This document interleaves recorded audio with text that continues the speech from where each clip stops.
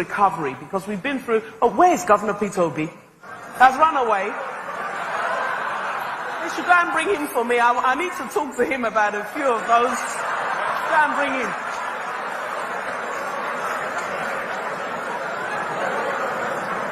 I don't want to join issues with Governor Obi. He's an excellent governor and a patriotic Nigerian, but a few of those things he was reading are not quite accurate.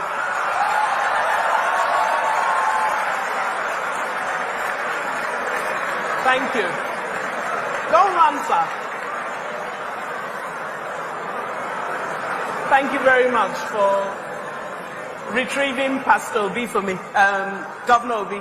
So thank you very much. So I'm going to spend a few minutes talking about the Nigerian economy and answer the questions that I know you've all been answering. But I won't join issues with Governor Obi, but every now and then I may stray, a bullet may hit him. But...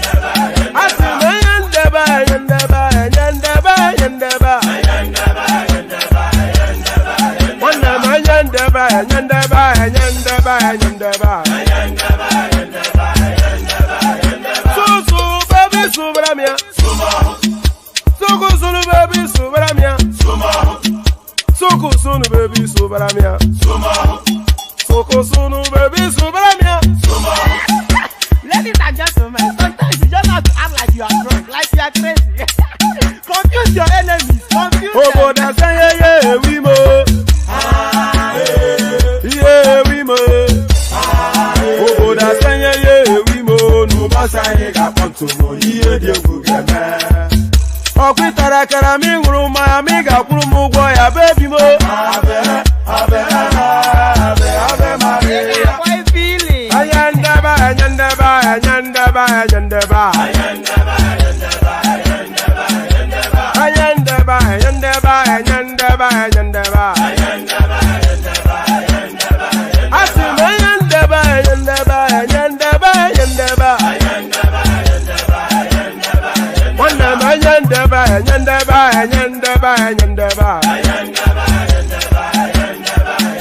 Susu baby subramia. Suku sunu baby subramia. Suku sunu baby subramia. Suku sunu baby subramia. Ase kwa nefo ya banye si akuna nyego bumkambasi ozo. Since I was born, but now I am getting youth. Akuna mota nwa akuna toga book. And there it is right there. Pardon me. There it is right there. Let me turn down the volume of something. There it is right there. Here I am right here. There you are, wherever you are. And here we are. So here we are. Pardon me. I got a frog in my throat. So here we are. Here we go again. We're hustling relentlessly towards yet another weekend. And we do as we always do. We gather to discuss all matters Nigerian. So good to have you here. Good to be in your company, and hope all is well with you. So hope all is well with you. The usual protocol, click on the like button just as soon as you're coming in. Subscribe if you haven't done that already. And then that hyperlink that says StreamYard, that invites you. You know, it's an open microphone session. We used to say this in the early stages, but maybe it's worth reminding. You see all of these voices that you hear and see on your screens. You don't see their faces, so because we don't enforce cameras, but certainly you hear their voices. All of these voices that you hear on a daily basis, they don't have any special tickets to the space. All they simply did was to click on that hyperlink in the comment section that says StreamYard, and then that brings them into the studio, and then they engage in a conversation. So there is nothing complex, nothing complicated, nothing exclusive to it. It's an open microphone space. And the open microphone, that hyperlink that says StreamYard. So click on it and come be part of the cool kids. Well, although I don't know if we can still call ourselves kids, the sort of elements that gather here. But come be part of the gathering. So all of that. It's been a long time since we actually last harnessed a new voice. So you be that new voice of the day. We are constantly, relentlessly on the lookout for new voices. So you be our new voice for the day. So be our new voice for the day. So there's just there's an abundance of news items that we're going to go through. So okay, you want the Agbado song again? Okay, even though you position yourself as a frenemy of the platform, I'll play it for you. You know what a frenemy is. People like Nwachukwu, they are known as frenemies.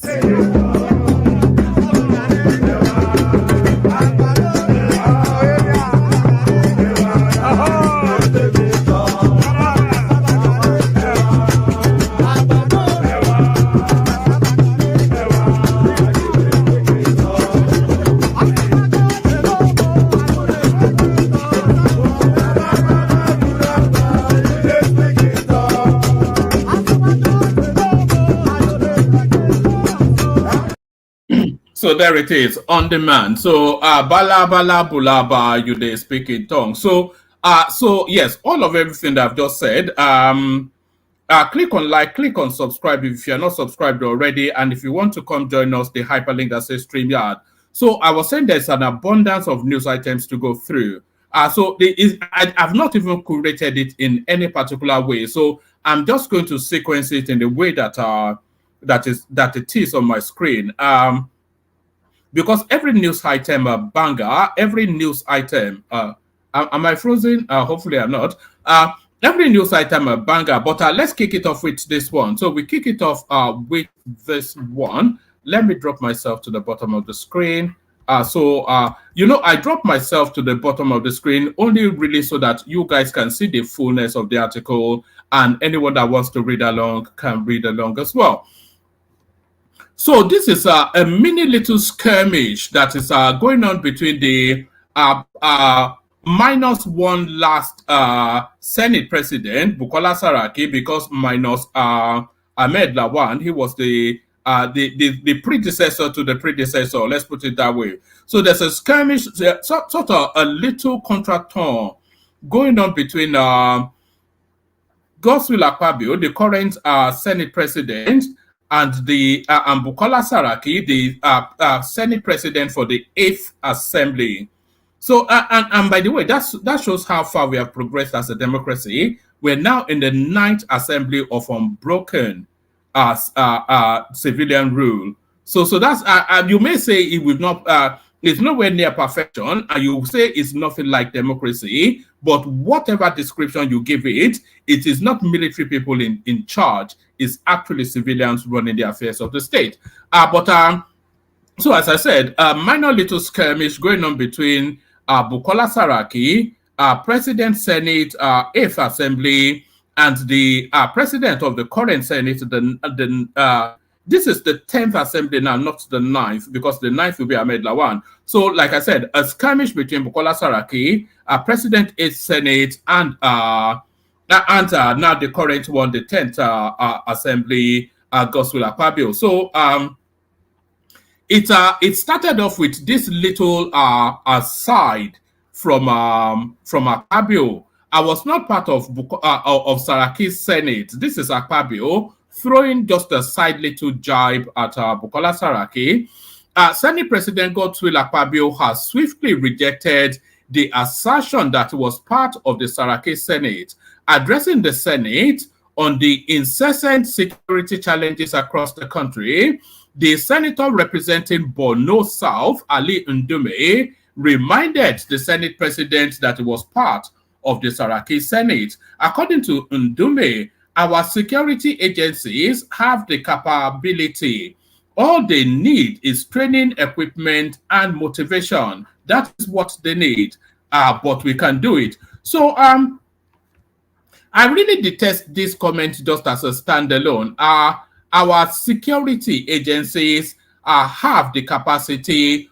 All they need is training, equipment, motivation.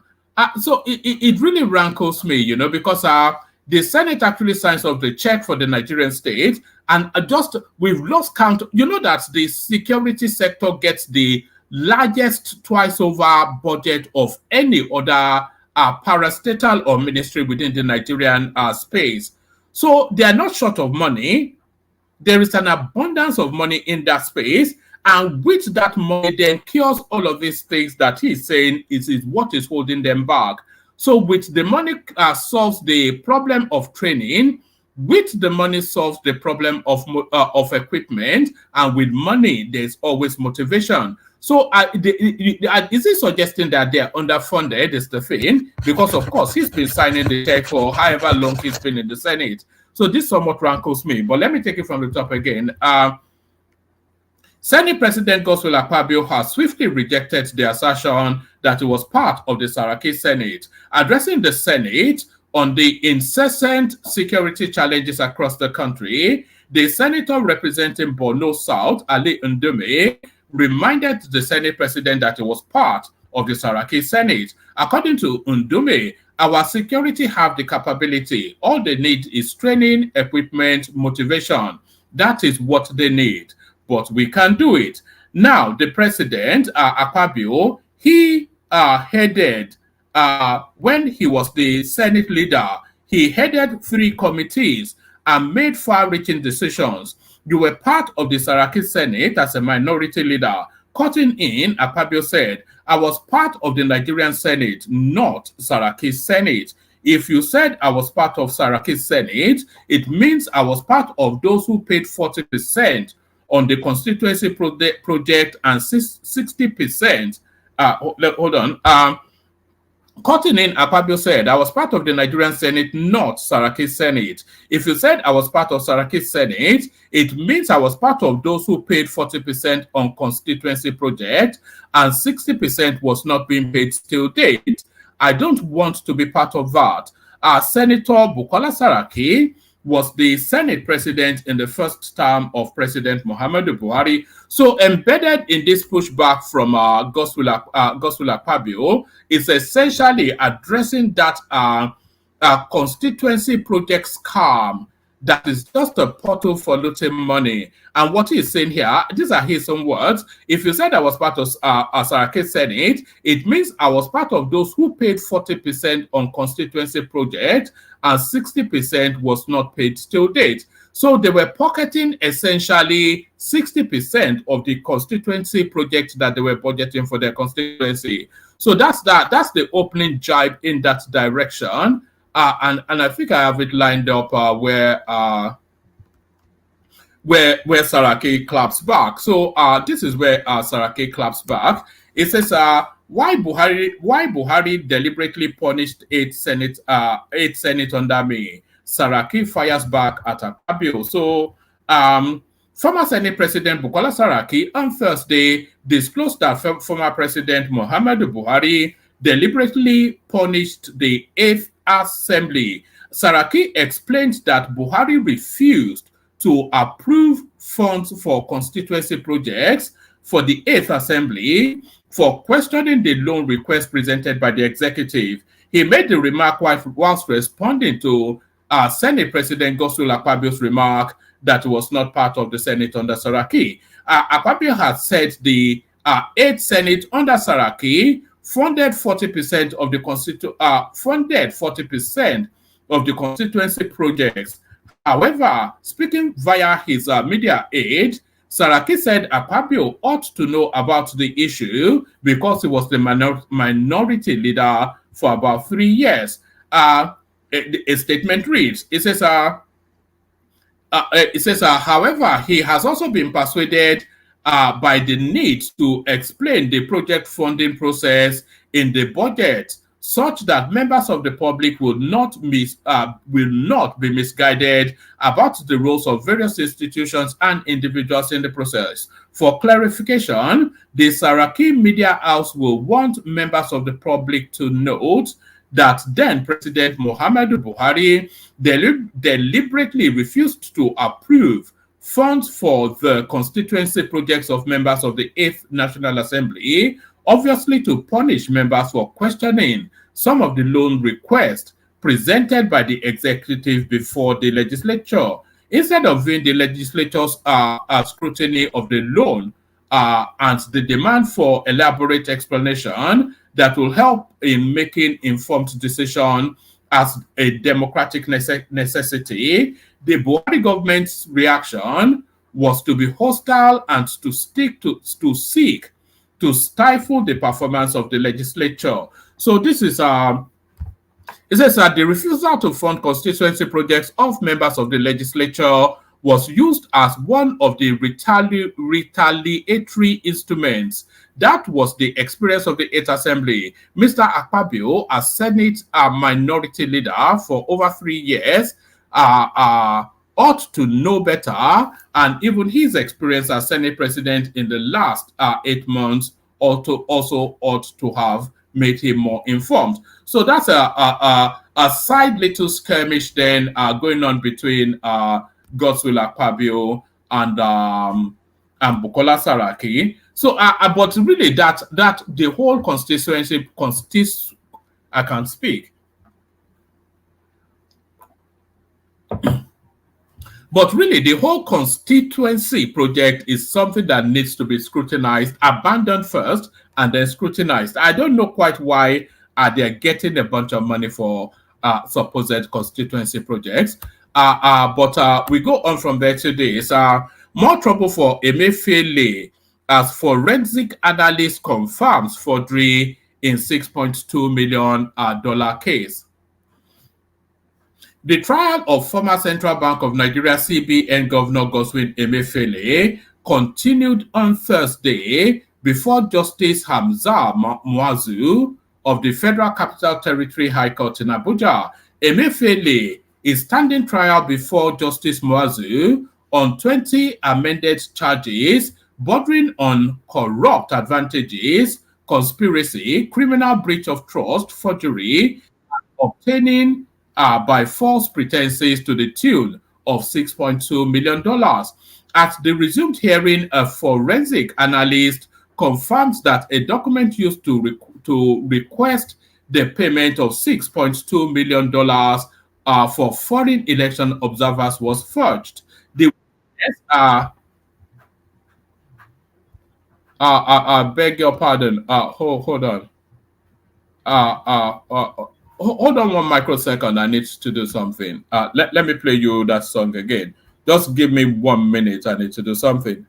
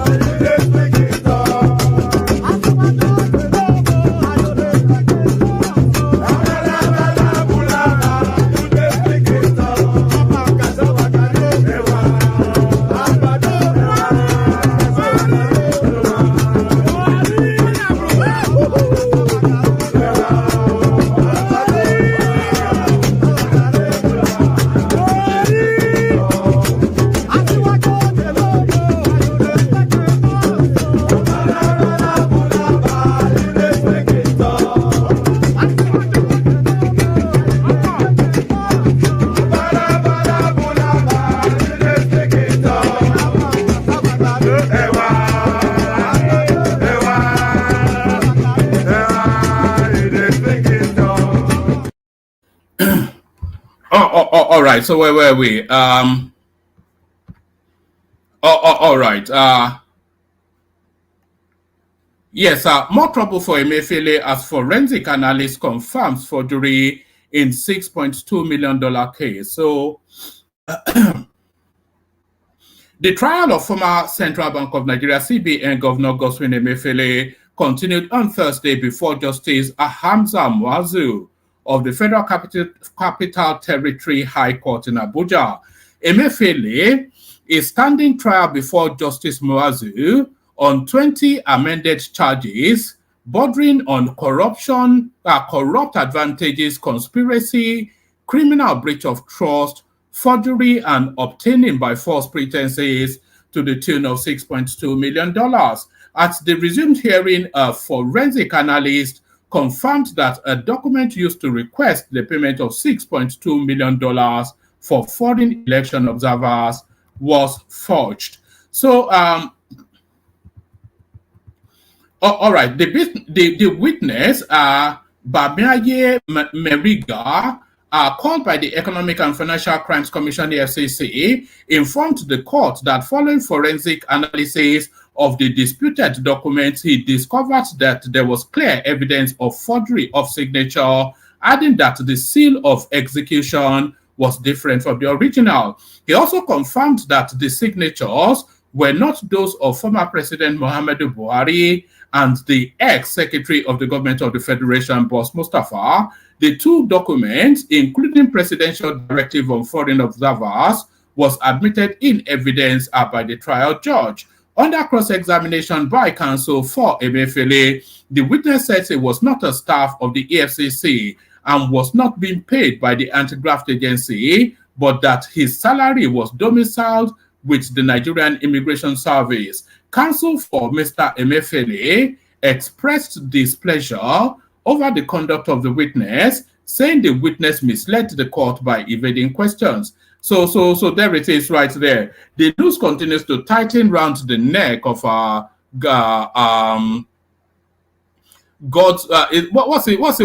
Emefiele? All these funky names that they have in Nigeria even. So the news continues to tighten round the neck of Emefiele. Let me bring you this one. This one is somewhat of a boring news, but this is really the sort of thing that we need to be hearing more of within the country. We are talking about an infrastructural deficit. So this is a heavy lift in infrastructural project by this particular administration. And they looked at, there's one thing that Wike had always said, which struck me. It says a lot of state governors and a lot of governmental positions, they launch projects without actually perfecting the money. And then the project is then ongoing for 5, 6, 7, 10 years. about how he acted within when he was governor of Rivers State was that once he's determined the project that he was going to do, he was going to get, he then set out to get the money in place first. You know, which seems to me infinitely the best way to do it. And this is what the Tinubu administration seems to be doing as well. So a lot of that money are harvested from and harnessed from the fuel subsidy removal is now being put into this into some heavy lifting infrastructural deficit. Federal government begins construction of 700 kilometers Lagos-Calabar Coastal Road. And this looks like a super highway. And we know, of course, that concrete is the preferred style of building for Dave Umahi. The federal government has announced the commencement of construction work on the 700 kilometers Lagos-Calabar Coastal Highway, spanning 9 states with 2 spurs leading to the northern states. So the 2 spurs then is that it still opens a portal to extend to the north, or those spurs then could link into already pre-existing northern roads. So that's just what that means. The federal government has announced the commencement of construction on the 700 Lagos-Calabar Coastal Highway, spanning 9 states with 2 spurs leading to the northern states. Minister of Works, Engineer Dave Umahi, announced this during the official handover of the first phase of the project, made up of 47.47 kilometers dual carriage road to High-Tech Construction Company Limited, and which is to be constructed in concrete pavements. So the style of construction that Dave Umahi is actually introducing during his own time as the Minister of Works, because he places a lot of stock with concrete building, because you build the roads with concrete, yet they will cost that much more, but they will last that much longer and more reliable. This is just, and he's an engineer in that field. So of all of the appointments actually that Tinubu has made, I think this is probably, this guy alongside Tunji Ojo, they are one of the best appointments that that has been made in Nigerian governance in recent times. Somebody that is suited for the job put into the role. Let me just give you a little aside on that Tunji Ojo thing. Do you know that you know, we're trying to get a Nigerian passport for my daughter, and then it was lost in a funk somewhere, and then we went in to go and query them. So we queried them, but the one thing that struck me about 2 days ago, the Nigerian house in London actually phoned my wife to tell her that my daughter's passport is ready and was going to be delivered. I don't think in the history of the United Kingdom we've ever had that sort of public service from the Nigerian house. You go there, they just abuse you, especially all the bookies that they have there. So that's, and when my wife was saying, I'm shocked and alarmed, the person was saying that, no, we have a new boss now, and this is how he wants us to do things. So I have a practical experience, a living experience of the impact that Tunji Ojo is having on that Ministry of Interior. So that's just a little anecdote right there. Minister of Works, Engineer Dave Umahi, let me take it from the top again, actually. The federal government has announced the commencement of construction work on the 700 kilometers Lagos-Calabar Coastal Highway, spanning 9 states with 2 spurs leading to the northern states. Minister of Works, Engineer Dave Umahi, announced this during the official handover of the first phase of the project, made up of 47.47 kilometers dual carriage road to High-Tech Construction Company Limited, and which is to be constructed in concrete pavements. This was contained in a statement issued by the Special Advisor on Media to the Minister, Uchenna Orji, in Abuja on Thursday. According to him, the minister, who was in the company of the Federal Ministry of Works Controller in charge of Lagos State, emphasized the need for all the contractors handling federal government road projects to deliver within a record time. Noting this is This now next sentence is one of the things that I wanted to highlight to you. Noting that the government would not allow for variation arising from delay or slow pace of work once mobilization had been done. So this is one of the tricks that they used to scam us within the Nigerian space, by the way. I think you all know that.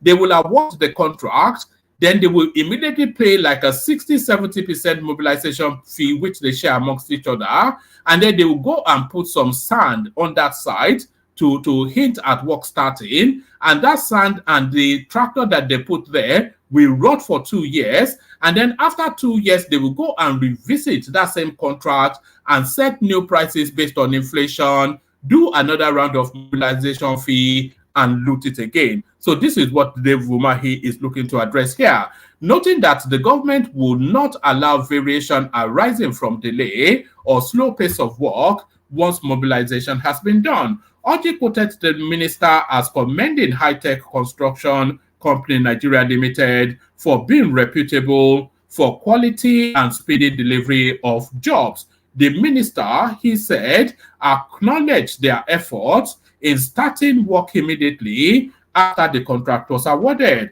He quoted Umahi as saying, they have completed some filling of 1.3 kilometers from the day the project was awarded to them. It shows the speed they are going to deploy to this project. Within a couple of weeks, we awarded the project to them. Within a couple of weeks within a couple of weeks after we awarded the project to them, they mobilized a lot of dredging equipment, and you can see that they have recovered 1.3 kilometer section of one of the phases. Oji said the minister, who also visited projects, so it goes on to another track line, but essentially, I am as excited by this road because if we're talking about the infrastructural deficit, this is one of the heavy lifts in that space. So well done to Dave Umahi on that. So well done to Dave Umahi on that. So well done to Dave Umahi on that. So this one now, the headline piece.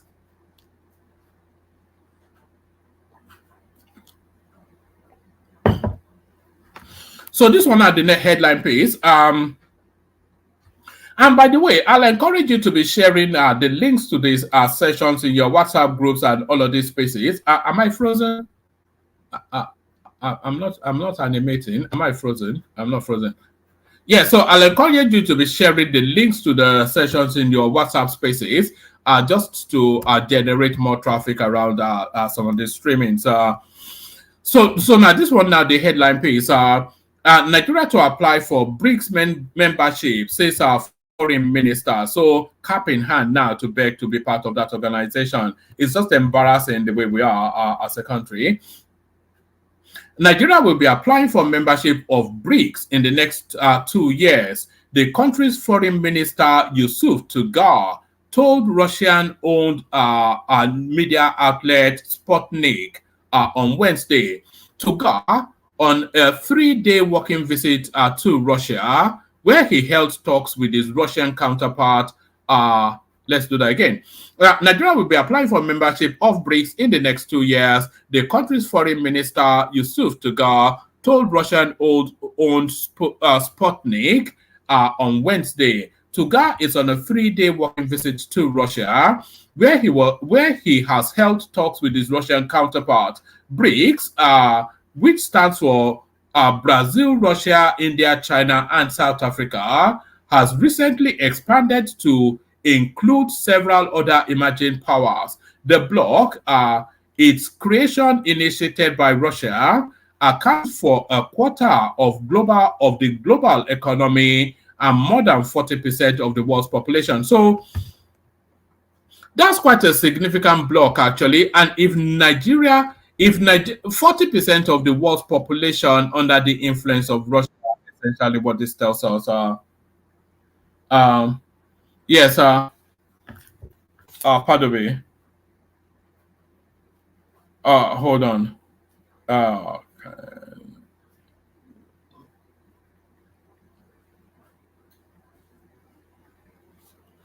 Right. Yes. So yes, essentially, 40% of the world's population essentially under Russia's influence is what this suggests to us. BRICS group, which stands for Brazil, Russia, India. If you look at just these three nations alone, those are significantly populated. It won't allow me highlight Russia, India, China. Let me actually say. Population of China. So China has about 1.5 billion people. India has about 1.4 billion people, and Russia has about 150 million, roughly around about the size of Nigeria. What's the population of Brazil? Brazil has about 200 million people. So between those three countries, what population of the world actually? What's the world population? The world population is about 7.8 billion people, and between those countries, you have already about 3-4 billion already. So quite a significant block, quite a significant block. But let's get back to it. Nigeria will be applying for membership of BRICS in the next 2 years. The country's foreign minister, Yusuf Tagar, told Russian-owned Sputnik on Wednesday. Tagar is on a 3-day working visit to Russia, where he held talks with his Russian counterpart, Sergei Lavrov.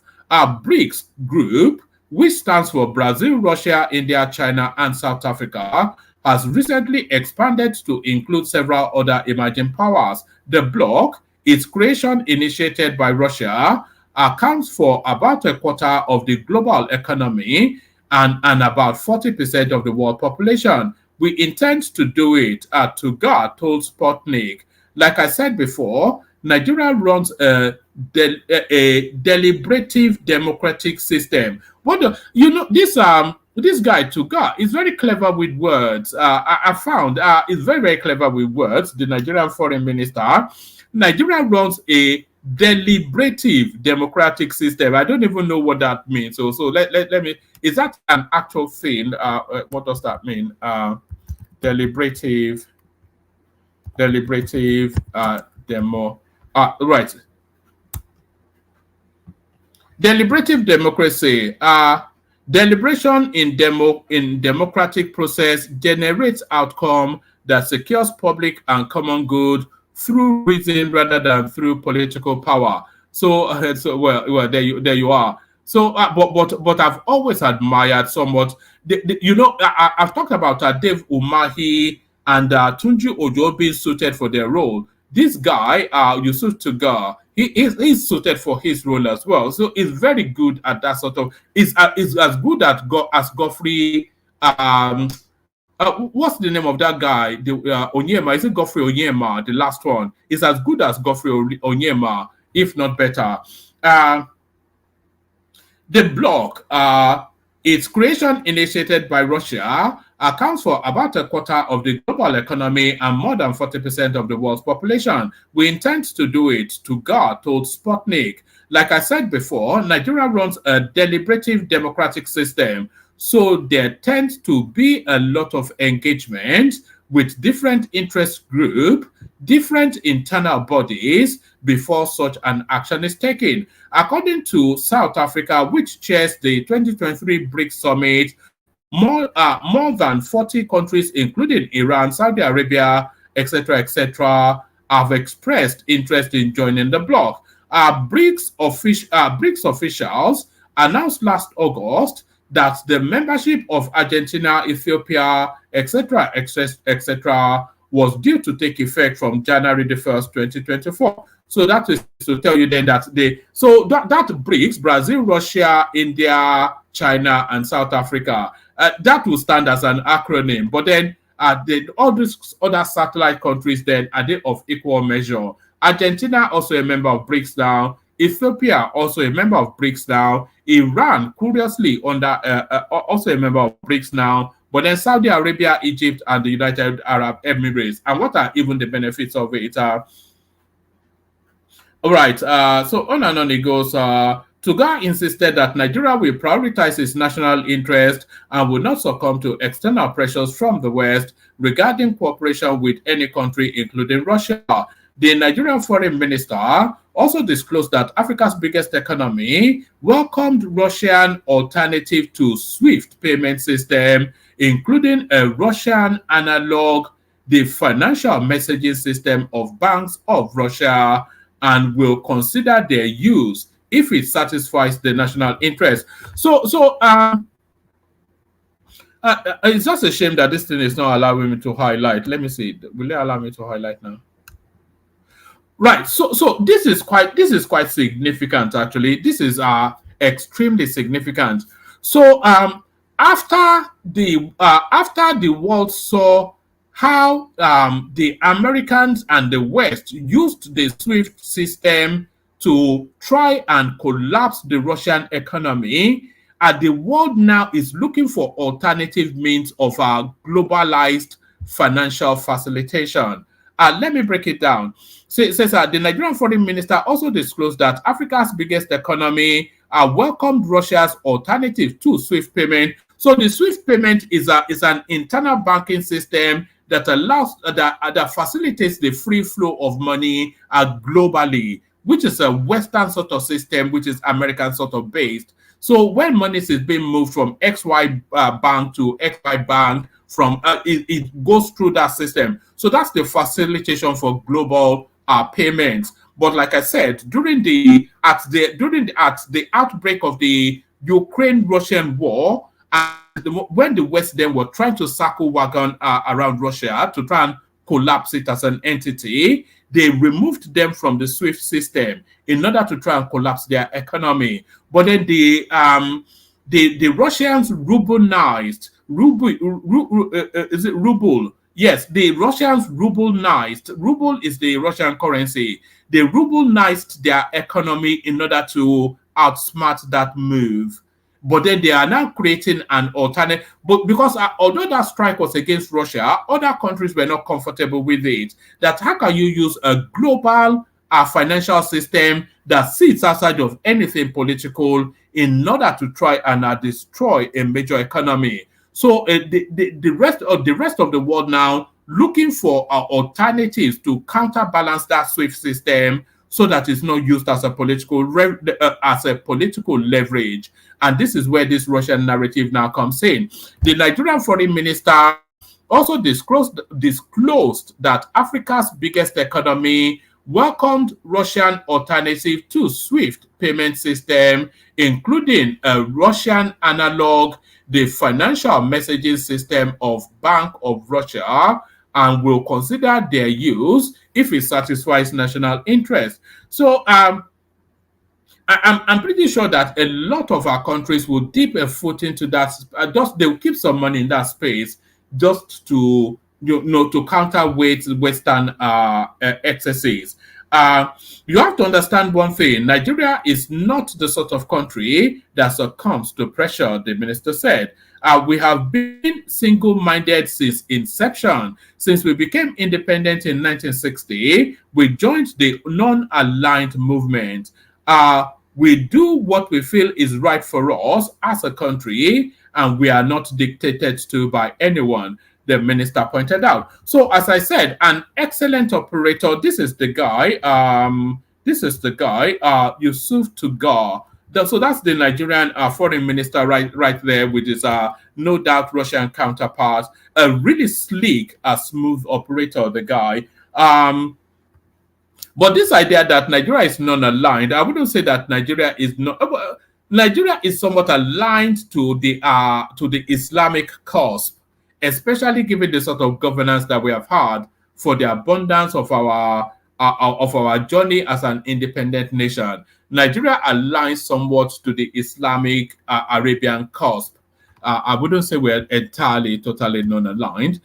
So non-aligned Nigeria. So where do we go next?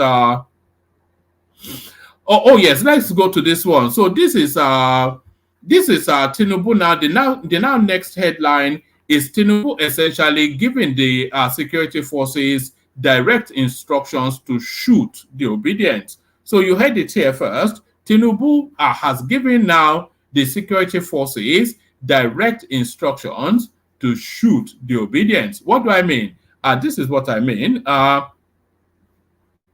Coup. Federal government orders DIA to go after persons, organizations calling for overthrow of President Tinubu's government. So there it is right there. So that's the dog whistle invitation to shoot on sight the Obidients, essentially, because those are the ones clamoring for a military takeover. So pained are they by an electoral loss. Coup. Federal government orders DIA to go after persons, organizations calling for overthrow of our President Tinubu's government. The federal government has directed the Defense Intelligence Agency DIA to go after people or organizations calling for the overthrow of President Bola Tinubu's President Bola Tinubu-led government. Minister of State for Defense, Bello Matawalle, who gave the directive, warned that the federal government will not treat advocates of coup in the country with kid gloves, insisting that democracy has come to stay. The minister, in a statement signed on Thursday by the Director of Information, Press and Public Relations at the ministry, Henshaw Ogubike, described any call for a coup as absurd, preposterous, and naive. Those calling for a coup do not love Nigeria. Under the present government, there will be no military takeover of power. The harbingers of these evil thoughts are agents of destabilization, as Nigeria has a democratic government in place. Democracy is in action under the leadership of President Bola Tinubu, and the dividend of democracy are being delivered. The administration of President Bola Tinubu has provided a level playing ground for people to express themselves, which is one of the pillars of democracy and fundamental human rights. In addition, some mischief makers posted, and by the way, we want to be seeing super chats on that. I'm not seeing anything that looks like a super chat flashing on screens. That dollar sign at the bottom of the screen, there for a purpose. Let's see the comment section light up in technicolor of our super charts. Let me take this from the top again, actually.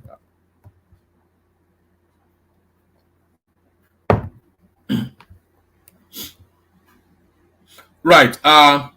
The federal government has directed the Defense Intelligence Agency to go after people or organizations calling for the overthrow of the President Bola Tinubu-led government. Minister of State for Defense, Bello Matawalle, who gave the directive, warned that the federal government will not treat advocates of coup in the country with kid gloves, insisting that democracy was here to stay. The minister, in a statement signed on Thursday by the Director of Information, Press and Public Relations at the ministry, Henshaw Ogubike, described any call for a coup as absurd, preposterous, and naive.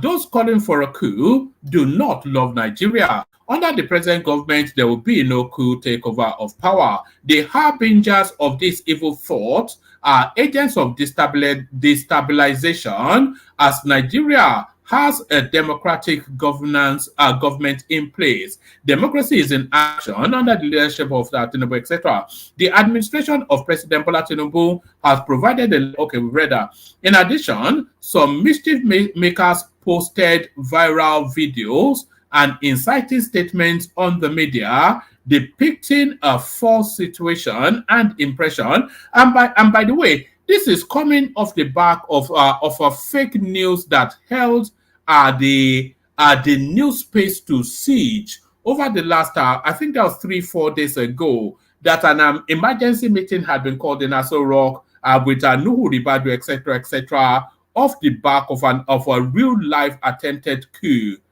Nothing like that happened, of course.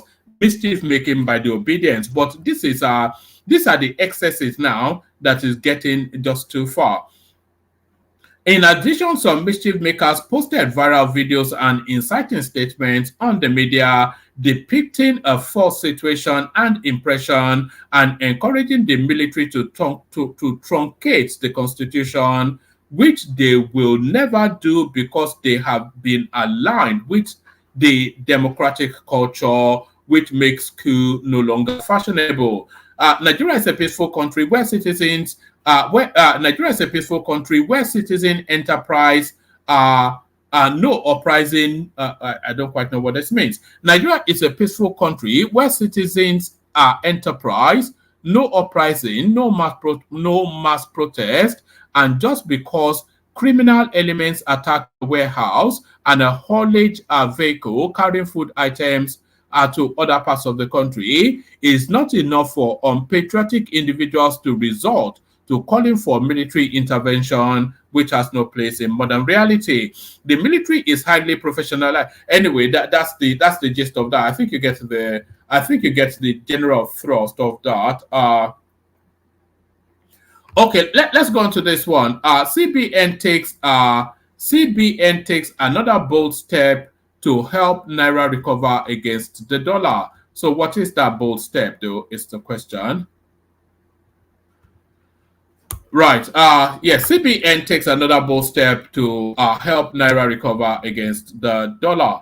The Central Bank of Nigeria successfully sold 1.3 trillion worth of Treasury bills on Wednesday, March the 6th, 2024, at a very high rate, targeting foreign portfolio investors.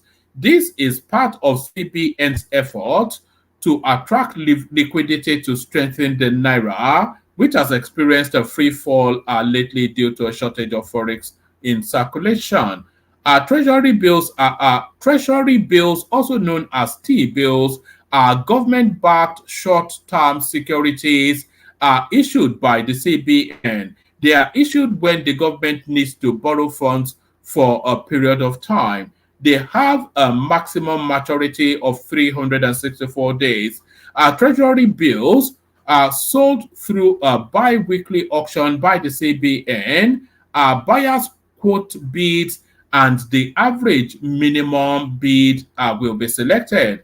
The government sells these bills at a lower price, lower than the face value. Next, the investor holds onto the bill until the maturity date and eventually is paid the full price of the face value.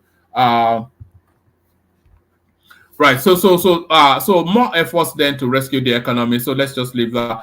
Let's leave that going to this. About the economy, Yar'Adua never criticized Obasanjo. Buhari's ex-aide slams Tinubu supporter. So this is Bashir Ahmed. I'm actually trying to see if I can get this guy on this platform. So if anybody has the reach to him, I would love to have him here. Ex-presidential aide Bashir Ahmed has lambasted supporters of President Bola Tinubu's government for constantly criticizing the administration of his former boss, Mohamed Buhari. Taking aim at President Tinubu's followers, Ahmed pointed out that former President Musa Yar'Adua and Goodluck Jonathan never criticized former President Olusegun Obasanjo since they were PDP members. He criticized some officials in President Tinubu's administration for repeatedly blaming Buhari's government for the country's current economic woes. I think this is a clap back at Wale Edun, who is querying how 22.7 trillion was printed with means not backed up by anything. Posting on X, Ahmed wrote, "I often wonder why, as a government, we concentrate more on amplifying the faults of the previous administration rather than acknowledging its numerous achievements. The PDP seems to have a more skillful approach to politics than we do in the APC. As Abdulaziz has pointed out, it is rare to find instances where President Yar'Adua government criticized President Obasanjo or where President Goodluck Jonathan faulted President Yar'Adua." Well, Goodluck Jonathan and Yar'Adua, they are both the same government, so I'm not quite sure how he'll be faulting himself. He was the vice president then. There are numerous accomplishments from the previous administration that we could build upon whilst discreetly addressing its failures. This approach will bring up unity within the ruling party. President Tinubu requires the full support of his party, not just for the upcoming 2027 election, but also for supporting his policies. We know no matter how good they may look, the opposition will always find a way to rubbish or undermine them just to distract our party from governance. It says since May 2023 we seem to have provided more ammunition to our opponents rather than strategies to put them on the defensive, which would allow the government to focus more on continuing to deliver its best for the country. So this is the guy asking Tinubu to let sleeping dogs lie. All the monies that they stole, the largest stealing in the history of Nigeria under Buhari. Yes, thank you, Ayo. I want to see people joining Ayo in that super chat space. More colors, bigger numbers on the super chat spaces. We'll make this the last readout. Lagos indigenes kick against other southwest states coming to hijack governorship positions. So this is it. I cannot recall the last time or even the first time an actual Lagosian, if anybody knows somebody that is indigenous to Lagos that has ever governed Lagos, please let me know in the comment section, because I cannot recall that anybody indigenous to Lagos has ever actually governed Lagos. A Lagos-based socio-cultural organization, the Renaissance Patriots, has stated that political parties in Nigeria must pick their candidates for governorship positions in the state from the indigenous people of Lagos, Ibile Eko. The group stated this in a release titled, "We Are Real. We Are Not Faceless People. Men behind the Renaissance Patriots appear," signed by Prince Bashir Adefaka, a media and publicity consultant of the group.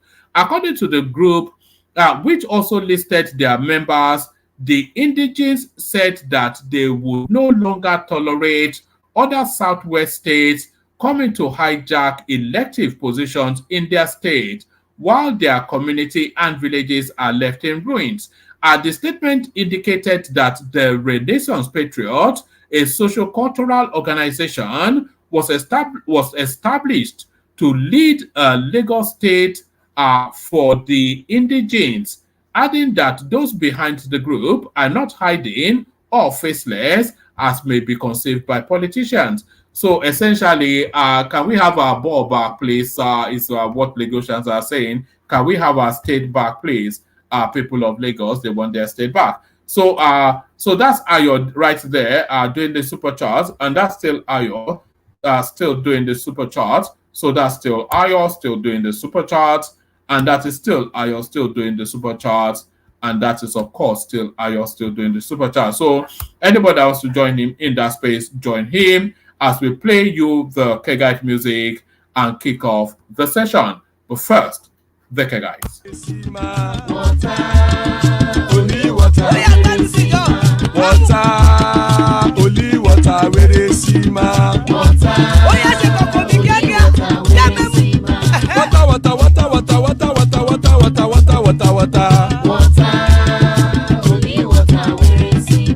Hapa o naido.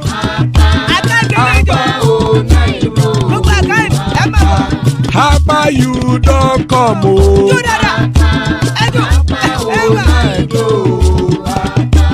Hapa o naido.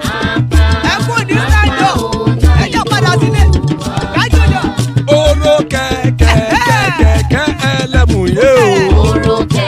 Ilé sọ́dí àkẹ́kẹ́ rẹ̀ ẹlẹ́mù rẹ̀ o. Bobby Master kẹ̀kẹ́ rẹ̀ ẹlẹ́mù rẹ̀ o. Chief Wáìlà tí kẹ̀kẹ́ rẹ̀ ẹlẹ́mù rẹ̀ o. Eruku lẹ̀lẹ̀ ẹlẹ́múdé. Eruku lẹ̀lẹ̀ ẹlẹ́múdóde. Eruku lẹ̀lẹ̀ ẹgbẹ́ ẹlẹ́múdóde ó jàre o. Eruku lẹ̀lẹ̀ ẹlẹ́múdóde. Eruku lẹ̀lẹ̀ Ghana ti dé ẹgbẹ́ bọ́dì o. Ọmọ ẹlẹ́yẹ ẹ̀yẹ o ó dilé o. Ọmọ ẹlẹ́yẹ Odúyẹ̀lá ẹ̀yẹ o ó dilé o.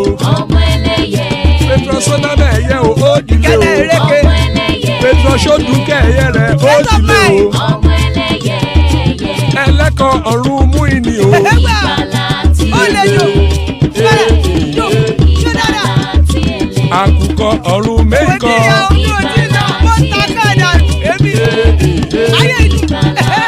Ikú kò ní ríwà gbéṣe o.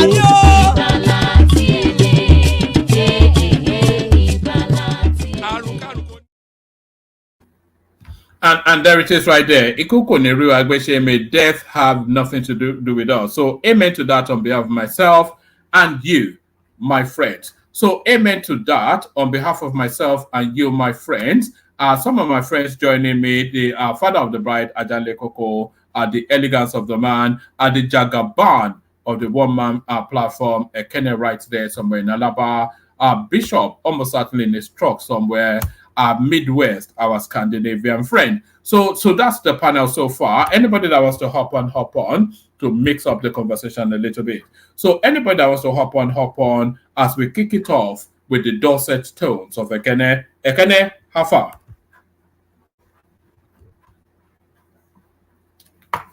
Ekene, what did happen now? You don't go inside fridge again. Don't go there. Nobody say, madam, say, may you leave that chicken till tomorrow. Ekene? I hope I'm still being heard. Can anyone hear me? All right, whoever wants to go first. All right, who wants to go first? Anybody that wants to go first. I'm not quite sure that we have a Kennedy there.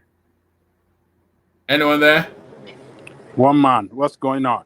Yes, not a lot. All these people, they're just here to come and they have not. Maybe they think this is a waiting room for a hospital or something. I'm not sure. Do you want to kick it off, Ajale Koko, or should I go to Midwest or Bishop? Let me kick it off. all right. Yeah. Let me kick it off. All right. You can kick it off then. And do you want to kick it off then with this headline? Our federal government begins construction of 700 kilometers Lagos-Calabar Coastal Road. So in terms of this infrastructural deficit that we'd like to sing and dance about, it looks as though some of it are finally been addressed. A real big project, Ajale Koko. Are you breaking or am I the one breaking? No, I'm not breaking, but you sound like you're in the middle of something. Should I give you a moment and No, then come back to you? It looked like my system. Can you hear me now? Can you hear me now? Yeah, we can hear you now. Oh, okay. Yeah, I can hear you now. Can you hear me now? Oh, yeah. Greetings to our listeners around the world. Click on the like button, share and subscribe if you haven't done so. One man, it is good that they awarded contract for 700 kilometer super highway, coastal highway.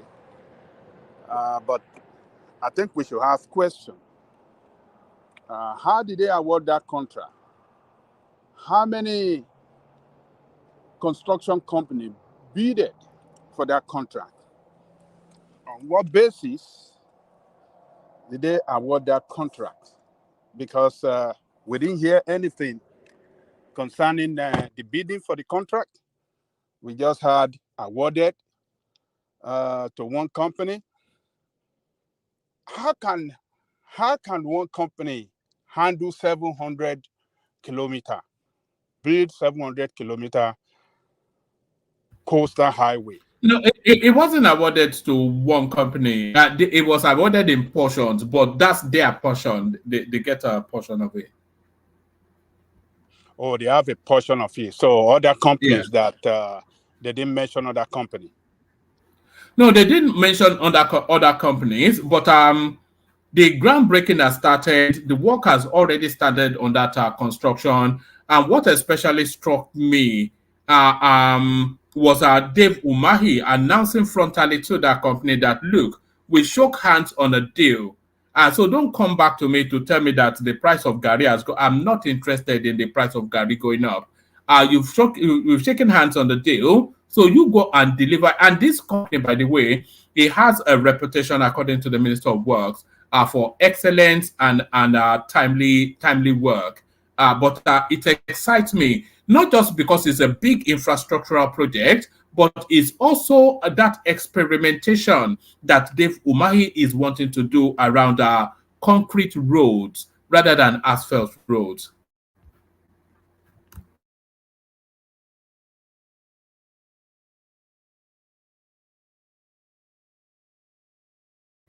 All right. We don't appear to have Ajaleko Kofule. I think in the middle. Oh, sorry. I muted myself. I didn't know. All right, carry on. Okay. So I think they should tell us more about this contract, details of it, how many contracts, how many company or how many construction company they awarded this contract to, who is handling from one point to the other. They should be able to tell us the breakdown. That is how to show accountability. That's how to show transparency. They can't just tell us, we awarded 700 million contract, 700 million kilometer superhighway at so cost, and boom, it is gone. Oh, they started construction. Oh, they are a reputable company. Oh, no, that is not the way to do it. This is our own money. Yeah. Sorry. What's more important? You will say everything is important, but what's more important? That contract being awarded, work starting on a major infrastructural thing that facilitates for business and movement. I'm sure the details are published for whoever is interested. They cannot award contract without going through due process. Maybe you might say that due process maybe they can't unilaterally award a contract without going through due process. Of course, due process would have been gone through. Yeah. This is what I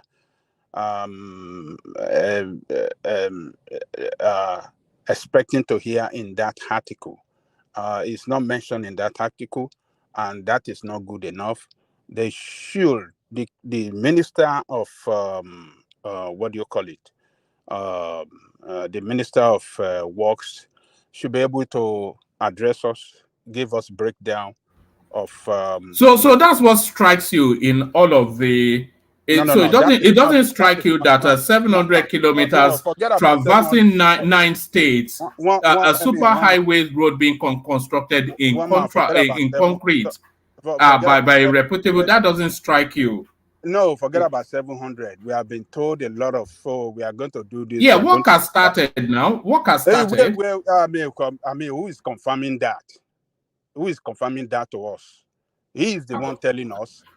Look, we have to, government must show responsibility, government must show transparency, government must show accountability.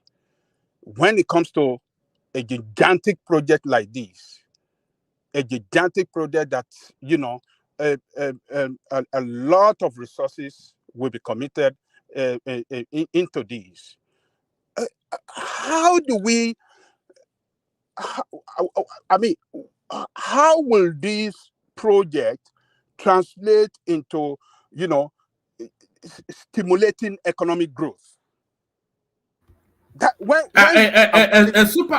on. A super highway that traverses 9 states. You're asking how it will stimulate economic growth. Is that a question? A super highway that traverses 9 states. You're asking how it will stimulate economic growth. One man. It sounds good. You understand? It sounds good. Who are those people carrying out this project? We must know them. We must know those companies. Are they There are really? known quantity now. There are known quantity. Oh God, one man. Oh God, Ajande Koko, they are not going to give a super highway. If you want to look at the history of the company, you can go and look it up now. They are talking as if I don't need to look it up. I mean, you are reading this thing to us. Yes. Where are the breakdown? But the administration, why should I be? They should inform. There's a way to inform people. All right. They should be able to communicate to us. They should be able to tell us what they are doing. Just tell us the headline. Oh, we are doing this. How are you achieving it? What process? I'm not saying it's not a good thing. Don't look at me. I mean, don't look at my questioning as if I'm not. I'm antagonizing the award. But what are the details? One man. We should be able to know the details of this. If Umahi is not telling us the details, that tells me that corruption smells around that. One man, can I chip in one thing? Hold on, Bishop. I called you earlier. Yeah, but yes, you can chip in. You did not call me. I called everybody, but no. Let's not do that. Just chip in whatever. He called you before I came. He called. No. Oh my Bishop, God. He called you too. When you couldn't answer, that is why I took it up. Oh my God. I hate this with all my being. I hate it. Woman, I hate this with all my I hate it. Just make me sound like I'm all the time. I am the second person testifying this. Bishop, wait, he called you. He did not. Are you playing back? He did not. I listen. He called Ekene. Listen. And he called you after Ekene. Oh my God. He did not. He was saying maybe it should go to. No. Maybe it should go to. I hate this, honestly. Sometimes to make. I don't think I'm wanted. The way people treat things. I don't think I'm wanted. I don't think I'm wanted. He did not. Why are we having a conversation around this? Please. If you want me to chip in, let me chip in. If you don't want me to, let me just drop it. You did not. Hold on. Just settle down, Bishop. Ajane Koko, settle down. Why are we having a conversation around? Well, how is this an argument even? Bishop, you said you called me, and I corrected you that you did not call me because I know who you call, and you are insisting. What is this? If you don't want me to say something, let me just leave it. There's no problem. I can leave it. He called you. Maybe you and did not hear. I bet that he did not. Can you bet? Can you bet $1,000? He called you. Ajane Koko, can you bet $1,000 and let us play it back? Ajane Koko, I don't want to hold on. Can you bet $1,000 and let us play back? Can you bet $1,000 and let us play it back? Bishop, Ajane Koko, I insist. Can you bet $1,000? Ajane Koko, can you bet $1,000 and let us play it back? Let's leave it. Bishop. Okay, let another person say something. I want to beg you. He called your name and he called my name. He said maybe it should go to. Look, listen, calling me to. Maybe it should go to. He mentioned one or two names. You don't tell me that he did. I'm not a dumb. I'm here. Can you play it back? I challenge Ajane Koko for $1,000. I challenge you and I will pay you. I challenge you for $1,000. Let him play back. Why are we having this argument? Why are we having this argument? Bishop, what's going on? What's this now? Why are we having this argument? Get out of here, man. Get out of here. What is the meaning of this level of ridiculousness? Foolish man. Ajane Koko, carry on. Even nonsense, now. Get out of here. What nonsense? Ajane Koko, please carry on. Why are we having a conversation around something like this? If the session is going to end, we end it here. I called your name. Everybody heard me call your name. And you are holding the place on stage for 10, 15 minutes, arguing a nonsensical point. What level of nonsense is this? Every single day, grown-up man. Stop it now. We're not being foolish here. Ajane Koko, carry on. My goodness me. Every single day, the same guy. Everything. What is this? Ajane Koko, how is that a conversation? that you didn't call my name. I called your name, everybody heard me. How is that a 10, 15 minutes? Walmart, if I can interject, I just rewind and listen to the entire part that you called people's name. You called. It shouldn't be a big deal, anyways. You called Kene, you didn't answer. Then you said if anyone is there, then you called Ajalikoko. Then when he didn't answer right away, you said let's go to one person. Then you said Bishop. Okay, that's what you said. But did I say Bishop? Yeah. So I did call him. You called him, but not in. It shouldn't be that complicated. But it's not in the format in which Bishop is thinking. Minutes? How is that a fight? Well, it shouldn't be. So that's the problem. It shouldn't be. You called. Who's the other? There were 3 people you called. Okay. The level of ridiculousness is no. This is what happened. What he called Kene was not answering. Then he called Bishop. And then no. He didn't call. He didn't call Bishop. Hold on. He didn't call Bishop. I just listened to Ajalikoko. He didn't call Bishop. He said okay. No. Bishop, are you there?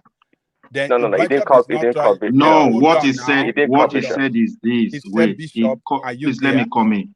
When he called Kene did not respond. Right. So he was not saying, is anybody there? Are you people even hearing me? Okay, if he made some joke about Kene, like something. Right. He now said, okay, is anybody there? May I throw it to Bishop or maybe? No. I just listened to it. Let me talk. He mentioned Bishop. He mentioned Midwest, and he mentioned if anybody. Let's go to Ajalikoko. Then it said Midwest or Bishop. That's how it went. He said Midwest or Bishop, and Ajalikoko came in. But in the beginning, when it was written, hold on right there. Before I came in, he said, "Is anyone hearing me?" Then nobody was talking. That was when I jumped in. One man, what's going on? But guys, this should not be a topic or even anything we're talking about. It's ridiculous. I mean, it's ridiculous. It shouldn't have resulted into argument or anything. No, it shouldn't be. It shouldn't be. It's a simple, one man was just whatever. In a friendly manner. Oh, Bishop, or hello, sir. Who is there? So it shouldn't have resulted into argument. Hello, sir. Like that. Who is that? Hello, sir, Babaja. This is Omo Baba Wile. Omo Baba. One man there. One man is here. One man. I'm here. Carry on. Omo Baba Wile ma jewo omo kan lale ike.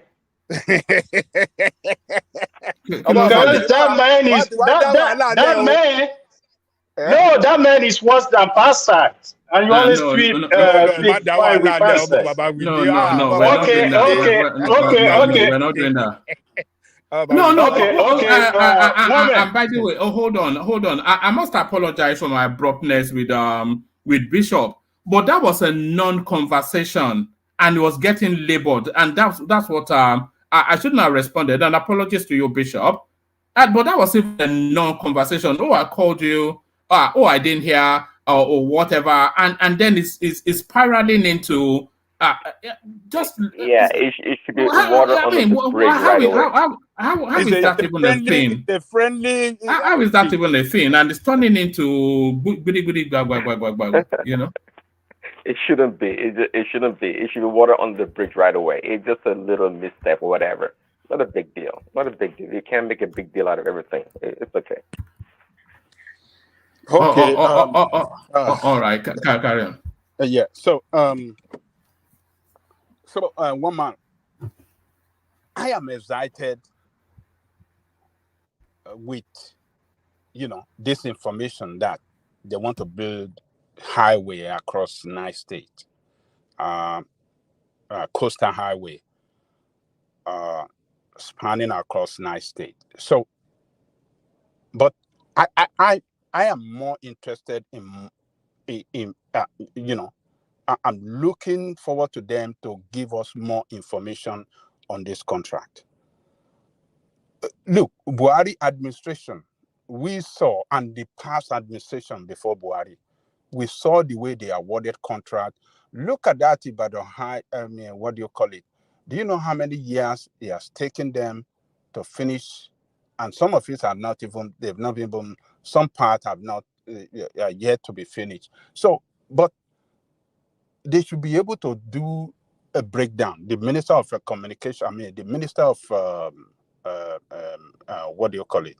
The Minister of Force should be able to do the breakdown and those company handling.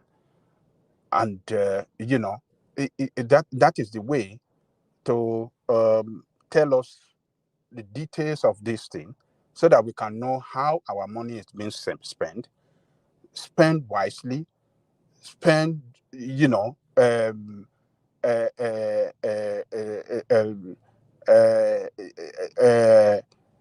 judiciously, and spent in the right direction. So that is what they should be doing now, because we have gone through the bad and the worst, mismanagement of our resources.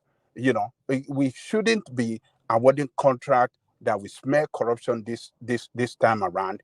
They should do it in a transparent manner and let everybody know, and so that we can talk about it. We can tell people that doesn't know that, from Lagos to Ogun State, it is Julius Berger that is going to handle it. From Ogun State to so, it is so company that's going to handle it. And people can really know what is going on in this in the construction of this highway. So that is just what I'm just asking for. Detail is very important, and I hope they will do the breakdown so that Nigerians can know how their money is being spent, and on what, and where, and to achieve what. So that is very important. That's what I'm saying. But it's a good infrastructure that they are going to build, which will definitely stimulate economic growth. They should be able to monitor the engineering companies, construction companies that are going to get what are the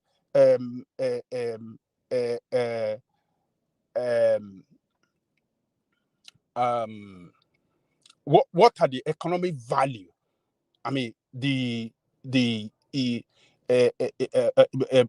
What are the economic value that, how will this contract stimulate economic growth? How many jobs will it create? How many other direct and indirect benefit in the economy are we going to experience by this contract? Which they should be able to tell us, so that we can know, oh man, this is a construction that we create how many jobs? It's going to create number of jobs, and this is the economic impact that we are going to record in carrying out this construction. It is very important. When we are left in the dark, it is not good. It is not good. It is not even good for them as an administration when they cannot tell us in details the benefit. How this is going to, the economic impact of this contract. They should be able to tell us so that we can know, oh, this guy is working. Look at this thing that they are doing. We can't just say, oh, they are awarded and we just move on. It shouldn't be like that. They can do better than that. And, they are well-educated people. They know the way it is done in advanced way. In advanced world, when they award this kind of contract, they will do the breakdown, and you can know the economic benefit, and what is going to contribute to the to the growth of the economy. So they should be able to tell us in details. So that's my take, woman. All right, brilliant. Let me take you to this place. Remember, we've had conversations about the performers on the Tinubu cabinet. And this name, not often mentioned, but anytime he comes into play, he always impresses me both with his language and his positioning. I'm talking about Yusuf Tugar, the Minister of Foreign Affairs, who is presently in Russia, romanticizing the Russian foreign minister regarding Nigeria being a member of BRICS. Nigeria to apply for BRICS membership, says foreign minister. And then they came up with some rather funky language that I had to go look up. But what are you making first of this guy's performance and this romance now with BRICS? I was just in the course of that readout, actually, the countries in BRICS, they're about 40% of the global population, a quarter of the global economy. So it's quite a big deal. This alternative now being sort of formulated to counterweight the Western hegemony. Look, it looked like we're a country that does not know where we want to belong. He's saying there that we are non-aligned country. We always have been, though, since independence. We've always been a non-aligned country politically. Yeah, he said we are a non-aligned country. And he's saying that we are going to join in the next 2 years. Is that not what he said, woman? Well, yes. They're looking at it. How does that sound to you? Does that not sound like... Does it not sound like... it sounds of seriousness to me. It sounds that we don't really know what we want to do. Every countries are joining this group now. You don't want to join it? Say, oh, we are not joining, we are not aligned, we are standing here, we don't want to belong. Let's know what we want to do. Don't be telling me, speaking from two sides of your mouth, we are not aligned, oh, we are going to join in 2 years. Rubbish. Nonsensical statement. But do you think Nigeria should join? Let's start from there before we get into how nonsensical it is. Do you think Nigeria should join? Why won't we join? We should join. Our biggest trading partners are in that group. India and China, they are our biggest trading partner. They are there. Who are we going to be trading with? Well, how do we facilitate, and improve on our trading, our international trade with our biggest trading partner when they are in that group? How do we improve? How do we negotiate with them to better? How do we renegotiate our trade? But you are objecting to the foreign minister going to Russia to schmooze diplomacy.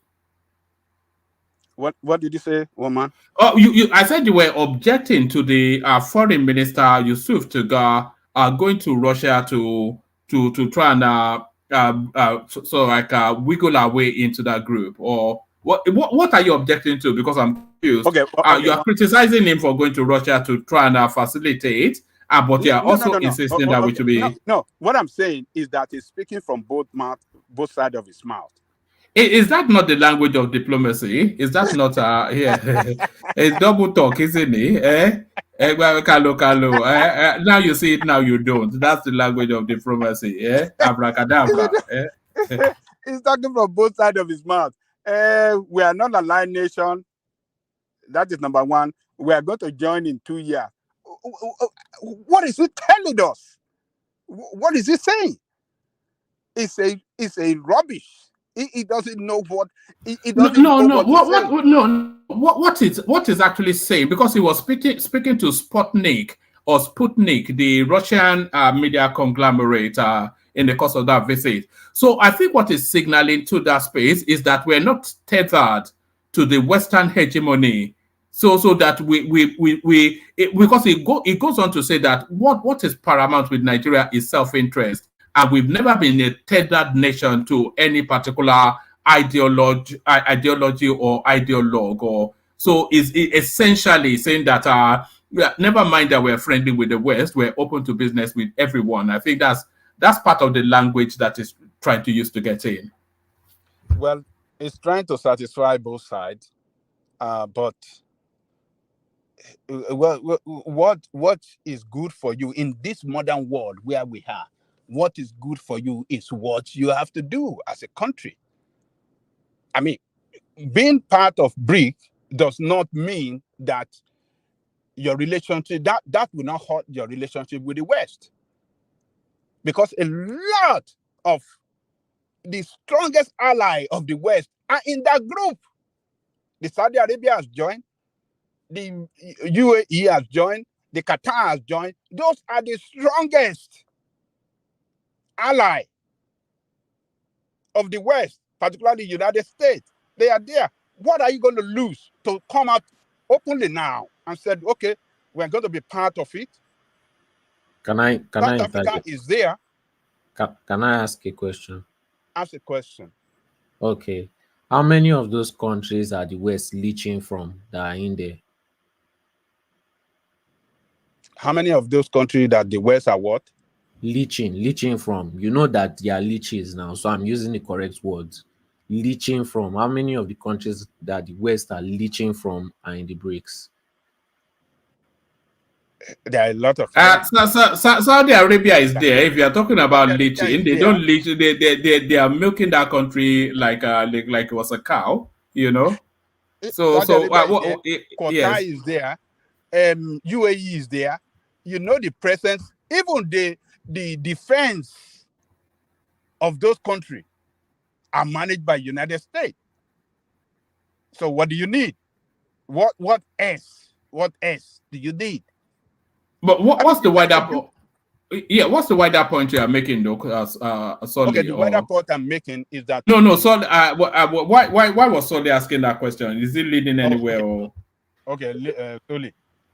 Me, I don't feel like those countries that joined, even though the West is leeching from them, I don't feel the West can easily destabilize those countries. You know, those countries already have good leaders that are doing what is good for their country, and the West can leech from them that way. If Nigeria starts doing well for itself, Nigeria will become autonomous and we will not need the West for anything and will not allow them to leech peacefully. Look, so are you suggesting that BRICS can break the Western hegemony? Yes. Yes, I'm not far from you in that. I don't think they can break it, but maybe they can water it down. But yeah. Yeah, so Nigeria should be able to do what they know it is right for them now, on the way, and on the way forward, for the good of Nigeria. So we cannot continue to hide.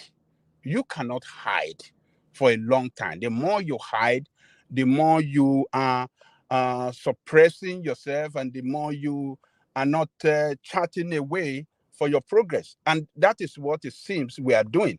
So we want to join. If we declare today we are joining BRICS, would America say that they don't want to do anything with us? I don't think so.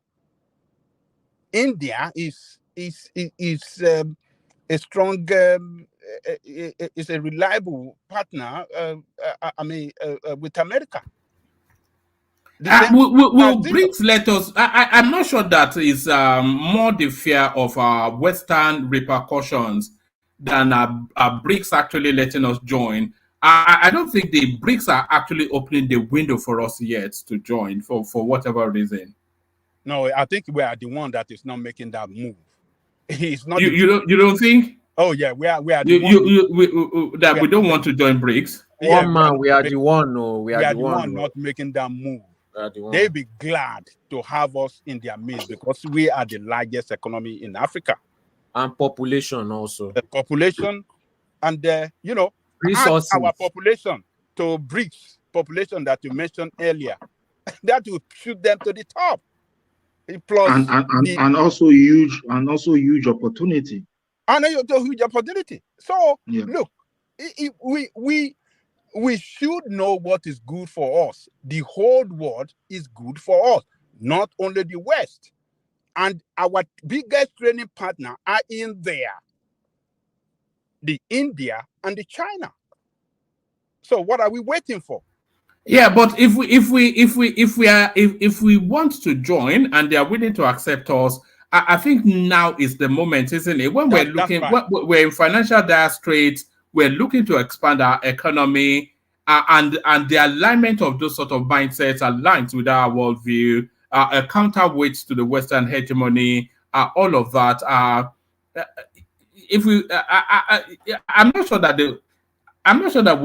they would let us in. That's just the thing. I think it's them pushing us back rather than us. Why do you say that? What signs have you seen that makes you say that?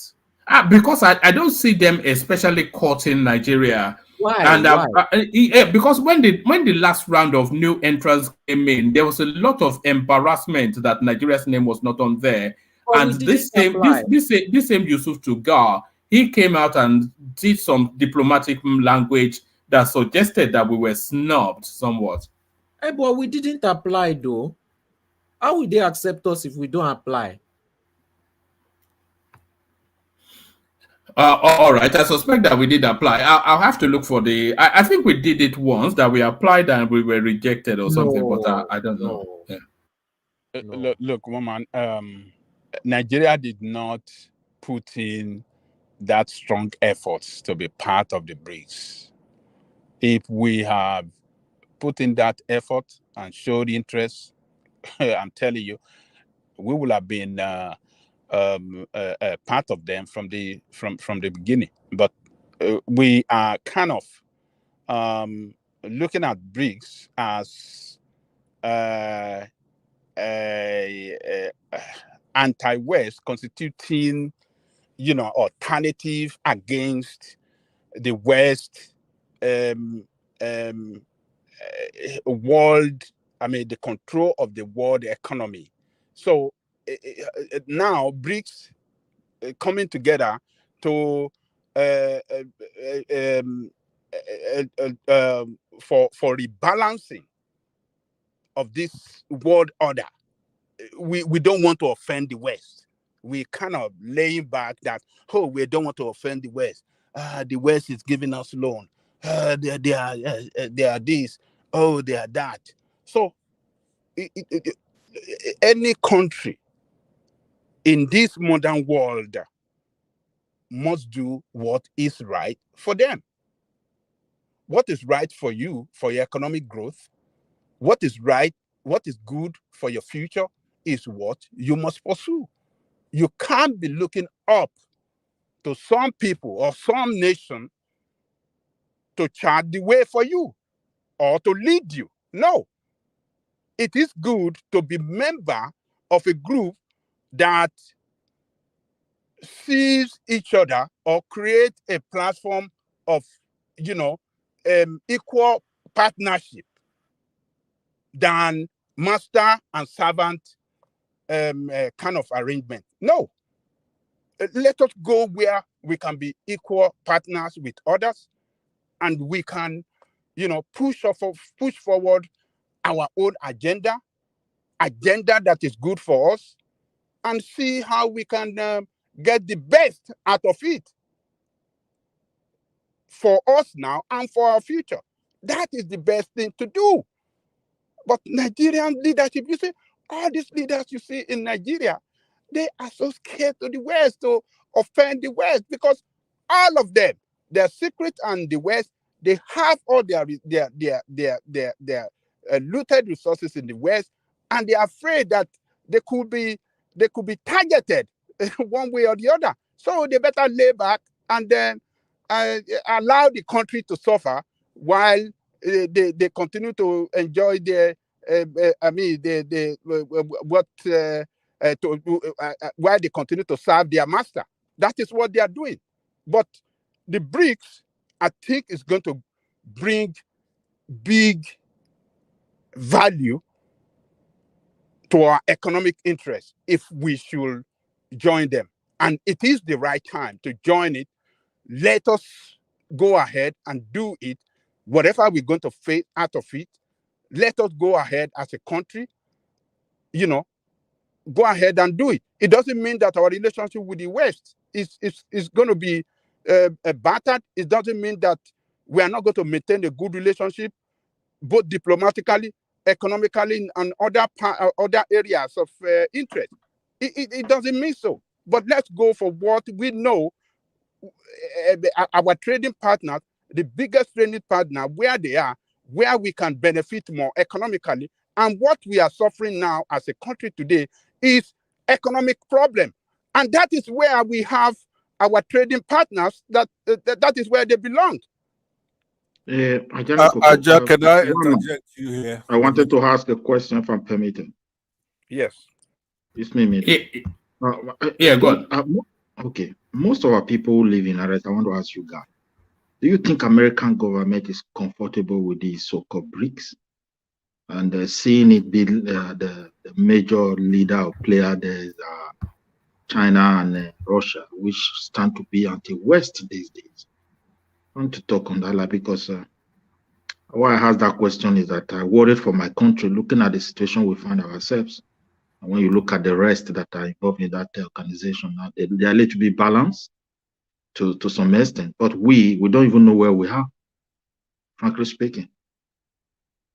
So I want you to talk about that very aspect if you can. Yeah, but you talk about it. Do you think that the world actually needs something like BRICS to counterweight the Western hegemony? Do you think it's needed? The thing is, we need it, but it depends. Each country, that's why you belong to organization. You still have you must position yourself in a way that, in case peradventure things decide to take a different shape, you've also been able to stand yourself. That is what I feel, because in our own situation, I will tell you, the past 8 years, only God knows what has happened to us. As we speak to that, I don't even think the current president is even aware of everything. He's still trying to figure out. No. Hold on, that's a different topic. But but just on the BRICS, you remember how well the world worked when you had this the Soviet Union as an entity in the East to counterweight the excesses of the Western space. So there was a counterbalance somewhat. Of course, the Soviet Union completely outweighted and outgunned, but nevertheless, they provided an alternative narrative. But there is no alternative narrative in situation anymore. And we can see the excesses of the West just running amok, running riot, riding roughshod over everybody. So if this BRICS, which is still in its flesh, Yeah, let me put a word in on that, one man, the comment you made as well. What is the benefit of the BRICS, first of all? It's settlement in local currency. That is the main thing, right? So right now, what they call PVP is controlled by a Swiss registered entity, Swiss incorporated company. That's what major banks, global banks, they are the shareholders. So like you're saying, Soviet Union probably had like 10% or less of foreign reserve to be able to settle. There's nothing else. These BRICS are fighting for to settle stuff in their own local currency. You understand? Not to talk of creating a currency that will outgun the dollar. But no, they have a plan to create a new currency. Yeah, but have to replace dollar. They make that one very clear. Yeah, but it's not going to work. Everybody else, I mean, United States is not even sweating them. People who try to settle their oil, for example, Saddam Hussein, right? You saw what happened. Once you try that, if it's going to work. Now, remember, United States, there are other organs they have that hasn't been played out lately. The CIA, for example. Hold on. Midway. Let him land that point. Then let me land my point. because these are facts. This is not my opinion. So I don't know what the fight is about.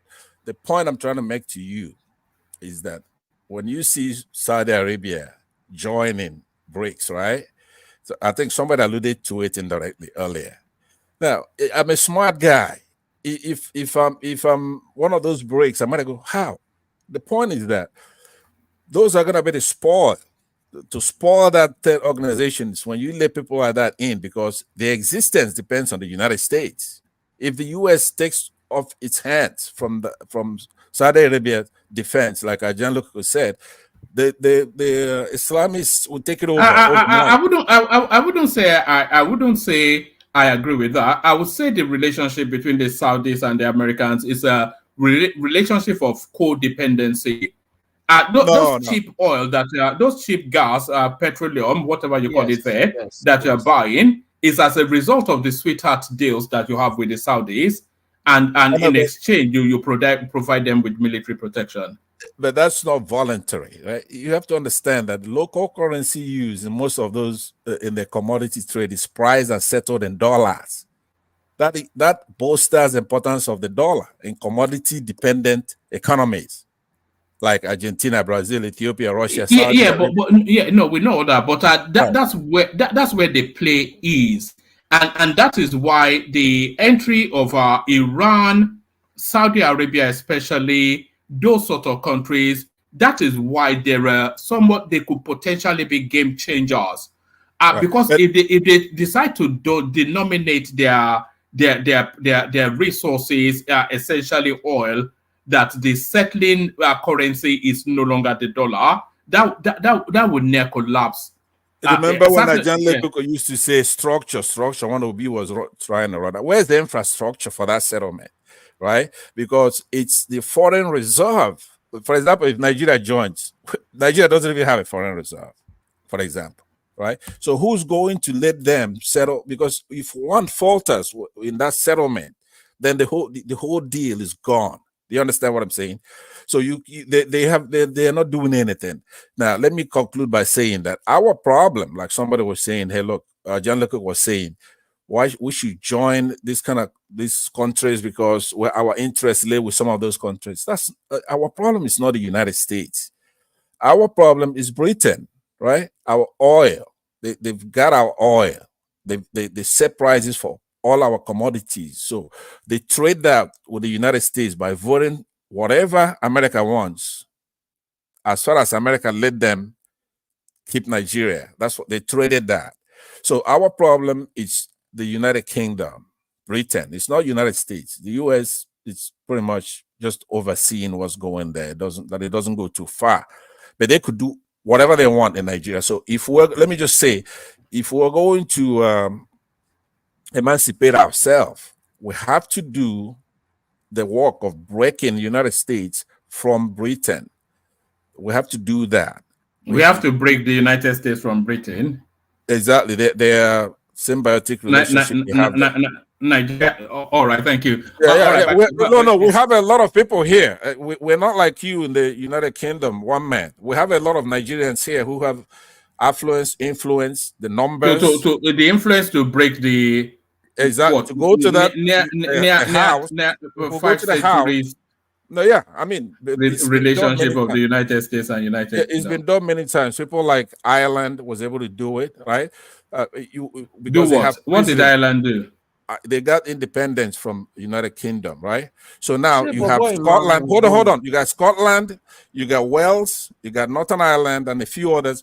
There's England. Okay, if we really do the work, if we want to be free in our country, we have to break that United Kingdom, right? It's not a democracy; it's a bloody monarchy, right? And they've been abusing. There are some Americans who are married to royal there, and they've been abusing it. They've done a lot of things that we could say, hey, you know what? Let's go on the offensive when it comes to going to the House, making our case that the United States the United Kingdom is an evil empire. They are exactly like Iran, except the Ayatollah is elected, right? Over there, you have a king now. In the 21st century, you got a king. Now you had a grandmother right. there, and with no, it's all related. I'm trying to tell you, our problem is not the United States. So when those people assemble that BRICS, it's just a bunch of nonsense, right? All they're doing is to try to settle. They're competing against the dollar. They want to settle their stuff in their local currency. But once they go trying to make a currency, right? Number one, they don't have the infrastructure. There are so many other countries like they don't have the infrastructure. China, Russia, India. No, they don't have the infrastructure to settle those international trades, right? Internationally. Now I could give you the numbers if you're interested in the statistics. In essence, what it is. All right. Yes, we'll open up that space momentarily, but let Ajale Koko carry on, and then we have a more expansive conversation around that later on. Ajale Koko, back to you. Yes. So, look, the euro did the same thing that the what do you call it? The BRICS is trying to do. The Europe came up with their euro currency. So, before they came up with that, the economy was dominated by the United States. The dominance of the economy by the United States, particularly the dollar, is what they resisted to say, look, man, let us form a union. If we form a union, then we can trade among ourselves. We can develop a policy that build one economy, a kind of a bigger economy that can challenge American dominance. Yeah, Ajale Koko, you saw what Britain did there, right? That's exactly what Saudi is going to do in the BRICS. The Britain was used by America to infiltrate that EU, right? So they kept pestering them. They go in, they come out, and they're trying to undermine that euro, right? And eventually they pulled out, right? So the US is using Britain in that sense when it comes to every other issue. All America has to do for Britain is to let them control Nigeria and some other areas, even over here, some islands, and that's how they got the second, third, and fourth largest oil companies, right? America could easily destroy that stuff, and they were going to be free, but they let them get into that euro. They were playing ball like a European country, even though Britain believes that they're not a European country. They believe that they came from the Roman stuff, and so they kept playing games with euro, and that's what. Yeah. All right. Just let the flow go. Let Ajale Koko flow. I'll take Ajale Koko to one more topic as the room continues to populate. We move the conversation quicker.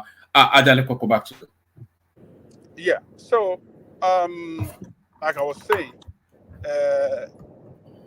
the euro came up together, form European Union, and have a common currency so that they can use it to counter the dominance of United States dollar. And since they started with the euro, we have seen how far they've gone. They've been able to achieve a lot of things for themselves. So that is the same thing that the BRICS is trying to do. It's just it's a way of having a economic order. The European and America for a long time have dominated this world order. So rebalancing of it is the world economy is enlarging. Ajale Koko, you're breaking up a bit. Oh, can you hear me now? Yeah, that's much better. But only really to agree with you, that Western hegemony is something that cannot sustain as the world continues to grow and people continue to take hold of their destiny a lot more, that Western hegemony is something that just America just bulldozing their way through any and everything. And this idea that they can just go and drop bombs, the bombs will no longer be the solution as we're going forward. Yes, one man. But you know, the euro are going to suffer more setback as a result of this than United States. United States will still have the dominance, whether we like it or not. But the dominance will be checked to some extent, and alongside it is going to affect. So sorry. What do you think underpaints the? If you were to name just a very short response to this, if you were to name 3 things that underpaints what you describe as American dominance, what would you say they are? Because I say is military might, is the American dollar, and the financial system. That's, I mean, you measure those are the 3 power. Yeah, but that's the thing. That military might, it might not serve as much as it did for the future. That's one. But that American dollar, that's the biggest threat in terms of breaking the American hegemony. Because if they can undermine the American dollar, then they can collapse the American economy. Look, it's not going to be very easy to collapse the American economy because, you know, the world economy is tied to United States economy. So collapsing American economy, we have a blowback on them and the world will suffer for it. So it's just the rebalancing that, look, you have dominated us, you continue to dominate us, you are getting more stronger. No, we must breathe. We must breathe on our own. You know, we cannot depend on your oxygen. We want to breathe on our own. So, yes. If they collapse the American economy, won't that just push more people to BRICS? No, American economy can never collapse. Let me tell you. Okay, but yeah, maybe not collapse, but water down. Maybe that's a wrong phraseology. Maybe not collapse the America, but certainly water it down. At least pull back this just excessive, you know, straddling and peacocking all over the world. Because riding roughshod over everybody. It cannot have let me make a point on that. Just 1 minute. Hold on. Hold on. Let me just say what I want to say. It cannot. You said if America economy go down, it will have trickle effect on other countries. However, that is if the other countries did not have an option. That was before. Now there is an option. So how is it going to trickle down to other countries if they have an option? If they have another option? No. Let me tell you this. Let me answer that. Look, the BRIC will not be able to sustain if that happens. If every country runs to them, they don't have the structure to do that. America has been there for years. So, like the BRIC, if that happens and everybody rush to them for survival, they can't handle it. They don't have what it takes. Why can't they? They control. Hold on. They control 30%, and as new members come in, a larger percentage of the global economy. They control 40% of the world population, and they have technology, they have resources, and they have wealth. Those economies one man. Let me say something. I think you're wrong on that. One man. Hold on. Let Midwestland and then Passat have and then you come in. Most of these economies largely still depend on that American dollar. So, and it still depends on America. If America, God forbid, it collapse, BRIC can never sustain. It can't sustain everybody if they rush to that place. Based on what? No. You keep saying they depend on the American dollar. The American dollar actually depends on them. Those economies. Where do you think the dependency is between China and America? Where do you think the dependency is? At best, they call dependency. In reality, dependency. Look at Saudi, Qatar. All those countries, most of these Gulf countries, they are so connected to the United States. So may God forbid, if America economy goes down, I tell you, even the rest country that are coming in, we still depend heavily. And I don't see the BRIC. But however, with time and with time, they will be able to stand up and being able to challenge America and force America to some certain degree. But if they do it like, this anti-America that it's like a divide between the West and China and Russia, perhaps North Korea and the rest and all of them, that would lead to severe war. I don't think America, you said military power. It is there for a purpose. America will never allow the world to put a hook in their neck and fold their hands when they have the means to fight. Just have that one in your mind. All right, Prestige. But one more. Yeah, it's me. Yeah, Pansat. Yeah. Okay. No. So I know that when I come up here, all of a sudden everybody is smart and they want to talk. No. Let's not do that, man. I've been getting. Hold on. I've been getting a lot of complaints about you. So, just keep it 100. Yeah. Carry on. Yeah. If you don't get complaints about me, I will be upset. I'm supposed to start. You need to stop that. You're not the smartest person on this platform. Okay. Stop all right. that. But anyway, on a serious note here, you know, let me ask on the whole panel, what is the currency for China? Does anybody here know? Is yuan. Yuan. Okay, it's wrong. That's what everybody thinks. That is just a unit of a It's Johanna. It's a female name. The renminbi. No, it's a renminbi. That's what it is. But the yuan is a part of it, and that has limited use when it comes to only the rand is the only BRICS currency eligible for settlement by world's dominant what is called PVP.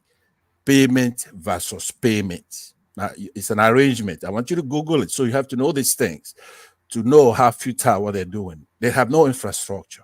The rupee, all those things, they have no, it doesn't count when it comes to that PVP, payment versus payment, right? Now, what I wanted to say to you, the why I wanted to, I'm eager before it comes to my turn. Hopefully it comes to my turn here soon.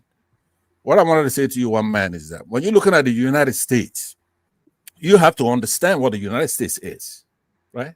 It's light years above even a bandwagoning effect, like Britain, China, Japan. If they all band together as weak states in the international arena, that's what weak states do. They band together trying to challenge the hegemon, right?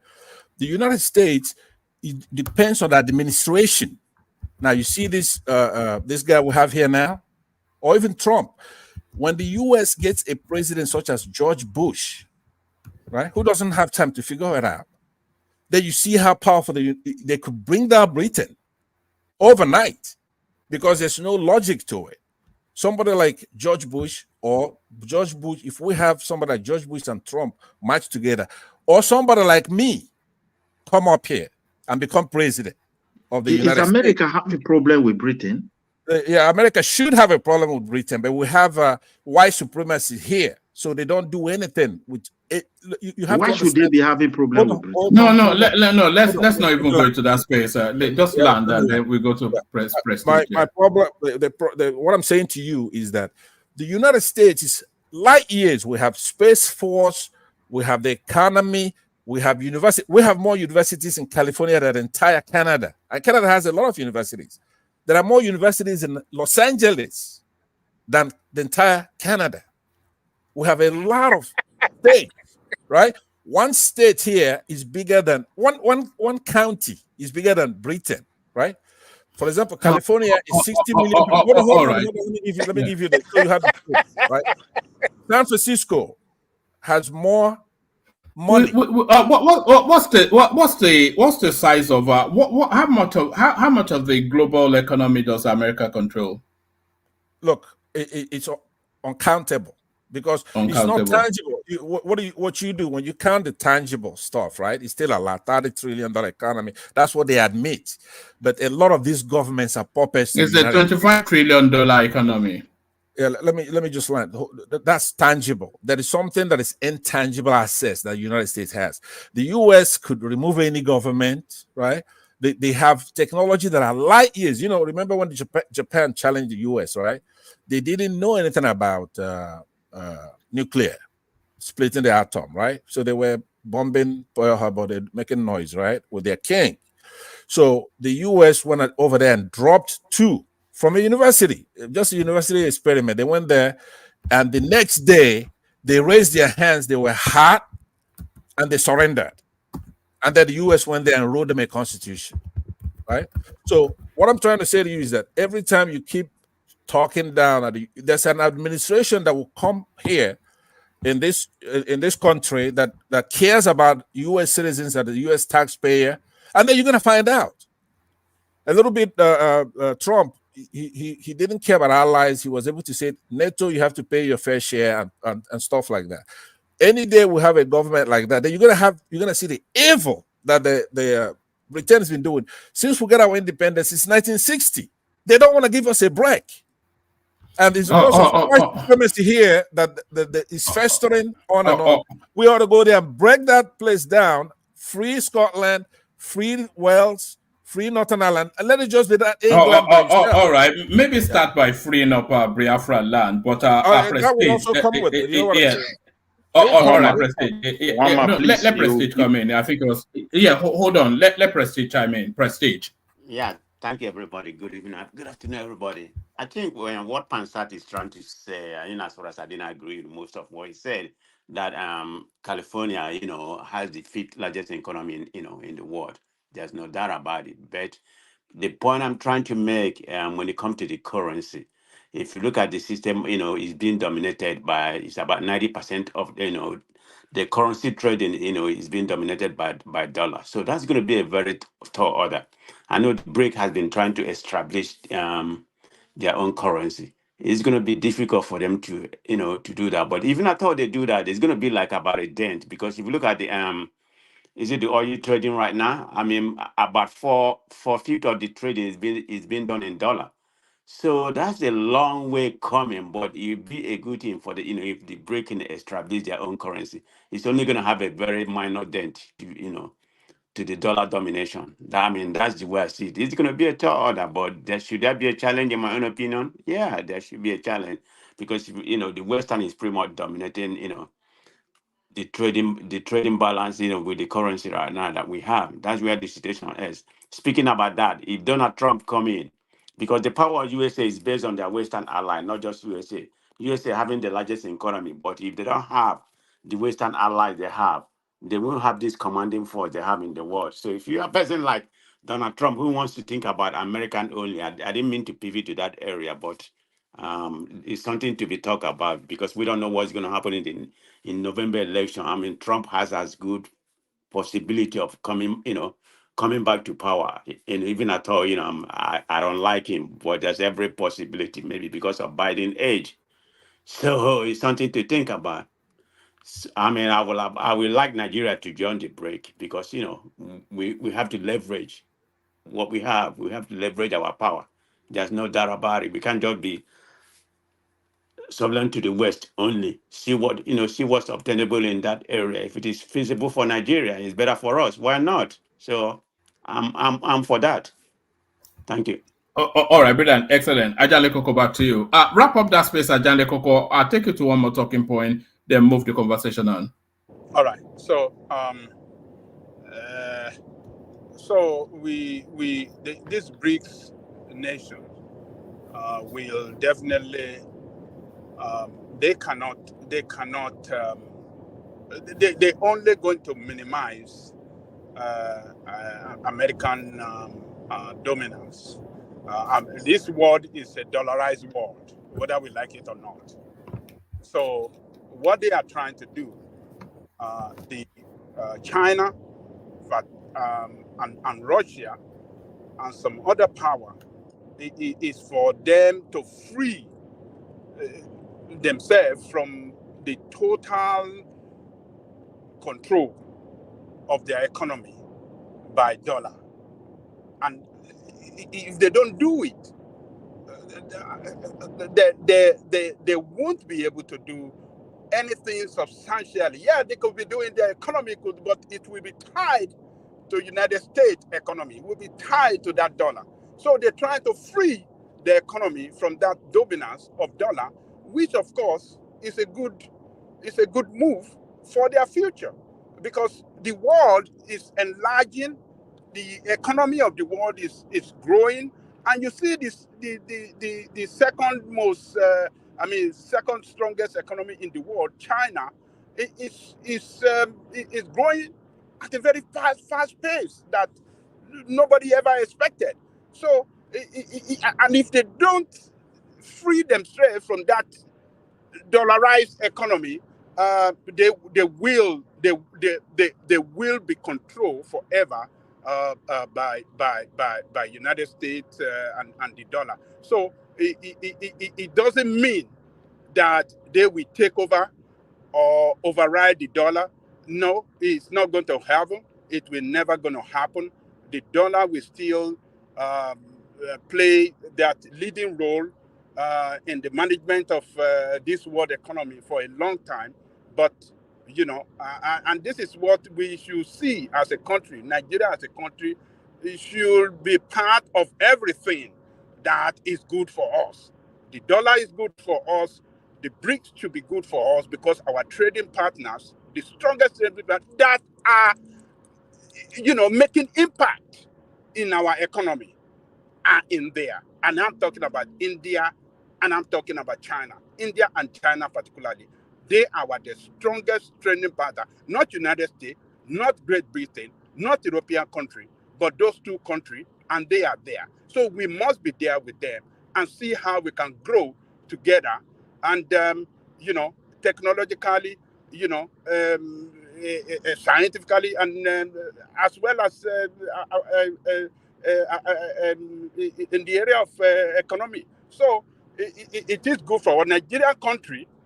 Nigeria as a country should be able to put their position forward and not play hanky-panky role anymore. Not in this world. So our foreign minister, I think with this administration, they should be able to put their position forward clearly and let the United States know. If the United States is challenging them or asking them, why are you challenging, they should be able to know. That has nothing to do with our relationship will remain intact, but we want to grow our economy. Our partners are here, and we have to do together. It doesn't disturb us from building, having that strong economic ties with you too.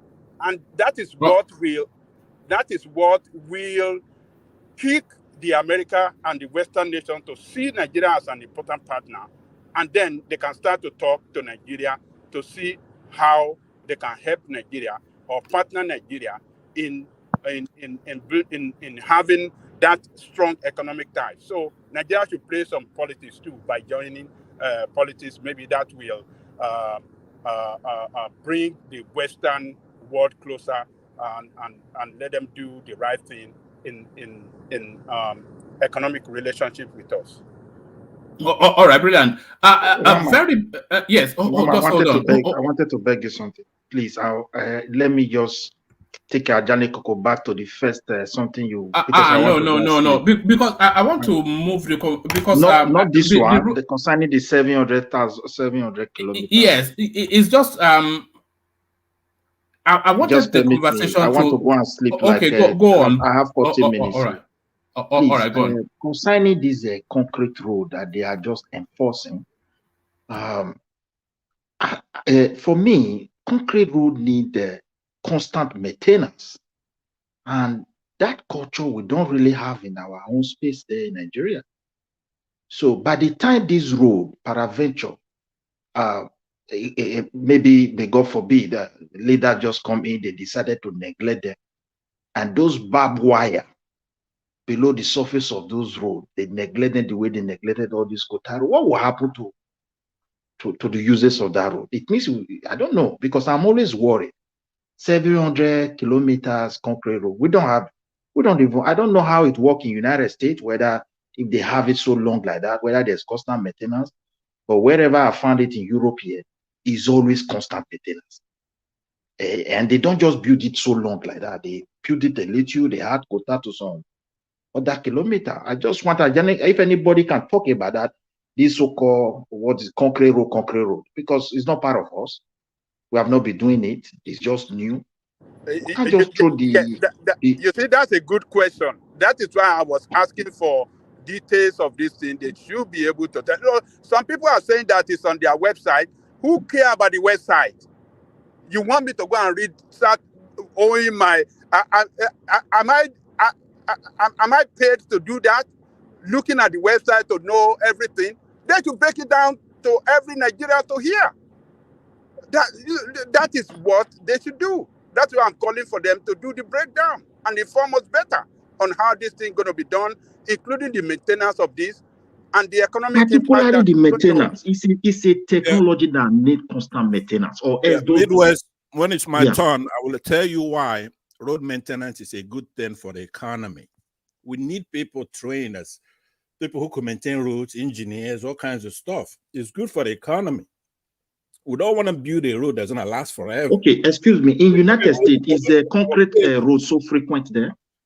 No, it's normal, right? Some roads are concrete here, and they've got it down packed. If we have roads, first of all, and they maintain it constantly, isn't it? And a county would employ people who maintain the roads. Then you have independent contractors who maintain the roads. All that. All right. I'm not sure that the audience is especially engaged by concrete roads, but Adale Koko, just give us a little feel of this. Federal government orders DIA to go after persons, organizations calling for overthrow of Tinubu's government. So is that obedience space again, isn't it? Essentially, Tinubu ordering the shooting of this waywardly obedience. It is nonsensical. Nonsensical because when people doesn't carry gun to overthrow the administration, they're just talking. I mean, people can talk. When people talk under the right as freedom of speech, when they say, "Oh, military, let the military come. Let this government be overthrown." That's freedom of speech. That's freedom of speech to call for the overthrow, the violent overthrow of a democratically elected government. It's a freedom of speech, one man. Let this government call for the overthrow this is the worst government ever in the world. This is the bad government. Given our antecedents as a country, you think that is one man? Let me tell you this. When people are not happy with the administration and they are saying all sort of things, you understand what I'm saying?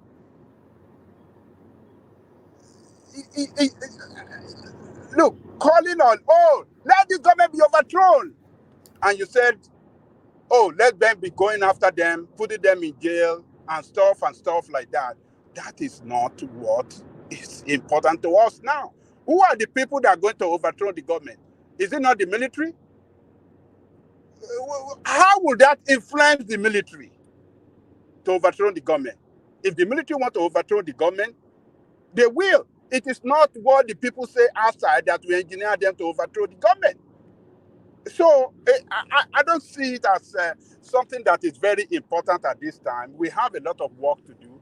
It is not by carrying people. It's a way of silencing people. It sounds bad to say, let the military overthrow the government. Yes, but how injurious is that to the country?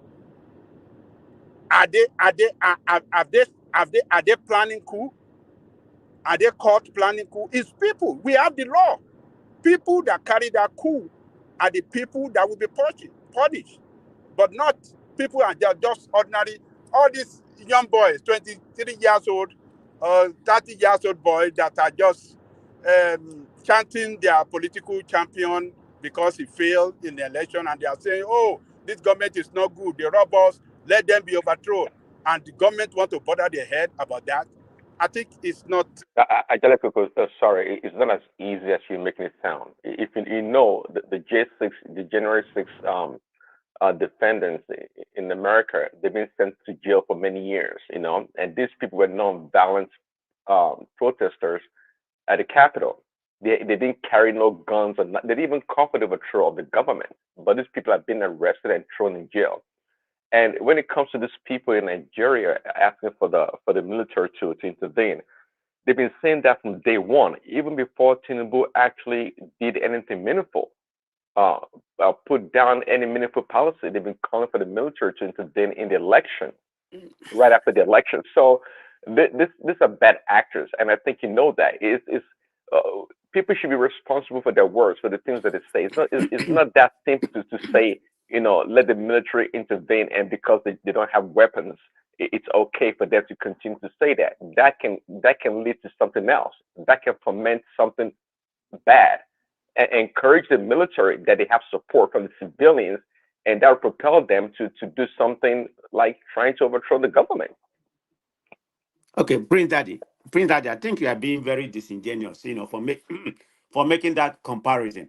Because what happened in USA was an insurrection. It was an organized something. There was never an organized something. I'm not in favor of people speaking, to go and overthrow the government. But the Nigerian military is making that a big deal. That's not even their problem. Talking about because people, they're the one that's going to they're the one that's going to overthrow the government.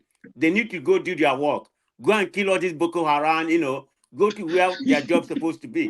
And if you know who is perpetuating or calling for a coup, go and arrest them. Don't just come in and bamboozle all of them, playing abracadabra on us. Well, yeah, I hear you, Prestige. It's totally nonsense. They are not doing their job. Go and do your job. Arrest somebody. If there's an organization that is calling for that, then arrest them. So, even at all, let me go back to what you said. Yeah, comparison doesn't even jive at all. It wasn't an insurrection. Don't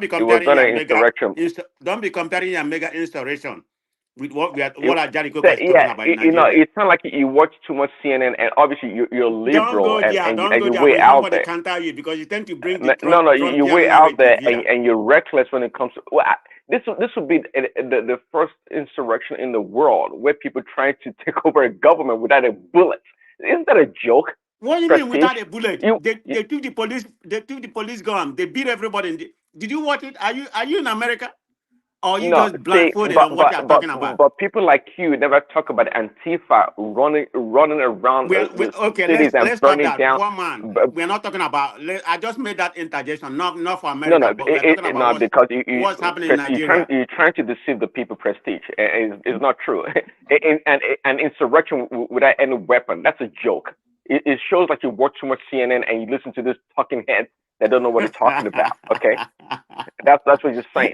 But in the case of Nigeria, okay, it's the people in Nigeria and Mali. You remember when they came to power, they said they were doing it for the people. They wanted to intervene because the things are not working out for the people. But imagine now that the people themselves, the civilians, are championing coup in the country, which emboldens the military to come in, that they have the full support of the civilian population. No, that's not good for the government. Anyone calling for a coup absolutely agree with you, my brother. I agree with you. Yeah, but they should not do. Wait, my brother. Let me quickly put this. Just one person on the street venting said, "I don't like what's happening in the government. Let them come." How are you going to arrest them? What's the freedom of speech? Look. You have they don't know what their priority is supposed to be. I mean, why are you making it a big deal? Who is going to overthrow but you? No, wait, my brother. We shouldn't undermine that statement. It's very bad. Look. I'm not encouraging that, but you're making it a big deal. You're supporting the military. The military are not doing their job. One man, let me quickly land this point, please. The military themselves, they are also watching what the masses are doing, because the country is really going through a very terrible situation as we speak today. And such a thing, that kind of encouragement or statement should be dealt with by the law. Although we don't have law yet, and I don't want the president to use executive power to do that, at least it should pass it to the House of Assembly to educate Nigeria. Never you use this word again. You are free to express yourself. You can't say that. You can't say that. You can't say that. Do you know what you are calling for? No, what those people are calling for is a threat. Did you see what happened today? Did you see what happened today with Showore? just trying to take a picture, you know, of the EFCC. Osowore will never use that statement. No, I'm not talking about this. Yes, that was that Sowore doing his usual peacocking, isn't it? That guy is a real nuisance, isn't it? Of the EFC building. Is that not a public building? We are paying tax No, for it. it's a security installation now. It's a security installation. Osowore behavior. My brother, let me land this one. The danger is this. Look, you know, the whole authority to do whatever they want to do. With the civilians are saying military come in, let me tell you, those generals there, they can be tempted to make a move with the sense of believing wait, now let me land this one. You can also say overthrow the government, then that will attempt them. You're just missing the point. Let me just land this one. Wait a moment. With a false sense of believing that the masses is with them, they can come have together. You seen anybody protest on the street to overthrow the government? Have you seen that in Nigeria? Wait, just as an individual, as far as the government is stable, you know, just talking. As far as the government is stable, nobody will go to the street. But they watch the social media every time. They watch the way people are complaining and everything. They themselves, they are aware of the real challenges when it comes to the security of the land. So we should be very, very careful with this very issue. It is our time. They should stop it. They should ban it. And not only that, again, you can't ban that. There has to be a freedom of speech. I mean, it hasn't gone to the level. That is not a freedom of speech. It has not gone to anarchy level. You have to differentiate. It's different. Here's what I think I've told you this before, and that is something that I know I don't like it. I really don't. You're in Nigeria. We're over here trying to help you guys free yourselves, right? Now you come on this platform. I'm here in the United States, and we're trying to tell you about liberty, freedom. And you're there trying to tell us what the military is supposed to do to us, what the government is supposed to do as some kind of patriotism. Patriotism is not the love of the government. It's the love of your country, the people. So I've admonished you once. I'm trying to tell you now. In those days, maybe 70s, 80s, you couldn't come close to somebody who's in the United States, for example. It's the social media. You need a visa to come here to talk to us, right? I come home, I could say, Midwest, get on the ground, and you do it, because I came from the United States. So we don't want you to perpetuate ignorance. You want to come here and listen to us, teach you how to emancipate the country. So don't come on a platform promoting government that's not doing any good, telling them how they can muscle people. Hold on, let me land. I'm almost done. Sowore left 2 kids in New Jersey. He's come home. He's been abused by Nigerians and the government. He's fighting for you. At least appreciate that, so that we can do more. I'm not talking about Sowore. I didn't even talk about on a platform. I don't know why you bring Sowore. Let me land. What I'm trying to admonish you for the second time, because in that case, you and I will talk for a long time, maybe an hour. No, I just brought the topic of Sowore to show the mispriority of Nigerian, Nigerian military. That's why I brought that. Prestige, hold your peace. I talked to Midwest because we fought all the time, but this time we had a very good conversation, just he and I, and we talked for almost an hour. Now another platform. I think it's a satellite of this platform. And we get along. And I at that time I told you, we who are here in the United States, we lack nothing. We got millions of dollars, we got mansions, we got cars. But we want you there free. You have nothing.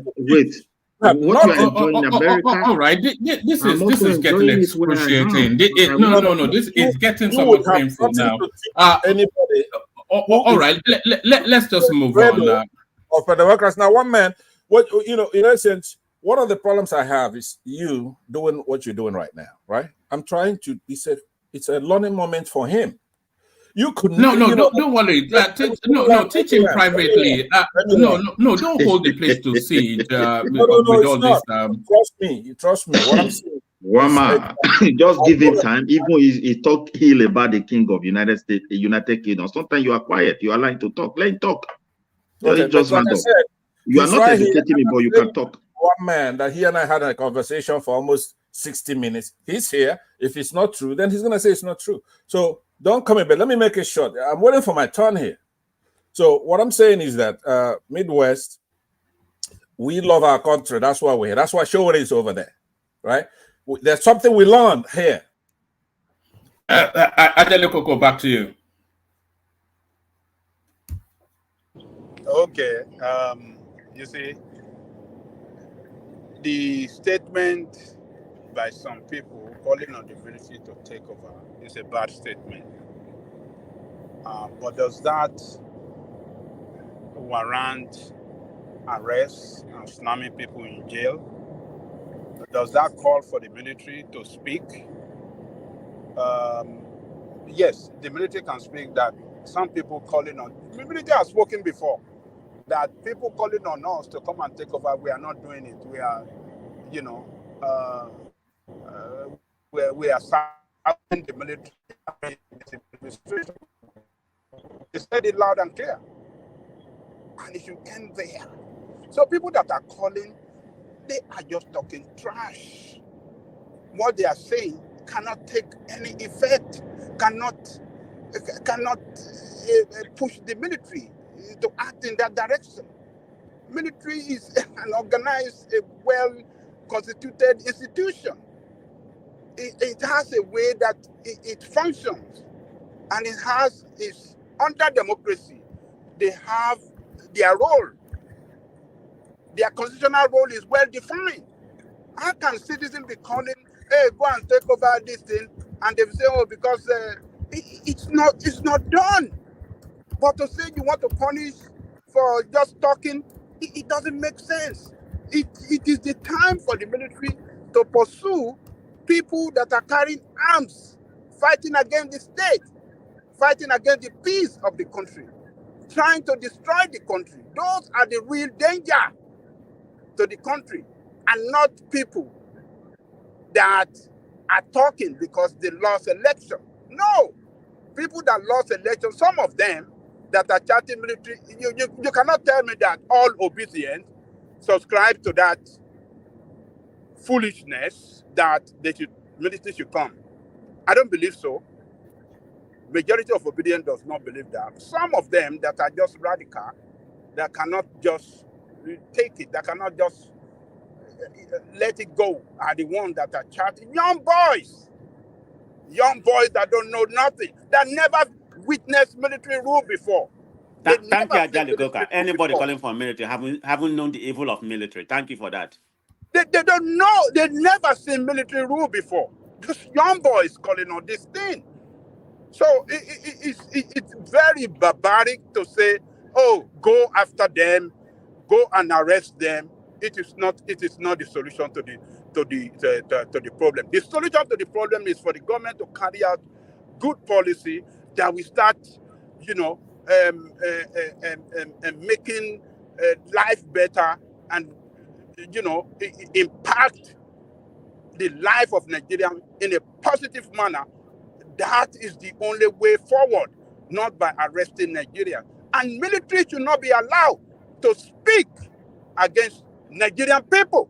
I watched one military guy that was talking, I can't remember what he was saying, and he was actually talking on Igbo that, oh, we are watching him. If he say anything against the military, he will cross his line. I said, look at this idiot. What was he talking about? Who is crossing the line? Who is crossing the line? You guys should just go and do your job. Keep the territorial integrity of Nigeria, secure it, and let Nigeria be a safe country where all Nigeria can be happy. Nigerian state, Nigerian people have given too much for the military to achieve results. For the past 8 years that Buhari ruled that country, the military vote, the vote for the military, for the defense, is always on top, was always on top for the past 8 years. The same thing under Tinubu. How much have we achieved in that country? That is what the military should be telling us. That is their job. I'm not saying they want to go after young boys that are calling, oh, military come. Young boys that never witnessed military coup before. So, or never experienced military rule before. So, I totally disagree with the call that they should go after them, go and arrest them. That is not the way. I disagree with it. And the government can do better. They can start effecting good program that will make meaningful impact in the life of Nigerian people. That is what matters now, one man.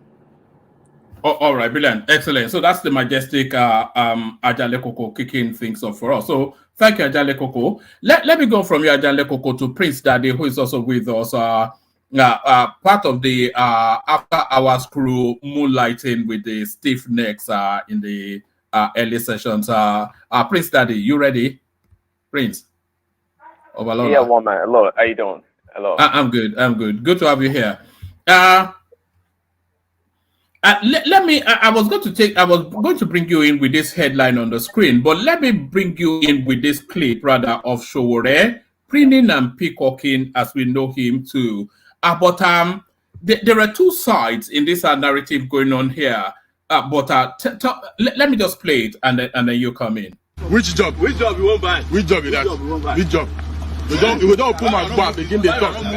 Which job? It's not the public building. What are you talking about?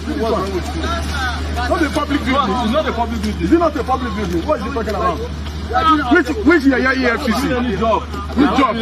Which job? You know they do wait for people there outside. You already obsessed. We get pass. You know they look for our trouble. We get pass. We got already obsessed with the position. We get pass with the operation. Telling people not to pass. Which guy should be that? What's the concern you with us? With the pass, we enter on our office. What's wrong with you? You are not professional at all. No, that's wrong what you are saying. Start harassing people because you carry gun.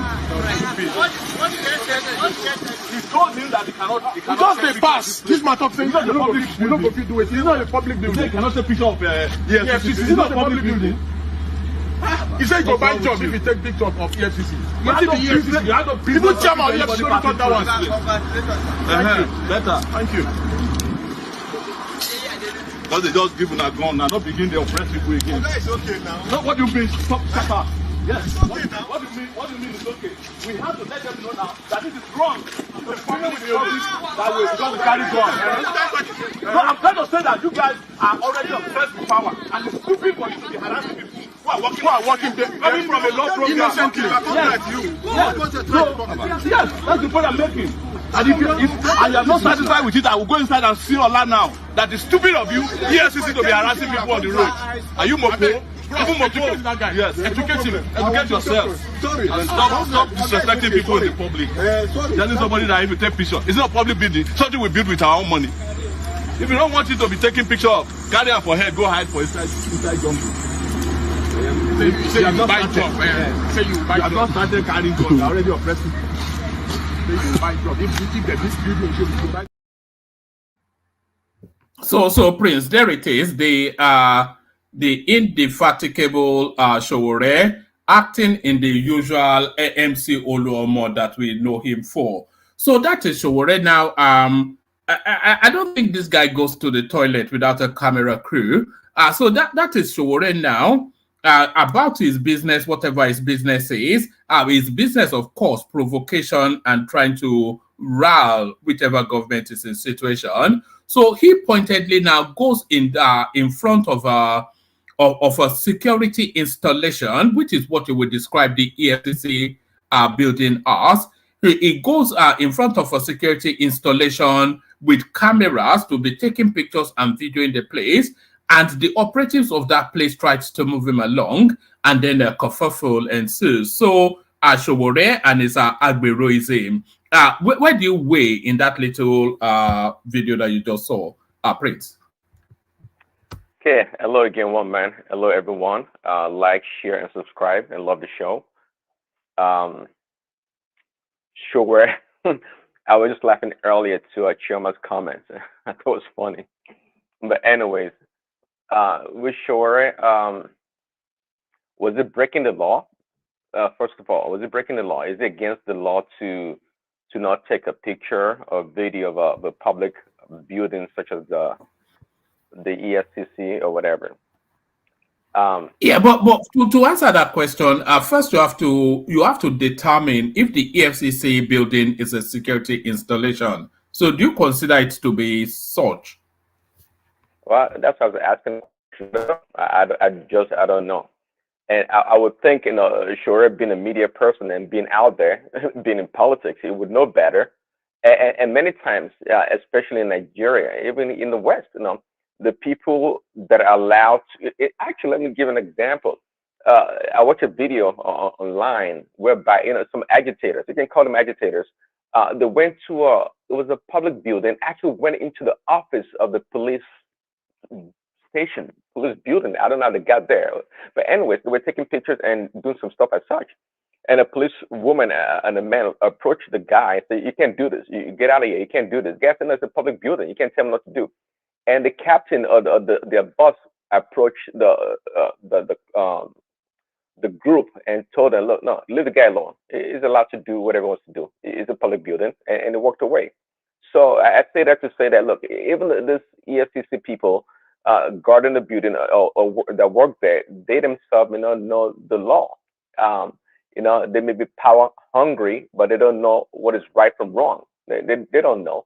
For all we know, Sure is absolutely correct in what it was doing. It wasn't breaking any law, and those people were actually trying to arrest him. In other words, so. But anyway, that's Sure's MO. That's what he does. He's an agitator, kind of. Do you just from that little cameo, do you see why people still see Sure somewhat as an activist rather than a politician? Is that not one of the things that people look at to say this guy is still a students' union leader in many ways, isn't he? Really? Right. I mean, I watched him the other day talking on a Rise News. I think it was on Rise News, and was talking back in the days when he was a student leader, and how, as a student leader, he was protected by the students, and you can just come and grab him and stuff. But you know what? That was Sure's past, and that is Sure in his entirety, for the most part. We can't expect Sure to be like every other politician or everybody else. Quite frankly, I think I like Sure the way he is. I'm not a fan of his tactics, but he should not be blamed for being down, hawkish, when he deals with people or politics with the politicians. It shouldn't be. I think Sure is a man of his own, and that is MO, his approach, and I think it's fine. It's totally fine. We shouldn't expect. Do you think it's an attention? Do you think it's an attention seeker? I didn't know. You said earlier that he doesn't go anywhere without a camera. I didn't know that about him. Of course, he's in the media, so he knows the importance of camera or recording or taking documentation of things, right? He knows all about that. So, as an attention getter, I don't know. But initially, is it 8 years ago when Sure came up when he ran the first time? I liked him. I mean, I was following. It looks like the internet, the social media. They tend to propagate and just blow things out of proportion, right? You would think the guy was making headway in Nigerian politics, and something of a new phenomenon was going to occur when Sure ran the first time. But at the end of the day, he barely got a million votes in total. And I saw him on a video wearing Barbaric guy going to Katsina State, saying he went to Buhari's hometown. It was well received and all this other stuff. But you know what? I don't think he's an attention getter. It's just agitated by what goes on in that country, the criminality and the looting and the embezzling of Nigerians' money and funds. It's to him. That's my perception about Sure. It really troubles him that all these things are happening and no one can do nothing about it. Nobody can do nothing about it. And quite frankly, his approach it's good for the country, because no one, usually people don't talk to politicians, Nigerian politicians as such. They don't do that. Everybody bows down. Look at how they surround Tinubu like a god. But Sure doesn't care. He doesn't play the Nigerian politics. But again, that kind of politics wouldn't get him that far. It wouldn't get him that far. I'm not going to compare him with Trump, but when Trump came, it was an anomaly in American politics. People told him how he needs to talk. He needs to talk presidential. He needs to do this and that. And after the first time, when in the primary, the first time he ran, after emerging as the leader or the flag bearer of the Republican Party, then all the so-called advisors came around trying to calm him down. Mr. President, you have the potential to become a president. This is how the president talks, and Trump tries to play along a little bit, but just in a couple of days, it didn't work out. It didn't work out, and it continued to be himself. People like Trump, who he is, not because. That's what brought about that phraseology that let Trump be Trump. Yeah, and the term also, I'm unshackled. So, but anyway, so again, exactly.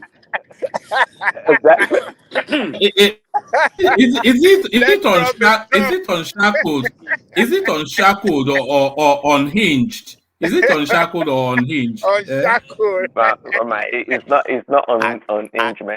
I think Prince Dad is bending the truth a little bit, because Trump the reason why Trump came in on the conspiracy theory, on the butter conspiracy theory. That's what brought Trump into the presidency. So be factual about that. Prestige, last time you were on video, I saw your award and your badge from CNN. So good job. Good job. So good job. No, but back to Shore, is a character. I like Shore. When it came, again, the first time around that it came, I thought it was something unique in Nigerian politics. And it's true. It was absolutely unique in Nigerian politics. So let Shore be Shore and let him do his thing. But it can't build bridges. It can't build, coalition, with that kind of, can we say we're brainwashed in Nigeria when it comes to our politicians or politics? And he doesn't want to play that game, doesn't want to play that way. So for that reason by itself, I like Shore for that. I want Shore to be Shore and do whatever he does. Oh, all right, brilliant, excellent. And one man. How should politicians behave? How should politicians behave?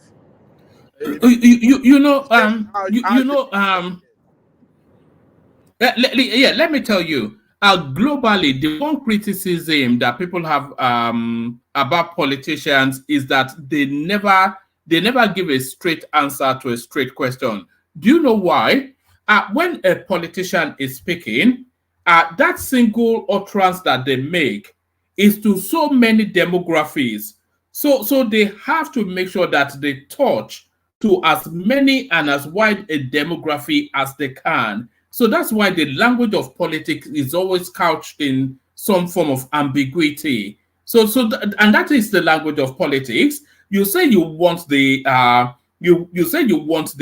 politician to be truthful and straightforward, but he can be as truthful and straightforward as you would like him to be, but he will forever be an opposition politician. There is no winning politics that speaks frontally or speaks, even in Shore's instance, loudishly.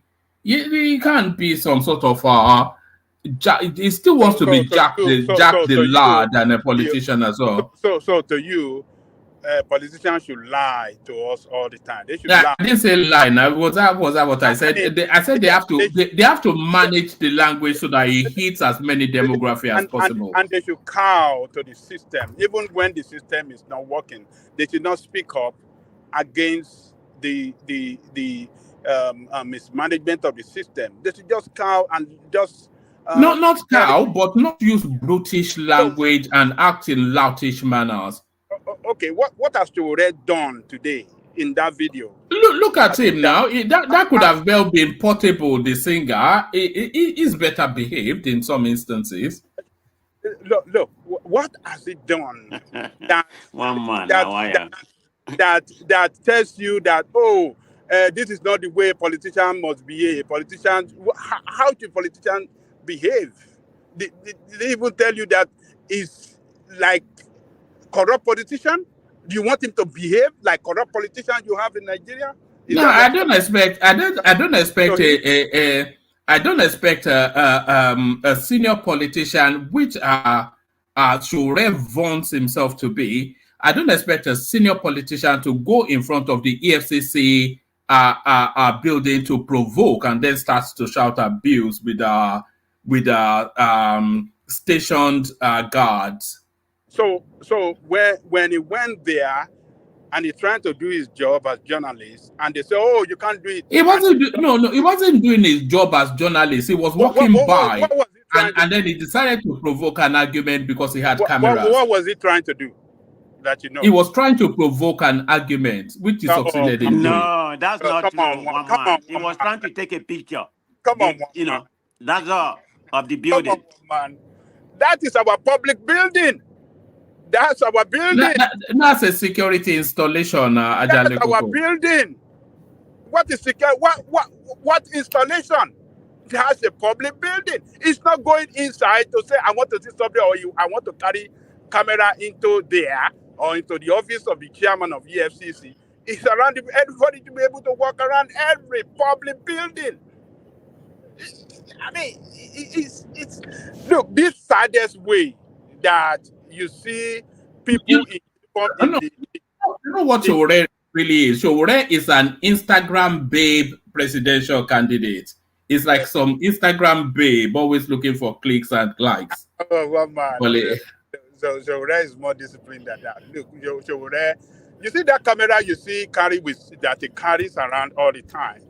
That is the weapon for self-defense against criminals in uniform in Nigeria. You know, they're scared of that camera because they know in 1 minute they will be seen around the world. Their faces will be seen and their action will be seen and they will get in trouble. They will drag Nigerian state into big trouble. They're scared because Nigerian state with all these criminals in uniform doesn't like anybody to challenge the wrongdoing. And Shure is a guy, is a smart guy that knows how to fight his cause and fight for the people. So that camera you see carrying with him is not for Instagram, but for self-defense. And he has done it several times to shame them. And recent action by the federal government is the withdrawal of their case, the useless case against him in the court that we don't have no case against you, you can go. After dragging him for so many years. And he's going to sue them. He has already sued them for compensation. They're going to pay millions of naira for what they did. All right, Prince. Prince, let me take you. Thank you, Ajale Koko. Prince, let me take you to this next space. Lagos indigenes kick against other southwest states coming to hijack governorship positions. So, when I was reading that out, I think I only did a couple of paragraphs.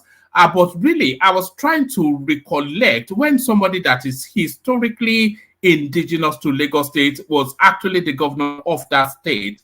So, what are you then making then of the cry out of this Aflao fishermen wanting to take hold of their states back? What are you making of the outcry of the indigenous Lagosian complaining about being usurped? Yeah, I'm not sure where that came from. That came from the left field. I mean, people like Angelico and others always talk about, you know, in Western Nigeria, the Yoruba land, anybody can go anywhere and become a governor or a rep. This is kind of a 180 from that point of view. I'm not sure where it came from. It's never been an issue, quite frankly. And of course, most of the people that dominate Lagos, you know, intellectual field are non-Lagosians. Most of them are non-Lagosians from Abeokuta, from Ogun State, most especially. So this what do we call this? I mean, this kind of a discrimination somewhat is new. I've not heard it before. Maybe Bishop or Baba can speak on it, but yeah, it's something I never heard before. We don't we don't make that clear distinction that you from here. It's surprising to me, but I'd like to know the root, the reporters. I'd like to know Prince, if you don't object to a non-Lagosian being the governor of Lagos State, so long as the person is of a southwestern stock, then why are you objecting? If you don't object to a non-Lagosian being the governor of Lagos State, then why did you object to Tinubu being the governor? He is equally Nigerian. If a non-Lagosian can get it, why not Tinubu, Rose Vivo? Yeah, but Tinubu was not 100% aligned to the values and the orientation of the Southwest. We know the deal. Of course, it's part politics, and I mean Tinubu or Sanwo-Olu, those were the options, and the people chose. Of course, Tinubu is very much well qualified, not on paper or his actual qualifications, but more so as a Yoruba person or a Southwesterner. Is very much qualified to become to be a governor in Lagos. It was because of the politics that came into play. If it wasn't, nobody would care, quite frankly. If his name was Tinubu, as long as Badibo, that's plenty enough. So we should investigate this article that you're reading, one man. And some people are good at sowing discord amongst other people. People like Jude, for example. I know is a Cameroonian, but it likes such news as this. And I'll say we should uncover truly why this position is just coming up amongst the Yorubas, especially in Lagos. Come on, Lagos and the Southwesterners. I mean, there's no distinction, quite frankly. I'm not sure where this came from. Okay, really. can I add something, please, Daddy? Let me add something. Two part of this question. Do we have actually the indigene of Lagos that is, Yoruba? And if not, the statement you just made, how can somebody just come from Oyo State, let me say one man, to run for governorship without establishing any kind of residency? Forget about other states. We're talking about Yoruba here, Western region. How can somebody come from Oyo State without establishing any kind of residency there, for years or whatever, and just come and run for government? Is that palatable? Can you explain the point you tried to make? Well, Prestige, usually people that run or are going to politics in Lagos, they tend to have a long lineage, generational establishment in Lagos. Like my family, coming from Abeokuta, Ogun State, right? My dad has a chieftaincy title in Lagos. Okay, coming from Abeokuta. Okay, so yeah, it's not like you come today or a year ago and no, not that. Usually you're well established. You're well established family, well known and connected to the roots of Lagos, and you imbibe and you capture the essence of what it is to be a Lagosian, right? And even the Lagosians don't look at you any differently. No, they don't even question where you come from. We don't do that. So I'm quite suspect of this article, one man, and I'd like to know the origin of the writer and why this time around, because I think it's an article to sow a seed of discord. It is. It has to be. It has a root from somewhere. Because again, I mean, born in Lagos, it's hard to know who is a Lagosian or who's not. Are you a Yoruba person? That's the end of it. Nobody cares where else you come from. Do you think the whole Yoruba land should come under one umbrella in terms of governance? Yeah, why not? I mean, we've been doing it somehow. We've been doing it since the time of Awolowo, I would say, for quite a long time. And I think it's best for the Yoruba people to share ideas and intermingle in terms of ideas and ideation, and in terms of sharing wealth of information. That's the best way to go about it, quite frankly, because the wealth of intellectual people is concentrated in Lagos and Ogun State, for example, and we can and that will benefit the entire Yoruba land if we can just be fluid when it comes to politics and sharing of knowledge and information. We all benefit. No one is trying to claim anyone else's, ancestral land. And knowing the Yoruba people, we're quite respectful of people's land or their origin. Lagos just seems to be a place that everybody just congregates and do their own thing, and it's almost an unspoken rule or standard in Lagos, really. So look, if it lists the 5 families in Lagos, prominent families in Lagos, 3 out of the 5 did not really from Lagos. They don't have the origin in Lagos as ancestrally, but they've been in Lagos for a very, very long time. They consider themselves Lagosian. And I think I said it before. For example, my grandfather, being a reverend, was the head of the Methodist Church in East Aliko, the big church there in downtown Lagos, for many years. And the origin is from Abeokuta again. So it's always been the case. And I don't know. Really, I don't know the source of the story, quite frankly. All right. Let me pivot to this. One man. Yeah. Please, I want to speak about that Lagos issue. But because people that's benefited for it will not see the wrongdoing. Just like Prince Dade is saying, he does not see the wrongdoing because he benefited from it. First of all, in Nigeria Constitution, we don't have place of we don't have a how's it called? We only have in our Constitution place of origin, not place of indigene. So for that alone, single act alone, everybody belongs to their state. Be you the Professor Einstein or Mark Zuckerberg does not give you the qualification to be working in Lagos ministry, which is their state ministry. Are you going to tell me people in Lagos, they are Aboriginals, they don't have their own Mark Zuckerberg to run their states? It's funny. We all live in Nigeria. We've once been a region, but people still don't want to leave that. Mostly the 3 ethnic tribes, they want to still leave this regional system that we will long move past. We practice federal system of government. We have 36 states.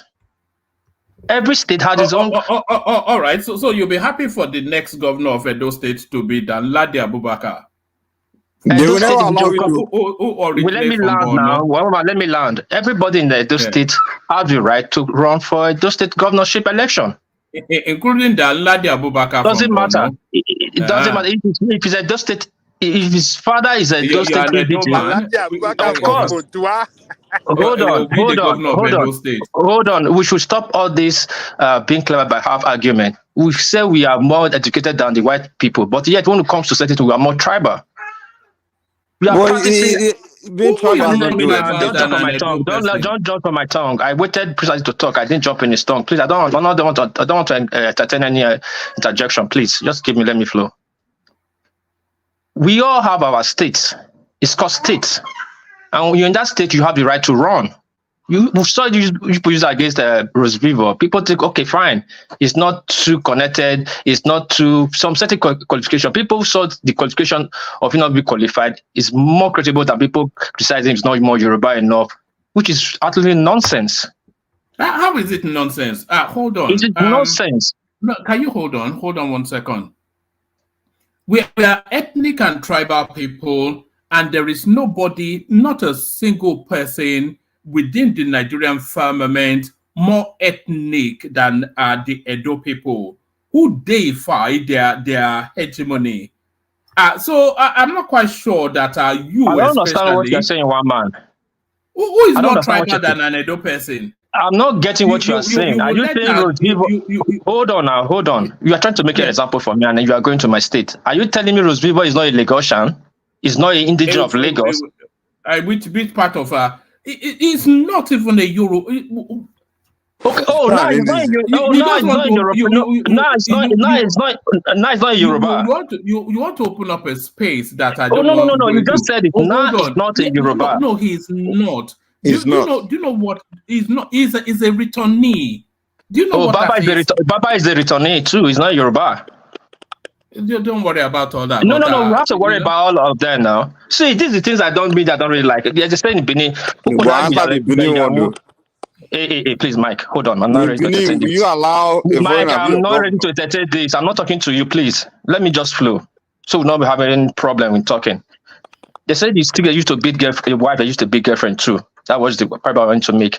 If you are saying Rosiva is not a Lagosian, then Baba is not too. All the returnees in Lagos, they are not. So we should stop all this. If we want to make one Nigeria, we should start trying to see everybody as a one Nigeria. We are practicing. Rodrigo is from Anambra State. We all know that. It doesn't speak a word of Yoruba. It's okay. It's all right. Anyway, that Rodrigo is not even the problem. As far as somebody's phone is cracking, I'm hearing feedback. Serious feedback. Mama, can you hear it? I think it's muted now. That was from Mike. Carry on. Yeah. What I'm saying, if you are practicing, according to our constitution, we are practicing a federal system of government, which everybody's have a state of origin, not state of indigene, then we should abide and respect that constitution. That's what I'm just saying. We cannot move past a regional style of government and people are still operating their system in federal system of government in a regional style government style. It won't work. That's why we keep complaining. Nigeria is not working. We have a hybrid style of system. We move past regional, then let's be federal. If we are regional, you are saying this, then you are fine to say this. Nobody will argue with you.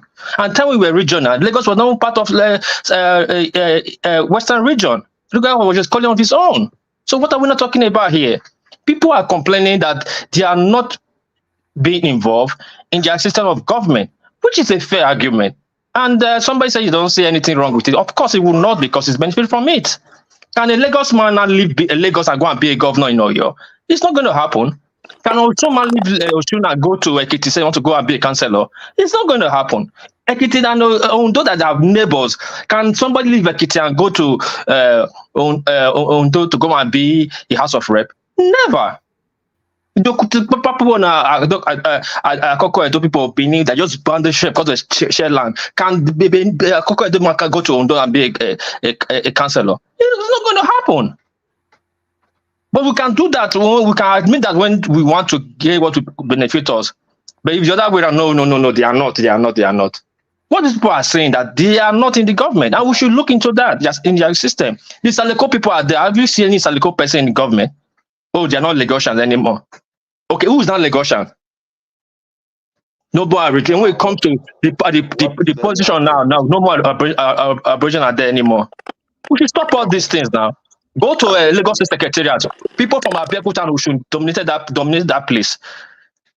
Go to their House of Rep and go to their governor. There will never be any Lagosian that has been in power.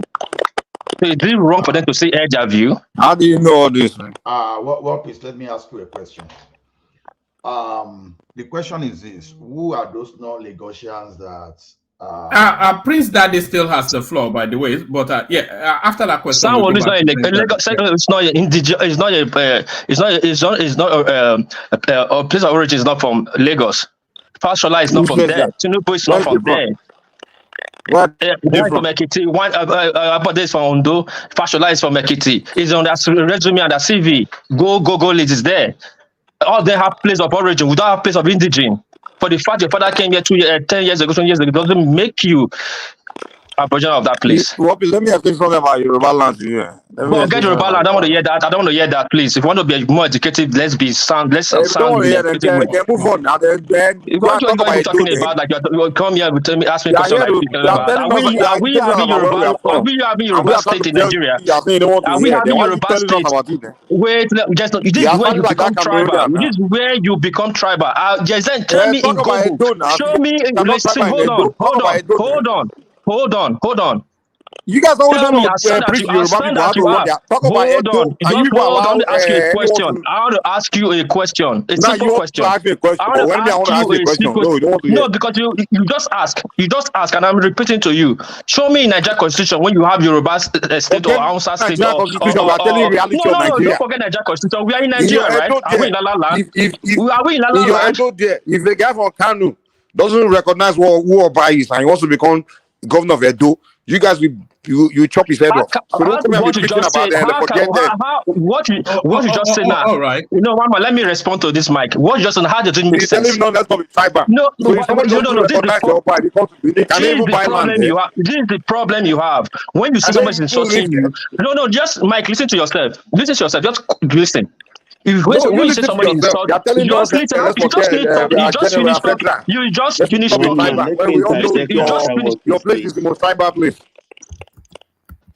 Somebody just said something. Hold that. Yeah, that's Baba. But after Baba's interjection, I'd like to move back to Okay, Prince yes, I Daddy. want to say something. I want to say something to Mike clearly. When you say somebody's insulting you outrightly, that somebody's really insulting you outrightly. But what you do, you insult somebody. You insult somebody. How will I say? You use the tune to insult somebody that you think somebody don't know. How what you just said just Like makes what? sense. How can somebody hold on? Just listen. Let me land. So you know what you said. How can somebody, as practicing democracy, federal system of government, how can somebody from Kano come and run in Edo State? Does that make sense? Would that one happen? Does that make sense? But it's You not haven't what seen where it is that not happens. what you're saying? No. See, this is the problem I have with you. If you want to be educated, We are saying we are federal. We are one Nigeria. no. We Mike, don't care where I we don't come like from. this. I don't like this. If you know you cannot Let's handle move the on, man. conversation, That doesn't. if you cannot handle the conversation, Hold on. Things was going just so quietly and smoothly. So let's get back. Baba, come in. Baba. Yes, a very fine evening, one man. I salute your panelists and the people in the comment section. I just come in specifically for this because I don't think this is a big deal, actually, because Lagos is a place that belongs to the Yorubas. Whether you are from Ekiti, Ondo, or your Ogun, Lagos is your home, is our home, is our capital. And anybody, as far as I'm concerned, is free to govern Lagos. As far as you've stayed there, particularly if you worked in the civil service there before, or served your apprenticeship in governance, because it's a government of continuity, and we like it like that. These islanders now, I belong there, definitely. I know we talk about marginalization, but we don't take them seriously. But this is coming up strongly now because of Amzat, because it's going to take over. Because the most important thing we look at actually is about what we complain, and I think is valid. Tinubu is a Muslim, Fashola a Muslim. We complained, and they brought in the other man. The one before some. Ambode, who is a Christian, and Sanwo-Olu also followed because it's like he didn't finish his term. So he's actually a Muslim that should take over. So Amzat is eminently qualified. But the problem is now some people are sponsoring this group coming up. And people that are leading it are our elders. I don't want to mention their names. And it's just to cause rancor in Yoruba land particularly. These people that have ruled, they are all groomed for it. And you can't discount them. Look, Lagos, the island particularly, I'm not talking about the mainland now, comprised of five wings in form of settlement. Isaleko is number one, the original. And Isaleko expanded towards the west, which is Ologbo, that is Akpongbo, as you know it today, and that area. And from Ologbo, it shifts to Pokwa Aguda. From the Kakawa angle, crossing Broad Street and going to the Campbell area. That is my own area. And then the third one is, the fourth one is Okofaji. That is what we know as Itafaji today, where the Fasholas, the Kwara people, actually are the Jakondes. Then it goes further to Ekpetedo and so on and start spreading back. So we don't have any problem. If you worked in the civil service, you lived in Lagos, you lived amongst us and everything. Like Amzat now, the father was a traditional ruler around Itori area, which is now Ogun State. But the mother is Saleko woman. So this Aguda, all the rest, everything, let's just continue drinking our beer and be happy we have a program. That's it. Nobody cares.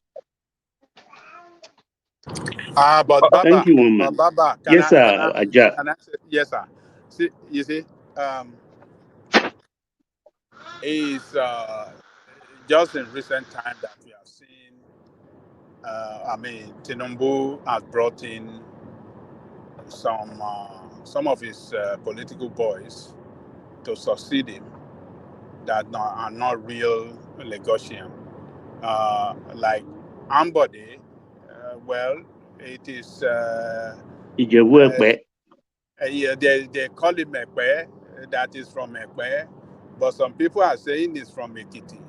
We don't know the truth from it. Ambode is from Ondo.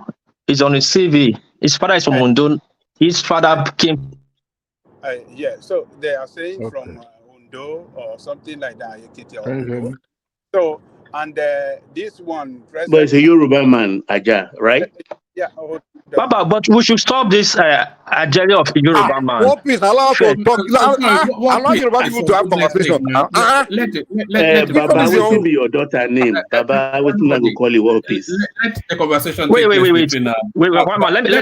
man. Let's say. Sometimes when I'm talking, let the conversation take place between Baba and Ajan Lekoko, and then after people coming at the back end of that. So let carry on, gentlemen. Yeah. So after Ambode, who some people said is from Ondo, and now Sanwo-Olu, who some people are saying is an Ijebu man. Yeah, he's an Ijebu boy from Surulere. From where? He grew up in Surulere practically by his Fashola side there. All of them. Yeah. So. But it's Ijebu, we know. Yes. So, yes, we are all Yorubas, but the real Lagosians, those are the real Lagosians, we know them.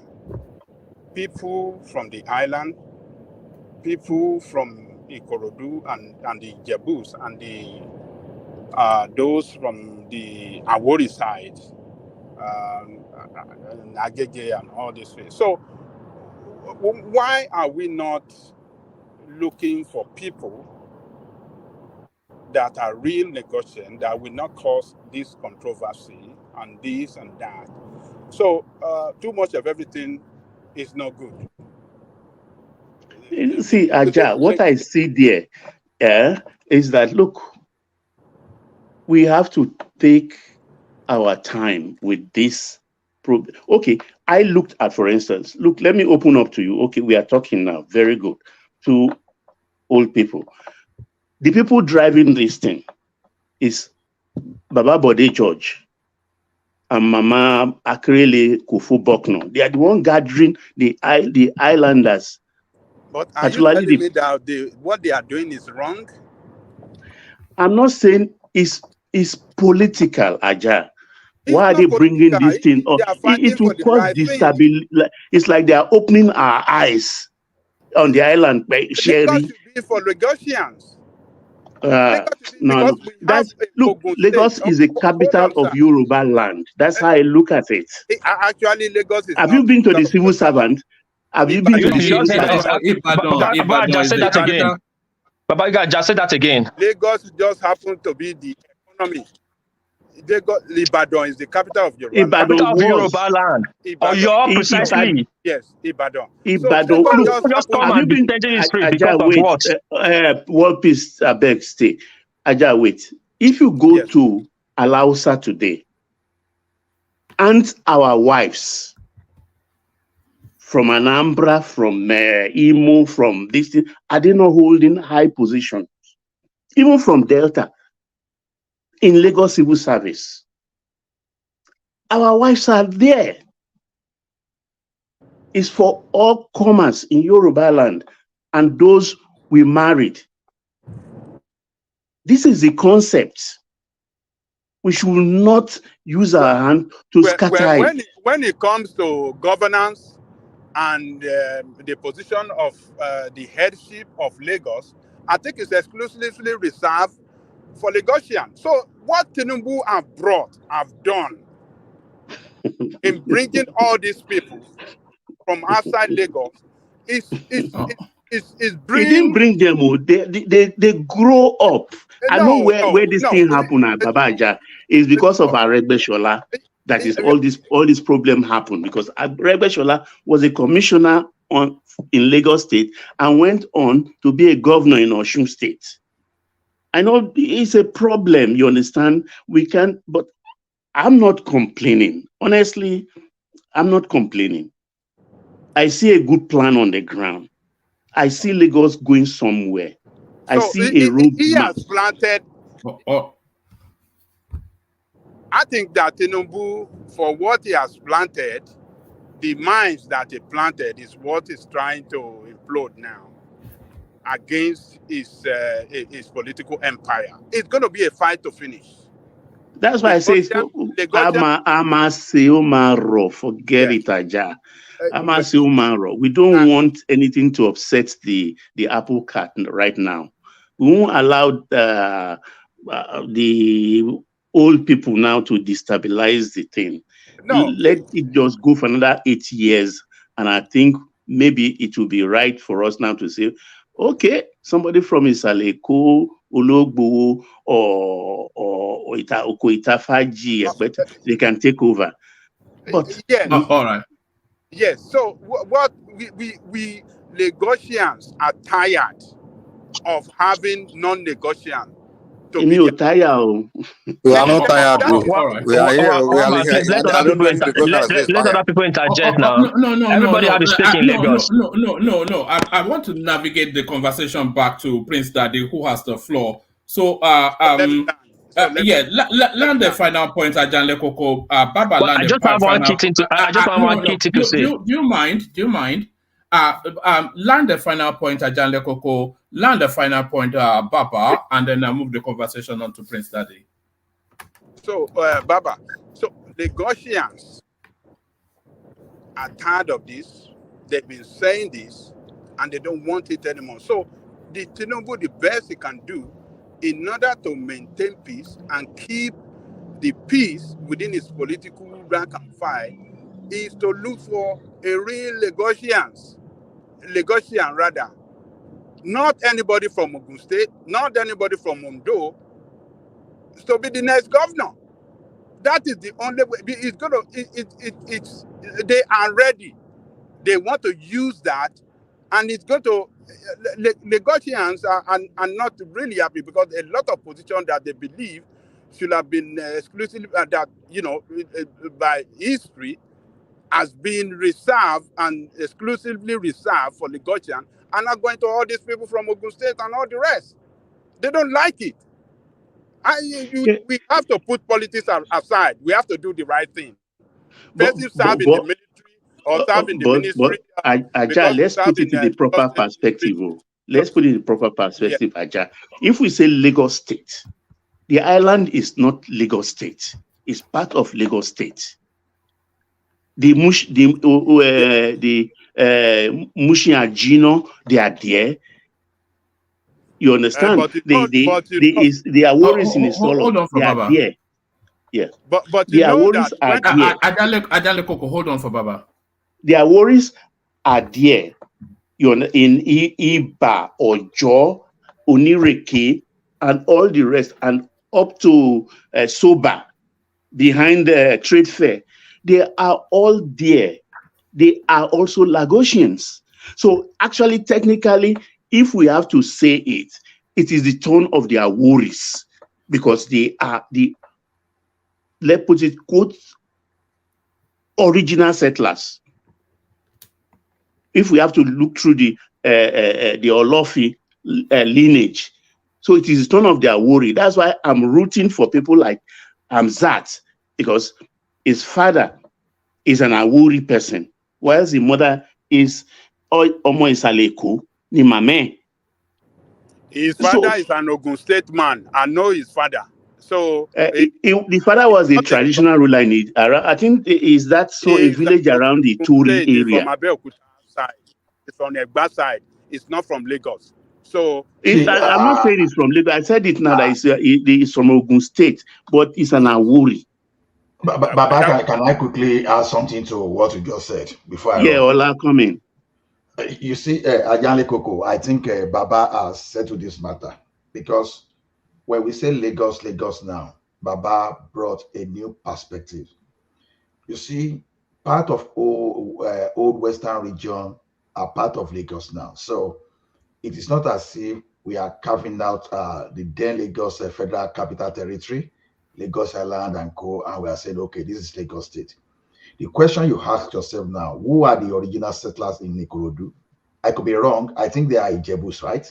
I don't know. Yeah, Ijebus. No, Ijebus. The only say are there. Wait, we have the biggest Farabale, what is Farabale? Why should I Farabale when we are talking about the truth? Why should she talk like this? You don't know what you're talking about. Do you know what you're talking about? But I'm from Ikorodu now. That's what I'm talking about. Take it easy. I have a station in Ikorodu. Jolly said family. Don't you know they're shrine there? Don't you know they're this thing there? I don't hear you. Don't you know they're kings there? Okay, you are a Lagosian too. If that's what you live, I'm not a Lagosian. No, it's Osage. I'm not a Lagosian. Another man is a Lagosian. Calm down. One piece. So why are we saying history from one angle to people on one side? Don't let me get lost in my thought. At least I beg Baba for a space. Sorry, I'm not trying to make you lose your thought. If you want to say things, say the right thing. The Jebus are there, the Olisa are there. Why do you have to take one side and the other side? You're too arrogant. Mike, calm down, please.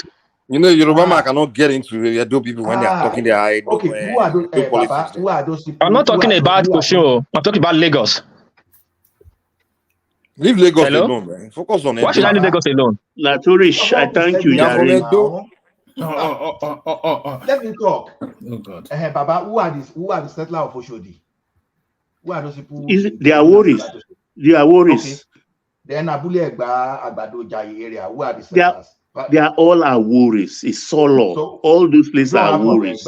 We don't have Egbas. They are like people from Ogun State that are original settlers, and people like around Epe, Ikorodu.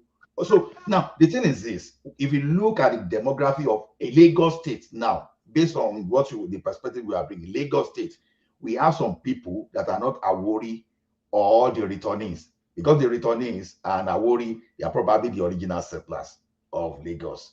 But then we still have some area that's occupied by the Egbas, some area occupied by the Jebus, and maybe some other tribes from the Western region that later form entire Lagos State. So if I go by your own perspectives now, which I think is the most credible one in my own humble opinion, is the most credible one. So this idea of saying someone is coming from somewhere. So if an Egba man that is territory is part of Lagos State becomes a Lagos State governor, then that is not a crime. If an Ijebu man that is territory became part of Lagos State, become a Lagos State governor, governor, then it's not a crime, right? Even an Egu man from Badagry. Exactly. Now, people talking of Fashola now, I'm still waiting for someone to come and show me Fashola house in Igbala-Odo Ekiti. Because as some people are arguing that Fashola is from Igbala. It is not Fashola, it's this guy, Ambode, they are talking about. Not even Ambode, they are still on those states. They said it's from Ambode is from those states. Sanwo-Olu is Ekiti.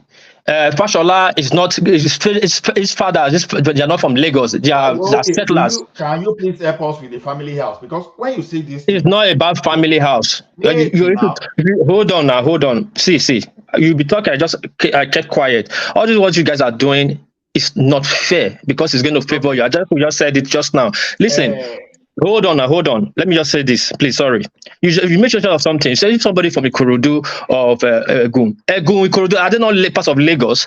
Are they in government? It's not the same thing we are saying here. Hold on now, please now. This is the problem. When you talk, I allow you to talk. But let me talk now. You don't let me talk. I was somewhere. I listened to you for more than 30 minutes. But you just go, hold on. You are somewhere. Let me just talk now so you listen again. I'm there for a space for 2, 3 to 5 minutes and you won't even let me talk. I've listened to you for more than 30 minutes. Okay? Let me talk, then I quit again. Then we see maybe later in the night. What we are saying is this. Part of Lagos that we have today used to be Western region, whether we like it or not. Ikejao, Ikorodu, and all those Mushi, Ajegule. They're all West. They are Western region. So Western region belongs to the Yorubas, whether you like it or not. Just like you have Midwest, you have the like of Eastern parts, you have the northern part. So they belong to Yoruba. So this idea that politicians are now bringing is a dangerous thing to me. Why is it so dangerous is this? Because we are at a point now whereby we are trying to find some kind of restructuring and balance, where we want to make sure that we protect our identity. And some people now, based on their own selfish interest, they now introduce another dimension. Now, this one is now Yoruba against Yoruba. Now they say, okay, you see what we are talking about now. So we just have to cancel indigene, indigenship and I introduce that. No, it can't happen. It can't happen. So we are nobody, personally, I won't allow the like of Bode George and code that want to use this thing to divide us. This, to me, this topic they are talking about, we should not even be arguing it about at all. Lagos City. So are you saying that okay, Ikorodu man, are you saying Jebu man now? Are you saying it's you will not call it? Wait, you are shifting the goalpost. You are shifting the goalpost. PDP are driving this agenda. Wait, you guys are shifting the goalpost. Are you going back to Prince Daddy or what? I mean, yes, I'm trying to find the window to go back to him. Let me land my point. Let me land my point because nobody can gag me here. What we are saying, what came out of the news is Lagosians are not getting their job. As Lagos as a state has Ikorodu, has Badagry, and so on, and they are not they are not occupying their state as offices or whatever, and they are complaining. And somebody is coming to tell me, oh, if somebody from Ikorodu get the job, if he can be a governor, is he a governor? Somebody from Ikorodu, is he a governor right now? That's what we are complaining about. Somebody from Ego is not in position, is complaining, and you say, no, the politician is one bringing up a problem. What are we talking about here? Particular topic, world peace. Hold on, Baba, with due respect. Whatever Baba says now is going to be the last word on that topic, and then we But go I'm the one talking. I'm not giving time to talk now. I'm talking. I'm not telling you to interject me. Let me finish what I'm saying, then he can say what you want to say. What they are saying in paper, both the Egun, the Saleko, the Island, the Ekpe, whatever in Lagos, people in Lagos, the original Aboriginal of Lagos, they are not getting the job, and they are complaining they are not getting the job. And somebody is telling me somebody for Kanu can get it and it's okay because they're all Yoruba land. How does that make sense? Why are we shifting the goalpost? Lagosians are complaining they are not getting job, and somebody is telling me it's politics. Are you talking about the governorship or jobs generally? All the offices, let him say whatever. Let him say whatever. From the ministry, have you not gone to Lagos? I'm going to remove you. You need to settle it down, war peace, because it's getting overwhelming. You don't overwhelm us. I'm not trying to overwhelm anything. Just settle it down, please. Now, say it in a steady voice, land it, Baba round of that space, and then we go on to Prince Daddy. It's getting too much. Thank you. I understand, but I don't understand why somebody tries to correct me when you see people trapping on my tongue, and when I try to make my point, you don't stop them. Please do the same. If you can step me down, step them down too. Start over everybody now. Thank you, Mama. One man. What, please? Can you hear me? One man. Yes. Yes, one man. You see, let me make this final statement, and I will yield. You see, the point that Ola and Baba, the point they are making, they are kind of saying that, okay, even if they are from Ogun State, let us accommodate them. Let them, we are used to be part of, is now what used to be part of, old Western region is now Lagos State. Amzat is not a Lagosian. He's from Ogun State. That is the point. His father is from Ogun State. Nobody is denying that. Hold on, Father, Baba, let me talk. I'm sorry, sir. No Person problem. from Ogun State, person of Ogun State origin cannot be governor of Lagos. So as person from Lagos State cannot be governor of Ekiti. Lagosian, if you are Ijebu, a Lagos Ijebu, yes. If you are from Korodu, yes. If you are from Mushin, that you are origin of Lagos, yes. Why a person from Ogun State whose origin from Ogun State, just because of political expediency, let them be our governor because he has been for what do you call it? It's been groomed. deputy before. It is not right for Lagosian, for the Lagosian. That is what we are saying. And I wouldn't want a Lagosian to be my governor in Ogun State. It's never going to happen. All these things that have been happening in Lagos for quite a while now, it's not right. Just because of politics. It's not right. So that's just what it is not. It is not that an Ijebu man in Lagos cannot be governor. But the problem with Amzat is that he's an origin of Ogun State. His state of origin is Ogun State. All right. That is the problem. All right. Let War Peace have his say, and then Baba, you round off that space, and then after Baba speaks, we have to go back to Prince Daddy. War Peace. Thank you, Waman. Jalika completely say almost everything I was saying. I think he just said it so that people understand. The problem I'm not saying the way they will understand. That's what I was just saying. Lagos as a state, if it's 3 kilometer square mile, anybody that fit in that place that is the original of that space, 3,000 square mile, has the right to be in government, not only governorship position. Go to Baba Jalika, go to Alaunsa, go to Lagos Ministry. You see Oshun Abeokuta fill that position up. I once said it here before. I think apart from those state people, Lagosians are the most traveled people in Nigeria. Why? Because they have been marginalized. They don't get into office. The family of Lagos, the family that control Lagos, there are very few. We all know this. Baba know this. But they're not in power. Not even in ministry. And now they are crying out. These people should listen to them. And you are saying it's political. It's not fair. We should say the truth to power. And all of this started during the time of Tinubu in office. Tinubu, thank you. Tinubu started time of Tinubu position in Lagos and created problem here and there. Is the one it's not fair.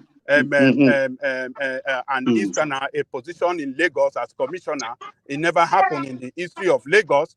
And when we had the Second Republic, even during the time of Mobalaji Johnson, he was a real Lagosian. And when we had the time of Jakonde from Lagos Island, and his deputy Baba from Badagry, I can't remember what's the name, Jafojo, Alaji Jafojo from Badagry. These are real indigenous people of Lagos. And we know all the commissioners that we had in Lagos, they are core Lagosians. All this Oriwa Ogriwa from many places is nonsensical. Lagosians are angry and they don't want it anymore. And that's how it should be. But Babaja, if we have to look it very well, if you talk about people telling me we don't have qualified people in Lagos that can man those positions? They are there in the civil service. Yeah, they should give it to Lagosians. No problem. Lagos belongs to You Lagos. understand? Lagos belongs to Lagosians. It doesn't belong to people from. Look, what is at stake here? State. Panelists, commenters, one man. It is politics. Politics It is of not politics. the PDP. It's the fight for the They right want thing. to destabilize Lagos. They are They not want destabilizing the Lagos. They are not Tinubu, destabilizing Lagos. They are fighting for the arrangement. right of Lagosians. Irony. They are fighting for the right All of right, Lagosians. Ajan Lekoko, let Baba have the final word. Yeah. Look, Yeah, it what is I'm saying politics. is that they are fighting for the right of Lagosians. Yes, Ajan Lekoko, you've made that point. Let Baba have the final word, then we just move the conversation. Okay. Okay. Look, the thing is, don't upset the apple cart. We have a good team. We have a system that is running now. Before we can really destabilize it or do anything or do injury to that system, at least let it stabilize to some extent. And I think after Sanwo-Olu, maybe another 8 years, we have our children there. As I speak, I have a middle-level officer, a son, in the civil service. We have all these people, the Badamosis in Ikurudu and all the rest. They are in the civil service. They have their posts. They are working on a template, everybody. For the PDP people, the Baba Bode George, the Kuforola Akerele Boknos, the Akere, don't let me start mentioning family names here. They are the people at the heart of all of this. It is the only way to get at the APC people and remove them. So that is all at the heart of all of this. But it's not going to work because we need more 8 years of this Tinubu arrangement, if I may put it starkly like that, so that Lagos State will be at least in a position where nobody can destabilize it anymore. It will be sitting properly. Thank you, one man. So, Baba, we can have the better. No, Ajan Lekoko, we must move on. Apologies to you, but we got to move on. Enough of that. Yeah, I think we've done that. 1 minute. I will let you. No. One man, let me throw one last statement before you move on. Just one quick statement, very important statement. Hold on, let me throw one quick statement. Hold on. Let Ajan Lekoko have that minute, and then you say your piece. But okay. So, Baba, I'm not sure if the audience are still with us in this conversation. Yeah, we'll just continue. That's the thing. It's better you move on now since you want to move on. They already said. Let me just say last statement. Let's move on. Cause we just keep going in circle. So let me make this statement. No, Baba. Yeah, if it is of this Lagos matter, let us move. We will continue. Once they say something, now we'll continue arguing it. Let us move. I think you said all we need to hear. We've all understood it. I know. Can you just let me speak, please? See, the only thing I would say is in Yoruba land, when whoever the Obas anoint, that's who goes. If the Obas or if Oba of Lagos and the traditional law of Lagos say, okay, this is who we anoint, that's who Lagos people go by. And the Oba of Lagos is anointing people Tinubu chose. That's why we go by them. So that's the way it goes. All right. I must not see you in that Lagos. Mondo Day. Only the Mondo Day. Okay? I must not see you in Lagos. Just for economy. This thing in Lagos is nowhere for anybody. Maybe we talk of economy, I beg you. Okay. Anyway, Baba, people have seen a lot of things in Lagos why they are saying this. So we have to balance it. I don't believe that this is the best we can have. I don't believe we cannot have another team of people that can do better than these people, because that is the case we are presenting. They want to disrupt. Nobody is disrupting anything. We can have a better team. Whoever thought that Sanwo-Olu can perform the way he's performing? Look, another person can come in the future and do better than him.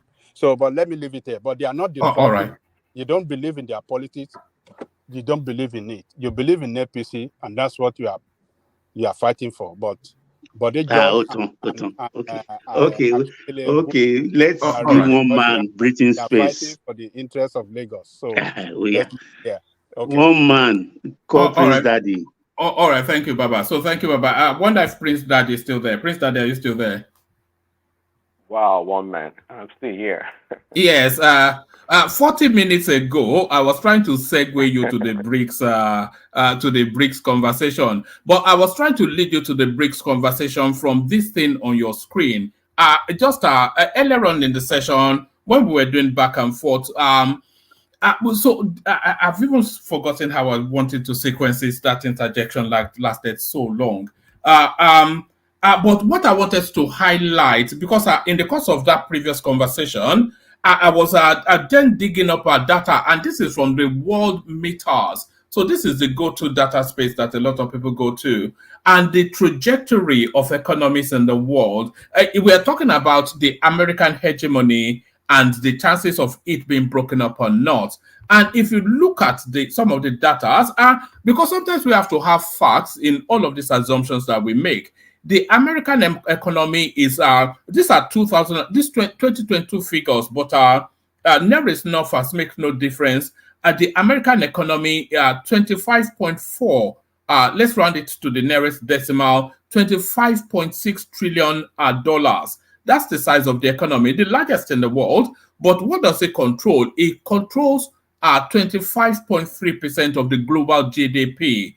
But the GDP growth, which is also an important component in this conversation, is 2.06. So now, who's chasing up? The Chinese are chasing up 17, nearly $18 trillion dollars. So really chasing hard.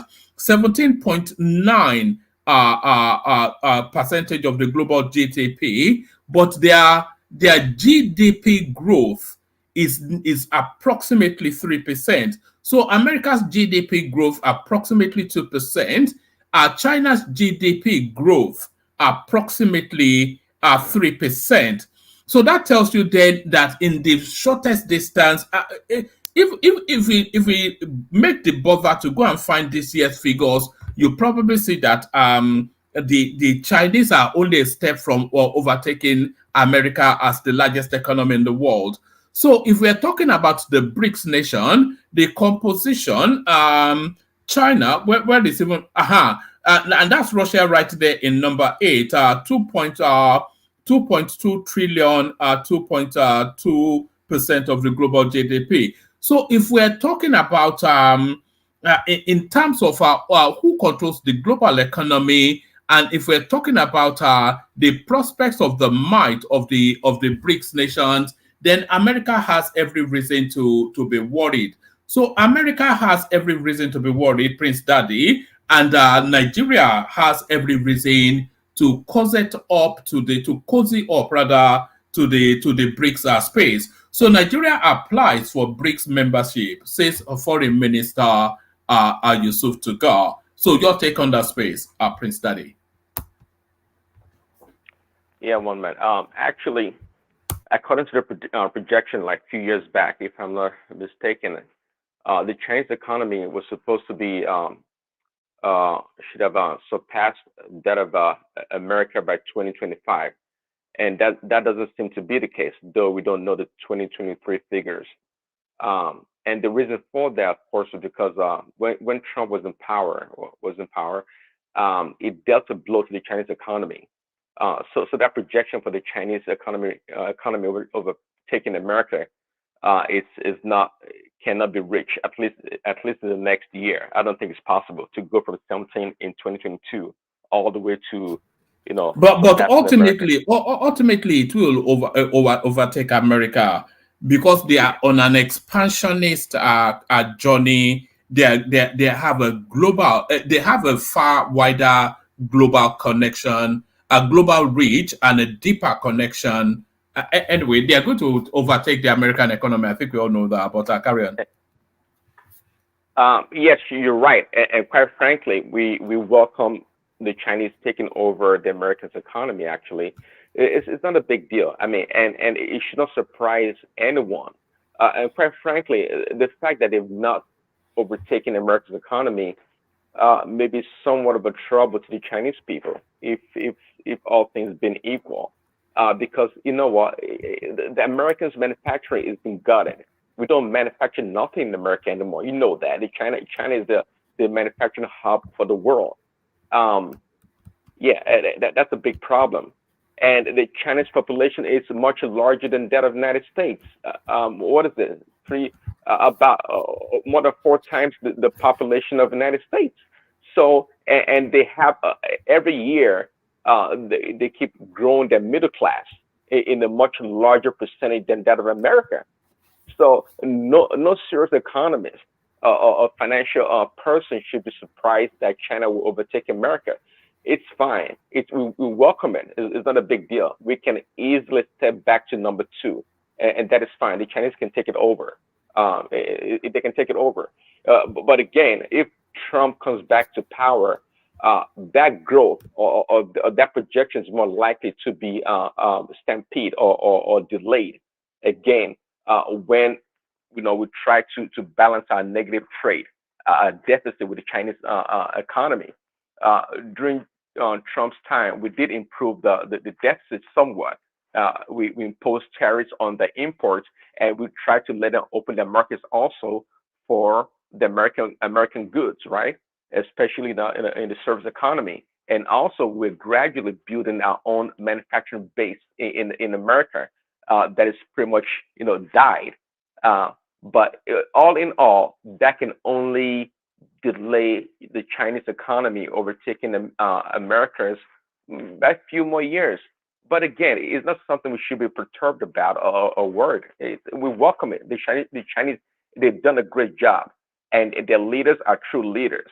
Of course, I don't subscribe to the communist system, but they are true leaders. They have a plan, and they are working towards the plan, and they deserve everything that they get. So kudos to the Chinese. Not a big deal. We shouldn't be worried. America should be more worried about its internal politics, because there's a lot of rot going on right now in America, and thanks to the prestigious party and their leaders trying to ruin this country for no reason, for apparent no reason. We have millions of people, well, thousands of people across the major cities in America are homeless and on welfare, whereas the Biden administration is spending millions and millions of dollars to import another supporter of Biden. I'm actually listening to my President's State of the Union address right now. How does that feel? Well, he has nothing to say. I saw it also, so I didn't even bother to listen I'm to just what he's letting going to you talk about. know. Instead of speaking down on the current administration, just to let you know, you propose a lot of things, but you can carry on. That's another topic for the day, but just letting you know. Okay. Well, thanks. Well, you should enjoy it, and that's perhaps his last State of the Union, because that's, I'm not the one to talk down on leaders, but that's absolutely the worst president of the United States of America, even 10 times worse than Jimmy Carter. Jimmy Carter, known as absolutely worst president of America on both sides, by the liberals and the conservatives. But Ladies and again, gentlemen, what Prince Daddy just said is not true, but I will let him carry on anyway so that we won't have a distraction. Carry on. Carry on, please. Well, okay. One man, the Chinese, it's okay. They can take over. We just need to work on America. There's a lot of sad things that are happening in America right now. And I know Pansat always go in somewhat of a condescending way when he tries to make his point to people. But with the internet and the social media spaces, right? It's kind of reduced America to this lower level that anyone can talk down on America and say whatever they want to say, especially when I see the videos of homeless people all around the major cities, and we're not taking care of our own people. The city that I live, there's nothing as homeless people. We have people with mental issues, psychiatric issues, right? And even those people were taken care of. But of course, because their mental state of mind, they refuse to accept help or accommodation to help the situation. But homeless people was non-existent about 15, 20 years ago. But it's become a commonplace now. To the reason why nobody knows, but we say we're the richest country in the world. We have the resources. We've given billions of dollars to Ukraine and all these other nations, to Egypt and Prince Daddy, Ukraine. can Like, you concentrate on the break and stop leave America alone for you? What's the matter with you? okay, this guy. Okay, Prestige. Yes, sir. Yes, sir. Okay. The BRICS. Well, what about the BRICS? The BRIC nation. Yeah, I heard Angelico talking earlier.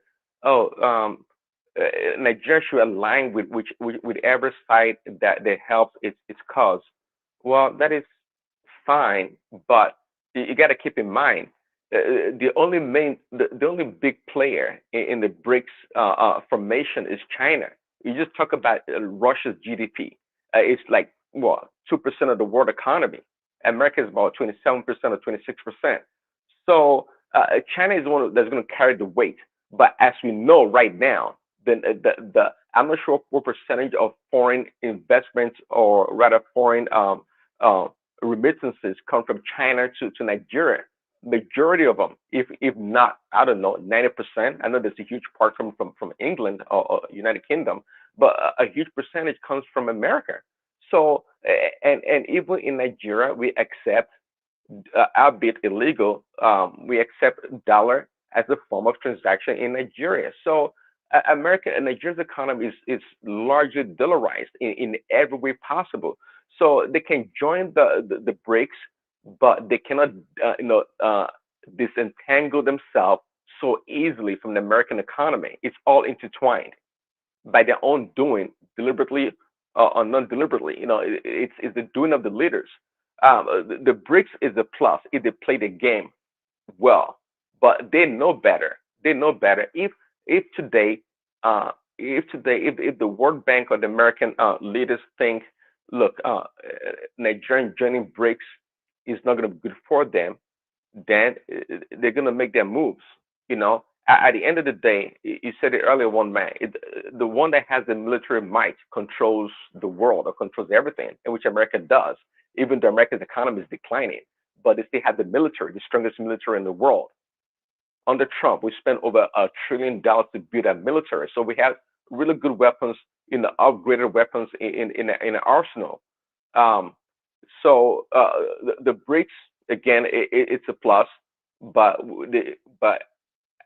we cannot overlook the entanglement with the America's economy.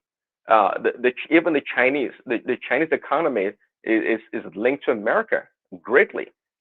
As much as China wants to take over the position, number one position from America, they don't want America to crumble. They have over $1 trillion. I think even close to $2 trillion in America's debt. So it's also in the interest of the Chinese also to make sure the process goes smoothly and not be too harsh on the American economy. America is going through what they call a managed decline of America, as they call it. The BRICS, it's a plus, and the BRICS has been emboldened, quite frankly, by the missteps by the Biden administration. What they did to Russia, the Blitzkrieg, trying to ruin Russia's economy, is the reason why the BRICS is getting stronger. And now the Russians can be proud that they've really dislodged the dollar almost entirely from the economy. In order to survive, the destruction of their country. We've in America we've made some really really bad policies, especially international policies, including this war in Ukraine that should be over by now. So again, we welcome the Nigerians to join BRICS, but it's not as easy as they think. It's going to be an option for them, quite frankly. What is the benefit of BRICS to Nigeria, anyways? We don't produce anything. I mean, if we join, are we joining BRICS to increase the imports of Chinese goods into our country? What is our benefit? Hopefully, they have a plan for the next 5-10 years that will make them a strong competitor in the world when it comes to their membership in BRICS. Nigeria is such a big economy. We have a lot, especially in the human capital, that we can actually surpass. I don't think we surpass Brazil economy, but we can. We can surpass Brazil economy and be a strong player. Even in we can definitely surpass South Africa economy if we get everything right, and we should be number 3 largest economy in BRICS if we join them. Actually, they may have to rename BRICS into something else to put the end somewhere closer to the whole acronym. Anyway, that's it on there. Oh, all right, brilliant. Let me take you to one more talking point, and then I'll hand over to Mike. I was going to go to Prestige next, but I think it dropped. But let me take you to the space, Prince. Let me take you to the space. Coup, federal government orders DIA, so that is Defense Intelligence Agency. Federal government orders DIA to go after persons, organizations calling for overthrow of President Tinubu's government. So what are you, and I'm sure you've been hearing all these little snippets as well of people asking for a military takeover. Even there was a rumor about a week or so ago that they were calling emergency meetings in Aso Rock that because there were speculations that an actual real coup was about to take place. So what are you then making of this hardline stance that's been taken by the government? Yeah, briefly on I interjected earlier when Angelica was speaking. I said, there's no room for it. I don't think calling for the military to take over a civilian government is a freedom of speech. I don't buy into that. I think that's bogus. These people are bad actors. They never wanted Tinubu's government to survive anyways. They wanted to fall apart. They wanted to crumble, and they expressed their position from the onset. So it's nothing new. The fact that they may be saying it right now doesn't change anything. The man did not win, so let everything else go to hell. That's their position. I think, the DIA, what is it called? The DIA organization. I think they should go to work and not take it lightly to any individual groups that try to call for military coup or intervention. Because of course, these are treasonable things. So they are saying it's a freedom of speech matter, but it's actually a treasonable pronouncements calling for. Is treason? Is it not treasonable? Yeah, I agree with you. I agree with you. Again, Angelica thinks not. It thinks it falls under the freedom of speech. I don't think so. I don't think so. Again, we don't want to encourage this military people, right? But not like they need any incentives. But again, I mean, just like it's how can who is the king or a leader without followers? Now, if this military people can sense the support from the civilians, okay, and it's growing, surely they'll be emboldened, even not at the top, if not the top brass of the military, even the junior officers, which many of them in the past have executed coups. They will be encouraged to do something that stupid, okay. So we shouldn't feel comfortable that, oh yeah, I mean, I'm gonna believe that, look, military coup would not happen in Nigeria again, but I'm not talking in absolute terms. Anything can happen, and who knows? Nobody knows tomorrow. But for whatever reason, if something shakes in Tinubu's government, for whatever reason, it can lead to something else. This military people, they've been there before. They've done it. They feel somewhat marginalized, especially those at the middle and the bottom of the military, and they may want to do something about it. So they should be, the DIA should be very serious about it and go after these people, arrest them, and persecute them. And I think that's what they deserve. I don't think it's freedom of speech. I think it's being reckless and being unpatriotic, if you ask me, for the most part. All right, brilliant, excellent. Prince Daddy still has the floor. Dewale is still not spoken. Ola still not spoken. Walk P still not had the floor. But gentlemen, let me bail out. Hand over to Mike. I know a lot of people look forward to the after our session. So the after our session kicks off with Mike. Just as soon as just soon after I've acknowledged the super chatters, Ayo right there. That's Ayo again. That's still Ayo. There's only one person that pays the bills on this platform, and that's definitely Ayo. So that's Ayo still. Why is it not showing up? So that's Ayo still. That's Ayo still. And that guess what? That's still Ayo. Can you imagine that this next one still is Ayo? So that's Ayo still right there. And then Olatunbosun joins Ayo in that space. So that's Bosun right there.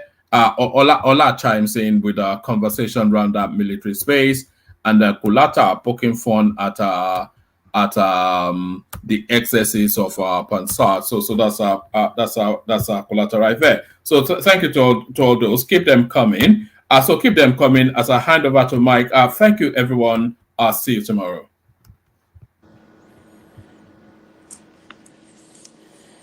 All right. I can't wait for my after hour people to come in, man. Boaz, Biggie, Baba T, can do. Let's start trying. You guys need to hop on, man. Let's get this after hour thing going. Prince Daddy, you one of them too. You're the only one. I know. Ola too. You too. You left me out, man. I'm one of the apostles, man. You, Ola, yeah. You guys are already here. Yeah. Anybody that is calling for military intervention should be shot. You shoot them outside. That's true, man. I don't know why they're still waiting. This because we have a liberal president that will ever been born in that country. Anybody that is selling military should go and take over. Should be shot straight up. Point. Oh God, because they were born in early 90s, so they don't know better. Their parents should have educated them. They were born in early 90s. Sorry, they were born in early 90s. You will be surprised. You'll be amazed. Most of them that I heard for, they were born. They witnessed in the 90s. Even their parents also joined that chorus. And no sane or sound human being. We are lucky in Nigeria because people don't understand the privileges that they're having. Gone are the days that you can't even criticize. A media house will criticize the government, and just one signal, the military will lock up that establishment. Everyone will become jobless. The management will be hauled into jail.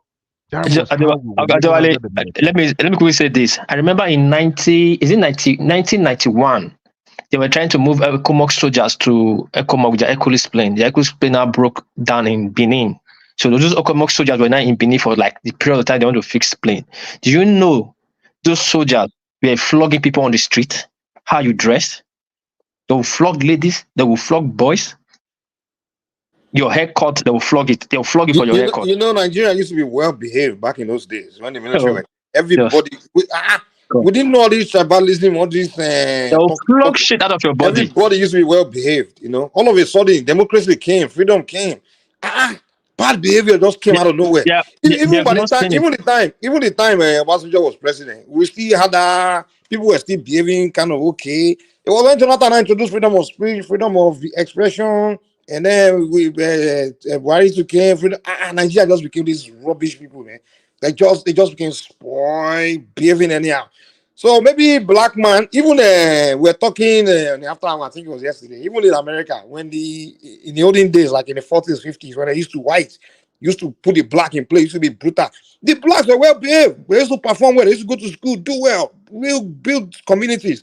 The moment they give them absolute freedom, what happened after that? They just started hip hop, started just behaving anyhow. I think a black man really doesn't deserve freedom, man. A black man is someone you just have to. They can call for referendum, they can call for anything or everything, but they should not ever call for military intervention. These people don't even know what it is. Ekpom That's how 92. ridiculous they are, They man. shot people. They shot people. And 93. I mean, when Abacha took over, the then military governor, the guy I forgot his name, shot Ekpom student alive for protesting. People think NSAS is the first shooter in Nigeria. We were supposed to shoot that. That one wasn't new in Lagos. People In need to 90s. learn how to be patriotic. And what does it take to be a patriotic citizen of a country? The moment you see a collective or the country higher than yourself, that is when you realize. Because look, a lot Nigerians take a lot of benefit more from that country than it is, the way they proclaim on the social media or anywhere. That country made us who we are, even though we live in China, US, UK. That country made us who we are. It built us. This the public schools that we attended, how much did we pay? But today we'll be talking down on the country. And average Nigerians will not do the right thing, even though you have a government that is irresponsible. How does that stop you as a citizen of the country to lead by example? So when we talk down on our leaders or political leaders, that is also on us. The burden is on us too to lead in everywhere we found ourselves.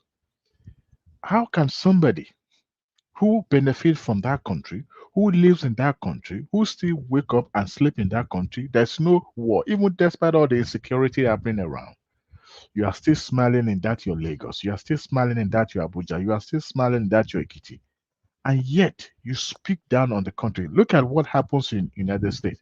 Even though we can say we're in terms of geographical space, size, on a daily average in America, you see homicide happening. Before you know it, the plane crash that happened last month, a week after or so, another plane crash happened in was it West Virginia or Virginia? Then all these things happening. But today you won't see American citizens going online and started talking down on their government, saying the country is this country is. Before they project themselves, because these things become part of daily lives. The other day I was watching. It's like the local news is more dedicated to reporting crimes, only crime only. And guess what? People still go out there. People still live their life, and you won't see an average American speaking down on his country. Those younger ones, even the old elder one among them that are chorusing this agitation of military intervention, should also be remember that at a point in their life they live a life that they themselves could not even voice their own opinion. Now to join in this bandwagon of people saying military should come in to rescue the country when we are not at war shows the level of idiocy. Because an average Nigerian should know that you have more responsibility to the country than you taking from the country. Go ahead, guys. You just outdone you also Obidients and all those people. They are calling military, knowing that when military comes in, their freedom that they are expressing will be gone. This freedom that they are giving right now to be Obidients, to be idiot all day. That will be gone. And that's what they are calling for. one person that's how protesting under military until could give so like I think that we're spoiled. We just think that we're taking these things for granted. This so democracy that we have, like Deole was alluding to earlier. We're not, maybe not me, but so most people are not patriotic to Nigeria. Baba Tiolo, you know how dumb this Obidients are, right? When the military was ruling, when a civilian guy lost an election and they even challenged it, he was jailed and killed. Now you have a civilian time where you lost an election and your what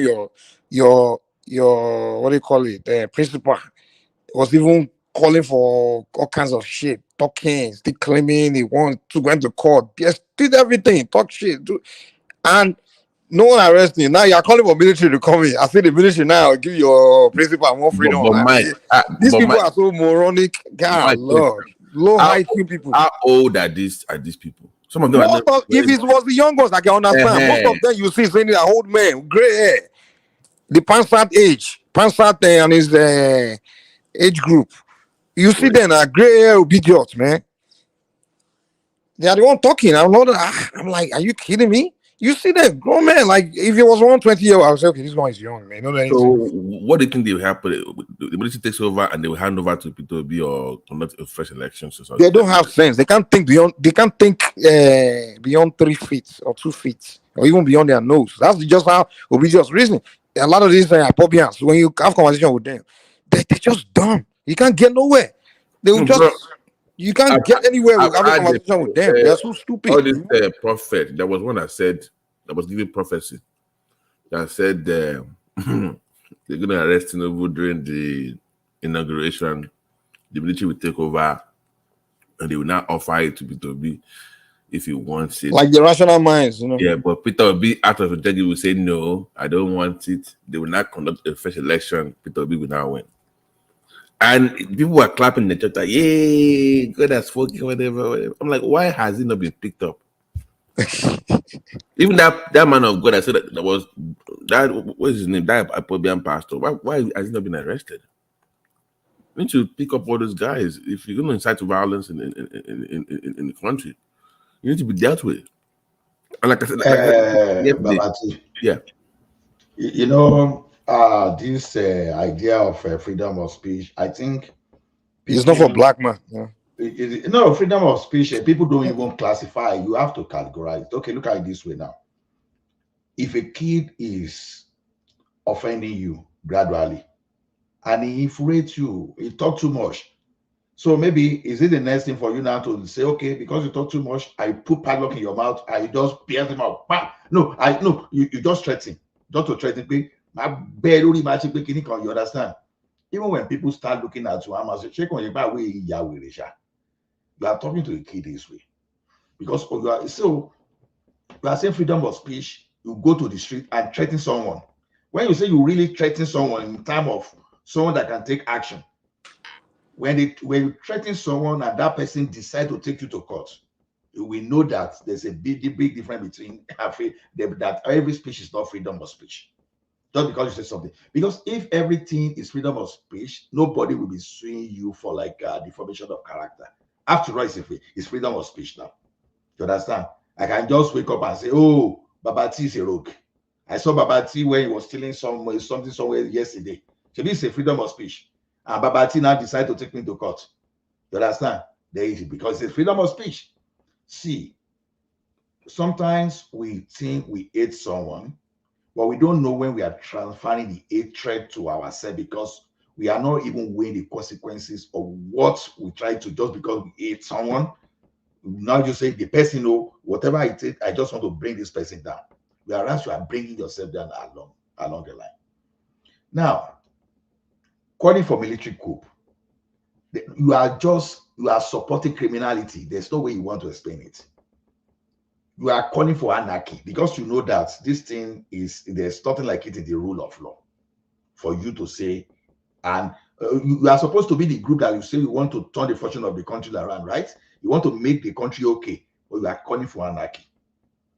You understand? The Sunday will go better for person. You go know that from Friday and Saturday. You cannot even tolerate others to speak, and you just want everything to fall in line. And we call this a freedom of speech. Criminality can never be a freedom of speech. You understand? So to me, I don't know. Why we just support some other things. So I shall let people, because it's a freedom of speech. Go to your Facebook tomorrow. I accuse one of the top person in Nigeria of some kind of fraud. I don't even say you can even give evidence and see what is going to happen to you. No, so freedom of speech is to the extent that the law permits you. Freedom of speech is maybe you see someone try to trample on your right and say, this is what you are supposed to do. Or it's another thing from saying criminal, because you know the impact of coup plotting. You know. And you don't even think that, okay, the position we are today, how do we get to this?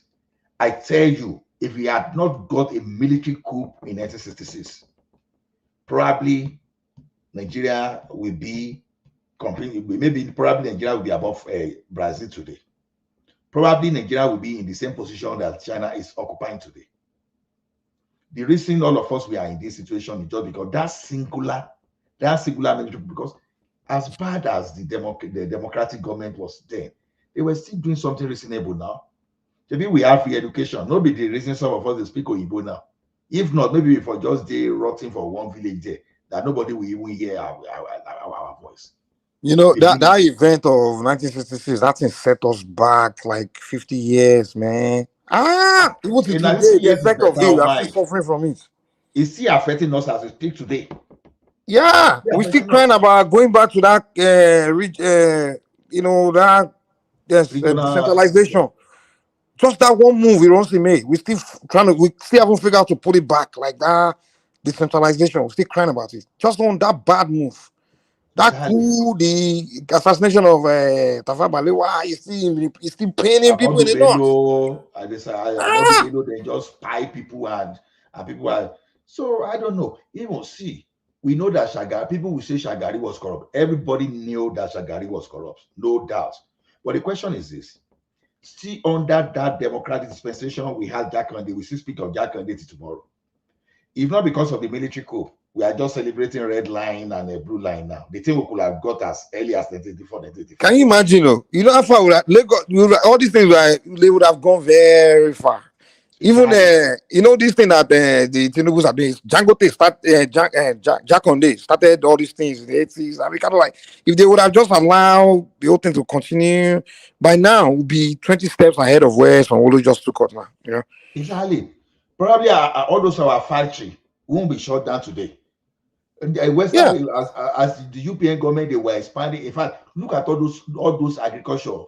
When we talk of when we talk of when River Basin now, what was when River Basin was supposed to be doing? Apart from having some breweries around that place, they were supposed to be irrigation there, because that time, although we had our farm in the western region, you understand, because there are, I have the list here. I think we have more than 30 farm settlements, animal husbandry, crop, and all those. So when they did that, or when a river basin, it's for irrigation. So the intention was for the western region too to be self-sufficient, because we in cattle, in meat, in poultry, whatever we were talking about, we were tending towards self-sufficiency, like almost absolute there. That's when the entire 36 years of military rule, like when they took over, like when I traveled to all these Yoruba towns, like there was nothing going on. All the roads, everything was just abandoned, because the military administration, the way they just assign one military governor from somewhere to be. You may assign one guy from Katsina to be the governor of Oyo. Marwa, governor of Lagos, a guy that knows nothing. That's the way military administration was working. Or Yari Bilem that was cutting our Agedu in the They destroyed. Oh my God, man! They just set the Southwest back like, oh Lord, that entire. And then now that we have the democracy case, when we start seeing some kind of development going, though it's slow, but at least I can say we are voting out a bad governor, voting a good governor away from start advancing in Southwest again. So it's Mikey. These people, these people are not telling us that we need to go back to the military time where one foolish guy will take over and be appointing some general to be governors and take us back another. And the people that are advocating for this thing, they are the same kind of people that created the first military administration in Nigeria. And people will say, I dislike Southeasterners. This behavior. Right. I said, going by what you said, that the people calling for military, let's see, they now appoint one guy from Sokoto to be governor of Anambra. That's what they are calling for. That's what it was during the military time. That's what they were doing now. They were appointing one guy from Sokoto. How do you feel about that now? Like one Lieutenant General, Lieutenant Colonel. This is the governor, military administrator of Anambra State. You see that time the deforestation going on under military in Ekiti state, in Ondo states, not Ekiti yet. Wait. What Samewa did to Ogun State when it comes to deforestation, we are still yet to recover to today. That's the same thing happening in Ekiti now. Down and just man, the way the guy does, we are very big with forestry, timber, and all that stuff. I know. The damage that guy did in the 90s, till the cover, even till now. The same thing in Ekiti. I mean, Oyaribulen was cutting and Bodolupo challenge him, and he was looking for Bodolupo somewhere everywhere that time. So so now, okay, are you talking of that one? What of the one in your state that killed Fashola farm?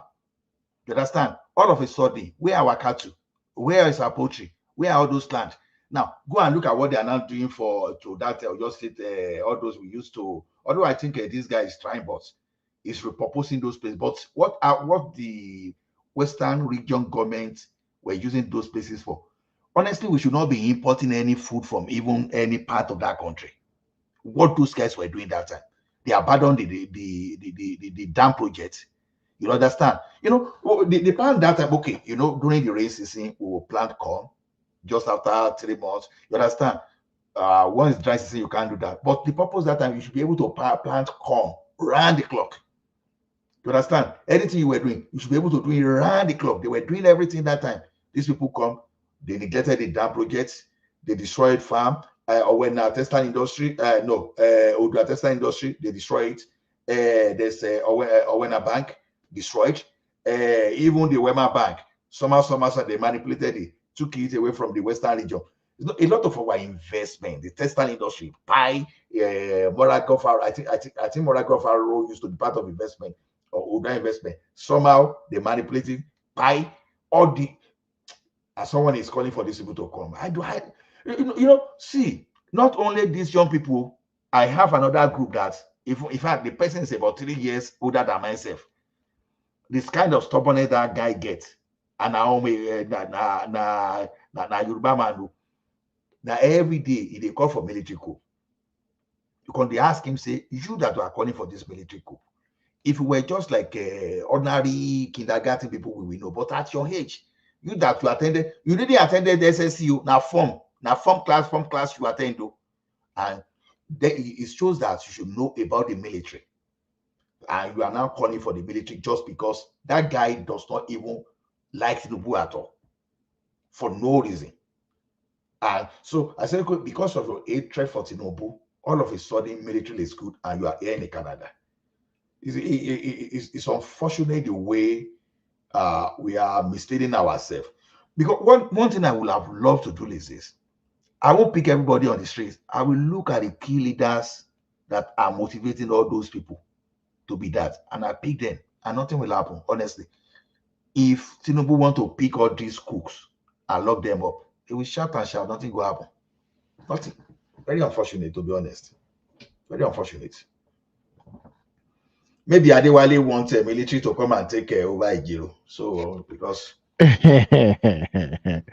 Are you military? When you've... once your eye don't see fire before, you understand that there's some things you can't take for granted. But they were, I want to climb off me. I did the young ones or the older. They're not just young ones. If because, you go, we are old enough to even know what happened some with of that. them, they have their parents also joining this bandwagon. It's not just the younger ones. You look, at my own free time, you know what I do when I go to the X, I go to the comment sections on how people are responding, and I want to look at is some of those who put their pictures or something just to understand the mindset of the person is posting that comment, just so so if sometimes they don't even post picture, but I just like to go and see what they've posted before, what they've supported before, not just being an opposition or being a decent person, but just to see where their heads are at that moment. And I realized that look, these people are just they're of age. Why should they be uh, focusing their energies on stuff that that will put the country back a century back? So and that was where I get a little bit frustrated. It's not just about the younger ones. Look, I've seen the younger ones at 20 that a professor teaching something being invented in the 40s, the 50s. You don't have to be present for you to understand the importance of the history that you are bestowed upon.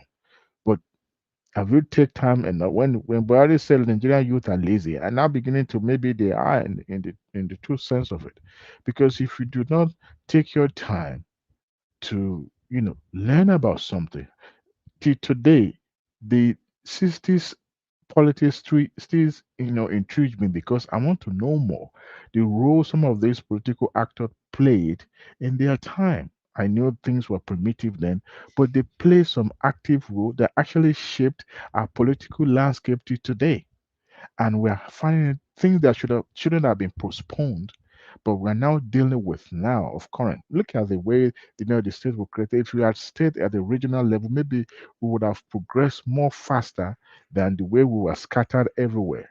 I mean, I read in the news in the daily not quite long ago that of 36 states in the country, only about 9 or 11 were able to sustain and pay their civil servant without depending on the federal government allocation. 5. And the funniest thing, Oyo State was not even among them.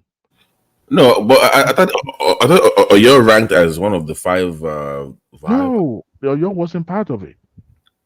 Oyo wasn't part of it. Can you imagine a state What's like, the rest like in a here now? Delta wasn't part of it, Bayelsa wasn't part of it, and these are the ones that received BEMO. And I look at it this way: the leaders from these places lacked innovation. They can't think deep. They believe they are at disadvantage. Yes, you are in a landlocked area, but guess what? There are still some mineral resources. There are still some things that you can do. What are you putting in place to invite people to come to your state? There's no state that is far in the country. If you provide the infrastructure that will become the catalyst, then people will come. But how many of them think deep in that sense? So when people don't have the sense of history, or they are not eager, or they are lazy enough not to learn. I mean, look at the Civil War. We've heard, so even people that were present when it happens, that knew the story behind every action taken by the federal government and all that. Some of them only. I'm sorry. Did you guys hear the background noise? I don't know if you guys. I'm sorry about that. Yeah, I hear a child crying, but it's far away, so it's not Okay, really cool, disturbing. cool, cool. Because I tried to reduce that background noise. But you see, some of those people that were present then only, knows one side of the story. Nobody has ever put it into subject to debate for us to be able to deduct the fake from the real story or how civil war started. We just really hear what is being pushed out there. Some of the story might be fabricated one way or the other. But one thing is that is a nation that is serious. But if we're able to understand, we'll be able to look at, okay, this is the way things. I mean, for all you know, it might be some egoistic issue that actually led to all these things because somebody senior than one other person felt, no, this shouldn't have been in the first place. But nevertheless, people don't take time to understand the fact and read more books. Or yeah, there's a guy that I watch his show, like, I don't know, I'm becoming fanatical about show. A young guy is called like Baletu. You know what he was doing? I wrote him, I said, look, do you know you can make a PhD out of this show that you're doing? He would went into archive, listened to some old records, and interviewed some of these old musicians, that juju musicians, how this thing comes to be. And sometimes I wonder how this. Sometimes he will be reciting some of the lyrics of the song, and the singer will be That looking at that him like, guy how is doing did a you? wonderful job. Oh, him So and that's that is a Adeyanju. young that is a young It's chap another guy. that took it from. Even he had interviewed some older musician that I even thought some of the things that he would be the one reminding them, because what he does is to cross fact or cross check some of the things being said by other people they had interviewed with other people. So he is able to sometimes establish the fact, and some other times he will be able to debunk some of the things being said. That is a young chap that knows that, look, we need to understand. And I said, look, all this interview, you can archive it or even make academic out of it, because people need to study some of the things being done to improve music industry in the years past. That is the one chap that knows that history needed to be dealt with. But when you now have people that felt because for one reason they're being let down by just one incident, and then they begin to look at this is all gloom and doom. And never a time we have an elders in the community say, look, what you're doing is wrong. Not even one time that they're able to say, you know what, no, we should condemn this. They are hedging them out so that if everything Dabaru, there's a riot in the street, who will benefit the more? We in the opposition, because who will benefit more? Because it shows that people are, are not in this do not want the incumbent. But never any side you belongs to, you must also understand that this young chap should be checked. I strongly support that the federal government not just go after them. Honestly, I know that shooting them is a joke taken too far, but they need to make history out because look, when you are speaking against your country, against stability of your country, that should be treasonable enough to arrest you as a felony charges, because what you are trying to do is to create, the yeah, how do you call it? When you sow a seed of discord, you want to create instability and all that. I hope a lawyer will be able to prove that, but at least make them a little bit uncomfortable for some weeks, or in the jail, and let them feel the impact of what they are posting out there, because you can't just be in that dingy house of yours and be a social media champion and posting nonsense. It is wrong. It is unpatriotic. Anyway, that's the way I said it, Baba T. That's the way I Honestly, say those guys. I got something from what you just said now. Honestly, I wish it is possible. You just get one big farmland like that. Anybody caught saying rubbish in that, maybe you sentence the person to like 3 to 4 months work. You work in the public farm there for the benefit of the country. Whether maybe that will make we make you actually appreciate the country you are. What kind of yet in the military? I'm trying to support you, Adewale. Ola, thank you. It's just it's just the way I feel a little bit agitated when it comes to issues like that, because people don't understand. Maybe because we're in diaspora, we take for granted what will benefit more from that country. Today, people Nigerians are saying where the house is on fire, this and this and that. Look, okay. But the thing is that we've benefited more from that country than we ever appreciated, honestly. But we don't appreciate what you have. They call it see finish, complacency. Oh, is this, is that? But when you go outside, you see the way it's done. They would task you to heaven. Any corner you Exactly, turn, and that's what I've always been any saying. corner you. The only thing they would not sell to you in Europe or in America is the air that you breathe. But only for now. I mean, the way we are one going day to that you need tax that oxygen is was where you will know that you will pay for the air that you The way, like when at one point I begin to ask myself, like I live in America, I'm like, all these things that I put into the system, what I get in return is not that much, to be honest. Even when I really saw was when COVID thing, when everything was shut down, the amount of money I was able to get from the government, I'm like, so all this money I've been putting in, how much you guys have taken from me this year? This is all you are giving me to sit at home. I mean, like what you put into the system in these Rainbow countries, you don't get a fraction of it back. But in Nigeria, what the people get back, I'm sorry, they don't put it. It's not what they put in. It's not what they put in. And yeah, you don't have all this crazy sales tax. Most of them make money. They don't put anything back into the system now. A lot of Nigerians, they make money. They don't put nothing back. America will say this thing is $3.55 or 99 cents. That's how they do it, Baba T. $3.99.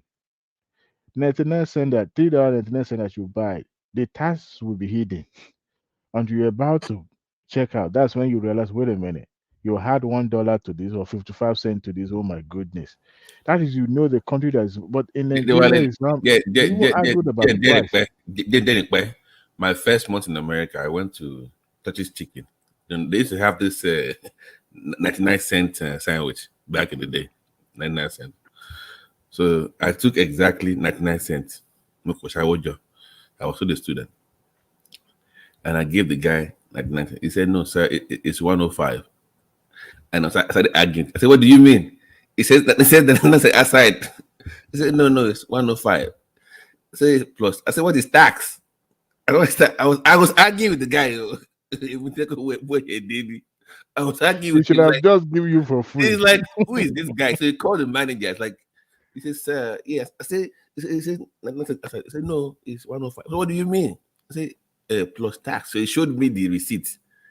I said, if you go make mistake, you go online, look the price of the thing. I didn't You don't go even carry know. that amount. You trek 3 miles to reach there. You go trek the 3 miles, go back because of that small tax. It was even down the road to me, like to where I was living. So to me, that was the first time I even knew that they had like tax in Nigeria. You just say how much is it, 10 naira. You put it, that's it. You give 10 naira, you move on with your life. Move on.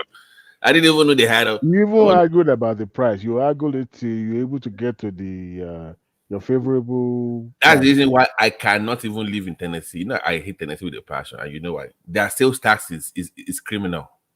It is criminal. I don't know why anybody lives in Tennessee, to be honest with you. You can buy something for $60 as a jacket or coat. You know, and the you one pay that is almost funny. $80. What kind of state is this? I'm sorry. Yeah. Robert T, America will tell you something. Try it for free. That is the language. Try it for free. If they burn you well, order for that thing. By the time you're about to return it, you realize that the cost of shipping and handling is probably going to be more than the amount that you pay to buy that thing. You will quickly keep that thing.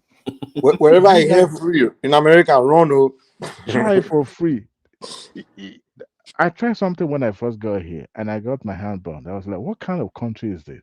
But where we may not like some of the culture that we have in Nigeria, but there's some things we can change. All right. You don't actually have to mimic or adopt other people's culture completely. There are some things we can change as long as it does not diminish us in value. But you know, it's only in Nigeria that you can just walk to the street and say, "Ah, Omako, kini yo gba meta ni ah?" You know, and you arrive at the price that both of you will agreed upon.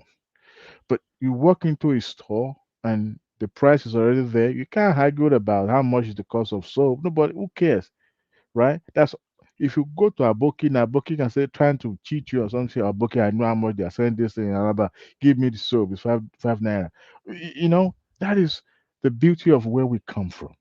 And honestly, well, I just You wish see all that this, all those you see all these guys that they studied medicine in Nigeria for less than 100K, 200K.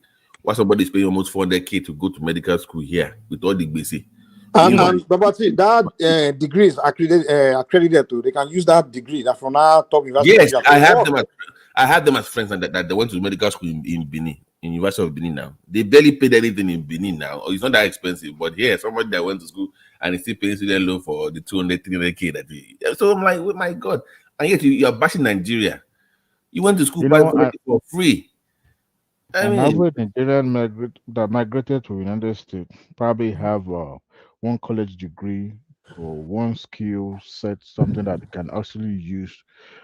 But you know, the people that are going through the hardship the most in Nigeria are the people with at the lower level, people with no skills and people with no education at all. Um, but most of the time, people that are artisan actually they are still doing okay. If things inflation is biting everybody, but they're still feeding. You see what I'm saying? Hardly you will see people working in the blue collar joining the choruses about things. Yes, you pay more because except if your salary increases, but if not, you still pay more. But not that you don't have anything at all in your pocket. But those who people doesn't have any skill set that are just maybe doing conductor or doing even conductor will still make money. People will still bought their bus anyway. But people that are how do I say people that are just you Jimmy kind of a thing, somebody selling something. Those are the ones that are going through the hardship the most. Even here in America, nobody is handling anybody any money. Yes, there are pantries that are full places you can go to, but for how long would you depend on all those GMO food that food from cardboard all the time? There's I'm not saying there are no poor people. In fact, you have to be in America to understand that there are two words at the at each side parallel. The other day I was in downtown in H Town and On the other side of that downtown, you see homeless people camping just next door to the building that I went to in downtown. I said, look, when people are watching American or movie now, they will say, oh, the glamour, the lights, and everything. But what about these people? Are you saying all these people are crackheads? Some of them are But, unfortunate. They are poor people too. this country sometimes I don't even understand. Do you see how bad it is in some cities where they are Oh yeah. paying money? They are paying money to house migrants, illegal migrants. Why the poor and their elderly are just being left out there and not taken care of? So they say we don't have money to house all these homeless people to take care of the street. Though. But somebody shows up to the border from Mexico and like next thing you know, they all have housing. They get credit cards for them. I'm like, wait, so you have all this money and you can't take care of the homeless. But see, that's a Diwali's policy. That's what I Yeah, said oh earlier. yeah, I forgot. It's a liberal, No. yeah. See, look. No matter how we say this, if you go to places Diwali, like you can't defend that now. You can't no, defend but the see, people. Babati, you guys don't understand. America is not that foolish now. They want to go use those Mexicans. They already have that Shido factory. They're about to go dump there to go do that work. So they are just gathering their information, gathering. You know, it's like you want to go kill. You know when you have a herd of sheep, you later slaughter. You be feeding them right to make their belly swell, so that way they can grow more meat. They can don't slaughter let them. Babati and President they confuse you. You see, they believe that the Democrats are the one inviting all these. It's both of them now. It's the whole government now. See, they know it's not as if they're going to come in today and they hand them over. I mean, hand their passports to them and say, "Today you become citizens, started voting for them." No, both parties benefit from this illegal migration. It becomes political simply because not that people that are coming to that border they are being granted asylum every day. No, they just want to criticize and to say, look, you are the one that invite the alien, no, not alien, illegal immigrant the most. And so they branded Democrat. Wait now, they branded the Democrats are magnanimous enough. They were magnanimous enough to say, look, we are not going to throw you away simply because you walked in here. We are going to clothe you. We are going to shelter you. We are going to provide for you because you are human being and we don't want to subject you. And some of these folks, and I tell you one, Mike, you see, I've seen folks that the government provided shelter for them. Even want to train them, okay, to get skill for them to be able to, but because of what they were getting, they prefer that than being subjected to. I'm not saying some of them might be using illegal or some illicit drugs here and there, but they prefer that because they don't want to be like, oh, government. They don't want all that. And for how many can the government do? In fact, in the H town, it was by law. It's a crime to give arms to the beggars. You can't do that. But now I think it was repealed not quite long ago. To give what to them? To give them food, water, whatever, money or something like that. Money? So anyone that begging for money, it's illegal to give them money. Yeah, it was. No. It was illegal in H town. It's more of food because of safety reasons. Some people were found kind of poisoning. It's free food. You never know how. Okay. So that's why they put anytime you give them even water is considered illegal. It just repealed not quite long ago. Yeah. Okay, and they don't want to encourage them because when people are getting free stuff, guess what people would do? So, well, I don't want to go into that rabbit hole of Democrat and Republican. I've been busy when Prince Daddy was talking, making speech about that. I was busy watching my president. Okay, but Diwali, wait. So, no, Diwali, wait. Before you even continue, I have been hearing. Because you're a Democrat, we know that. I've been hearing from some sources, unconfirmed sources, that Democrats they're worried about Biden and they want to draft in Michelle Obama. How do you feel about that? Did you watch the person that make a speech on the floor of the House this evening? Did you watch that person? Who? The president. Does it come across like somebody who can hold his own anytime, anywhere? Why is Diwali doing this? Can you see? Stop defending defensive man. Biden, that man is old, man. The next 3 years, I'm not saying the guy will be. He won't even be able to walk again. It's like year by year, the guy is just. If there's one thing I appreciate this country for, Mike, is the fact that no matter how old you are, nobody will discriminate against you as long as you Wait, still have something to offer. They and the will same thing with accommodate. Cameroon now. You have to. Are you trying to say you like the same? No, Cameroon Are you? is Can you tell different. us that's the thing you like about Cameroon too? That nobody Cameroon, discriminates. Cameroon, Cameroon is different. That man has been in power for only God I knows hope how Jude many is years. listening because I'm about to But pull up video this of it. one was democratically elected to serve a term and leave. So Biya is an imposter, while Biden is a rescuer. And no matter how people disagree with him about his age, I mean, But Diwali, you can't say Biden performed. Look what I mean. Come on, this guy. look, if there's, you see, Look at what he created all over the tell world. me, Look at it. Look, tell me, genocide in what is Gaza, war in UK. I mean, this guy just turned the world upside down, man. But he wasn't the one that sent the Israeli or to go and the bomb and all that. He Bro. wasn't the It's what one. America, bro. Nothing goes down this war without America. American has always Uh, been Israel's ally. No, Come what may. nothing goes down in this world without Americans Listen, handling it. come what may, I'm telling America you, will always be on the side of Israel. they That is, control the no matter wind. who, no So matter well, how is that? that No, that no, that, that Diwali, how is that objective then? If you already to the chosen side all the time with them, so because even if they behave badly, two people you have to defend they them. have their way of Okay, chastising let me them ask you, normally. Diwali, in the UN, when all the countries are voting about ceasefire and trying to make it, why is America vetoing, blocking those things? Because they are the ally of the Israel. And if there's a No, way for them to They're not saying to contact vote you, against Israel. They are talking about voting for humanitarian and other things, ceasefire. I mean, for good things, going good to cause. For not for. They're not saying let's put this thing in place for Hamas. They're just saying for the civilian, even to get well, humanitarian to do not ceasefire. that I'm in support of that, but you see, Yeah, so when that's what I'm saying it now. comes to Who global politics, decides? It's not no, biting. it's not, I don't even expect that America will not oppose it. You know why? Because it's been established.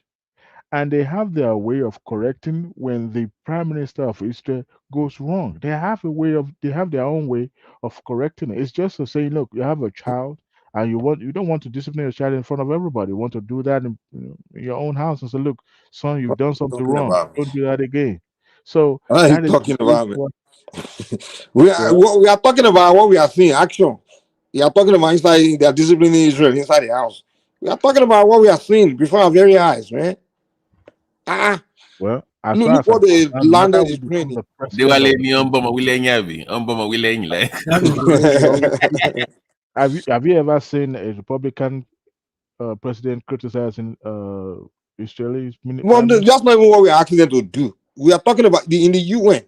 They went to vote that okay, let's create humanitarian relief for these children and all these people here. The children, not the terror, not the Hamas, You just know the what children, the people that would of do? Palestine. That So would that way yeah. we have we prevent humanitarian disaster. And every country say, yes, so this makes sense. Let's do it. US blocked it. They veto it. Well, Is that criticizing Israel? That's not criticizing Israel now. no. I'm not saying it's right or justified. Don't get me wrong, Mike. But what I'm saying is this: the optic of that is more of showing solidarity to Israel. That look, No, that's not showing whatever it solidarity to says, Israel. No, it's not. It's not. Blocking, whatever you call it. wait now, Okay, blocking humanitarian aid to children and all this. That's not showing solidarity now. Showing solidarity will be more of okay, maybe you let Israel go after Hamas, whatever, or give like okay, I mean, we sympathize with you or whatever aid, but don't say let's block humanitarian aid going to children. Are you kidding me? That's not solidarity now. Mike. In as much that I'm also against that. You see, global politics has gone beyond the So small why are you square. defending it now? You know, I hear when No, people no, say I'm against something, but I will I'm not defend it. defending it, but I will tell you what sometimes let's probability factor here. You know, more or less like when NATO was engaging in the war of United States in the 90s. I mean, yeah, in the 90s during the George Bush. You can't tell me that all the members of NATO are actually in support of that exploration of what is it called, George Bush in Iraq. No, but by their treaty they have to follow because they've already signed that they will protect and defend each other's members' territory and protect them. So they have the level of involvement. There's some gray area that they probably would not engage, but because of their affinity to the member state, they have to right commit their troop and their resources to that war. Now, when it comes to international relationship in such a way that Americans tied to Israel, you also need to understand that a lot of things would the optic itself speaks volume. So when you have America now say, look, because some of these things are even used as a political leverage in some ways.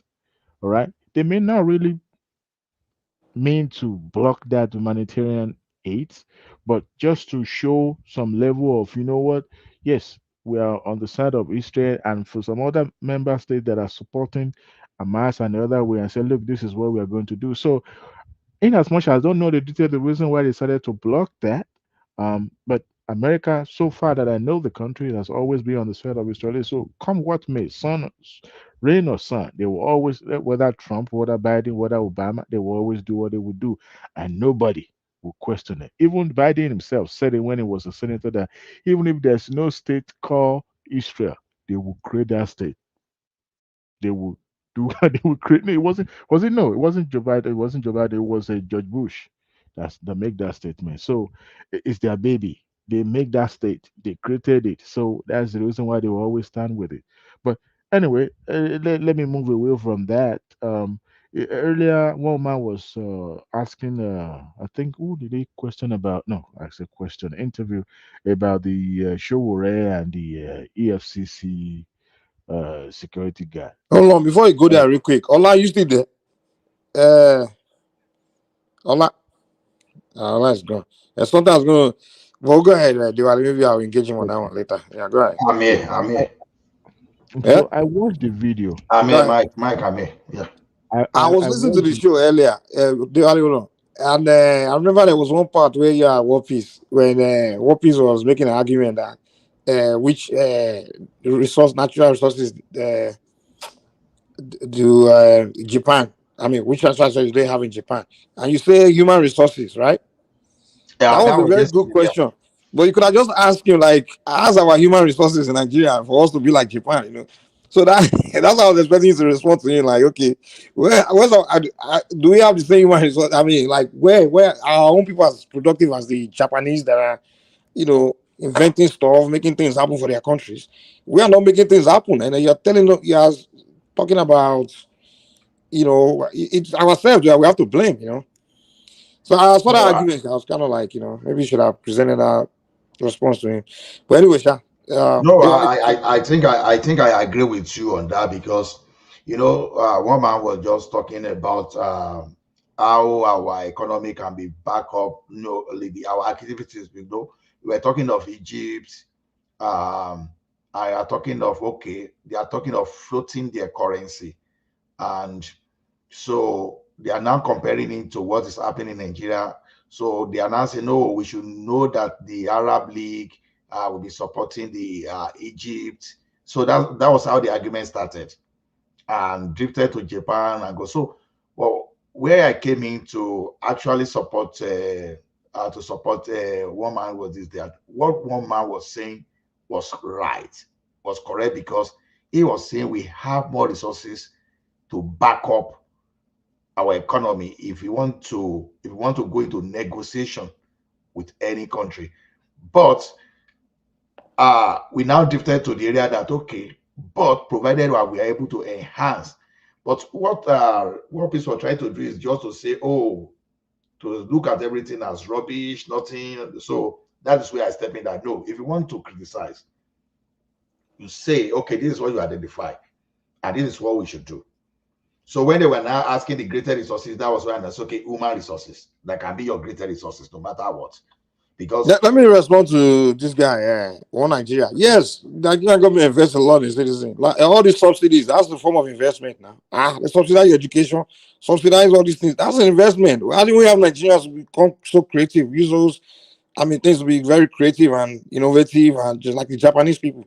Rather, we're just marrying wives and complaining and jackmarring and then when we jackpot overseas, we even get the opportunity to become to advance ourselves. We don't go back to do anything. Rather, we destroy the image of the country.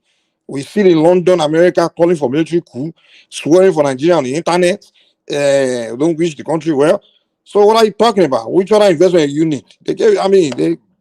Bros, chill out, man. They complain government for everything. We the people, man, we have to point out, we figure out ourselves, man.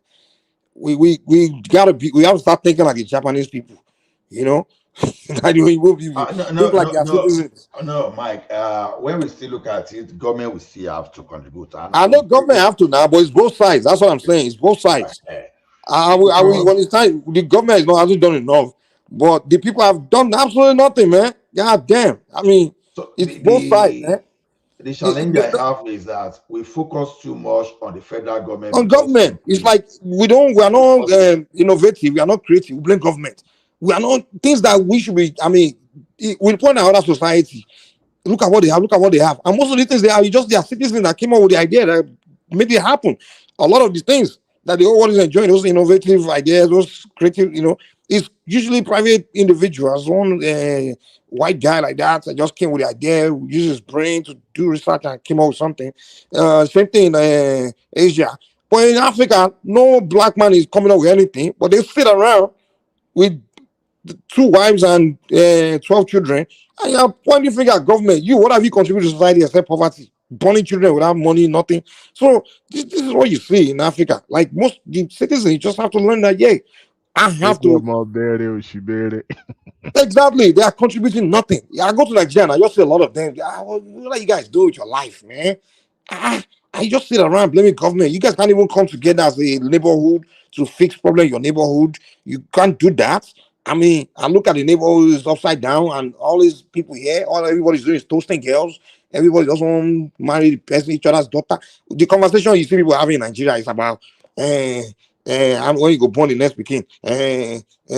When you go, kind of dumb shit. Man. I'm like, you guys are talking about how many you don't born, how many this one, and who you go marry, and when you go marry second wife. Look at your environment; it's so dirty and nothing is good. Look, you guys are not talking about developing the environment. The kind of conversation they're having is just something that has nothing to do with, Yeah, go ahead, man. I feel you, by the way. What's that?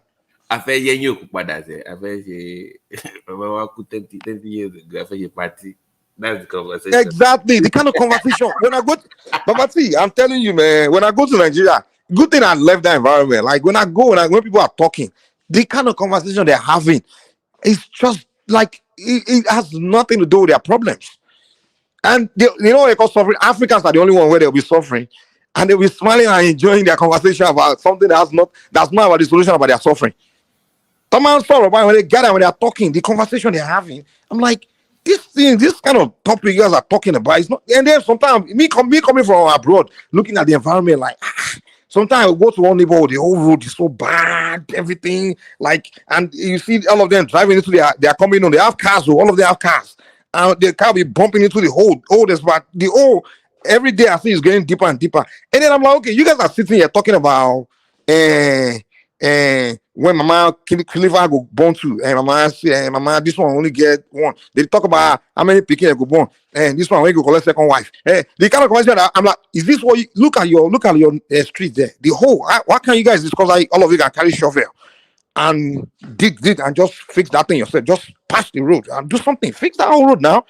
My car cannot even. Before I came to meet you guys, my car almost destroyed because of that road in your street. You guys come together, discuss how you can. Road in America? Do you fix your road in America? We pay for them to fix it. What I'm saying, I'm not saying they should do complete fixing. What I'm saying is, instead of sitting down there talking rubbish, they should be discussing the problem. And part of the discussion should be, okay, who maybe the local government chairman. Let me learn about Jali Koko.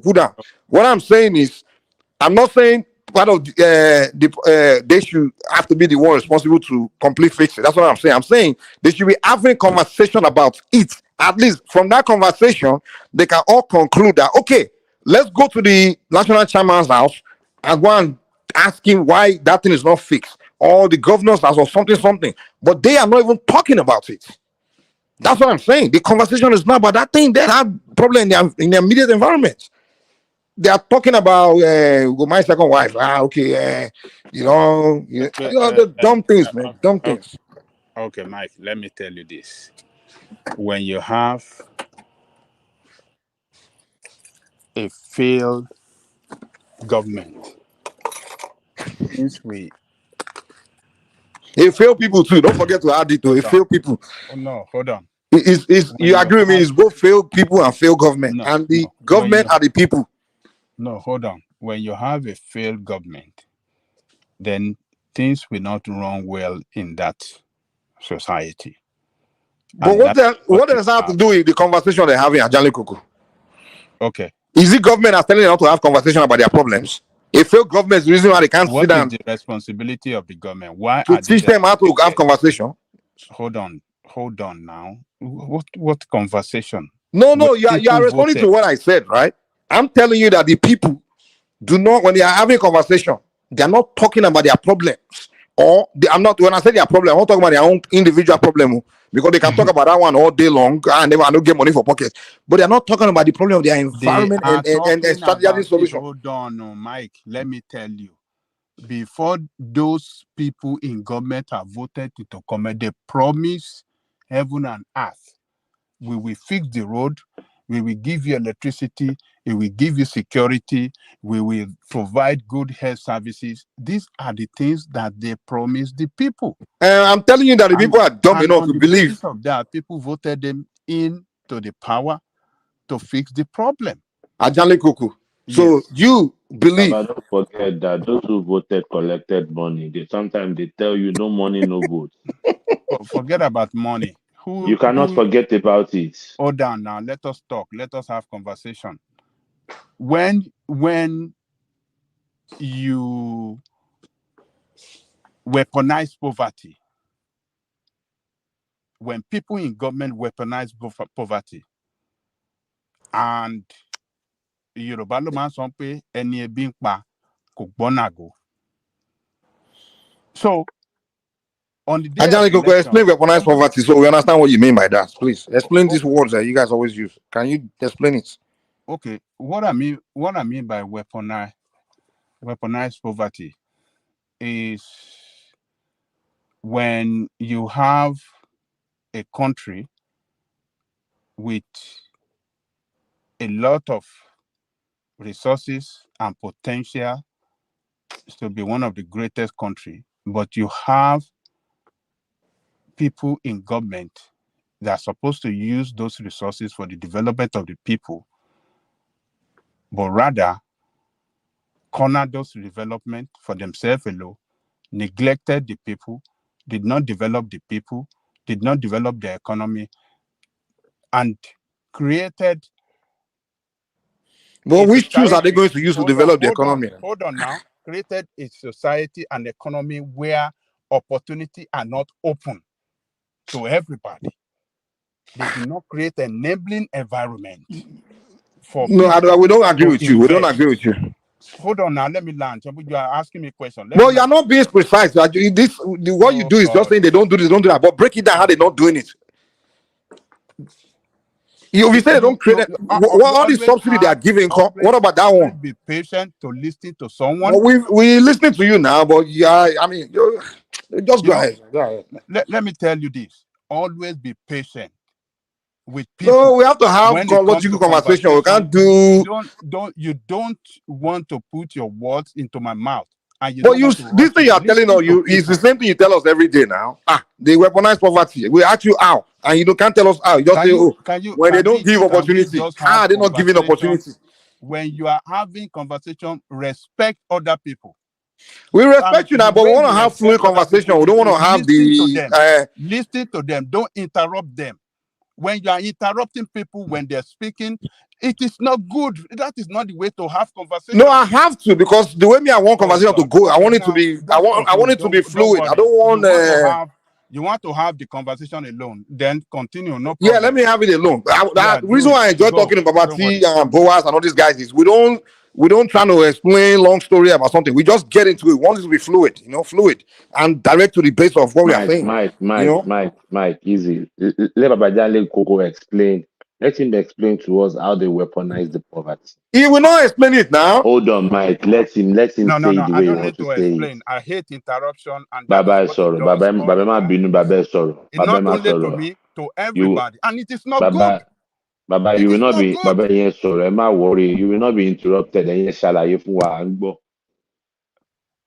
Àwa ń gbọ́ bàbá. Tó bá ti ready láti listen, let me talk. You weaponize poverty when you have a society or an economy that does not create job opportunity for people. When you don't create job opportunity and you have a lot of people that are jobless, that will open up criminality, that will open up desperation, and people will go into poverty. And when people are poor, they can easily be lured by anything, including, what do you call it? Vote buying. When people are poor, very, very poor, like our own people, as we have poor people, a lot of Nigerians are very poor. And you have a situation when your people in government doesn't, if the basic necessity Okay, we got it. for them to provide, they don't provide it. So people are being pushed to the wall, and people are in abject poverty, and people that in that situation can easily Baba, we get your point. We get your point. It can be lured into voting for financial gain. Okay. Don't say that people take money and they don't. Okay, Ajani Koko, we got your point. We got your point. We got your point. Thank you. This is what we are talking about. He won't let somebody speak. It just interrupt. No, I don't want. When I'm moderating, I don't want one person talking for 2 minutes now. Mike, I got your point. Thank you. I got your point. You have to change. That is not the way. I'm not changing. Just let me be me. Let me be me. You are doing it all the time. Everybody don't quiet me by then. No, this is what you do all the time, and it's not good. What is not good? I want to moderate you. I want my show to be. I want it to be fun. I don't want boring show, man. I don't want when one person want to explain something. There 2 minutes. You interrupt people. Yes, I like to do that because I'm moderating. And that is not good. What do you mean it's not good? Moderating is not good. It is not good to interrupt others. If I'm moderating, I will interrupt now. One man interrupt. Thomas interrupt. You are not 23 years old boy. You behave maturely. What is wrong with interrupt? If I'm moderating show, I want my show to flow the way I want it to flow. Okay, let me just leave it. Let it flow the way it flow. I want show to be entertaining. I don't want it to be boring. I like when people want to explain their point. Just learn to it. It's not like giving a long story. The point of the man. Go ahead, boys. Go ahead. Most of the time, what we call weaponized poverty, they are self-inflicted poverty. That is what I call them. When people give birth to children like dogs are giving birth to puppies, you give birth to children you cannot talk, and everybody, what they are doing is they are waiting on the government to come and take care of their family for them. People have children they cannot raise, they cannot send to school, they cannot train in trade or job or anything. And at the end of the day, they will be complaining about governments. In America, where you are here. Sorry. Is that Biggie? Boris? Yes, sir. Yeah. Oh, I think you actually brought it up. You said America. I was going to say, so because Nigeria doesn't have as much money as does America, so the people there, or the people having children, are not allowed to have multiple children because of the conditions. I'm not saying they should. I'm not saying they shouldn't have children. What I'm saying, they shouldn't have more than what they can get. But that's what I'm trying to get understanding. I've seen the organizer that walks on the side of the road. He has 3 wives, almost 10 children. How is he going to take care of 10 children from that job?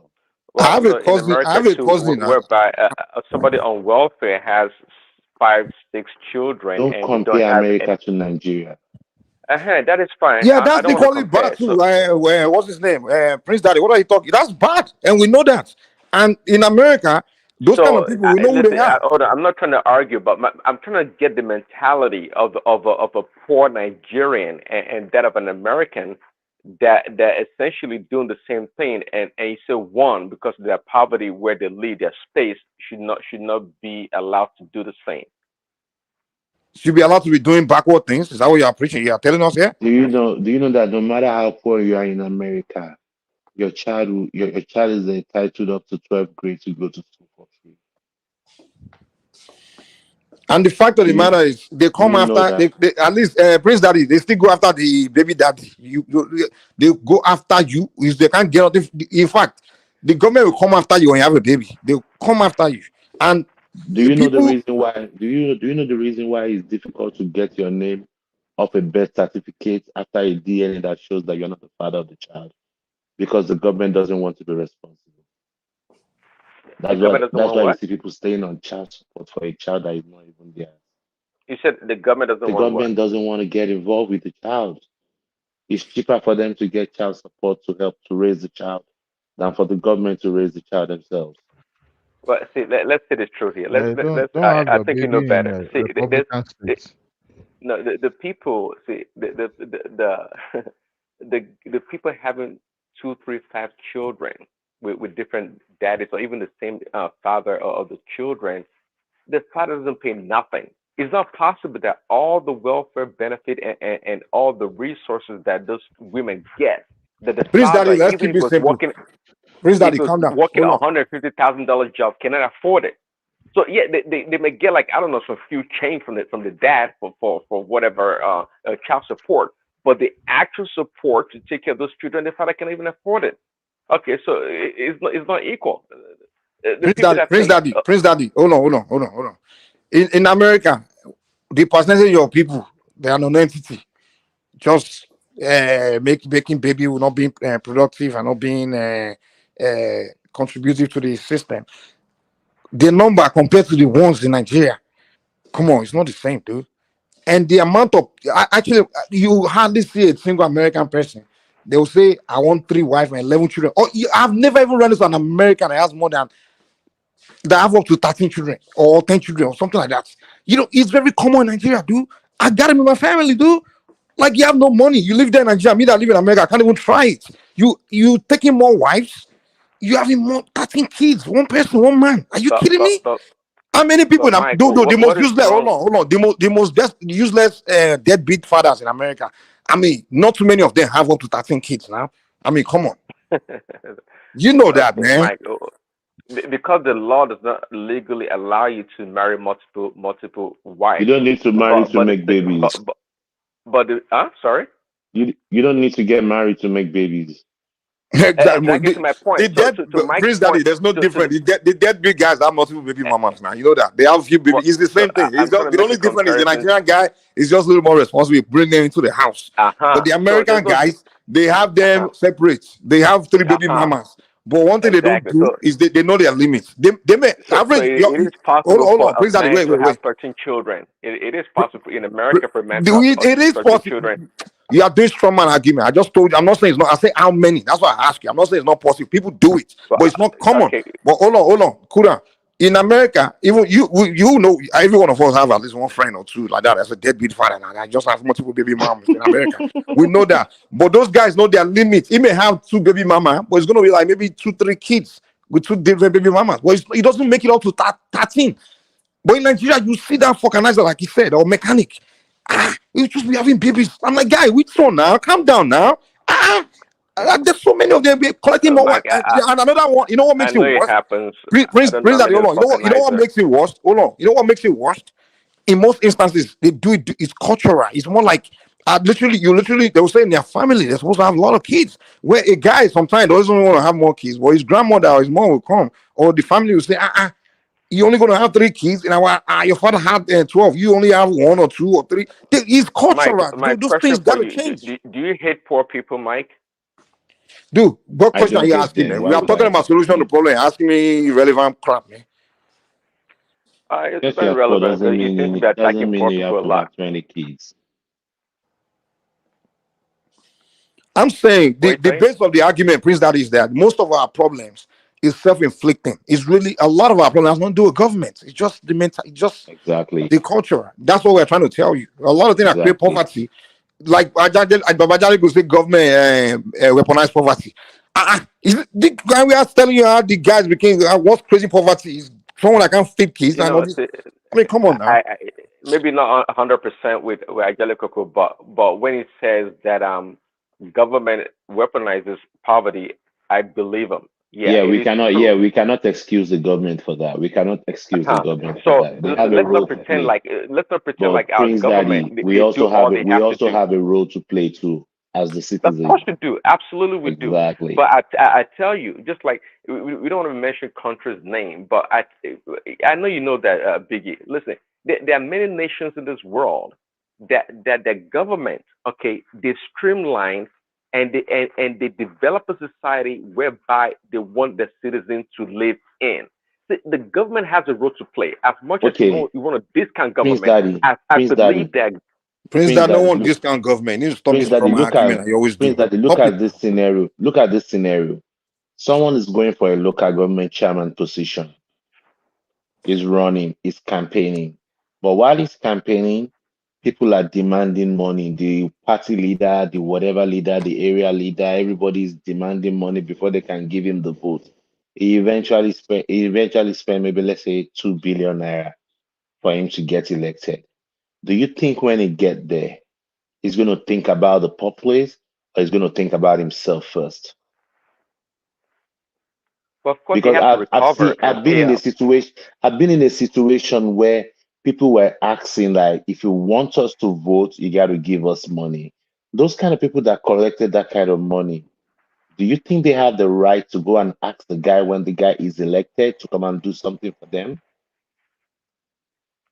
See, when it comes to money, and I know you know that also, that even in America here, for many years since I've been in, they've always talked about money in politics. There's no doubt about it. But they And don't share money Nigeria to, or but they Africa, don't share money, but they don't share money to voters.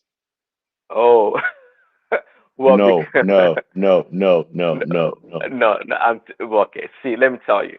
See, because Say of something course else, here, but no money. no, see, it's how you define sharing money to voters. When you give the money or the resources to the constituent head or the people in a certain area, see, actually, it's a lie. Actually, I'm telling you, it's me too. I'm learning. I'm learning in the sense that if you know these organizations that are affiliated with these politicians, that's where the money funnels through. I'm telling you, they give money. They give And a lot of how, money. It just happens that who did it they just give the happens that money you and to? I, Who did they huh? give the money to? Who did they give the money to? The people that work at these NGOs, this nonprofit, I'm telling you, they give them millions and millions of dollars. Those are the people that go out there in the neighborhood, okay, and they do whatever they do in canvassing votes or mobilizing the people. I'm telling you, they give money. It just happens They in give money America. to canvass for votes in America. Yes, they do. They I do. don't know. And in fact, I don't know what in sort of fact, I don't know what I'm sort of area you live in. I'm sorry.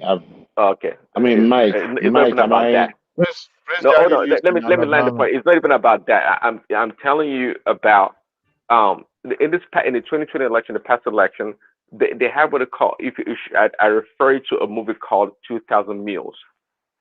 They were paying people, okay, to go and collect what we call it, the votes, the envelope or the actual the mailing votes, go to door and collect it, and we're paying them per ballot, okay, and they're Is paying that in your individuals for area or delivering. where? Yeah, You gotta be able to defend what you're saying, please. You gotta be able to defend what you're saying. Are you sure what you're talking about? I said go in the movie. It's more like a documentary, actually. You can't It, know a it movie. No, no, no, no. We're talking about no. reality. It's a documentary whereby No. it's not like they're making a movie. It's a movie based on video camera. It's based on If it's actual a, research. I'm sure all those guys are gonna be in jail by now. So that's the thing. That's the thing. Collecting envelope and giving When you money. live if you live in a democratic city or democratic infected areas in America, they don't go anywhere. And by the way, actually, funny enough, some people were caught and they went to jail, but not in the numbers of people that should have. And the reason why they were caught and they went to jail was because one Democrat, did it to another Democrat, and that's why it came to the light. They went to the court. What I'm telling you, by the way, is public information out there. So it's not about the area that I live. In fact, the area that I live, none of such things happen actually. Okay, it doesn't happen where I live. That's why I don't know. But to say it doesn't happen in Philadelphia is a joke. To say it doesn't happen in Detroit, in Michigan, it's a joke. To say it doesn't happen down in the South is a joke, because those are the main points. Even in California, it happens in California. Okay, I mean, not so much on the West Coast, but California is dirty. It's a big state, and there's a lot of clay in California. Let's deviate from American politics. Let's go to Nigeria. I mean, I don't want to go deep into that because I don't really know about it, and I don't want to get myself involved in what I don't know about. Well, Nigerian politics is not any different. It's not any different. So the reason why I went to America, I guess, is because of money in politics. This okay. Like, I'm gonna bring up America again, but not really. This lady just spent like over $100 million. This Nikki Haley, she just dropped out of the Republican primaries, right? She spent a lot of money. So the point here in Nigeria, they may play the pieces on the chessboard may move differently, but by the end of the day, it's the same thing. It's money in politics. The local government chairman that spent $2 billion for billionaire example needs to recoup his money. Recoup his money. So it's part of the game. In America too, in the West, they recoup their money. That's why they give special interest or to special interest organizations or lobbies. They get favorable kickbacks and deals. It happens everywhere. So money in politics is there to stay. Even in China, in China, there's a lot of money in politics, and that one is even a closed political system, the Communist Party. But amongst themselves, there's so much corruption in politics. Nigeria is no different. But again, okay, do the government oppress? Prince Daddy, let's not go that far. I'm gonna ask you a question. If you have to put a ratio to the blame you give to the citizen and the one you give to the government, how do you proportion the ratio? In Nigeria, of course, right? Yes. I have to say, I'm gonna do 70 government, 30 to the people, because I believe, here's my rationale. I believe that leadership should take the responsibility for its own people, its citizens.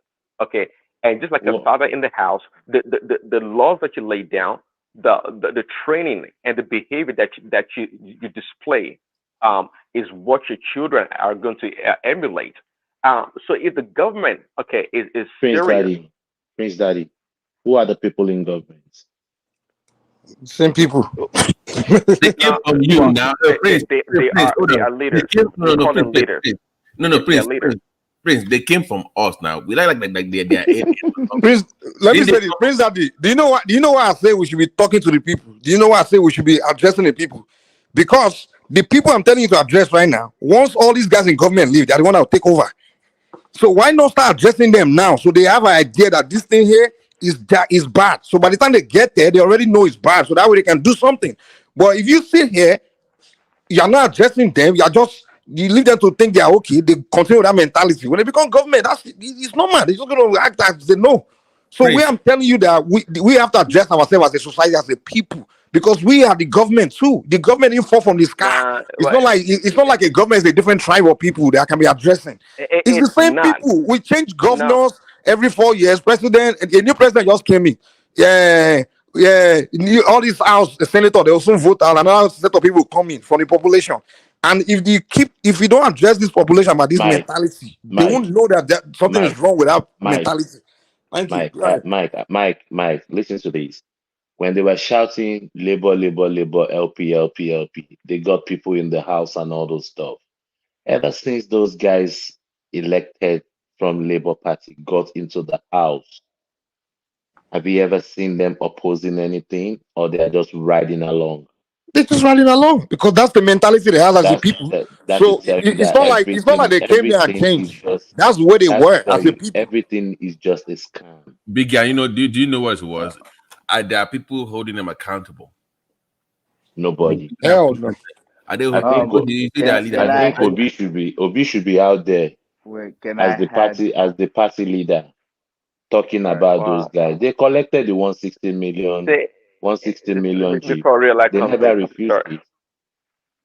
Yeah, I was gonna say, see, as much as you want to blame the people, and of course you should blame the people, but I'm telling you that There's no one else to blame. hold on, Mike. You Praise can Daddy. say that the Now we are latest blaming the people in government. The people in government. no. Well, you are, but Mike is not.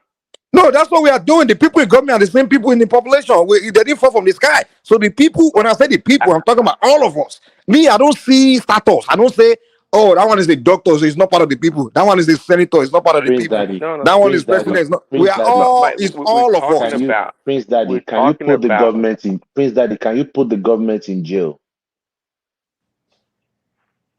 Yes, you can. You can't put the government in jail. No, yes, you can. You have to But put the individual in jail, not the government. yeah, but who made up the government? The people, the individuals. Exactly. You see now, you are coming back to the same logic.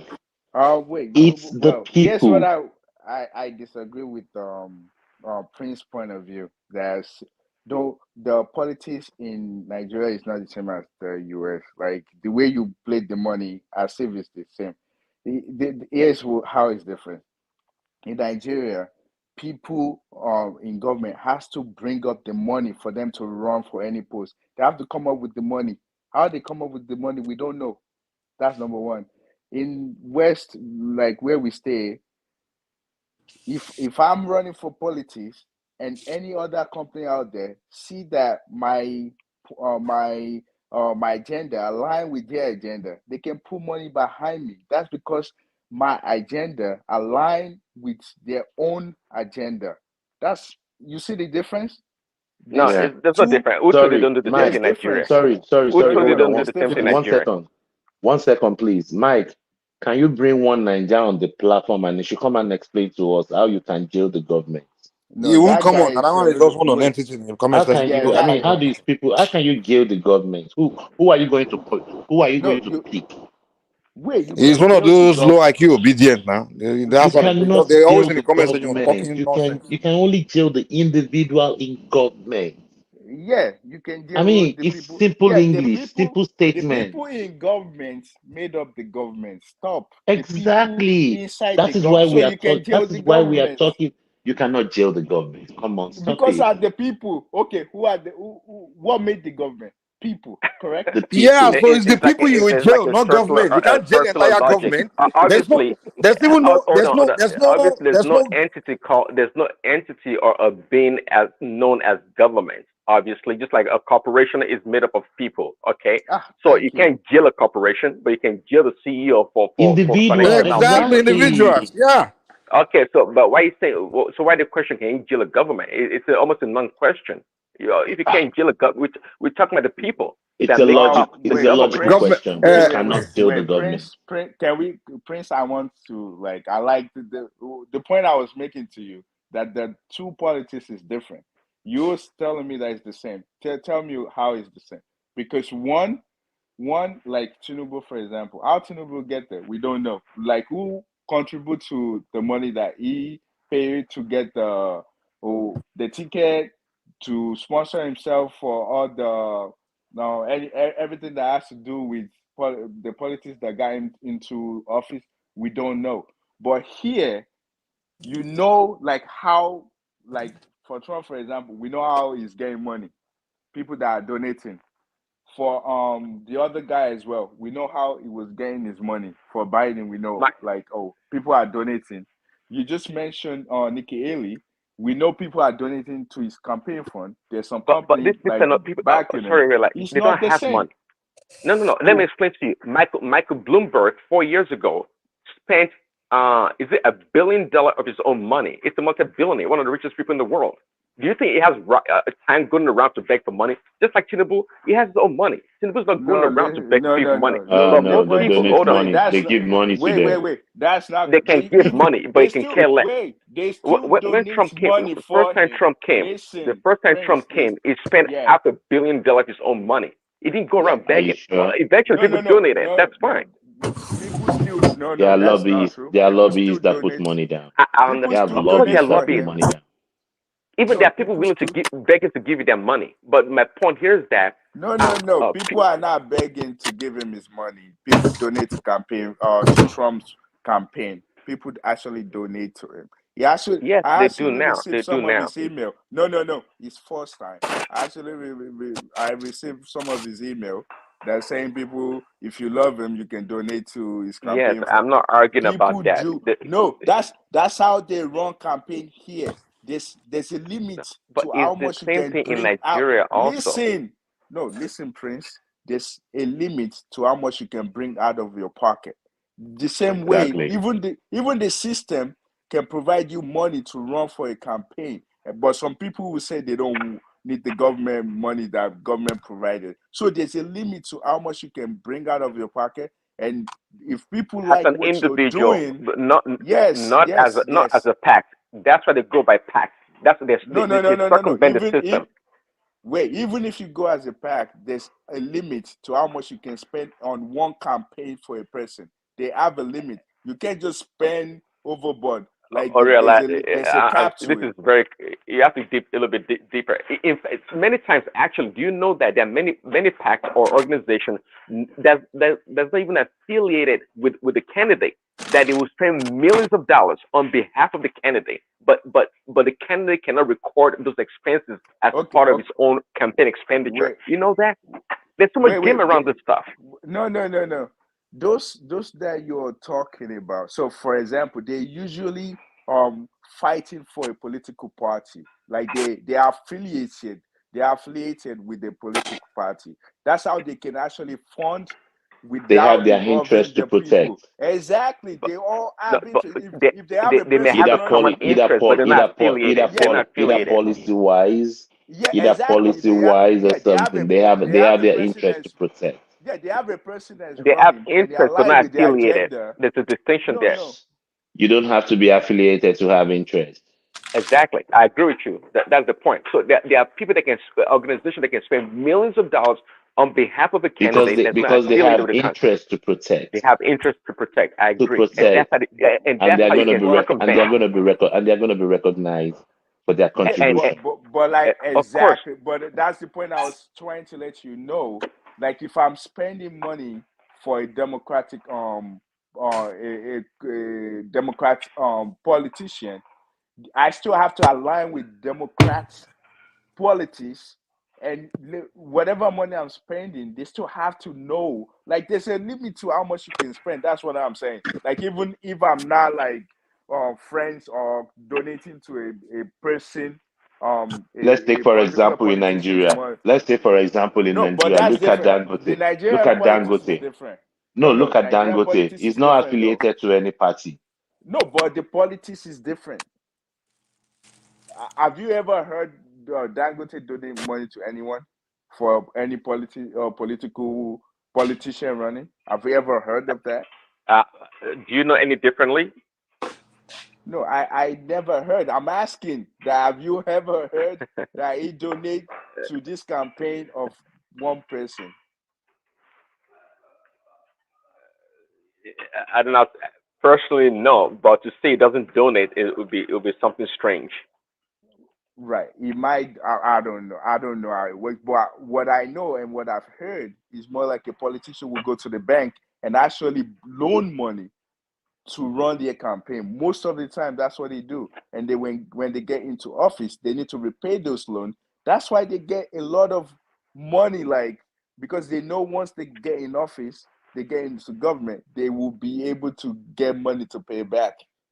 That's why a lot of them have credit card because there's credit card in Nigeria, but it's only given to the top personnel in Nigeria. They do have credit cards, but it's given to those people that they know they can recoup their money, like within minutes. Once they get in government, they will pay back their money. So the politics is different. We can't compare it. But they all don't win. What about the ones that lose? They don't lobby in Nigeria. We play bribery. That's what we do.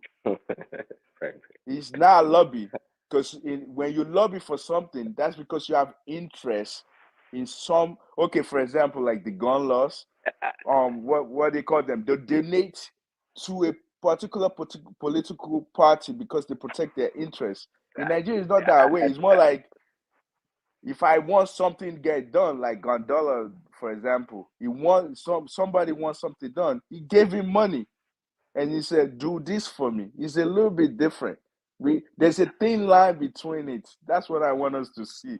It's not the same Yeah, I thing. see it, but this is all about definition of real life. But I'm telling you that there's even more lobbying, or equal as much lobbying in Nigeria as there are in the United States. I'm telling you. Wait, it's just a lobbying in a different way. lobby? No. It's a Lobby is it's not different it's from not lobbying bribery. in the You're former talking sense about as you know bribery. it. You're talking about bribery. Well, Bribery is I like that. I like that. And the lobbying that goes on here too is corruption. Is bribery also, to the core, actually, to the core.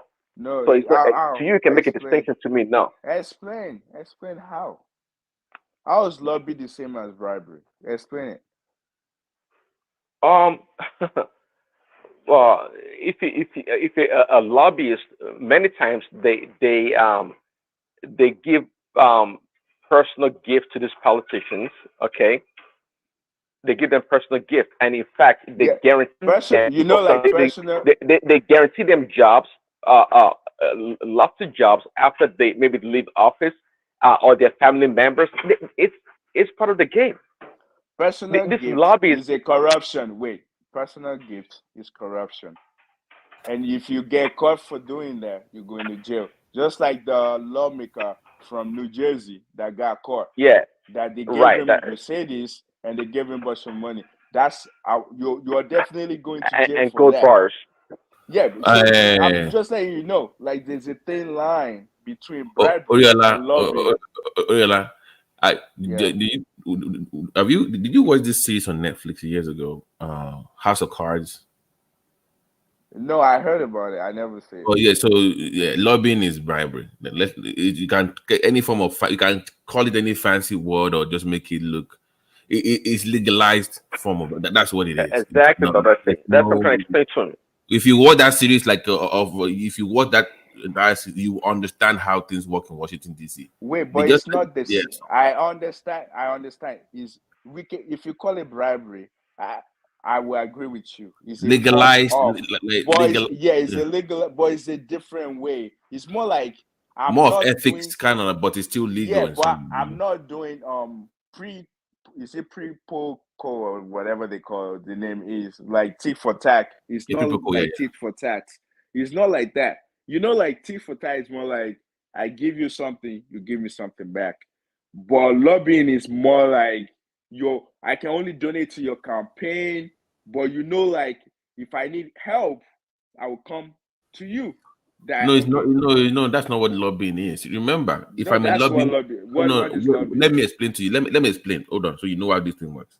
If I'm in lobbying group, and let's say I work in the energy sector, right? And let's say you're a senator, I'm going to have about 10 or 15 senators that I'm paying into their campaign, right?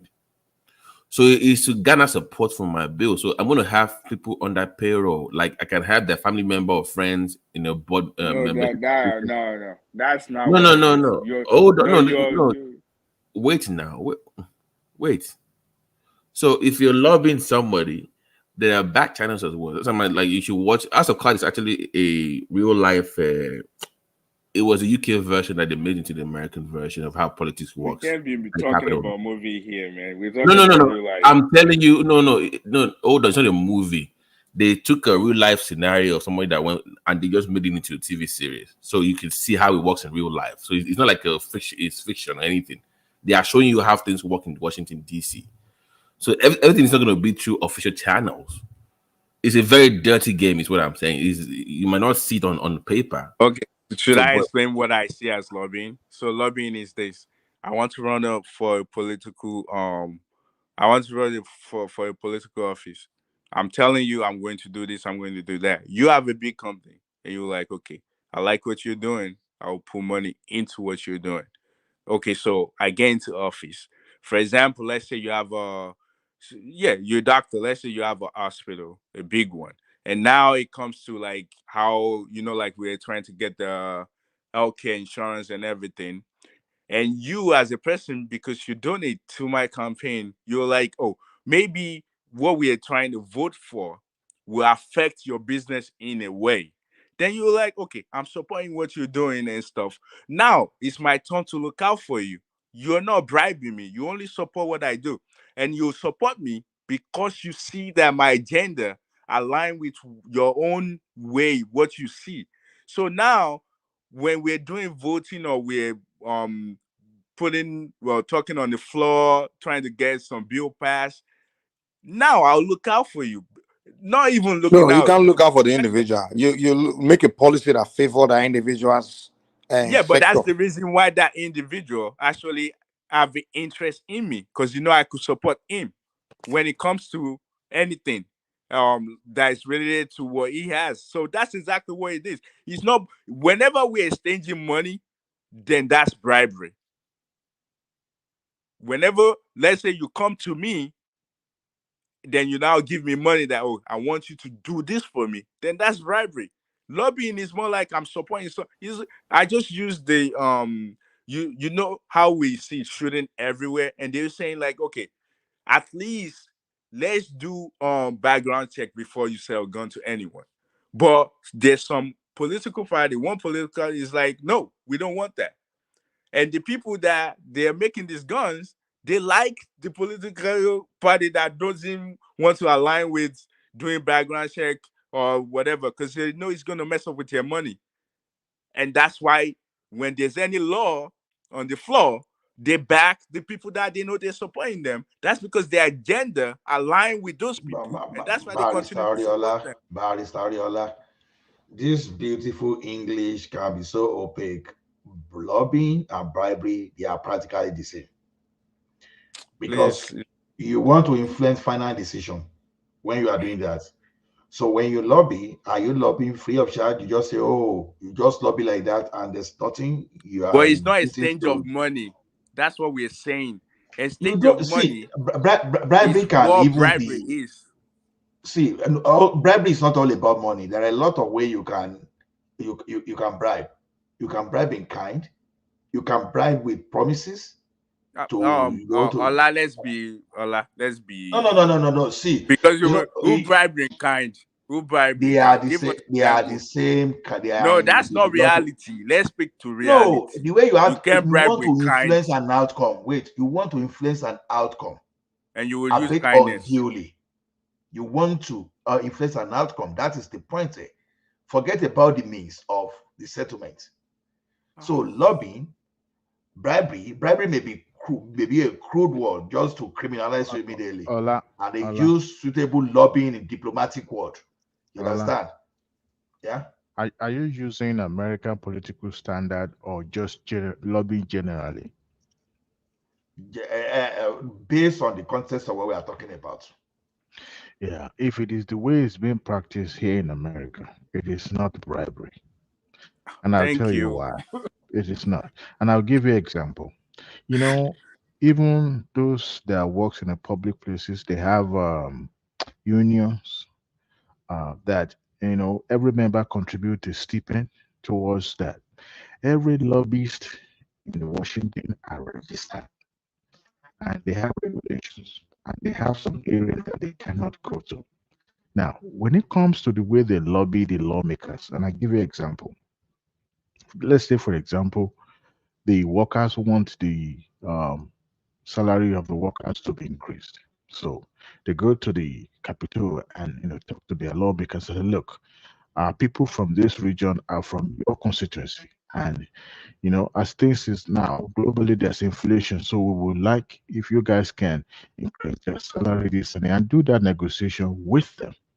And they said, look, my hands are tied. I have a lot of donors that donate to my campaign, and with some of them are in that constituency. And if I increase the salary of the worker of the government in that area as well, it's going to affect it's going to affect some of their workers, because their workers will, will be poked and go to the government. So in this case, they will not be able to do it. So they will have some areas that they will discuss that way and say, look, if you do this, I can assure you, our members, at least vote for you. So when you have representatives that actually fight on behalf of, let's say, the workers, guess what they will do?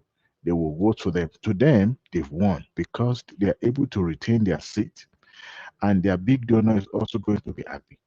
But when it comes to money exchanging hands, they don't give the lawmakers or the politician money, because that is going to be subject to FBI investigation, and you are smelling your coffee in the prison. So instead of money going directly to the lawmakers, they will say, look, this is what I want you to do in this constituency. However, however, some unscrupulous among the lawmakers still find a way to curry favor, not from the lobbyists, but from the big donor or the people that they are representing their interests. For example, third party, the way they are being investigating Biden right now, I mean Biden's son right now, with the belief that the father actually benefited from the involvement of the son. So they find a way to trace the money to them. Currently, there is a man, a senator being investigated by the FBI, a Democrat actually. And when they went, to his house, they found some things that actually appear. It looks like a bribery in some ways. I mean, how could the senator keep cash? A whole senator keep cash, like 34 or 40,000 cash in the house, together with uh, uh, a gold bar of golds. So they are investigating him for corruption, like this pro quo that we're talking about. So every lobbyist have some areas that is a no-go area, and everything they do has to be open, because some of these politicians have. Adewale, you are moving into another. That's why I say in the No, I'm telling context, you, it's not because bribery. I It know is there are subject to. professional lobbyists in Canada here. That's Yes, what I'm it saying. is. They You have don't give them cash. They don't benefit no, at it all. doesn't have to be cash. It doesn't have to be cash only. It can be For anything. like what? See, exchange of goods and services is bribery. Period. Exchange of So goods They and give you you can services none of exchange these is anything. bribery. none of the For money politicians only. benefit from the lobbies directly. None, Exactly. zero. Lobbying is different. That's what we're saying. What you're talking about, the Biden one is the fact that he's still in office while his son is doing that. And while he's doing that as well, he has influence because he's still at office. So anything that his child is getting from foreign people, they know like automatically his dad influence can also affect it. So that can qualify as a corruption. So that's why we're Is that saying what that we are saying? no, but that's not what we're saying. Don't move the goalposts. What we're saying is when people donate to your campaign because your agenda align with what they're doing, it's not corruption, it's not bribery, it's lobbying. What we're doing in Nigeria is I No, bring my okay. money out of my That's another thing entirely. Then no, you that's understand? what That's we were another thing. talking about. I can I even don't know call it what you're sponsorship. listening to, but I can that's what even we're call it talking about. sponsorship or anything. Of course, you support your cause. You understand? You can do anything to support Yeah, your but cause. is that what we practice in Nigeria?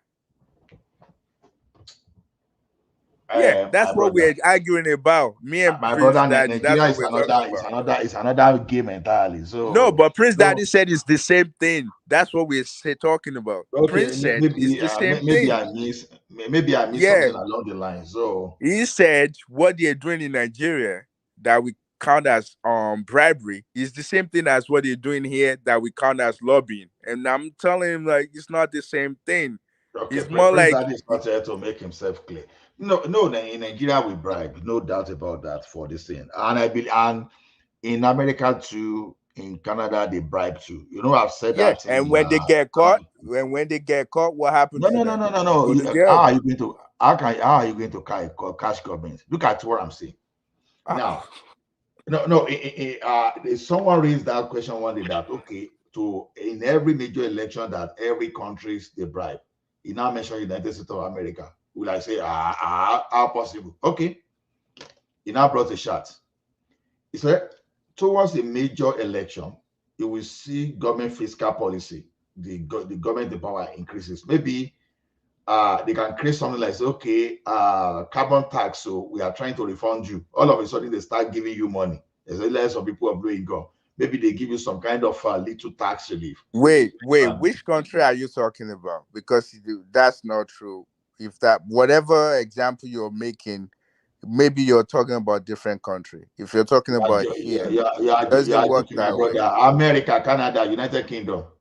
Well, it doesn't. What the example you just cited, it doesn't work that way. People, am I the one saying that? I'm saying in a class. You get me right. All of us say, how far it is possible. Okay, they brought it out. It's opinion. Wait. Hear the argument. Hear the argument. Towards the major elections, they make money to be free for those people that are less. They don't earn so much. They just release money. That's not true. I wait now. Were you there? You are saying it's not true. I saw the graph myself. We discussed this. You are saying it's not true. For which one? I've been here for like almost now. If you want to learn it, it's not about learning. The example you're using, it's not true. That's what I'm saying. Which government? Give us example of the government that was passing out money when it's time for election, or that is giving the poor money. Give us, tell us which one. Continue. You know, I don't argue. See, there are two things I don't argue, right? Since proving to me that I know quite well that I'm convinced, you understand? I don't argue that. If you don't want to accept that, it's okay. It's critical. It's critical thinking. It's critical thinking. That I'm talking to you. If there's one thing, government policy that was in a macroeconomics class. Wait. Anybody can bring anything out. Why don't you let us listen to him and hear what he has to say? You understand? Now, they look at it that towards a major election, that government spending used to be more than before. Now, let's assume government used to spend, let's say, 10 billion annually. Suddenly, toward a major election, you see government spending like 15 billion, 20 billion. When they know that election is coming. Right. Naturally, when you look at it that is government backing it with whether executive order or whatever, you think, oh, okay, this is government law. Yes, correct. But why were they not doing it like 2 years earlier or a year or immediately? Now, this guy, once they release that money to you, the first thing they do after election that they tighten up of fiscal. You were releasing about 15 when you were going for election. Immediately you got into that place. Immediately you start to 10. You start to 8. So when you look at that, now the man brought the charts over period. We look at that of UK, look at that of Canada, look at that of America. Similar trend. Now, because it is government, you don't want to use the crude word that they are influencing you. They are buying favor from you towards a major election. And they should have done this thing like 2-3 years earlier. But why in the year preceding a major election? That was the argument. You know, this thing is just about a hypothesis. You want to prove it, whether, okay, this action is it qualified for like bribery or vote inducement? You understand? So see, don't ask me. Go to LinkedIn, throw it to people, and seek the opinion. Look at those people, that especially those the economists. Throw it to them and come back. So the thing is, the problem in Nigeria, we carry our own cash. Bah. Everybody, instead of the government of this, okay, look at it, okay, people are not getting bicycle, okay, let us empower people in a year to election, okay, let us buy them Eroata, let us buy them a cassava grater, no, they are not doing that. Instead, they are giving you a bag of rice, maybe the derrick of rice, or small packed bag of rice, and some other thing to go with. That's the way we do ours. But here, you will see, okay, carbon tax refund, Kinikon, this thing, tax break, all those stuff towards the major election. It's a government policy, but it's a type of bribery back with the law, back with the government policy. That's what I'm explaining. Okay, well, I disagree with you, but Can I I don't quickly want to like. contribute? Yeah, you can contribute, but I disagree with that point of view. Go Okay. ahead. Good morning, everyone. I've been listening to you all. Good morning, Mr. Remy. Okay. You are talking about voters' inducement, and you're also talking about the other one you call it Nigerian using money to bribe voters. When you look at everything, when money is involved, Americans have a very crafty way. They call it lobbies. You guys might say that is not bribery, that is not buying vote, but if you sit down very well, at the end of the day, the result they want is that they want to win. So you use lobbies in your house. You also use lobbies to canvass for vote, everything. Nigerians themselves, they also do something like that. It's almost the same thing. But the only problem we have is that on election day we share money. Because that is the language people understand. That on election day, I want to vote for the highest bidder who can give me the highest money of vote. But when you look at other clans in America, you guys have been talking about your lobbyists. And there was a time I was talking with someone like 3 years ago. It was my colleague where I used to work in China. And he told me it's also a way of bribery for vote. But it's just a crafty way. The Americans are very crafty. These are intelligent people. But when you come here and be telling us that, oh, that is not bribery, that is not, how come that all those people that are manufacturing arms and ammunition, that the one that is sponsoring majority of of politicians? Why is America within a twinkling of a eye? They already send bombs, they already send sell bombs, We sell will ammunition. tell you, Remy, we will educate you. Okay, you live in all this Finland. You want to tell all this history of America? We will tell you Okay, I will tell how you the things system. are. I will tell you the system also here, and I'll give you a very good Mr. example. Duwele, my musician. I will tell you a very good example. Like yesterday, when I open a bank account here, you have opportunity to also become a member of that bank if you can give them a certain amount of money.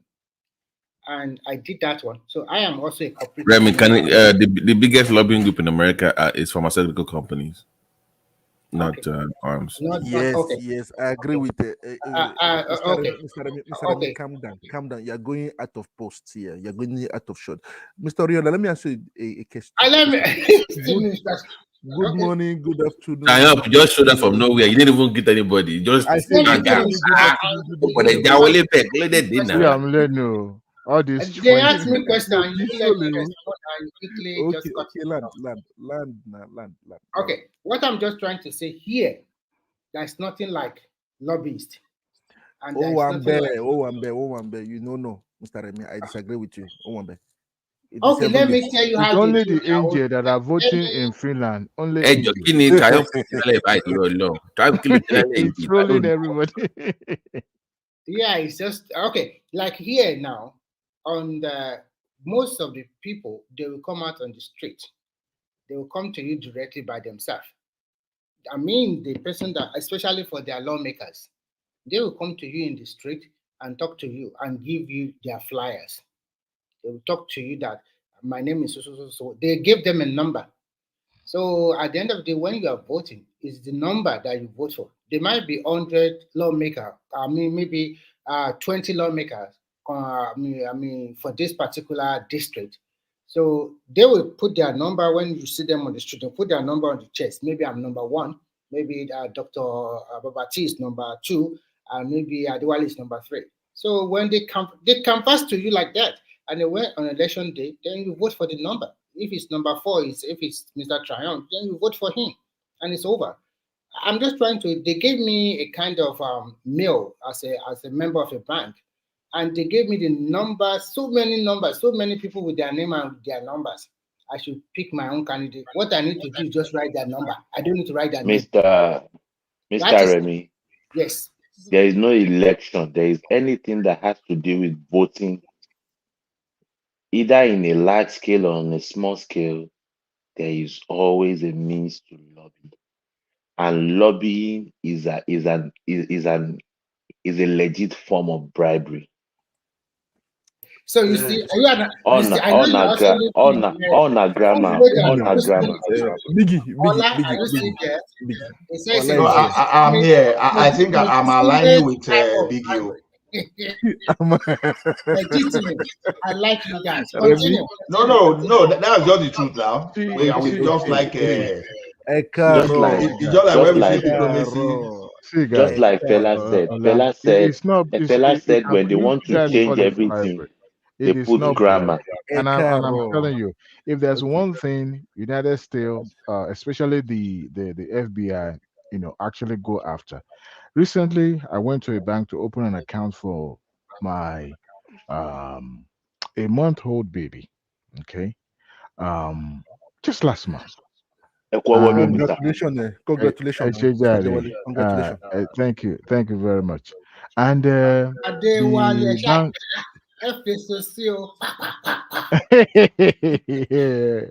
ọ̀rọ̀ pọ̀ ní òwe kọ́ bọ̀ bàbá mi.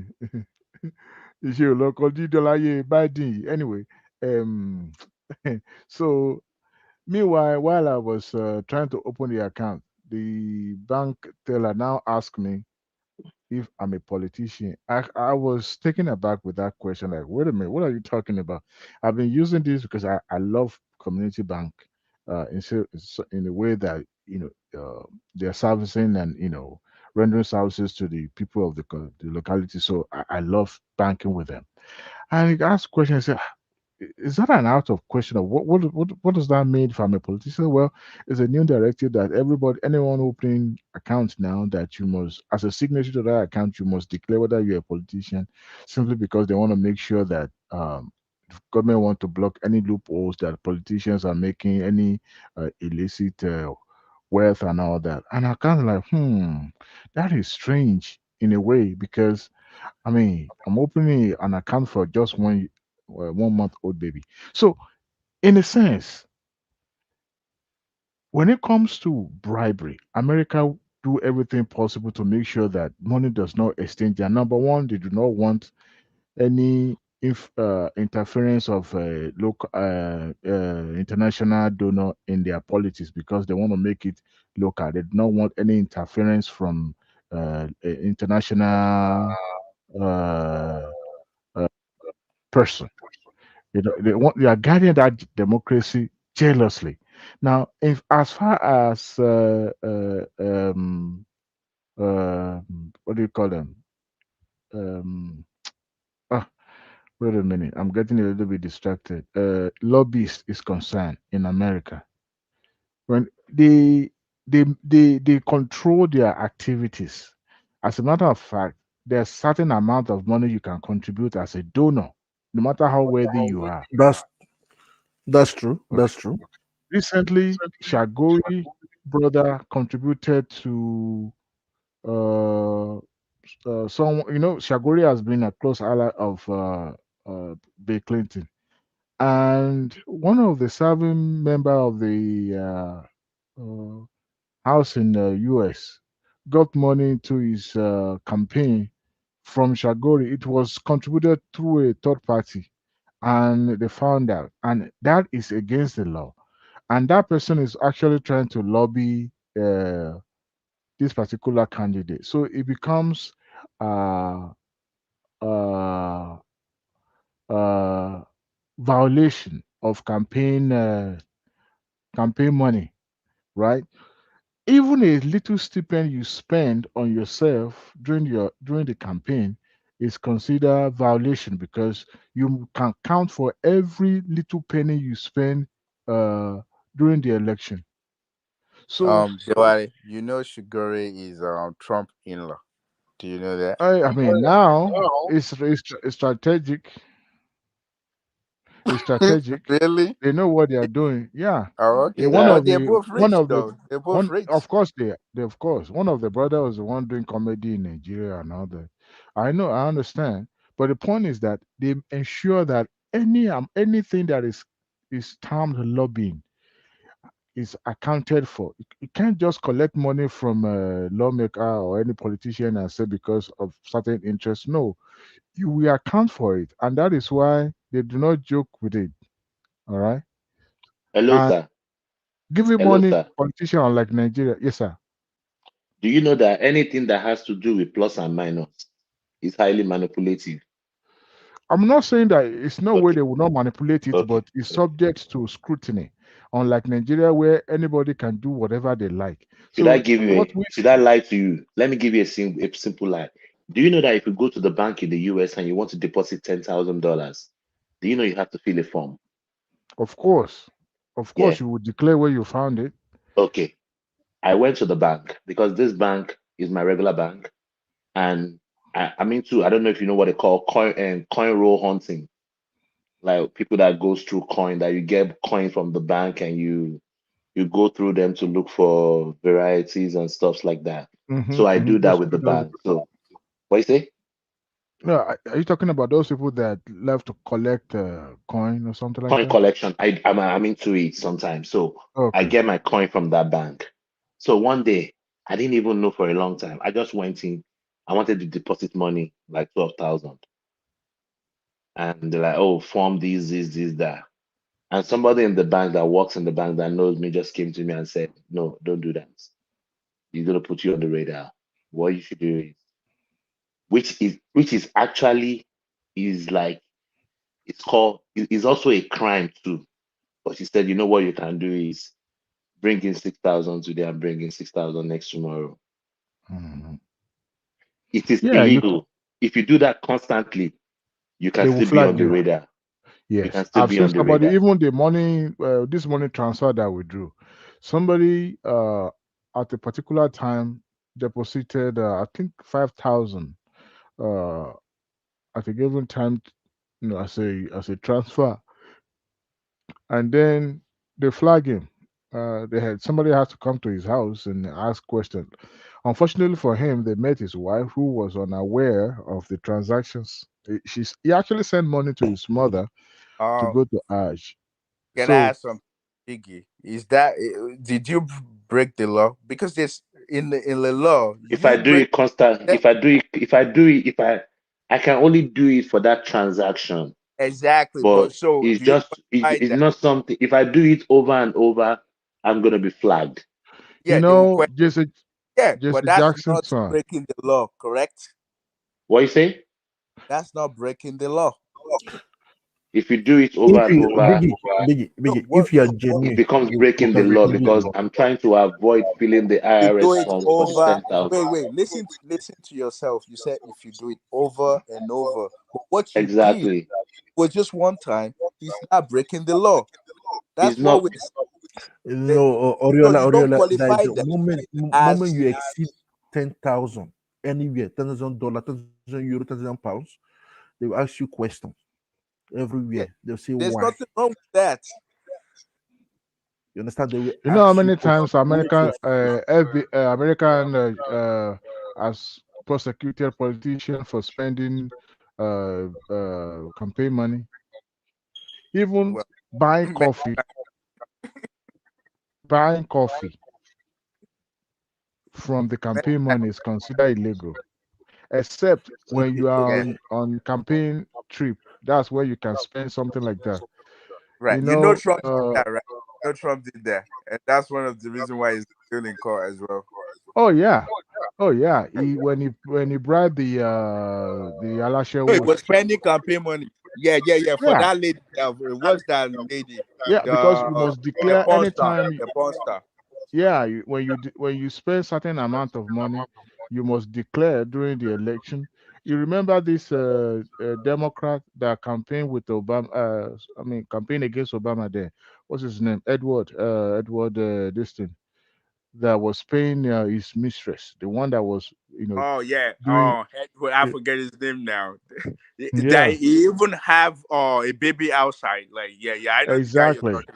He was prosecuted for spending campaign money. Though he was found not guilty because he almost got convicted. It was actually a hung jury. I They think they he were got unable to. convicted though. No, he wasn't convicted. He was they couldn't reach a consensus um, uh, verdict then. The jury, they call it hung jury because they couldn't reach a consensus agreement. That's why he was not convicted. They almost convicted him because he was paying for the upkeep of that lady. The same thing Trump did. So See, they in my trailed the county, money. two Hmm. mayors, just one spent 3,000, just 3,000. They were asking her to be accountable for those 3,000, and he spent it out of Oh yeah. his house. Two mayors in like 1 month. Ade and Wale, Dewale. Do you know this young black mayor that is going through investigation for spending money on Yeah, there's cars? another one too. Yeah, That so one. many. You think she's going to get away because she's playing that racial and gender card already? Like, because I'm black and I'm a woman, that's why they are after me. And they will convict what her. she's doing now. Do you remember Campbell, mayor of Detroit? The guy was living lavishly. Oh yeah. And he got caught. You guys are 2003, moving out 2004. of the He's in topic jail now. now. No, we are He's in just jail. telling you examples of bribery that has been Yes. established over Like, time. no, Mr. Oriola, I So- want you to. I've been hearing you for the past for a long time now. Tell me the difference between bribery, lobby, and extortion. There are three different things you have to understand. Extortion is quid pro quo. No. Mr.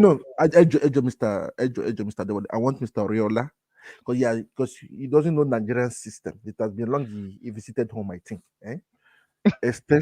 Extortion, bribery, and lobby. What are the three different things? Extorting people is a little bit different. Extorting people is what what do we call our police in Nigeria does?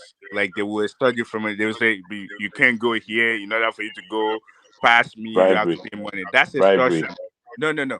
Bribery is for. Are you doing bribery? Is tic-tac. Like I give you something, you give me something back. So if I need a post, Not necessarily. You can bribe your way out. Mr. Biggie, I just want to I'll make give him you. to laugh. Let me give you an example of this bribery. Or does everybody remember $10 when he still has the gas company, and in order for him to, I think, to be the only one or something like that, he has to bribe his way. More like so the government can give him. So that's bribery. And lobbying is a little bit different. It's more like lobbying is I like what a politician is doing or something in political office. He's running for a post. I support his movement, or maybe he has a charity. I support it, and I let him. He knows I'm supporting. I'm supporting that. And let's say now he need a favor in the future. They're passing a bill, and he want me to support it because they align with my own agenda. Then I support him. I put in vote for him. So that's lobbying. Lobbying If you is watch, not if you watch exchanging Mr. money. Oriola, you're on point. Oh, for me, extortion is when it's not your will. Bribery is your will, and Yeah. lobby is for a favor. You understand? Right. The In a policy simple favor you. term, That's it. you That's get it. it. So everything goes with what? Ego. Owo. Yeah, but lobbies, You understand? nah. In the Like, last yeah, I election, understand the point even you're our making. Baba Tinubu. Yeah, but he which brought one a would you chairman of prefer, the though? Let me Wait ask you, which first one do you now. He prefer? brought. Which I one will do not you prefer? I will not say it on air now. Okay. Even Okay. though I like So you money, prefer bribery, right? I don't know. Don't say lobby if you do. I prefer lobby. If Nigeria is practicing lobby, I would prefer that. Trump, Tinubu should not spend his money I'm out a of his saint pocket too. if I'm a he's running saint for too. I office. don't do any of it too. If he's running for office, if anybody is running for office, don't use your money. Let people donate. People that believe in what you're doing. Now let you now get there and start selling money. It's not now we see. People will not steal money if people believe in the agenda to do something when they get to the post. They won't have to spend their money, but a lot of Bribery is them in they our will go blood, loan though. money. They loan, they get loan. It's in our blood. It's our culture. It's who we I are. want to ask you a question. You It's guys now are our giving- culture. I want to ask It you is. It's a bad.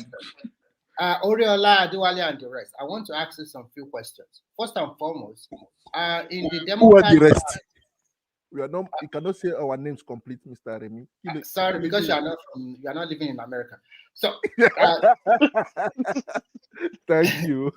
So first, I want to ask about there are some people you call them super delegate in your primaries. I mean the two political primaries. That is one. What is their role?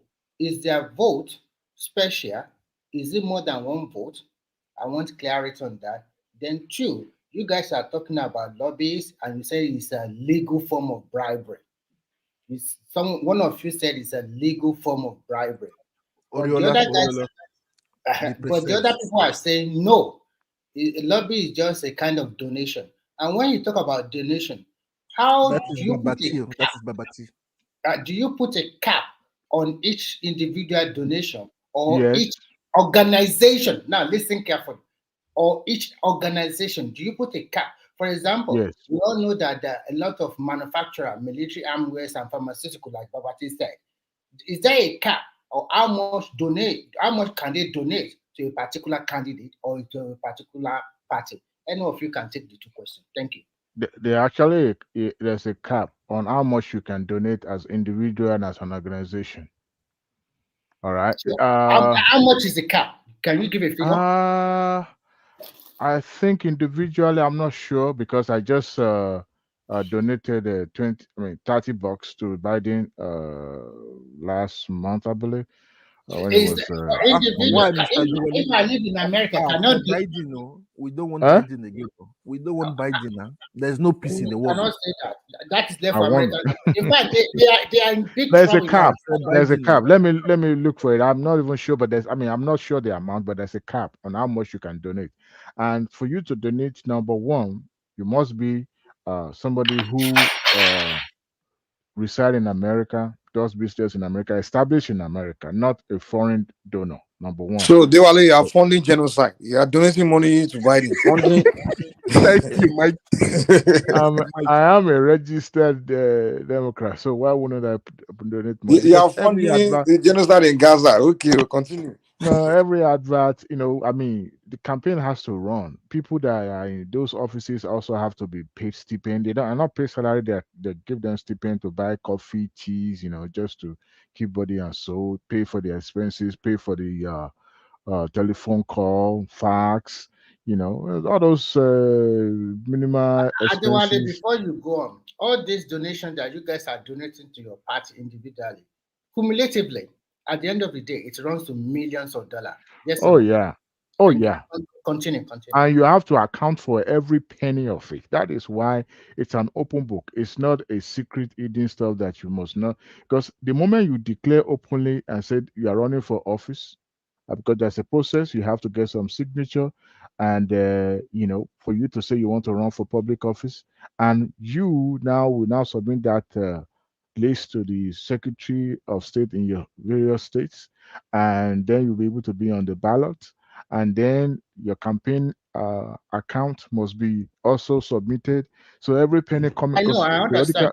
Just get a periodically good accountant. Get a good accountant. They know how to do they the. audit. No, they audit the account. They actually audit it Yeah, periodically. So it's even not a with matter that, about. a good accountant will know how to audit the book very well. That is not a big deal. So continue, Well, sir. the Secretary of State, knows how they do that from time to time, so that make sure that no money is spended judiciously. And for the super delegate, you have uh member of the party that have already pledged, come what may, their vote is going to you. So just like when you have Buhari boasting of, is it 12 billion voter there, and said, look, this is the people that will vote during the primary. So So how do when you you choose this super delegate? How come they are super? That's why I'm interested. Why they are not ordinary like others? How do you I choose? mean, because a super delegate they've is already like the president already. He's already the leader of the party, so he's a super delegate. is a member of the party and is already pledged to vote for you. So you already have that number in place. You have some people that are on the what do you call it, on the fence. They have not made up their mind. Those are the people you now go to canvass. So if somebody say, I have 20 super delegate, that means I also have the numbers that have already pledged to vote for me. Does this super Come what delegate may. donation to the party? Is No, it no, no, no, no. It's a higher two than different individual? things. Super delegate are just to vote, not to donate money. They can donate to the party, but their job is to primarily to vote for the candidate. But right? When I read something about this kind of super delegate that have been in the party for a long time, and they have done a lot of party. Anybody, yeah. They are not just. They are not. Listen. They are not just a person that just joined your Democrat or Republican like 1 month ago or 2 months ago before they can attain that status of a super delegate. It's not just so simple as you just put it like that. So I am trying to ask some pertinent question. Maybe those ones that are Republican like Babati and Prince Daddy, I do not see Prince Daddy. They are not participatory party member. Those ones are just electorate that love their sympathizer. They just love voting. They don't really know what's going on in the party. Babati, are you hearing that? Maybe they don't know Jack. But I'm telling you, when it comes to super delegates, okay, those ones, yes, in the primaries, they vote. They have delegates that have been, already been selected to vote. All right, but in some instances, in some county, you have everybody can vote in the county. But when it comes to general election, they have people that have been selected that already says their vote is going to go to so person. When it comes to donation to the party, we're talking of maybe you're talking about PAC, like they call them like a special group of people that gather themselves to source for money for that candidate. They call them PAC. They usually like more or less like a super purpose vehicle for that particular candidate that will be sourcing for donor for that particular candidate for that election. So they call them PAC. Every candidate usually have it. Just like a machine, people that knows, who knows this, who knows that, and just to get donation from the big man. That's what. But when it comes to special, what do you call it then?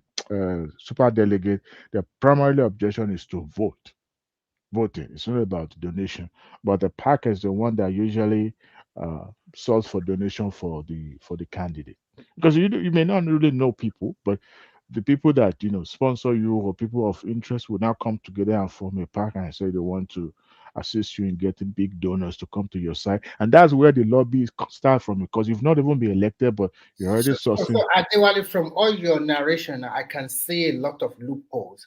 You mentioned this super delegate, and this super delegate sometimes they can convert for votes from big donors. Loophole, okay, Mr. Remy, what do you say? Let me finish. I want the details. I'm speaking French. Details. So, let me tell you. Are you doing politics in Finland? Wait till bank. I will tell you now. You have to know. I'm telling you, wait till. Okay. To know. So it mentioned that this super delegate, they have access to get some rich men, a big donor to this party, right? If I hear you correctly, Adewale, am I right? PAC. You mean I don't understand? Super delegates are the voters. Yes, I know they are the voter, but you also mentioned something like they can get to the big donor. I'm talking about the PAC. Like a super PAC. People that like a super purpose vehicle that their job is just to source for donor. Okay. Mr. Remy, sure you won't vote in Finland, eh? Won't vote in Finland. You vote in Finland. If you want left, you want American left. One vote. They do vote, and they also go. Are you voting? Can voting. So it's none of your business. Oh wait, can I say something about people calling for military to take over the government? Actually, that's the reason why I actually came. Can I actually talk about that? Okay, go ahead. Just 1 second. Remy, is the full meaning of PAC is Political Action Committee, Super PAC. Maybe that's the one you are talking about. Sometimes they call them Super PAC. They are the vehicle to get money, for strategic advice and all that. That's what they are for. Anybody can member of Super PAC. Because the reason why I'm saying there's a loophole, because if you do not give me exact figure of how much donation, there's a cap on it. Everybody don't know. Hold on. Let me source for it. No, it's not a rocket science. Okay. Let me source for it. Go on, Oriade, I will source for it. Yeah. Actually, I didn't want to put my mouth into that with the delegate and the super delegate. He's a little. He's not very tricky, but I didn't want. I think he's trying to help you out on that. But I want to speak about the people calling for military to take over and stuff. I think I Which listen to country? everyone. Nigeria. Yeah, yeah. I Who listened said to so? everyone, and everyone was trying to blame like the young people calling.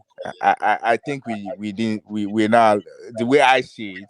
I think I see a problem where imagine from the time we have military. So let's say from um the time Babangida, I think 86 up to Right. 99. This guy died in Oh, Oriade, 98. just 1 second um before we. Oriade, 1 more second. So Let I want to. get into that. We'll go come back to what else you want to say. Later. Let him just get into that. No, I Finish just want fitting. to, say that and close that chapter and move on. That's all. Anyway, go on. Don't worry. all right, so within that period, imagine that you go to school, and part of like part of the courses that you take, like the let's say your history class, which I don't think we do, or social study and stuff, we learn about those period, like everything that happened. I don't think those kids will have the guts to be coming out and say they want military. It's because they don't know these things. How many people have access to internet in There are, Nigeria to go there are online older and read there are about it? there are older ones. There are older ones among them. Oh, I'm speaking about the It's even younger the one older now. ones I'll that are go even to the calling for older. it more. Yeah, I'm speaking about the younger one now. I'll go You back to the can't blame the older. younger ones when the older ones are encouraging them. Yeah, but you have to remember. I'll go back to the older one, but I think the older one is more like hurt. Is hurt. They have hurt in their guts, and because the younger ones don't know better, they're able to influence and say whatever. That's what I think. Because imagine me knowing the atrocity that went on, like World War I, World War II. Even though a lot of Africans were not affected, but they still fight in the fight, and I know what happened. Would would I be sitting down and calling for another world war? No, I won't do that. Even though I wasn't alive, but I read. At school, like you were taught how these things happen. I didn't have to struggle. I didn't have to go online to go search it myself. Part of my classes was Oriola, reading about something and experiencing something are two different things. Trust me. People read yeah, about war every day, but you know but when about you actually experience war, you will not. It's the same. It's different outlook. okay, Experiencing Mike. something and reading about something is different. I'm Okay, telling you. Mike. Okay, Mike. We don't experience. We never experienced slavery, but we heard, we read, we were taught about it. Do we want it to happen? No, No, unless I'm not there's a saying you reason necessarily we want want it, that to happen. but Huh? your the way your feelings towards it is not going to be the same. But you all accept that okay, it's bad, whatever, whatever. Yeah, but But the feelings exactly. towards it, But do you? Yeah, the but do you difference is think that one those person kids has a know? trauma of it. Hold on. One person has a trauma of it. The other person just have a view of it. You understand? The one that has a view of it can say, okay, this thing is wrong. But if I see whatever, whatever, it does. But once I have a trauma of it, we tell you, this thing is wrong, but I don't even want to see it. But the one that just have a understanding of it, maybe like, oh, yeah, this thing is wrong, but I don't care anyway. I'm upset, whatever, whatever. So it's different between someone having experience and someone Wait, just having knowledge. I That's why they say beg experience is differ. the best teacher. I Yeah. I'm just No, okay. it's a fact. Anyway, right. Do you want slavery to come back? We don't experience it, What? but do we want it? But No, what do you ask wait, me this Mr. Oriana, question? I what told are you you. doing now? What Go you are ahead, doing now sir. in America, you volunteer yourself to be a slavery there. If you don't know, you know now. You went to America on volunteering yourself. Eh? Where is he? He has gone. Are you here, Mr. Hey, Oriola? Remy. If you can hear I me, was, I was real lot I was talking. I posted a link to Yeah, I can hear you. I posted a link with the question you asked and how much individuals and every other entity is allowed to contribute to election of individuals and all that. So that link will lead you to the Federal Election Commission's page that will show you the amount Yeah, I've each seen some. individuals. I've seen Yeah, 3,000, 10,000. yeah. You see, yeah. So that will answer your question. Hmm. Thank you. You can go ahead, Mike. I think Oriola, I think we stay there. Oh, it's not there. I think they are talking about coup or no coup in Nigeria. At the end of the day, though, I think these people they have an ulterior motive. You cannot. They are bad losers. You lost an election and you are calling for a coup for what? I've seen so many coups in Nigeria that I don't even wish something like that happen in my country again. Never, never. I repeat, because they are Yeah. even worse. Like, oh my God, I don't understand this Right. Nigerians. But what the point I was trying to make is this. You don't have to experience it. If you read about it, you have idea of what happened. So you really don't have to be in it to know that it's bad. If to say we are being taught about those things when we're younger, a lot of these kids would never say that. I understand the older people, they're hurt and they're using their emotion to trigger to try and take advantage of the younger ones. And that's why sometimes I feel like there's some things that we don't have to listen to other people because they're stuck in one behavior and they want to hold on to that behavior without changing. That's what I see. Like they're stuck in that old edge behavior and they want to ruin the life of younger ones.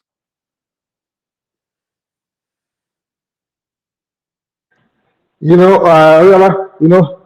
that's one problem I have in Africa. You have some old people that are stuck in one behavior, and then we're forcing a young one to accept and know that behavior. And when the younger one is saying, no, I have to change, they will say, no, we are elders, you have to, you just have this culture of forcing people to do these things the whole way. And you can't advance with that mentality. You have to embrace and accept that, a new generation have to move on from the whole things got to change. World's got to evolve. I'm not saying you have to dump old values. There's a difference between dumping old value. You can keep wisdom, but knowledge have to evolve. Well, some old people just, especially in our culture, just believe that, you know, the elders' way is the way. No, the wise way is the way. It's not the elders' way. You know, the elders should be respected, but the elders' way is not always the way. It can't be the way. The right way should be the right way. Not because I've seen interaction between Nigerians where they're talking, and the person that presents the best logic is probably the youngest person. And also, at the end of the day, we have to go by what the oldest person is saying. And the oldest person is view is just completely still backward. So, go ahead, sir. Yeah, if to say everyone wants us to stuck with whatever the older people are saying or the older behavior, there will never be a industrial revolution. We will in the 80s, the rotary phone that we're using, we're still stuck at it because a lot of people that invent those new technology, they're young people. So old people, I understand. I'll get older one time. When I get to that point, I need to listen to the younger ones. I feel like they're misleading the younger ones now. So imagine people that are talking bad about Shoyinka. Do you think and a lot of elders they're not calling them to order?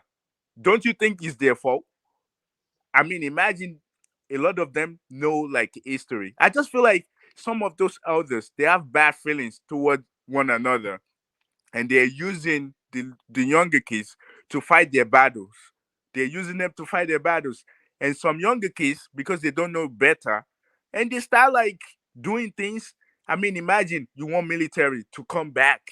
I mean, even if you never experience it, we read. I mean, it would be nice that if you go to school from kindergarten, you're being taught about every single thing that happened in the history of that nation, how people got it bad. That would be nice. Like a lot of people will not be having guts to do what they're doing today. Oriola, when did you left Nigeria? Let me ask you this question. Why? Why you? I left 2002. Why? No, the way he's talking as if he's a very old man now. When did you left Nigeria? No, I'm 38. I always say my age. 38, yeah, still a young man now. Let's the 38 is elders not talk. young. Yeah, I know. 38 is not. I know. Young, Wait, young, this guy said 38 is young. I don't understand. He's not I young. want to ask you a question. Everyone can respond. Earlier in this platform, in the beginning, before I slept again, they asked Baba Janle Koko, what about those young people calling for coup in Nigeria? And I think he has a conversation with one man, and his response was They that, should leave them. yeah, they should leave that they are expressing their human right. And that's really taking me aback. I don't know what to say. These people are Banjani Koko has a way of, I don't know. That's one of the old heads that we're talking about. Come on. He's a young Come man. on. No, he's a young man. No. He's a young man. Baba Jali Koko, I've seen him. He's a young man. For me, he's a young man. Pato, let's not Triumph. Let's not discuss whoever is not on the platform. No, I'm not trying we to can discuss his idea, but the idea behind it. But Mr. Remy, we will discuss Banjani Koko. I wasn't surprised when he said it. What else do you expect Baba to say? We know Baba for who he is now. I was like, he said that. So if I said, now if I'm a young man, I say, okay, young people, go and take gun and go and kill the president. I have my freedom to do whatever I want. Is that what he's trying to say? So sometimes, and the tone of one man was like, you really mean Baba was supporting Showore for throwing tantrums in front of EFCC. And we talk about it more here if he can come back, if he's not asleep. but whatever, I'm thinking that we have a lot of people that are very irresponsible with their utterance. Yes. No, I'm not talking about Babajale Koko. I'm talking about who? I mean, they're very rude and irresponsible. How can you be calling for a coup in your country because you lost an election? It no go happen, no. I know now, but this kind of thing is not good. And I like what Oriola has been saying, because you see, those elders, what they feed the young one. In fact, I don't know. Some elders are not really. It is, you see, for example, what you just said now is just an example of the IPOB and the Biafra. Most of those ranting for Biafra that they want to fight, they want to go, they are ready. They were never there during the first Biafra war. And the older ones among them that experienced Biafra, they are giving them a different narrative. Yes. Because most of them, when you hear them talk, they will tell you, we almost won it. We almost won it. So it's giving those one courage that they are looking like.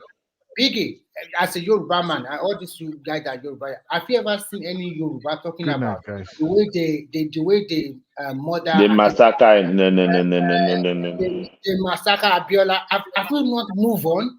Do you know that? I will tell you one thing. During Biafra, my grandma said, on our street in Surulere, the left and the right to our house, when they were Igbo landlords, and my grandma controlled those houses until those guys came back from the east after the war, and they met all their money.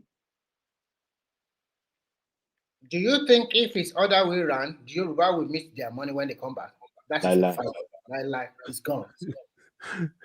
I'm enjoying you guys. Do you know that what I just want to say is that creation? What I just want to say is that if you have some elders and they continue to what the utterance from their mouth is very responsible, trying to push your young one to go and do something terrible, you are also trying to, like, at the end of the day, it will affect your region at the end of the day also. Because these boys will come around and they are the one that is going to maim you or kill you. That is exactly what happened during what Mamukana have been You doing to them. see, let me give you an example. When they were shouting Yoruba Yeah, Nation, Boaz. Hold on. Do you know that the Ikwere people in rivers, these people, they I can't are hear you. Igbo, call them Igbo. Oh, can you hear me? It's You can? the echo is high. Your I echo Oh, is I'm can't high. using hear my you. earphone. Continue. I'll come back. Yeah, like I said, there is this when they were shouting Yoruba Nation. There is this guy, I don't want to mention his name. He sit down there in London, drinking coffee or chocolate milk and toast bread.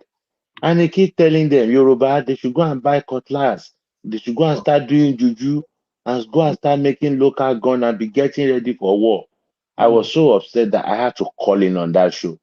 And I said, when the hell are you going to get up from that seat and move your family to go and coordinate the war in Nigeria? You are sitting down there in London and you are promoting war in Nigeria. It should be, and he's an elderly man. I mean, of course, he's probably going to be maybe in his late 50s, early 60s. And he sit down there on Facebook and he kept telling them they should go and start doing juju, they should go and start buying gun, buy cutlass, go and do this, get ready for the war. And you are there calling your child to give you toast bread and coffee in London.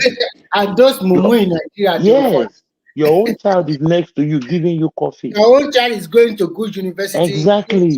living And a I good called life. him. He And was then so upset that he had to cut me off the phone. And I told him, you are a big fool. When you are ready to fight the war, you don't make noise. Go down there and go and start it. yeah, When they were shouting Yoruba Nation, I told them that Igbo was going to disappoint them.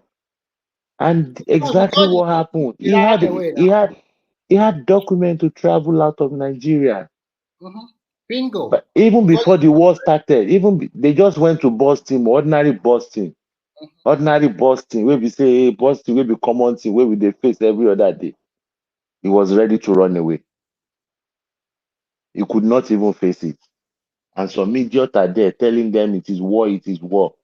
All these people preaching war. There's a saying in Yoruba language that says, Ogun ṣe ń lọ lẹ́yìn ò ṣe bá wọn lọ. If war is very easy, why didn't you go with them? Well, ibi tó bá ti ra wọn dé, we all see. Forget about that one. An average Yoruba man will not just go to war like that. They are not so stupid and dogmatic. We have a lot of stupid younger ones in our generation now that have been controlled by the foolish adults. We have a lot of them. If you maybe you are not versatile on Facebook, they are always ranting and saying we have a lot of them. So what I don't really like about the Southwest now, it's disheartening, man. They are so happy to call themselves Uka. They are so happy to call themselves Odosho or whatever. And the way they are, I just ask myself. I will ask you a question. Are you blaming those kids or you are blaming the parents? I blame the parents. You know, most people are giving birth to children they cannot cater for, but they are hoping for the best. They are living by hope. You are like, quite right. If I have 6 children, maybe one of them will survive and will succeed. I was on a And taxi. that is a recipe for failure. I was on a taxi in Nigeria in 2020 in Ibadan, and then these 2 women also came into that taxi, and their discussion for the next 10-15 minutes, no, let's say 10 minutes.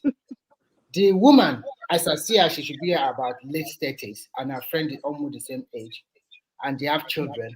But what are they discussing about? They are discussing about their man friend. And the woman was crying. And the reason why she was crying is because she went to her man friend and she found a younger girl. And then the man did not attend to her very well. And the man even insulted her that, did I ask you to come here today? Do you know? Wait, I sat in the front and I was like, what the hell is wrong Do you with know this? the root of these problems? Yes. What is the root, Mr. Riola? Ali? One Nigeria. Oh, come on, stop that. No, let This me one, explain this one, myself. Yoruba Let women, me they are explain. not. Let me Okay, like explain. you sound like somebody that listens to elders a lot. You know? Wait. Let me explain. Do you know? He Do you wait? probably spend most Let of me his day on explain. Watch Nigeria. Wait, let me explain. You blame that lady's stupidity on one Nigeria. Are you kidding me? Do you want me to Oh, explain? you should have blamed it on the government. I know you've been listening to elders, something elders. Wait, do you want me to explain? Go ahead, explain how it's one of them. Hopefully you can see my point of view. So here's the I thing. know, so We're we ain't on see no this. jack shit. Wait, we're all listening earlier today. Where some of you guys were saying, "Oh, it's Yoruba, and someone was telling you that no, we don't have that Western and Eastern region anymore. It's now your state by state, meaning Oga, don't go that direction. Oga, don't go that no. direction. Wait, The let me person land. saying that they will never allow you on their Edo platform to even You can't. talk You Yoruba can't even open about your mouth on the Edo platform to talk. Come on, don't take those ones serious. Wait. I'm trying to make a point that You here's the ain't thing. making no fucking point, bro. Well, but that's you. It's But go either ahead, you last one. listen. Let's see what When you exactly is listen, you can see there's something in what I'm saying. So you Let can't him land. just disregard Let him everything land. I'm saying. Please. Let him land. Just Continue, disregarding Oriola. it. I will take my seat to listen to you now. Man. So the point I'm making is this: the value we used to have then, the value is not there anymore because a lot of people we don't have togetherness like we used to have. We now this education system, everybody follow different type of system. You can the way things were done then is not the same way. Wait till in the next 10-20 years, a lot of things will be different because imagine people my age, like if you're in your 30s or your 40s, that for sure a lot of us we can't even write in Yoruba. We can't write in our native What does that have to language. do with the woman I'm talking about? Come on, what does that have to do with that woman? Wait, isn't your background that has to do with the way your culture has to do with the way you were brought up? What are you talking So it's one about? Nigeria that's Your bro. culture. You said the problem is one Nigeria, and we are trying to ask you, how is it one Nigeria? But that's what I'm You are explaining. talking. You're not getting it. You that's the thing. You're not getting it. I'm not sure how you're not getting what I'm saying. When Is you don't anybody have else to getting get it? your value He said that system is not there. because of one Nigeria, Your we are value removing our system. culture. Wait, your value system is not there anymore. Meaning now every single thing you're doing is not attached to the value of who you are. You are The trying to man create. told you it's older women. It's not young women. No. So these are people that never lost value. I'm telling you that Well, they never lost that value. mentality has nothing to do with See, something even changing. our It's grandparents always been the case. anybody that were born in 1901 down, they started to lose the 1901. value of 1901. I'm telling you, they started to lose value of who we are as a Yoruba. Our value system, they start losing it Do you know because what you say from in there they start 1901? going to 1901 or 2001?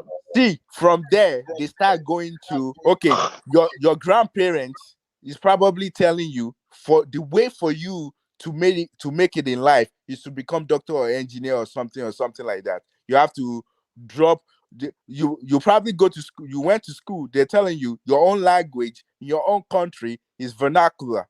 So a lot of things that has to do with you, they're already telling you to disown them. And you're telling me whoever is the people you're talking about, they're in their 40s, they were born in the 70s or even in the 80s. Because if you're born in 1980, you're probably 44 today. So what are you telling me? We started losing our value trying to be who we are not. And you are not thinking and seeing that. By the time my own kids become adults in their 30s, we wouldn't even have the value system anymore.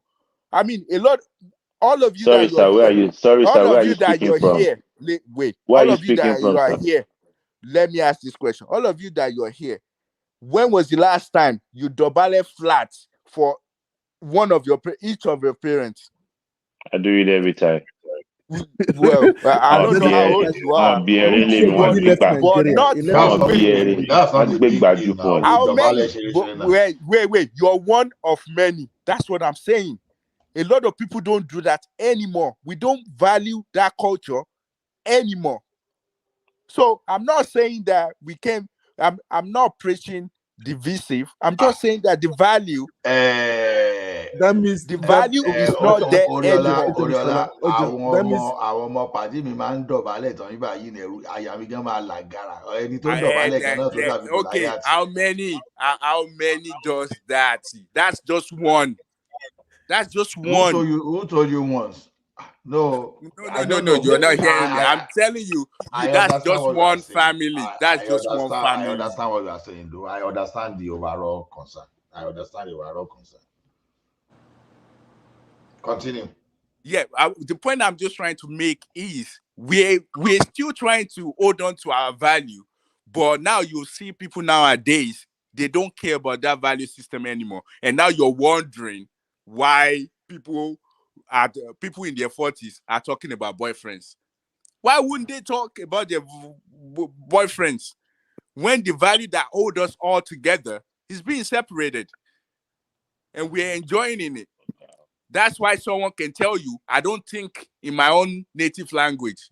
I don't care the people that hold the system together. Okay, we get that, man. Hold on, let's get back to the point where we were, man, because I was enjoying it. Let's get back to that. Well, you know, like now you can't debate it anymore. Because okay, it's fine. You won. Okay, I was really enjoying the train of thought, man. Just drill us to one logic, right? This is the first time I'm seeing Mr. Mike giving up. Yeah, you have to give up. Well, that's what we said before you jump into that shit. Because I was enjoying that line as we were going. I'm completely lost.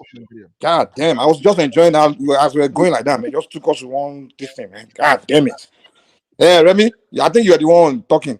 There's a point where trying to like emphasize on. I wanted to contribute something. I just lost it. God damn it. He was talking to woman. Relax, man. We are talking about the same thing. I don't know why you're not getting. Talking of a woman, talking of how his boyfriend treated him. That's Remy. Mr. Remy, come back. Yeah, Remy is I think it was about people calling for military coup. That is it. Let me landing on that space. Okay. Enjoying it. Mr. Riola, Ejo, Emino Mofessor.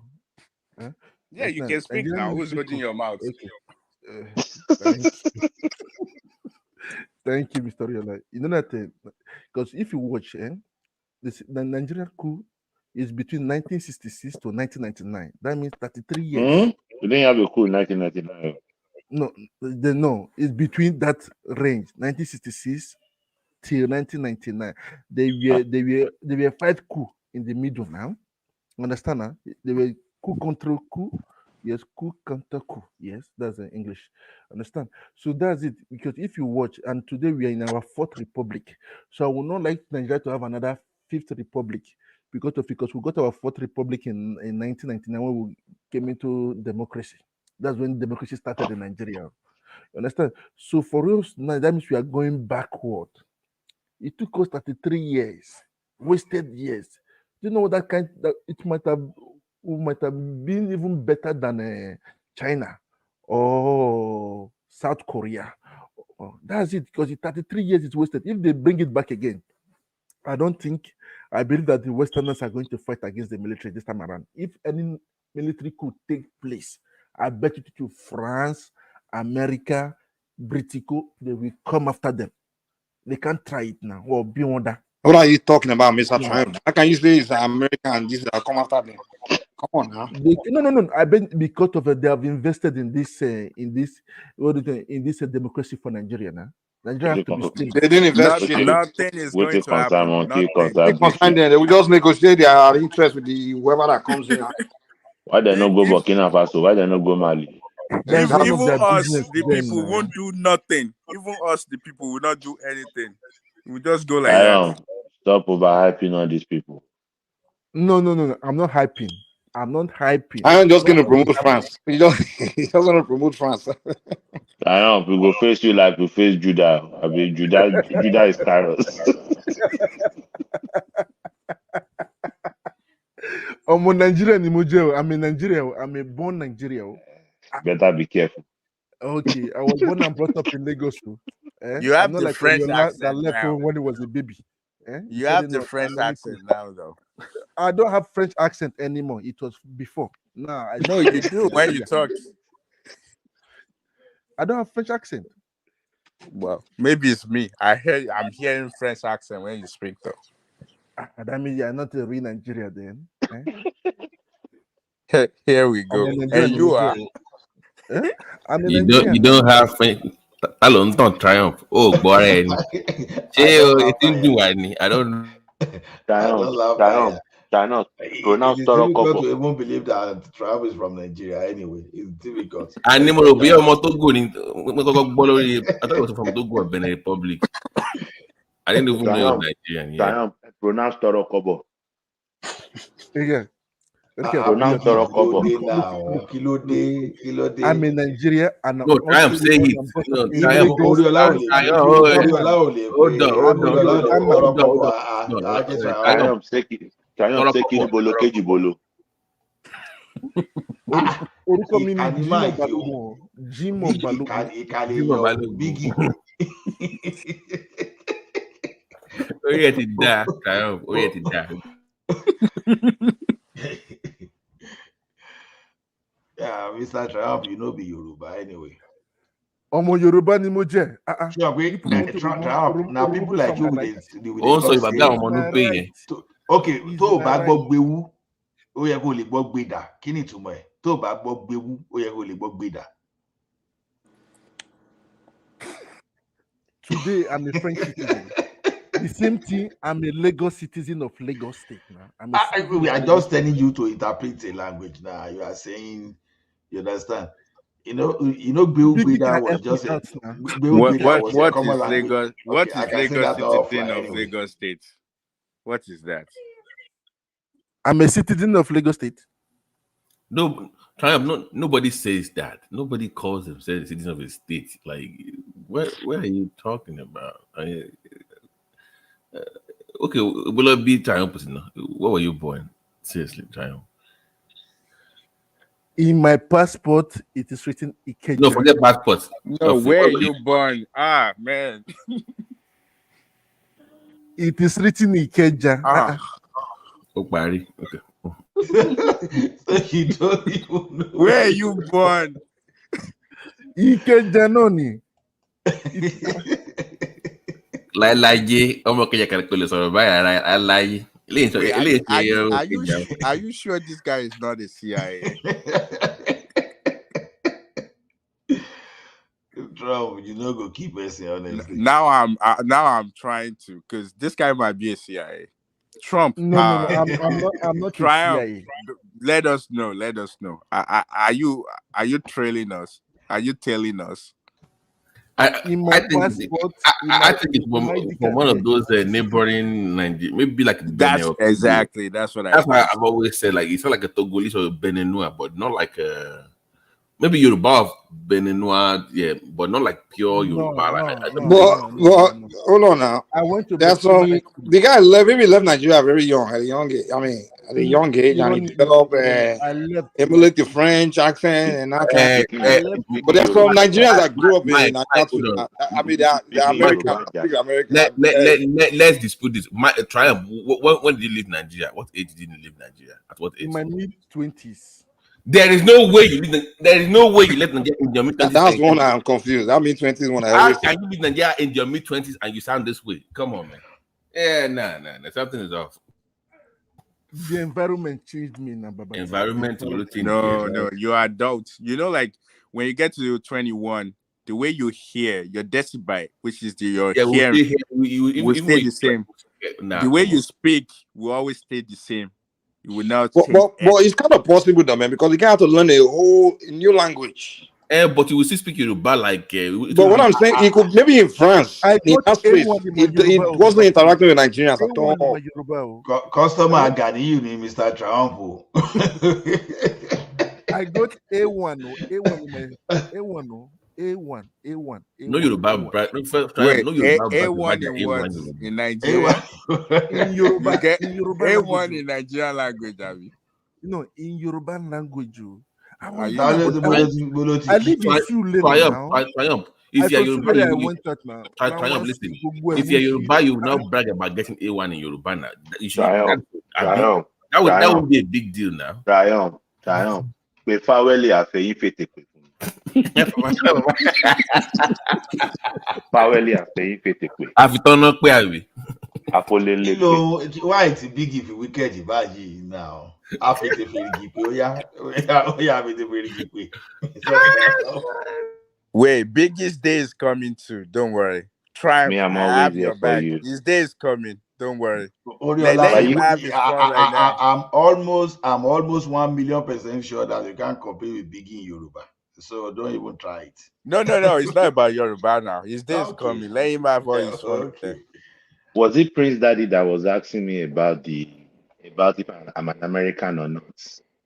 Was it you? No, this is not Prince Daddy. I'm not Okay, Prince. Okay, sorry. You know. Because that day I said something and he never disputed it, but I just said it because sometimes some people ask some personal questions on this live chat, and I don't feel it's something that you need to answer. You can actually have as many citizenship as you want in America. You're breaking. Am I still breaking now? No. It's okay now. Continue.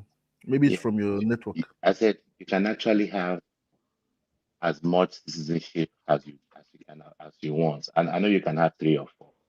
I just told him. I just told him that because I was trying to tackle him because he said he's a patriotic American, and he doesn't declare his property he has in Nigeria. What? If you are so patriotic, you have to declare what you get. Doesn't. You cannot. Most people maybe don't we do shouldn't be speaking about that here because I can't believe me. I can't believe you said that too. Yeah, but sometimes I don't. I like most him. people don't do it. Yeah, well, good for them because let me see my Yeah, exactly. Yeah. But it's annoying when people come and say they are patriotic American. Exactly. They are saying something. Biggie, if I even ask some of you guys, when last did you donate to your high school or primary school in Nigeria? Good question. When last did you give to your alumni? Wadagba. You take the big. Nothing. You don't contribute shit, man. See, wow. I went. ọjọ́ tí mo sọ pé a kọ́ géètì nísìnyí báyìí wọ́n fi mí ṣe ẹ̀yẹ. Rational mind in call. Yeah, I went to St. Joseph Primary School. Gani ò ti lè lọ. You got the rest on here. Can you see lay down? No, it's coming, but he's working now. He's a busy man now. He's working. That's why. Anytime he's not working, then he'll be online. I've never seen a profession that rational mind is not a professional in. One time he was a teacher. Yeah, the only one they cannot compete is because Ogbeni is here and one other lawyer we have. We always say, I did law 101. Everybody did law 101. What is in law 101?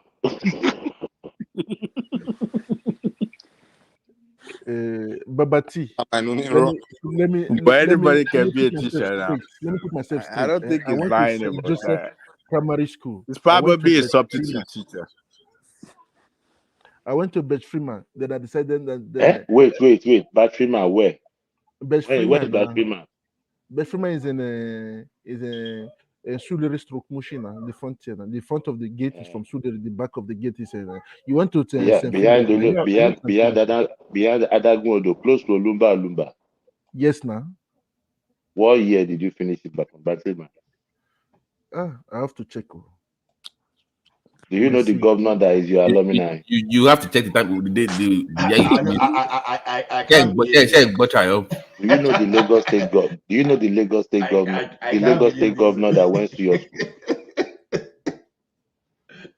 Do you know the Lagos State governor? the The Lagos State Fashola, governor Fashola, that went to Fashola, your Fashola, Triumph, Ah, Google is okay. not working now. Google That's cannot true. tell you That's true. time. Now, Go battery man, Google if you know Fashola. I lived on Fashoro. Fashoro. I know Fashoro Yeah, very well. exactly. I know Fashoro. At least you can agree that I went to Bet Freeman. No, we don't know that. Yeah. We don't know.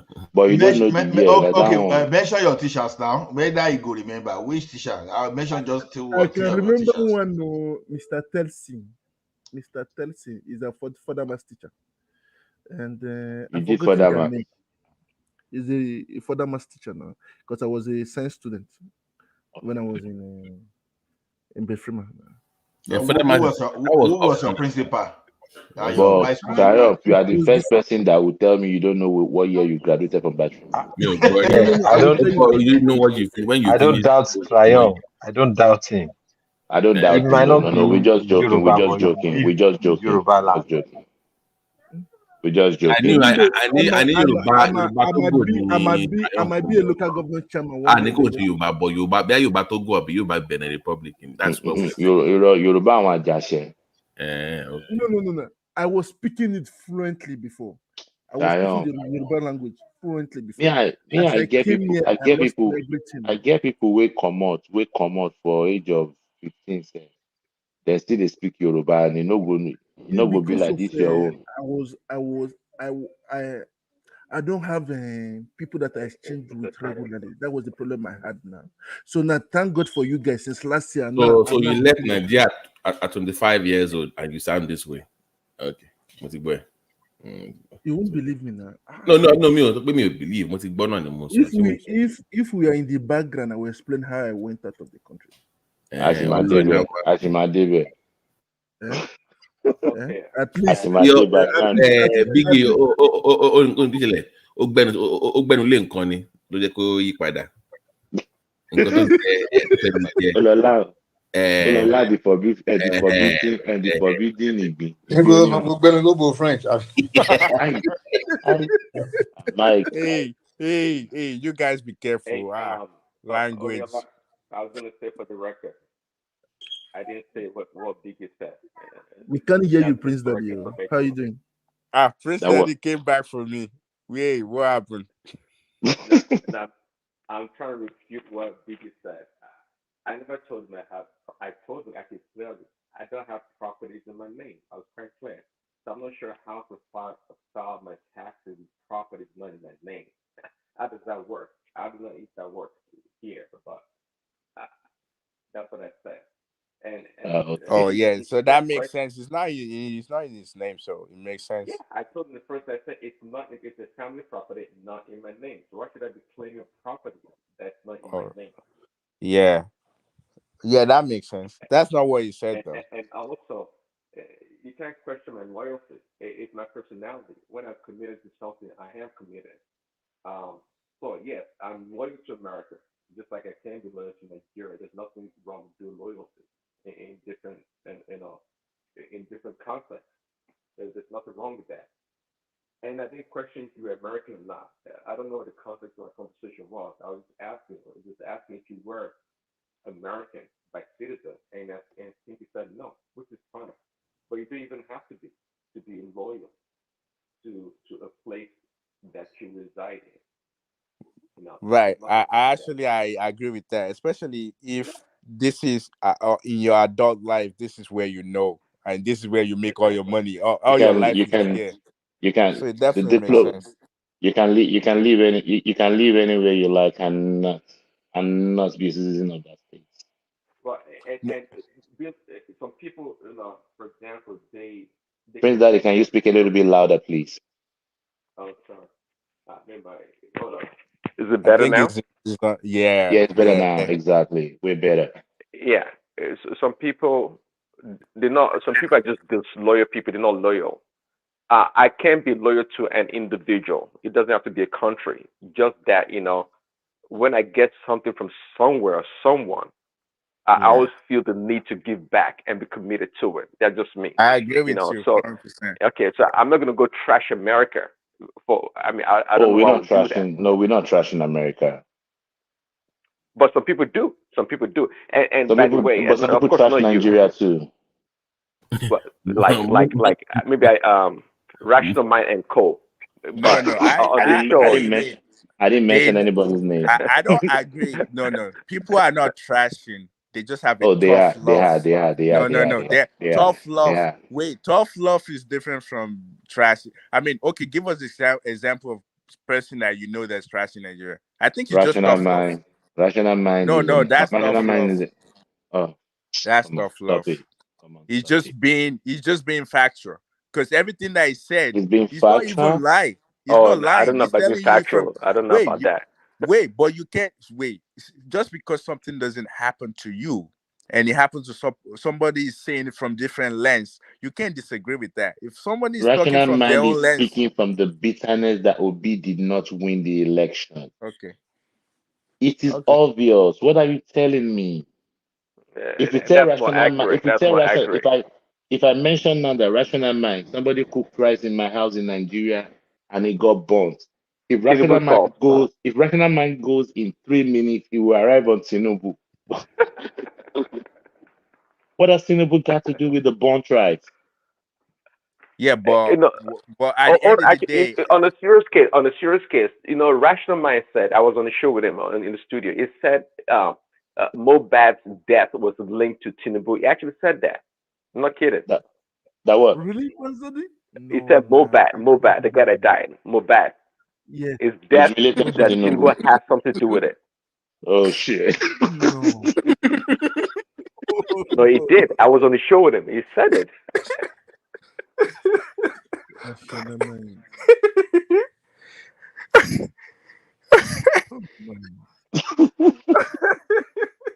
I think he's joking. I like the guy. I like He wasn't joking for real. He wasn't joking.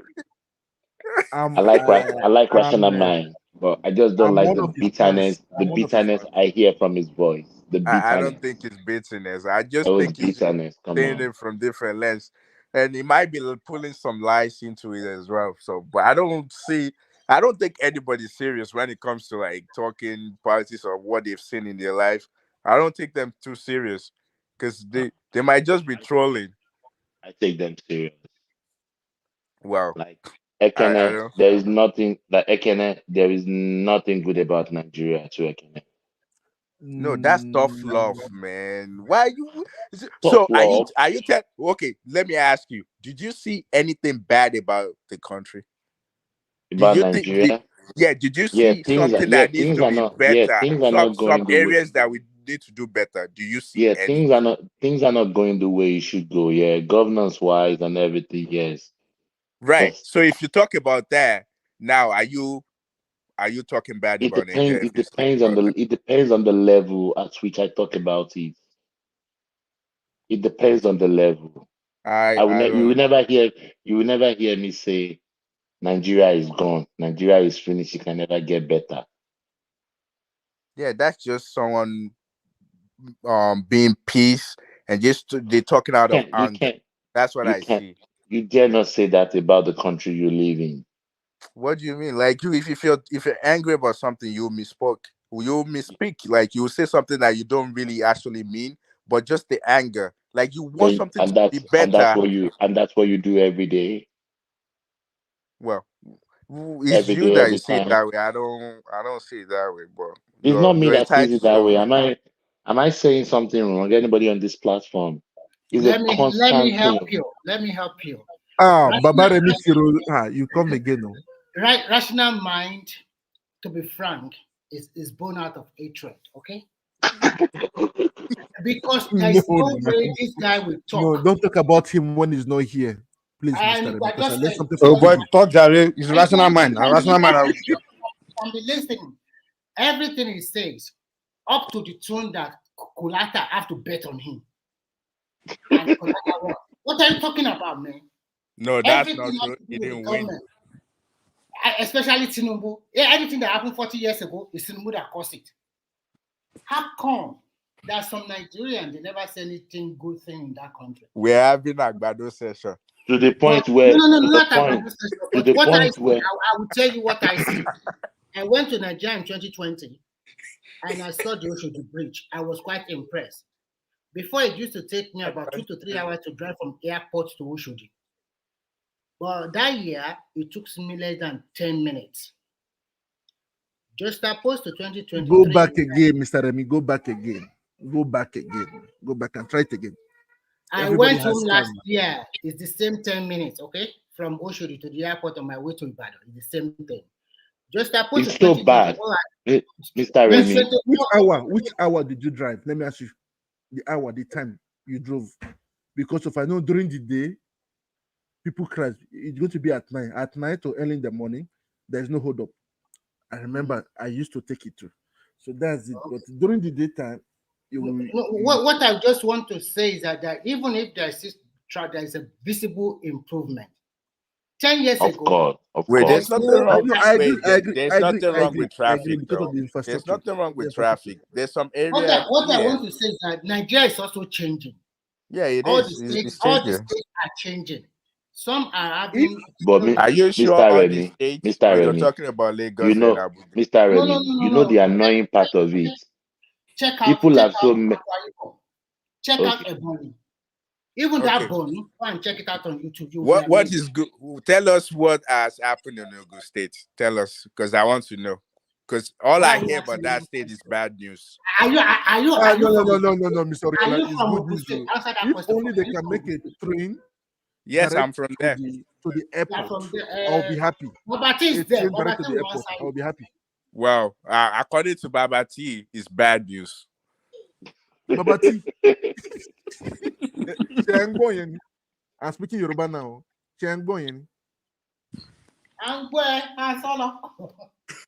You know, like I was saying, regarding let me reply I did because you brought up Ogun. Just because you have a non-performing governor does not mean that the state itself is not okay to some extent. Heaven bless you. Heaven bless you. What we're saying is that we should be at a level close to what Lagos is with what we have. We can't even do that. But we are now maximizing our potentials. We don't have our governor is not doing that. Doesn't mean the state is not making money. I mean, they have look at the IGR since Kemi came there. She's tripled that when she was there under Amosu. So we are making the money. We have Who that help? Who that help? We still have but that is my point. That the guy there now is not to explore those potential, those opportunities. Yeah, isn't that bad news? No. But I'm speaking to the leadership vacuum and the politics of it. But state by itself, it's a good state. We just need that leadership to take it to the next level. That is where I come in and that means we're stagnant. But it's not. No. You said it was bad news, and that was not what I said though. I was only give us one good news from private sector. Look at the expansion. If you look at Ogun West is going through a lot of transformation in terms of agriculture, processing. You know, we always discuss value chain of agro produce. So when it comes to that value chain, they're doing a lot there. So what type of food? Because Nigeria is still starving today. As of today, Nigerians are still ask me progress. I'm giving you a progress report. Let me so that you. Yeah, but people are not seeing the progress you just talked about. Yeah, we know but that goes back to my point. Leadership. That's why I go after that Pabiodu once again. That's my point. So everything government. No, his own role. Everybody has a role to play. So you keep moving the goalposts. I don't even know where to come in now. Everybody has a role to play in development of a state. I go after that Abiodun because I think he should be doing more. But the state itself has a lot going on. Ogun West has Ogun. When this guy gets in there, by the way, he's going to be a next governor. Yayi. You know Ogun East is going to be that Songo area. They're going to do. They will fix what they should have done years ago. Because I don't understand why the gateway into your state from that part of the country going into the Ojore, that should be a 6-7 lane road, easy. Yeah, I thought But this guy said he was so going to the big guy, the billionaire. I forget his name now. The big guy, that home glow. He said he was going to fix that road. What was tax incentive? No, that one. I think they had talks about it, but that has to do with tax incentive. It's the same thing they did with the Dangote with the Papa Road, where you get tax incentive for building roads. So I don't know what but this is my point to you, Ade. They have a Lagos Ogun Joint Commission, right?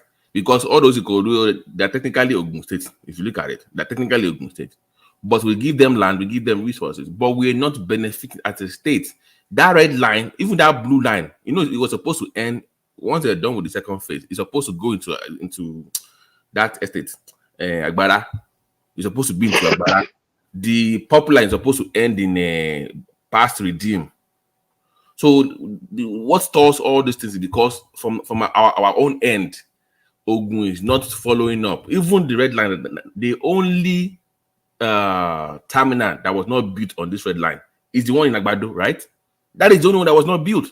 Yeah. And it was supposed to expand into Ogun, further into East for something. It wasn't even built by Ogun State though. It was built by the federal. That's my point. If you know people are coming, apparently half of people that are working in that area in Lagos, they commute from Ogun daily. So if I know people are coming from to work in Lagos, why wouldn't I want to improve the road network there? Why would I want to partner with Lagos? Can I ask you a question? Do you think we have the money to do every single thing we are requesting? It's not about having the money. These are PP. You can do PPP. You can do what you can partner. You are the governor. Be creative. Be innovative. Figure it out. And do you think if we do PPP, you think if we do PPP, you think people will invest in Ogun State? They're already investing in some sectors, but the reason why we're not maximizing is because it's not connecting. Ogun State has about 40% of Nigeria's manufacturing. People don't know that. We have that.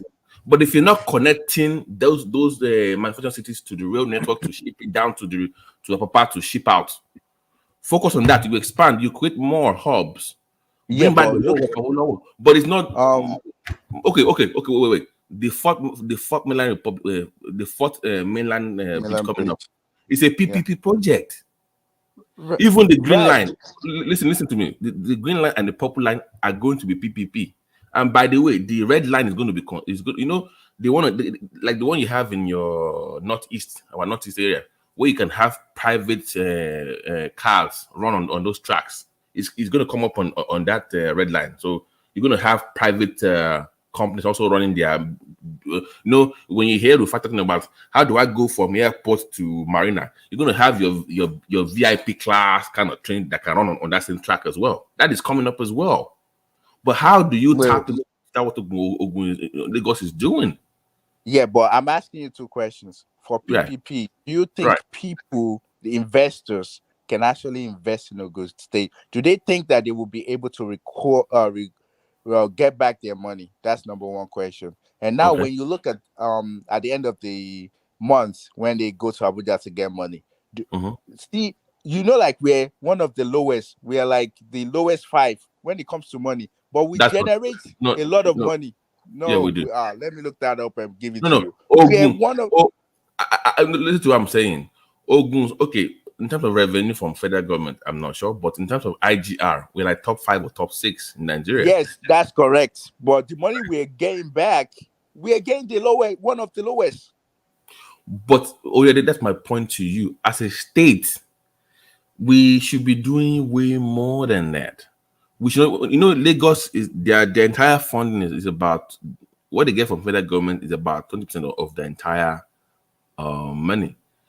80% of their funding is from what they earn, so they don't even need the federal allocation technique if they really want to go at it.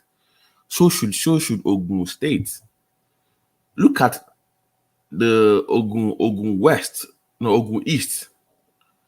I have always said Lagos Ogun to me it should have about 2 capitals, one official, one unofficial. My hometown is the capital right now, but it should be admin. Lagos East, that Ijebu area should be our own Lagos. That But you Every must tribe in invest. Ogun State should have capital. No. How about that? I'm going Egbas to. should have one. The Egbados should have one. The Jebus should have one. They All they of them should do have. they have of no They're they capable. do no. I'm saying under the current arrangement that we have right now, it might not be official, but unofficially you have where you just say, okay, look at people. Do you know what is even surprising, Ola? People don't know that Ogun has beaches and we have all that coastline too. We have that the same even when in Lagos we do. But people we do. they don't even know that. They don't know that we do. do have coastal lines. We do have coastal line. We have that even more beautiful than the one in Lagos. Wait, didn't they already sold it to the Chinese? They're not in. How much did they sell to the Chinese? No, they know that. No, that's and look at how we even lost the Dangote refinery to Lagos. It was supposed to come to that to the other side now. It was supposed to come there. What happened? We have bitumen. It's not been tapped in that area. They were supposed to have an airport in Wasimi as well. They didn't. They have done that as well. So I'm saying that. Yeah. When you don't have a goal, you don't have an agenda. You're always going to fail if you're just running at things anyhow. Right. Like look at Lagos. They already have an agenda. Like this The is our blueprint, goal. This is what we are running to. We need that. Maybe this but I'm with you. But stay with me. If my neighboring state that has the most funds, most opportunity in Nigeria has a blueprint, when you are forming your own blueprint, shouldn't you just be at least keep an eye on what they are doing because it benefits you, right? If they are doing because go listen to someone talking about all the 6 rail lines. The terminal end of 3 of them is always in Ogun State, and it does it all the time. Like it's supposed to end in Mowe, it's supposed to end in Agbala State, it's supposed to end there, and people are coming from the state to work in Lagos. Your brain should be like, wait a minute, this is an opportunity for me. Because if people can live in Ogun State for cheaper, work in Lagos, more people will come to my state, I'll make more money. But my first question didn't answer that, which is going back to what you're saying now. What was the first thing I forgot? PPP loan, where are the investors? PPP. The investors sees Lagos as a big pot. They know they will get their money back. Right. Would they be able to get their money back? Let me reply you. I grew up in Songota. Songota to me is pretty much Lagos. It's not even any different. There's no I know Songota very well. Momo Songota, Babatian. Okay, yeah, Nigerian. I know, we get you. Okay, yeah, there's no way. But I'm saying that when you have a huge market, that people know that there are crowds, the population is there. Ogun West is not like Ogun Central or Ogun East. Ogun West. The population is. Stay with me. So where I'm coming from. Because you said as a private investor, the concern will be how do I recoup the money, right? Yeah. So I'm telling you, and you said Lagos has the population size, they have the market. And I'm thinking that those areas in Ogun State, they're no different than to Lagos. So if you connect both sides, those 2 connecting areas, you will recoup your money. But here's the catch. Ogun has to then provide more tax incentives than Lagos will do, because Lagos has the better leverage. So if Lagos is giving you 7 years tax-free, whatever, you might have to do 14 or 15. You might have to throw in more stuff in there so you go the extra mile to please investors. But this is where it goes. You are planning more long term than Lagos. Lagos can be looking at 5 to 10 years. You have to look at 15 to 20 years. That is May I respond to you? But it's still possible to do it. Yeah. May I respond? So 2019, I was in Nigeria. So we went to Ota. So they have a shop right or something like that, big mall. They have it. Do you realize that mall was empty? The only shop right that they have, a lot of what they have in store are already like expiring. That's number one. Number two, I look at all the shoppers. They're few, but they're all Indians.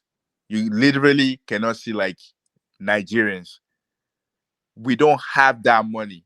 Even you might have the population, but where's the money to spend? Okay. I'm definitely sure that ShopRite is already went down. Okay, so at Gateway, I think. Yeah. So okay, the old hotel. So let me tell you something. There are investments you do when you already have market. There are others you invest in when you know there's a potential market down the road.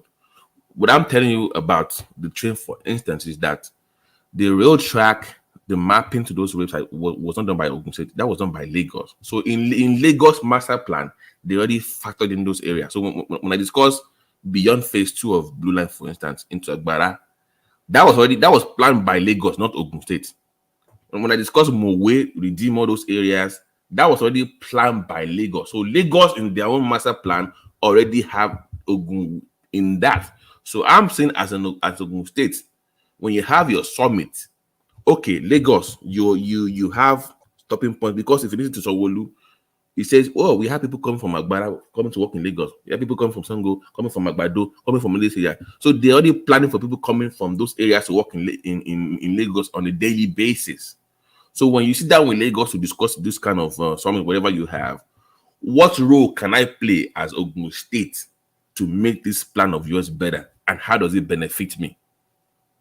That is where you come in as Ogun State. But there's a role for you to play. You are keen in something that is already there. It's not from the scratch anymore. I dare you get my point. It's already there. They already have it. So you're just keen. So how do I key into what you already have on ground? We should make it easier for you to do, because it's not like you're just brainstorming from the beginning. They already have a plan that includes you. So how do I benefit from what you already have for me in my state? And how do I contribute? Which Actually, I think they will make more money, because if that train can go from Lagos all the way to Ogun State, like Abeokuta, right? Like people will be able to travel. Like people that wants to do shopping, like New Jersey to New York. The journey that would take forever. People will just, I can take the then train. You live in your E4 for cheap. Imagine living in E4 for cheap and working in the marina or VI. Just live and cheat. That's my point. I thought you already, like, well, I'm not 100% sure, but I thought I saw it somewhere that he's already making plan for that. The guy is slow. No. They already have the plan. It's already there. They already have the right of way. They already have they already have everything planned. All the way to the capital. I'm saying Abeokuta is what I'm saying. No, they have one that they are, they are using. They are sharing the track for the Lagos-Ibadan. Once you leave that, the last one, that one goes to Egba already. So they already have the track. I'm saying going to Ogun West. Those once you leave Agbado, you're supposed to go, but one is coming from the back end of the yellow line that goes through the back end and ends in Songo, then E4. So just do Agbado, then go down to Songo E4 area. You can call it a different line from Ogun perspective. So I can live in E4 right in the morning and just take a train, get to Agbado, then jump on the red line and go walk. By 7 o'clock, I'm back at home. So that costs my time. So guess what? If I can live in E4 and work in Marina, and it takes me about 30 minutes to work every day, I will make about half 100K in Marina. Then I have a 1 bedroom in E4. I'm living for 15 or 20K a month. Right. You'll live I'm making more money. And live large. That's what I'm saying. So it's like a New Jersey to New York kind of partnership. You get my point? I live in New Jersey. Right. I work in Manhattan. That's what they should do. So, but they already have the thing. The plan is so. If you pull up that rail project of Lagos, it will show you exactly where everything finishes in Ogun State. So they already have everything already there. The issue is that our government is not following up on these things. That's the problem. But they already have the roadmap there. So when I'm discussing that, I'm always discussing him.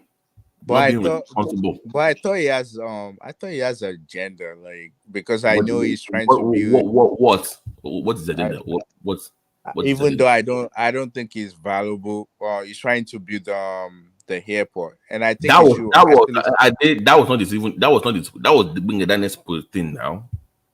That's Bingadanes now. That's almost like 20 to 30 years project to build just a small thing. It's not even like a passenger airport, which is what we need.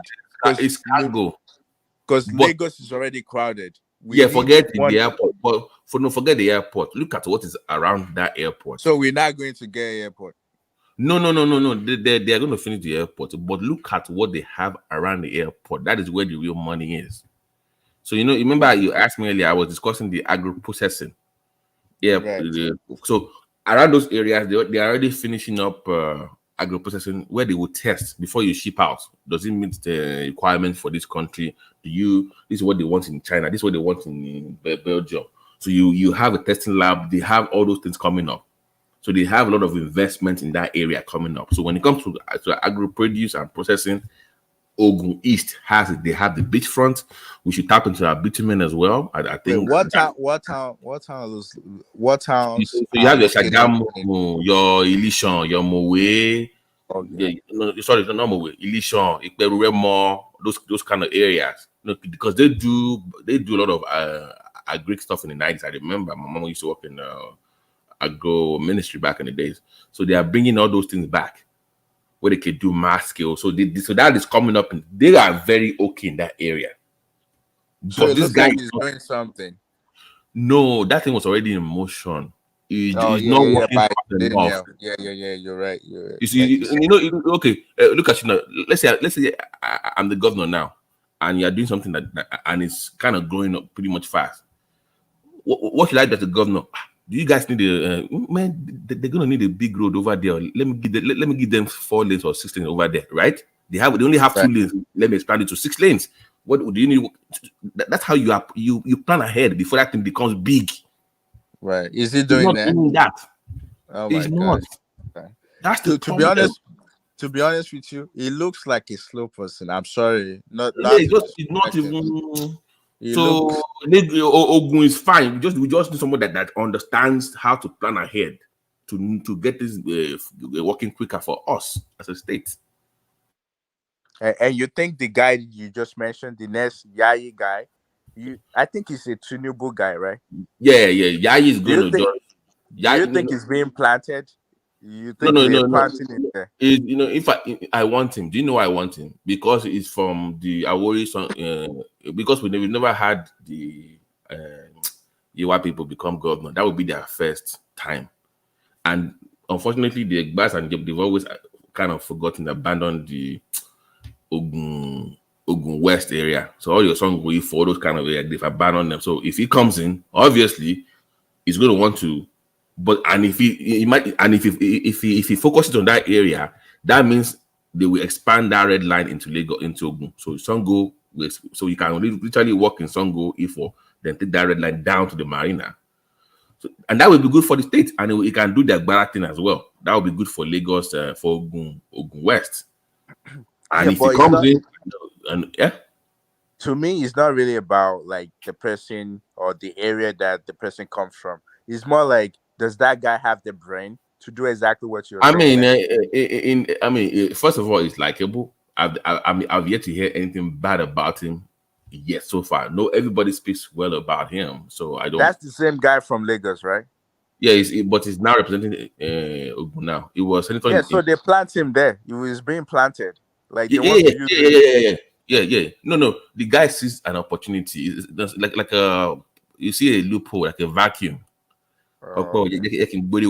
So that's what he's doing. So yeah, and he's a Tinubu guy, so it kind of works out well. But you see what that does in Lagos. The same people in the same circle get the job done. So if he's going to get the job done for Ogun West, I'm all for it.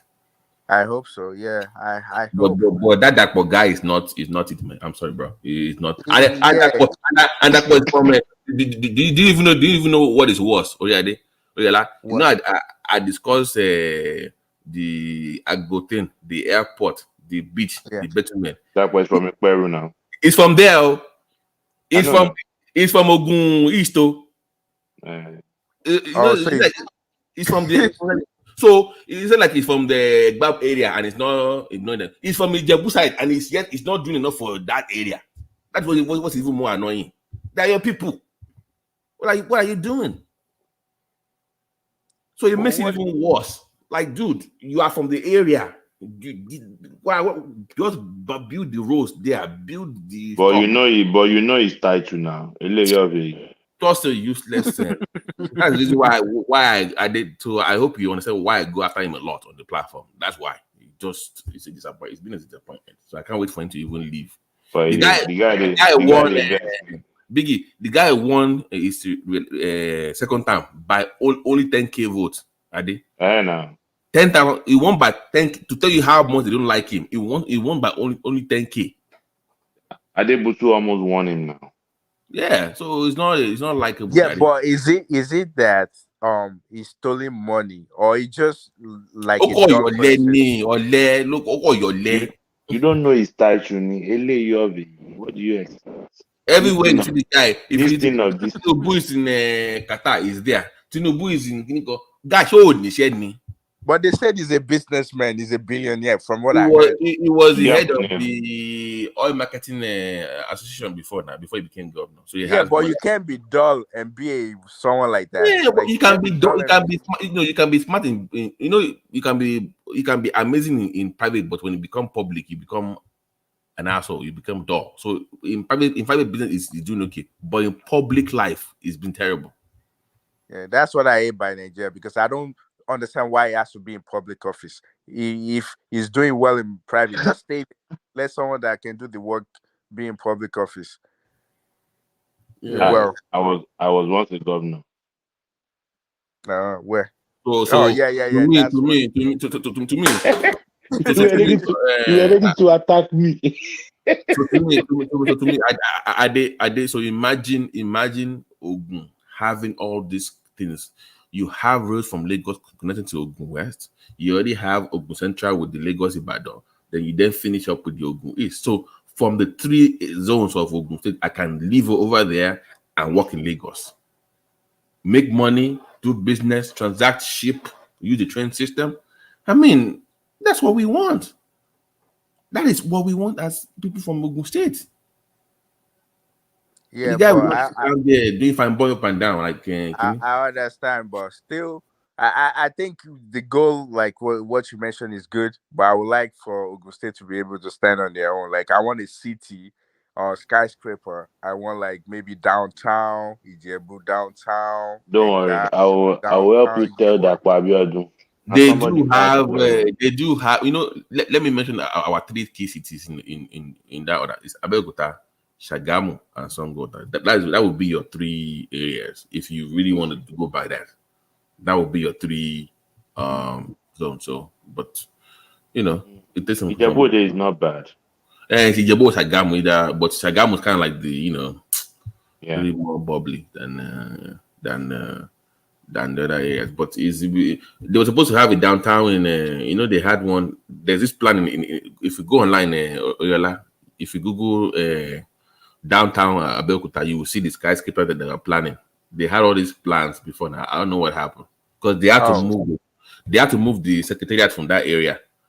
And there's some banks coming up there. They were supposed to have like a 40. It be like saying Ogun State. It be like saying Ogun State to school. Yeah, I'm a proud of. I went to grammar school now. Yeah, I'm a proud of. So yeah. So and I know. You go to grammar school or where? No, Egba. Me, I schooled in Lagos. Come on. Okay, we agree. So Ogun is just so even even Oyo should also be yes. Sorry, Oyo, Ogun and Lagos, it should be like that Ibadan should be. I don't know what. Yeah, I'm actually surprised that Oyo governor, like that guy. I feel like he's the same as the Ogun guy. Like, he's so dull, slow. Like, I don't understand. Like, the city that like Ibadan is like one of our best city. Like, I don't understand them. Like, they don't have any agenda. They don't have any dream. They don't. I mean, I sometimes I'll go on YouTube just to look what Ibadan looks like. Like, the roads are now like well managed. Everything just looks like a mess. I don't know what they're doing with the money they get. Before that Ibadan can actually get better, they need to have a serious law enforcement there. Oh, really? Is it bad? Ibadan as a place. Yeah, I don't know if I think they are. I want Ibadan here. Oh, Bruges, I want Agbirikulo. Agberoke. Àwọn Korope. They don't use They don't use their blinker. That's a signal that is turning. Biggie, to notice from I don't criticize Ekiti or Shun and Ondo that much. But that Ogun, Lagos, and Oyo State, they're supposed to be the three lifting the zone, the air up. You're right.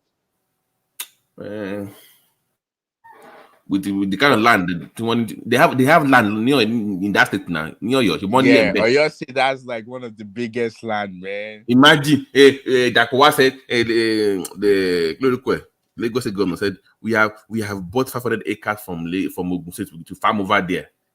You bought it from us to farm. Why can't we do it ourselves and sell it to you? Why are you buying it? Do you know even how annoying that is for me from Ogun State? That a neighboring government will come and buy a land from you, then cultivate it. Why you cannot do it yourself? You know how annoying that is? See, that farming, I don't understand. Like that farming, like, because I know, like, when I was younger, my grandfather, like, he has cocoa farm, and I'm not even sure if maybe it's thrown away or something. But like the farming thing, like that's where the money's at, and I'm not understanding why we don't put like interest and put more effort into making those land like valuable for us to make. And why are you in America? But do you know the thing? I was too young. They had this thing back. Don't worry, I'm going back. They had this thing back in the 80s that they were doing in Ogun State that before that collapsed. So you already have a blueprint. You know what worked in the 80s. You know how it was done. Just bring that plan back and just improve on it. Exactly. Just bring it back. And just improve on it. I remember back in the 80s, my mom, she was one of the, you could not even mention that because people must have Googling. That palm oil stopper panel. My Ogun was just, we were on fire because even people are using it to make soap now. You know, they use palm right. Yeah. That's why I wonder when he said we don't have food, and I'm like, that was when this thing came out. Now we have rice, we have so many things. We have tomatoes, we have pepper, we can maize, we can do everything. That was when this guy became a millionaire. This guy that makes soap, ST soap, and we have land. That's what it came out. What's going on? Like, you know, and they're telling me we don't we can't farm, we don't have food, we don't. Come on, man, we have all these things. Just they will give them a manure for free, cheap seedlings. If you need, if I say they will bring the. But do you know what now, BT? Now you see all those things, they are still there, but we have some Jegudu Gerards that are in charge of it. That's it now. Who's going to do that? Who's going to do that? I don't understand that. Go and do it in prison. Go and do that in your prison. And who's going to put them in prison? Well, then the governor. They're already friends with the judges. They're friends with them. So who's going to put them in a cage? Nobody.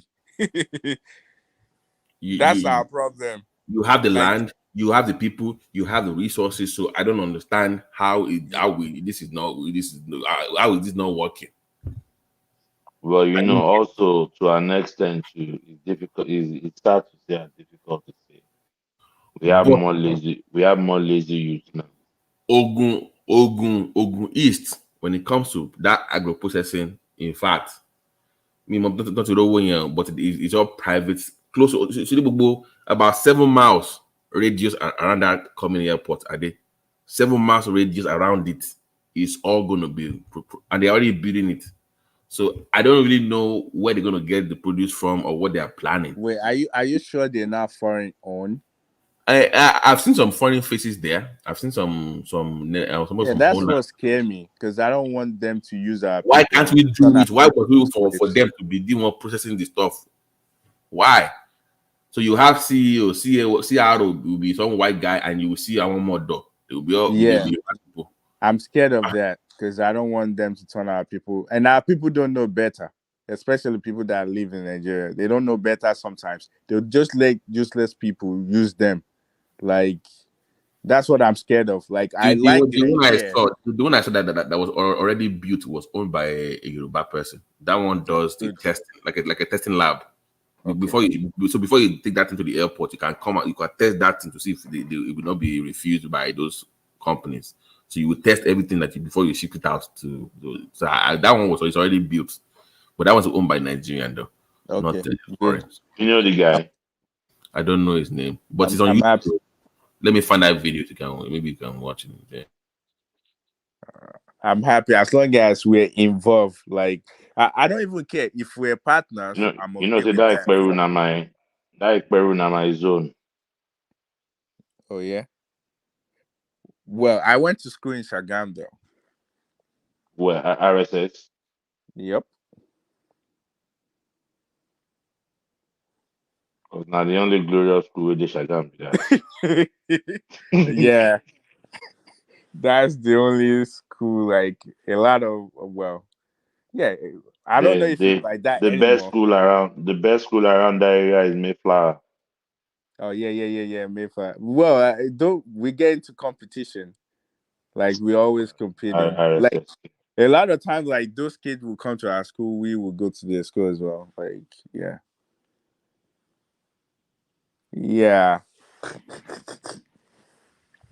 Well, I wish good for Ogun State, but it's just that the brain is not there. Let's divert from Ogun State. Let's get every other person involved.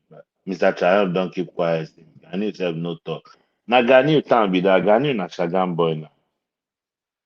I heard him saying it, and I asked him. Oh, Like Ogun Jimmy, I know them Ogun Jimmy well. Yeah, Shagam. I was asking him. Yeah, because I know one guy and a girl. They have. Oh yeah. You know the guy that has money. This guy, the billion that owns the airport and stuff. I'm definitely sure it's probably related to one of those guys that I know, and I think it's Ogun Jimmy as well. Like they have hotel in my streets. Is it hotel? No, they have a house, but they're big. Like Hey, Baba T, what is this topic the woman has? They're saying Nigeria beg to be admitted into BRICS. Yeah, it's they refused them when they applied the first time, I believe. They want to They join refused them. Yeah, no, they never applied. They never. Oh no! I thought they wanted to apply the first time, but they didn't. They couldn't They get. said they didn't want to. They're not sure. No. I think they applied.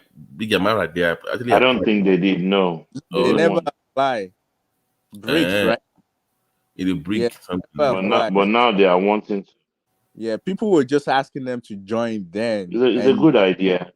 We're not applying, but it looks like they won't. If they want to, they should. I don't see the point though, because I don't think BRICS is going anywhere anytime soon. Like there's there's too much conflict. Like they haven't solidified like the way to go, because it looks like those powerful countries, what they're really thinking of doing is more like have people, in a way, have their currency be used as well, just like how they're doing it now, like between Russia and China, like how you can use yen and the other one. So it's more. I'm not sure. I'm not sure. Like this is the best time for us to But get are we involved. going there? Are we going there with our naira? Well, I don't know. Is it valuable? Is it valuable enough? You have nothing to offer BRICS, trust me. That's why you don't want to. Even South Africa, the only reason I allow South Africa in is because South Africa is they just need one African country to tag along. No, but they're the biggest in Africa, though. South Africa is the biggest. South Africa contribute less than 1% in the trade of among BRICS or something like that, sir. Very low. So South Africa is not even that's important among them. They just put them there and say, okay, let's grab one African country. Just put them. Oyinbo go always do tag along. Yeah, they need that's what they did now. Tag along. they need allies. They need people to form a team, just like the Westerner does as well. If one is going to a battle, we'll have the other one come along. So it's not just one person. So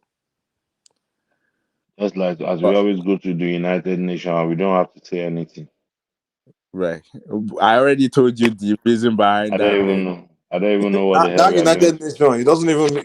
It's just one. I don't We know don't what have you're to. doing there. I don't know why we are going there. It's just a waste of That time. organization is a American versus American You know, the here with Fela Kolam.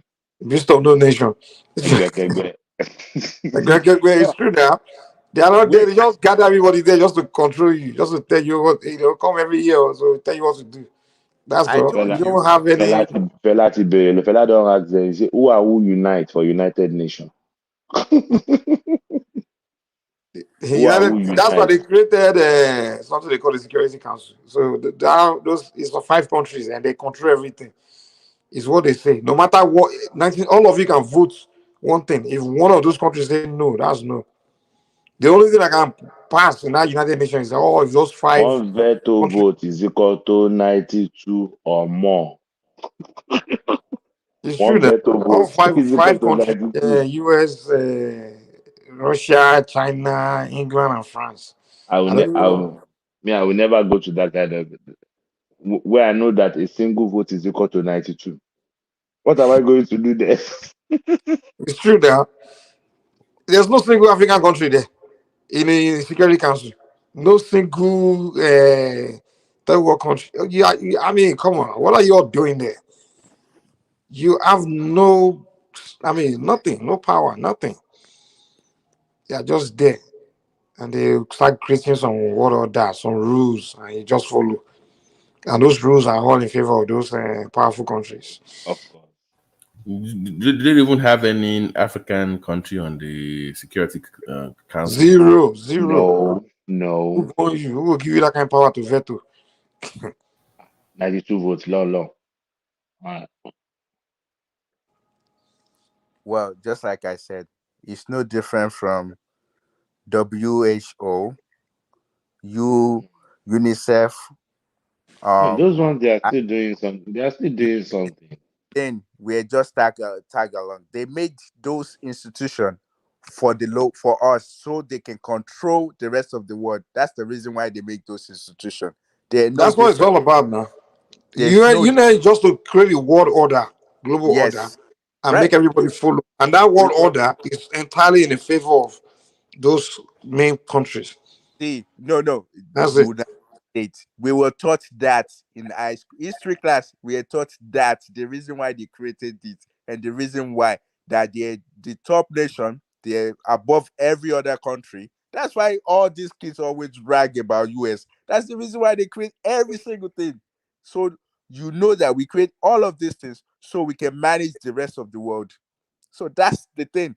Even the IMF, oh no, not IMF, the one that we have Nigeria as the president now, that lady. If United States didn't contribute that, okay, we can make her the president, she will never be, because they have the say so. They're part of the say so teams. Like a lot of things in this country, they just use it to manage us. And you know the funny thing about Africa, I don't even understand. Like, okay, we've been tagging along. It's like we've been the world has. It's like the people that have been leading the world are people that really don't like you like that. Okay, they started the slavery.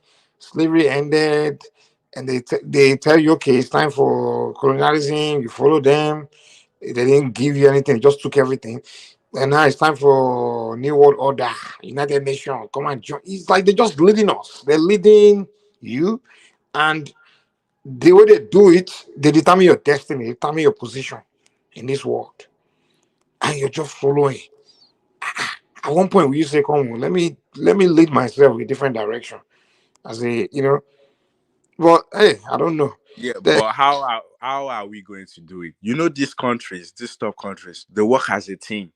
So it's more like the only way we can get ourselves who work as a away team? from this.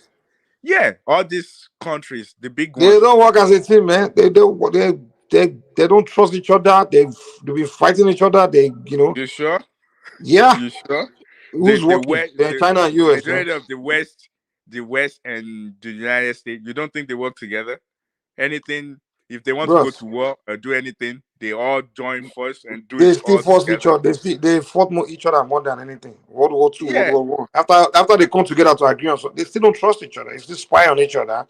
They don't trust each other like that. Forget even England and right. US, they But still they spy on each still other. work together. That's the thing. Yeah, Like, but it's not unity. They work together to achieve something. That's all. To kill someone else or to take something. That's it. yeah, They come but to they don't. This is what they do. They come to negotiate. They strike deals. That's what they do. It's deal. They strike deals. So they don't. It's not like they trust each other like that. They strike deals among themselves. That's it. yeah, but that's how team works. That's how you work as a team. I'm just trying to let you know that If me there's and no you are way. striking deal, are we working as a team? If we are I negotiating deal, wait. Even African countries, they can work together as a team. Let's in Africa, let's work together and strike a deal. we have If to we can do exactly. that, We have to be striking deals, but you can't really strike if you don't have much to offer each other now. I mean, what deals are we what do striking? you mean we don't have much to offer each other? We can't even travel between countries in Africa. We have to go to Name me one of the African country that ports. can offer you what China can offer you or what the US can offer you. Name one. Wait, let's trade among each other first. There's nothing to Let's trade. try and The rice and beans will be trading. We don't make anything, man. We trade Gary and Ekpabi. okay, okay, we drink Guyana. Okay, what about the telecommunication? Majority of We telecommunication in Africa. I we don't know it. manufacture maybe one or two telecommunication. Okay, South Africa. Yeah, Yeah, we trade that, at but least whatever. compared to the things you trade with US, trade with China, trade with all these powers. Africa, I got there's no African. We're not industrial. No, I think African countries is industrialized enough where we I manufacture enough to trade with each other. We don't manufacture shit. at least Even I toothpick, we understand. can't trade toothpick among each other. All right. I see your point, but at least whatever we still have, let at least trade if we have something. But we Because have I trade, know. but the trade Okay, is what not. about like the cement, for example? Like We are I tell trading now. it We are just trading. started. It just started now. Like No, we've always been trading. What's the ECOWAS for? It's not economic community of West Africans. Africa okay, been trading among each other, but the trade is not. wait, but There's not much to trade among each other because we all produce everything. We all need to trade with each other. if we Mike, work together, there's if enough we to trade, but what happened was because these countries have signed different deals with different countries, so there are embargoes on many. Like Dangote will say, he's not allowed to sell cement into Benin Republic, but he will buy from China. So they have embargoes to those. I think there's this deal called after that they were supposed to sign to make it easier for me to say I want to sell something to people in Kenya because I have to drive through a 7-10 border to even get to Kenya if I want to take anything down yes, there. So you're making the point I I'm need to trying to those, make. those things were not need to be addressed. Those bottlenecks need to be addressed. Exactly. Why Okay. can't we just drive from country to country? I can travel to Kenya without any visa. Harass or bribe or you need to fix those things. So Exactly. We're you not must doing have anything among us. you must have a business class, maybe for passport or visa to make it easier for you. So if you're into trading business, you must have access to different in African countries where you can move freely and trade. And Yeah, but if you're a company, I mean, you connect with our countries and you guys, I mean, they give it a recognition. But if you're talking about just people migrating and things like that, of course, they got to control. No. We're I not mean, like, talking about migration at all. Mike. Not everybody's on the Dangote level where I can say I'm going to make a deal. If I have a medium-sized business where I want to trade with, like, let's say, beyond West Africa, let's say Cameroon or all those beyond that, then it's a different alliance by itself that you must make a deal with. I'm not big enough to do that. Okay. One of the problems they have is this: you want to trade, or you want to, and what you're doing is you're trading the retail on the retail level.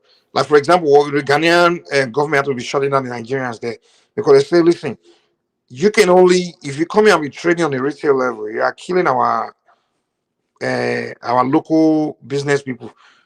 They say no, you can only come and trade on the wholesale level. You understand? So what do I mean? These other countries, the foreign countries, non-African countries, what they are trading with the Africans is more like their own products. They manufacture, so they bring it to the African countries as a wholesale on a wholesale level, right?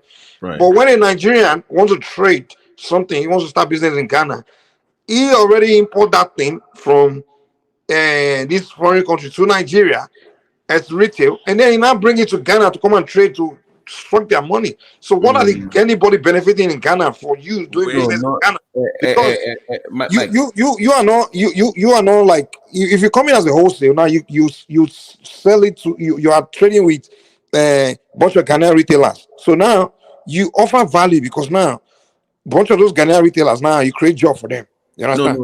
But if you're a retailer, you coming in to be retailing and stuff.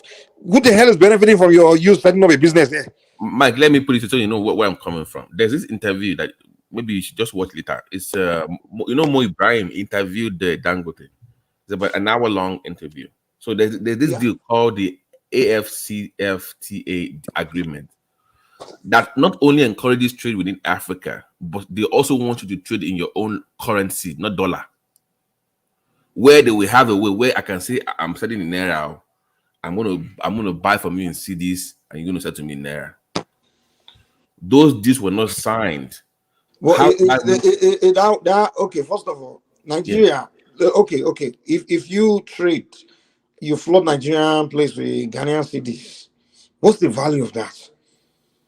If there's something we need from the only thing I'll make it. No, I get it. Like we should trade about each other's currency. Mike, wait now. Wait. Mike, wait. They will benchmark it to $1 anyways. But so he's irrelevant to. He's gonna end up in dollar. We're looking for dollar anyway. No. Wait now. Let's say I want to sell this cup for $100. Ordinarily, you will pay me $100 to say let me buy it. But I'm saying that the exchange between the two countries will be in their currency, whatever the equivalent is on both sides. That way, you will not need to even touch the dollar at all, but you will still get the equivalent of that money in your own currency. Correct. But you so then you now convert that currency back to dollar. Because the money comes to you anyways. So if you will get that money, that dollar equivalent in your own currency. You know the dollar value is steady. No, Mike. But that's not your own currency. Will be steady if you can trade in your own currency. I get what you're saying. Do you know why? Okay, for example, do you know it would have been a disaster for Ghanaians if they were, let's say, they were trading with Nigeria like that in currency, and let's say a year ago they decided to trade with Nigerian currency, and we'll see what happens to our currency right now. The Ghanaian business will be crying. No, you didn't hear what he's saying. I know what he's saying. I'm trying to tell you the reason why they won't do it because. It won't affect them. That's what I'm. So how will it not affect them? Okay, okay. Listen. You trade something with me in my currency in naira. Now you have my naira in your possession. No. No, you not have the naira. You will have cedis. You will get dollar, but in your own currency equivalent, you will still get that money. Benchmark it to a conversion. The dollar will be to. So if you have to, if you're Nigeria, you want to pay any company in Ghanaian, you will pay them in their CD. You will change your naira to CD and pay them in CDs, not in your naira. If they want to buy anything from you in Nigeria, now they will change their CD to naira. So there's no dollar in between at all. That's what we're saying. That will make our own money stronger. What the rate is globally, whatever, you will see get to benchmark the value with the dollar, but we will not use dollar at all. We won't see anything called dollar. We don't need it. So that's the way of that way your own currency will improve. So they're discussing passports. Let me send the but what that interview they break it down the FTA because Dangote says Dangote has a factory close to my own place in Sangota, about 20 minutes to Benin Republic, but it's not allowed to sell them cement because they have a deal with China. Yeah, that what they have all these things within African countries that they need to resolve. They're not even selling. Can you imagine Zenith Bank? There's only one Zenith Bank apart from Nigeria in Africa. Like, what about all other African countries? They don't allow them to be able. It's so difficult. They have one in I think just in the old West Africa. They only have one Nigerian bank. I think Gambia. Access. Can you imagine? How about EcoBank? But there's no many. It should be spread. It should be spread now. Global everywhere. Public. It should be everywhere. We're saying. We should have whatever you see in Nigeria. If you go to And they have Togo. GTB. They have GTB too. But they are How restricting. many countries in It's Africa? not We have as 54 countries. widespread, is what I'm saying. But We have 54 countries this is the and point only that, two countries has it. this is the point Dangote was making with the Republic example. He said, wait a minute, we have 200 million people. You have about 10 million or 12 million people, and you are closing your market to us on some things. If you open up your market to us, you will benefit more because we have the bigger market for you to sell into. So if you are putting something in Benin Republic, you have 200 million people to sell to. So it's in your own benefit to open the market space. But these countries, because Africa as a whole, we deal 1 with billion, countries 1 point differently. something billion. Yeah, we don't deal. So you see Togo, And we can they trade trading between with one another. look at what happened to Mozambique. Sugarcane from Mozambique does not go to any African country. They will take it to India because that's the deal they signed, which is crazy. Like It is. Really? Yes, back man, it's a lot. Man, Even a lot of this is messed so up. they have a lot of things that they but that AFCFTA, that deal needs to be signed. It needs to be signed. That way, if I say, I deal, Biggie, let's make a deal. We want to go to Kenya and ship something from Songwater, blah blah blah. Just one stamp, I can move it to 4 or 5 countries without being stopped at the border. Without disturbance. Wait, do you know how much they're going to make in tourists if I can just go to anywhere in Africa, like without I have to go for visa and stuff? It's more expensive for me to fly to Kenya than to fly. Well, a person coming from the UK can fly to Kenya for cheaper than me going to Kenya. Can you imagine? You know that? It's more expensive for me to fly to Kenya than somebody come from the UK. That's another. And they get in their visa free. I need visa, but the UK guy will get into Kenya for free without visa free. But so for me it's more expensive. And number 2, I still need visa to get to Kenya. Meanwhile, one guy from Europe will just fly in for that's it. Flying, yeah. Come on now, what are we doing? Hey, it's life. It's called power. Money and power. All these are still the result of colonial and the colonial whatever. We don't love each other. We don't just. Oh, well, that's nothing to do with love. It's called power. It's not about loving ourselves. They divided Africa and it's divide and rule. And they're still doing it up to today. And they said Nigeria as a country is a registered registered business. By signing that agreement alone, that African Continental Free Trade Agreement, you will boost your trade within African countries by 40% in 5 years. Babati, what about what's the thing they have in West Africa? The web thing. Yeah. Let's trade within West Africa first. Even those presidents, they sit together having stupid meeting. Still, they can't trade within West Africa coast. We can't trade. We can't travel. I should be able to go to Togo, whatever, without needing passport and all of those. I thought no. Okay, let me ask you this, Oriola, what is Togo selling that you want to buy? Wait, I can go there for tourism. I can go there for tourism. You can go there now. Trade. That's not trading. But that generate money, isn't that? But you won't stop me from doing tourism, right? I can go there now. So that's never been a problem in the first place. Hello, Mike. Please, good morning, everybody. Mike, you see this one that you said Togo. What's Togo selling that Nigeria wants to buy? Wait now. This is where. No, wait now. This is where we lost many cultural values in Nigeria. I'm from Badagry. I'm an Ogun person. Nade. So now I want to tell you, do you know that when I was very young, during the Vodun festival, people come as far as from Ghana, Togo, Benin Republic to Badagry to come and do the grand finale of the Vodun festival. Now, what I want to tell you is there's a market in Badagry. It's called Balata Market. They still do the 7 market days that our Asian grandfathers got. and they still trade what's it called, mainly aquatic foods, fish, gari. Think of all the agricultural products from as far as Ghana, because there's this river that the lagoon that pass through Badagry, pass through Republic of Benin, goes through Togo down to Ghana. So there's a trade route on that lagoon front down to as far as Badagry. Then from Badagry, people go to Marina in Lagos Island. And that was why you have white cap ships also in Badagry, because of is it during the Akitoye reign in Lagos Island? When there was problem in Lagos Island, they normally pass the lagoon to Badagry. Is Akran a white cap chief? I think Akran is the first class about. Yeah, that's Akran, but he has his own white cap ship. But this one, I want to say, the fact that the Europeans came, redefined our borders, changed how things are done, does not mean that those traditional routes are not there. It is for us to still retrace our steps back and reignite.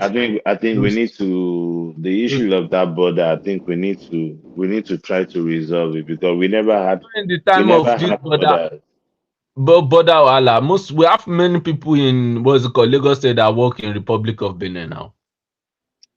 In fact, we have some of Lagosians who are civil servants in Republic of Benin, but that does not mean that when there is, but they just go through the border and pass through, but Nigeria, as it is constituted for the Yorubas in Republic of Benin not to even work, especially in economic terms, with the Yorubas in Nigeria and some Yoruba towns. That's not gonna work. I did. That's not gonna work. We won't listen to them. Sorry to cut it short. What I learned during this Nations Cup about what's going on in Côte d'Ivoire. Okay, look at that Côte d'Ivoire. You see that huge Yoruba population over there. They speak French and they speak Yoruba. But if that is there, why they have kings? Babati, they have kings. They have what? They have kings. Yes, that's my point. There's a huge towns. Even in Togo. Yes, but once I say Côte d'Ivoire, people say they speak French over there. I mean, but French, you just ignore the look at it. See, I won't lie to you. We'll see. Yoruba is going to take over all these things. I'm sorry. Babati, you know their Yoruba is like Yoruba or Yolong Zombe. It was it's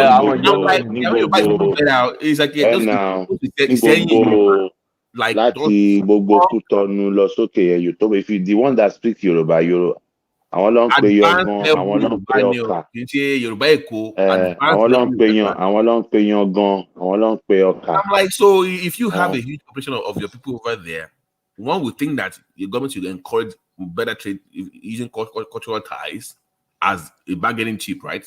It's a cultural ties. But in Nigeria, when you say, Togo or they speak, they don't speak. No, the problem is, it's still there. All those cultural ties, they are still there, but it is only on the what we could say spiritual level that they will normally ignite. If money, the average Nigerian business person to fair sport, one of the barriers you won't understand the way. You can have countries speaking two different languages and you can still do business. Báwo ló ṣe fẹ́ mọ̀ ìgbà tí Buhari mọ́là? Ó block what's it called? He blocked the border of Republic of Benin. Why was that allowed by the House of Rep for 8 years and nobody said anything? 8 years. Why? That killed. Why some people in Niger are still doing their own trade during that same 8 years? Here's what you guys have to realize. There's interest, there's foreign interest. The Nigerian belongs to the British. The Togo, the other ones belongs to the French. We mixing together freely is a threat to those people. So you have to understand where a lot of things cannot just be done like that. They can go back to be doing it just like they're doing it now. Like those older people just do it exactly how their forefathers have been doing it. But if you want it to be constitutional, it's a tough thing, because a lot of things, especially the Francophone countries, they can't get themselves away from their French, the colonizer. It's tough. That's sure. So we have to understand this is tough. You are separating people, and Nigeria is a registered company. if we ourselves are not speaking up, how do you think they will get anything done? Like, so I think there's still a lot of more work, and I think that's why that's trading between countries is very tough. I have cousins who are married to Ghanaians. I have cousins who are married to Togo. I have cousins who are married to. If I apologize for cutting short, I did. No problems. No problems. I'm saying that when you have those strong cultural ties, like we talk about Cote d'Ivoire, and shouldn't that be an opportunity, at least something that makes it easier for you to negotiate those kind of deals, since you have cultural ties with some of those countries? That should make it easier for you to make this. Yes, now. So it's kind of easy for you to do, but just ignoring that entirely and go to Babati, if we are industrial, we are producing like things that people are demanding to consume, like all these things that why do we trade with China, all these people? Because they manufacture things that we all want. You understand? Like your AC unit, your fan, your all those things that we all dying to have. That's why we focus on trading with them, because they manufacture. Hold on, we're doing it before. Growing up, we're doing it before. I grew up in Sango. I remember during the weekend when they had do you know what we call that, the Home Depot? That's what the family had back in the days. Yeah, if we begin to manufacture things that we all want to consume, and then we'll be trading. No one's going to stop us. But the thing is, okay. For example, let me ask you. For example, give one example. A Nigerian person is importing things into Nigeria. What are they importing? Why are they running to China to go and import, or America or UK? Why are they not running to Togo to go and import something to Nigeria? Though we import few things to Nigeria from Togo, but we run to all these places because things that we can import from there, things that are expensive. Let me ask you a question. Mike is right, because let me ask you a quick question. If Togo is manufacturing things that Chinese is manufacturing, wait, hold on. Let me say this. Hold on. If Togo is or let's say Ivory Coast is manufacturing things that Chinese are manufacturing, why would I go all the way to China to go and import those, to go and buy it and ship to Nigeria? I will just go to Ivory Coast and go and buy them. How come they are buying cement from China? Don't Dangote have cement? Bro, when they make trade deal with China, right? Chinese will tell you, okay, if we have to exchange, then you have to buy this from here. So it's the trade deal. Do we understand that? Don't you think the same thing will happen if we start manufacturing television, air conditioning? No, the same is not going to happen. It's not going to happen. Oh, no, the only thing we do is the same thing is not going to happen. He's going to. Sorry, I did before you go. I beg of you, Mike. If you watch the interview again, I encourage you to watch that interview with Moabud and Kenny. When they asked Dangote that, is it because maybe they are getting cement from China for cheaper? Maybe because he said no, that it can even sell for cheaper than what they are getting from China, but yet they still choose to see from China than buy from him. Okay, why is that? Is it Chinese that's controlling them? But you guys are blaming colonial man now. So is he the French? Hold on. Is it the French? So that's my point. That those countries are signing deals with those foreign countries that is stopping them from trading with their neighbors. Exactly. Yeah, but if the one they are signing with the foreign countries favor them more than the one they are signing No. I mean, what the heck? No. Mike, I understand you're saying that we want to offer. If any suru. You see that cement deal is tied to different deals. So you must say but you can buy from Nigeria now. No, but they have it China. Yeah, it's not a different deals now. That's what I'm saying. But this to sign here is affecting everybody around them that they can benefit from. That's the problem. But so you want them to work against their interests in favor? I mean, favor of their. He can sell you the same rate, but for you to buy different things beyond cement, you must then you are forced to buy from China. That means, okay, Mike, I agree with you. We all have to start producing better products for our neighboring countries. That's what we want. We must do better as people. So if No, you want them to still, buy from wait. From me to you. Even if we produce the best, they would rather go to their lord. low They self-esteem, will maybe. go. Yes, Are you they will saying still go China to is their their lord? lord. Well, it's their lord. Anything white is their lord. They will still go Oh, there. China is white, I mean. They will. They are Well, close they It's now. not look. They about look lord, man. like one. It's about who go help my society. If China I come there, say I don't. want to Well, wait. China come there, say I'm giving you $10 billion loan. You so must how come? buy my cement. And you go collect that. You go do them now. I mean, Wait, come on. but It's if you go power. to local market, you will see Togo, Benin, and Nigeria trading gari, rice, and everything. They're trading that. The thing I'm Exactly. telling you, yeah, they're doing that trading. What I'm saying to you is when it goes to these big deals, they will rather Okay. go to their Lord Father. Because there's nowhere else to go now.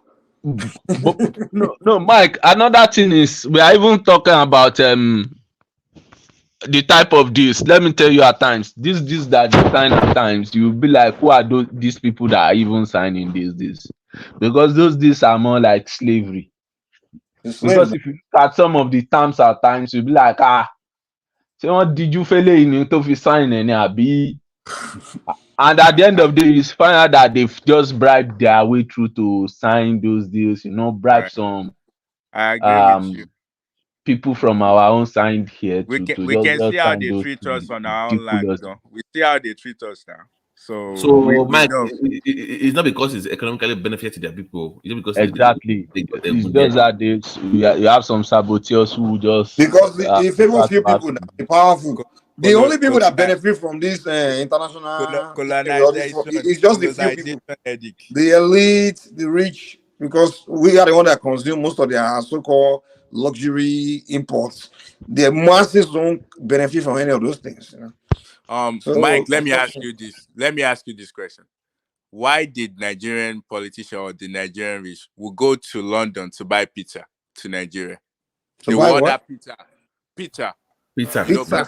Yes, now. yeah, Oh, money. from London Exactly. Now they want to enjoy their luxury life. They enjoy can what? buy it in Lagos. They have Domino's. Are They you won't in buy that favor one of now. that? Because Mike, I'm not understanding you. Are you in favor of that? Because I don't understand the They position. order pizza from London. Is that what you're telling Yeah, me?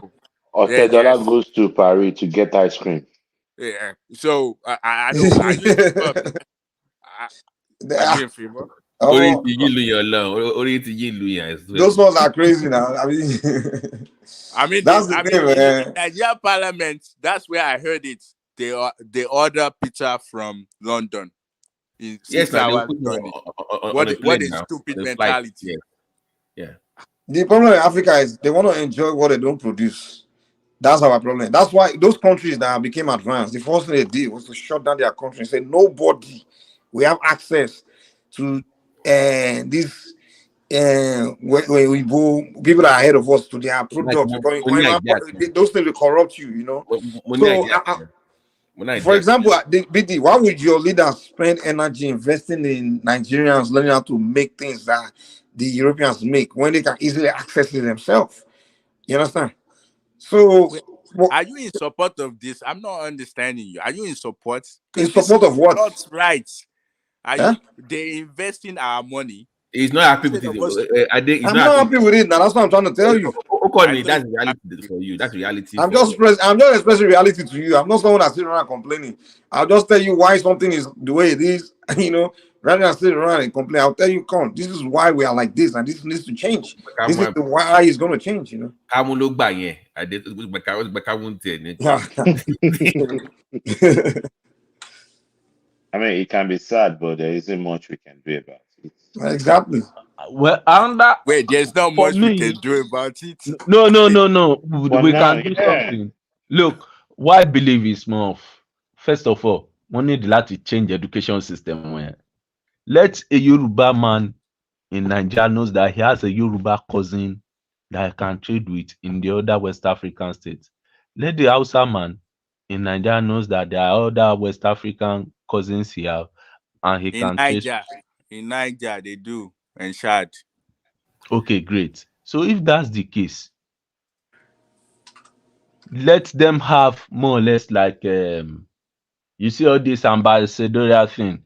Nigerian house or Nigerian house in Republic of Benin, Nigerian house in this and that. And that this is where our They have already now. They have a method to They this have but they country. are not making use of it to the full. It's all wulo ni. What do you Let mean? me tell you, let me tell you one thing. There's a saying: you cannot free a slave that is in love with the chain. All these things we are saying, they are things we wish for. Are the other party really interested in doing it? You don't know our the power Gabi. of you don't know the power and the strength of this colonial brainwash that these people have. Thank you. Yeah, but we cannot be complaining about colonial brainwash. We have to still make effort now. Wait, let me It give is you an a, it is example. it, it is a fact. Why would a Yoruba man have a English last name? Tell me. And he's proud of it. I want no. We have to put that. You cannot blame those ones. I want any. If you're a Saro, for instance, those ones you can excuse those ones. No. But if you just They pick up know one, where you they just change came your name. from. Like Coca, for example. I remember when I was younger. Saro now. No, but they know their family house. They know in Yoruba town where they came from. They will even change their name, go. But they refuse to change their name back to their family name. They want that English name. Okay, let me give you one idea before we move on. The Commissioner of Finance of Lagos was on a TV program a month back, and they said, "You are buying all these cars. Why didn't you buy from Innocent?" This guy said, "We are in Lagos. We don't know about Innocent." The guy said, "But no. In your state, there is a car manufacturer called Nod." The guy said, "I have never heard of Nod." Yes, wait a minute. You are the finance minister of Lagos. You've never heard of a car manufacturer, the biggest in your own state. He said no. But they will buy Toyota and buy Camry. So even if you have the best of the best in your state, like Ade said earlier, I think maybe if it's not foreign, it's not good enough. I think that's our mindset. If it's not foreign, it can never be No, as if it's even not if it's the best. it's not made by our lodge, it's not When the good Lord enough. Even if the best tailor in Nigeria sold the best fitted clothes, you still pick Balenciaga or Gucci. You pick the ugliest. Sorry, who was That that? was my late. Sorry, who That was was my that that late said? cousin. Now he used to make shoes. So they said, I made the best shoes, but nobody's buying. They said, "Oh, God, just stamp made in Italy on it. They will buy that." Once the guy decided to do that, the same shoe, oh boy, rushing because he was from Italy. They started buying the shoe from him. Just change the logo, made from. So it's not a politician problem, it's a Nigerian problem in general. It's a mentality issue now. A Nigeria mentality issue. Black people problem is not even Nigeria. Yeah, Stockholm syndrome. That's what it is. You are in love with your oppressor. It's because most of them don't know that that's their oppressor now. It's not until you leave Nigeria. Until you leave Nigeria that you know that okay, these are my oppressors. You know what happened is when they don't teach history in school now. When your oppressor is the one that will educate you, that will tell you what you need to know. You don't take it's like you give your mind to him. In Nigeria, we never even knew about slavery in Nigeria. Going to school, we never discussed it. I think 90%. When the British came to design our curriculum during the colonial times, what were they 99%. They will start telling you the great thing about themselves and all the bad things about you. They will tell you, Mary Spencer, bragging about like savages.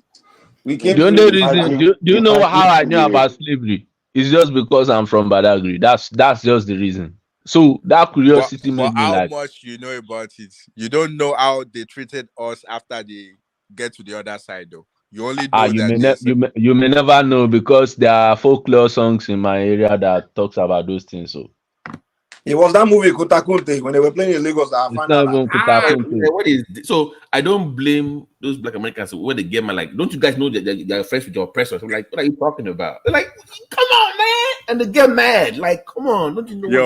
You see, whenever Prince Daddy talk, I'm always getting mad. Prince Daddy, remember when Fela stayed when he first went to England? Yeah, guys, let's leave. No, Prince is a Zionist, so you can't. You can. Yeah,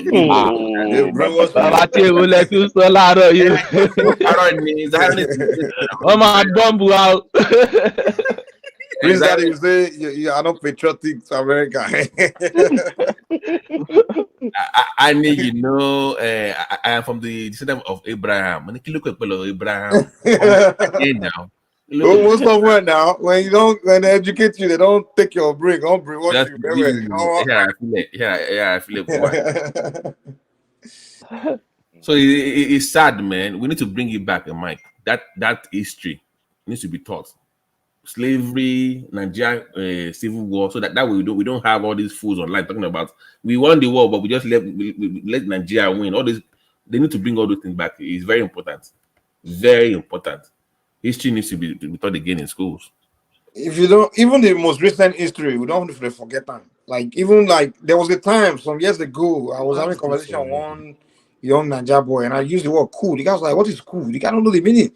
Because the guy wasn't born during the cool time, I'm like, you don't teach, you just wipe, you don't know your past, don't know where you're coming from, and you expect to go somewhere. That happened 1999. That's like 25 years ago. A lot of them don't know nothing. Like since the democratic system begins, a lot of people don't know what happened. What Tinubu have done, nobody knows. What this guy has done, Peter Obi, nobody knows. Nobody knows anything. They didn't know how much Tinubu almost lost his life for Nadeco. So automatically we have a generation detached from another generation, right? And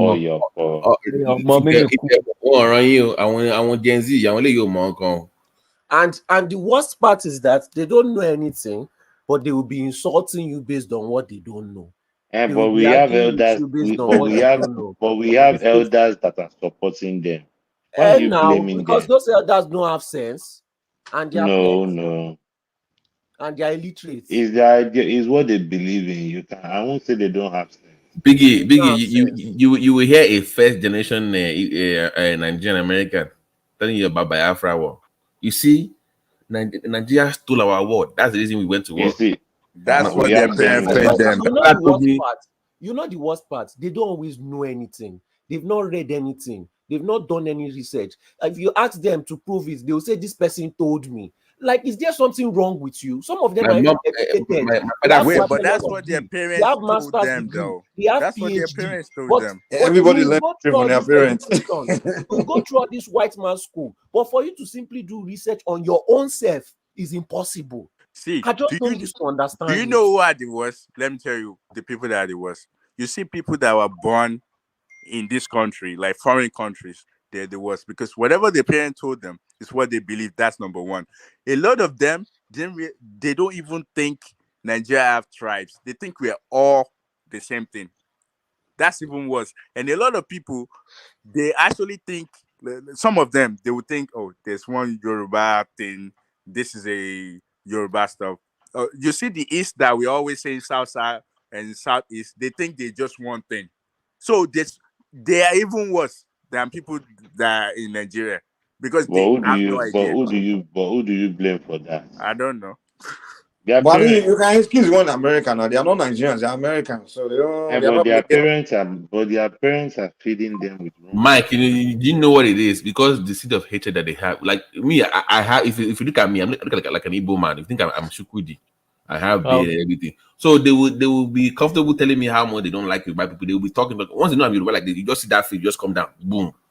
So they are showing the seed of hatred in them against other tribes, even though they that's why I started having problems with Igbo people. Like they sow that hatred into their children. They will just start hating you for no reason, even though they Mike, do you know that we have them on this platform? Yeah, they are even moderating for one man. Yoruba's liberalism now. Even if he used to come to this platform like 2 years ago, if it wasn't me, they used to come before me. What brought me to this show was that they would come and they would just be insulting the Yoruba tribe. Even when we insulting one man go, and one man will not do anything. Half of the thing They they were do on bullying this all the platform, Yorubas on this you platform back then. They will cannot come. They will say the you Yorubas are cannot do it cowards. on Niger Watch. You cannot do half of it on You can't Niger do half Watch. of it now. I was watching. Before I calling one man. Before I started coming to one man, I used to watch. And I was watching it. I'm like, what's going on here? Back then, most of the platform on the internet were Igbo platform, and they were insulting Yoruba. And then I come to a show where Yoruba man is hosting, and they still come there insulting Yoruba people. And one man will not do anything because one man want to grow his platform at that time. But Mike, And then the few Yorubas that are there, there was one Yoruba that I even agree with them. Wait, The Mike, guy will agree with them. Mike, the thing is that you, after a while, you just have to give up. See, No. wait now. Let me explain my experience. To me too, when I came to this platform, they were insulting the hell, But all you do is you just sit down here, you argue for hours. I'm telling you, you will prove everything that they are saying is wrong. You prove it with facts. You prove it with Those moderators cannot stand it. And I guarantee you, the next day, they will bring up that argument again. So are you? No, that one is different. You can come and argue and debate. We can do that. We're having fun. But me, I'm talking about like literal insult. I'm talking about this. No, hold on. Let me tell you. This show, you guys were not here. Like when we first started, insult you, they block you. They come here on this platform when one man was the host. That time, the first people that used to come here were largely Southeasterners. Because that time, one man was covering the story of what's going on in Nigeria. And that time, what was trending was Biafra, IPOB, and everything. So when one man would present his stories, so they were all calling because among the topics include their region. And they will start talking and maybe expressing their bigotry towards Yorubas. Yes, but Mike, but hold on, let me land. But you But didn't then let me land now. You didn't let me land. Even me, I was going somewhere. I was the one talking before you interrupt me. Okay. So I'm trying to tell you what the history of this platform. I'm telling you. So they will now come in and they will be presenting the argument. And then when a Yoruba person call in and maybe trying to tell them like, no, this, and they will bully him. They will bully, and the Yoruba person, So, and then one man himself, when the guy even trying to say something, they will call in and say, I don't like the way you're talking about. You shouldn't be opening your mouth. I mean, talking about Southeast. So me, I can't call in now. Say me, I be with a live drama. So means I will talk I got tell and say, come, don't you guys have your own platforms where you guys talk about other people? So, I mean, I'm just saying how liberal and then he got to a point where they will start fighting me. I will fight back. And then the Yorubas will start fighting me for fighting them. It still goes on now. You saw like was it few session ago when you have like this Southside guy. The guy insulted me. I insulted him back. We started fighting. And then Angelico came here and started taking his side. And when he was the guy that insulted me first, he said, "Mike is Kinikon." When Joel started too, Joel started insulting me. I insulted him back. Me, I didn't get into it. What Ola and I think it was Angelico. They started taking his side. I'm like, oh, you got. Go to their own platform. Go and insult one of them. See whether. Man. Even Foley was defending when Jude came here one day. You know how he does abusing everybody. The Foley was just abusing you by people for hours, and Foley like, yes, he knows his history. I'm like, really, Foley? Why are you defending this guy for? So we have this liberal Yoruba that will be defending this nonsense. Can I explain why? The thing is that this strategy that they've been doing, if you look at it, it is towards our own favor, because when you are insulting everybody, you gain no friends. When you are insulting everybody, you gain no support. When you now want to implement something, you need friends, you need support. Yoruba people always have friends, we always have support. If we have any competition, we always win because we always have support. So if you are dragging yourself down to their level, you will never win. Everything they've tried with their strategy, they always lose at it. So are you going to tell your competition to get better, or are you just going to let them continue to be frustrated and wonder why they keep losing? What have they ever won with that strategy since beginning of Nigeria? Nothing. So if they are insulting you, and you see your competition continue to lose, why are you going to fight them? Let them continue to frustrate themselves. Let them continue to insult, and we'll continue to win. Because I don't see the point of insulting them back. They won't change. I don't see the point of correcting them. They won't change. Just continue to win, and continue to let them be frustrated and No. lose. They've never won anything with their strategy. You can't tell me one thing that they've gained from all that they do. You can't. So why are you stressing yourself? Let them continue to insult. Let them continue to sow seed of hatred. It goes against them. It really goes against them. It's not hurting anybody but themselves.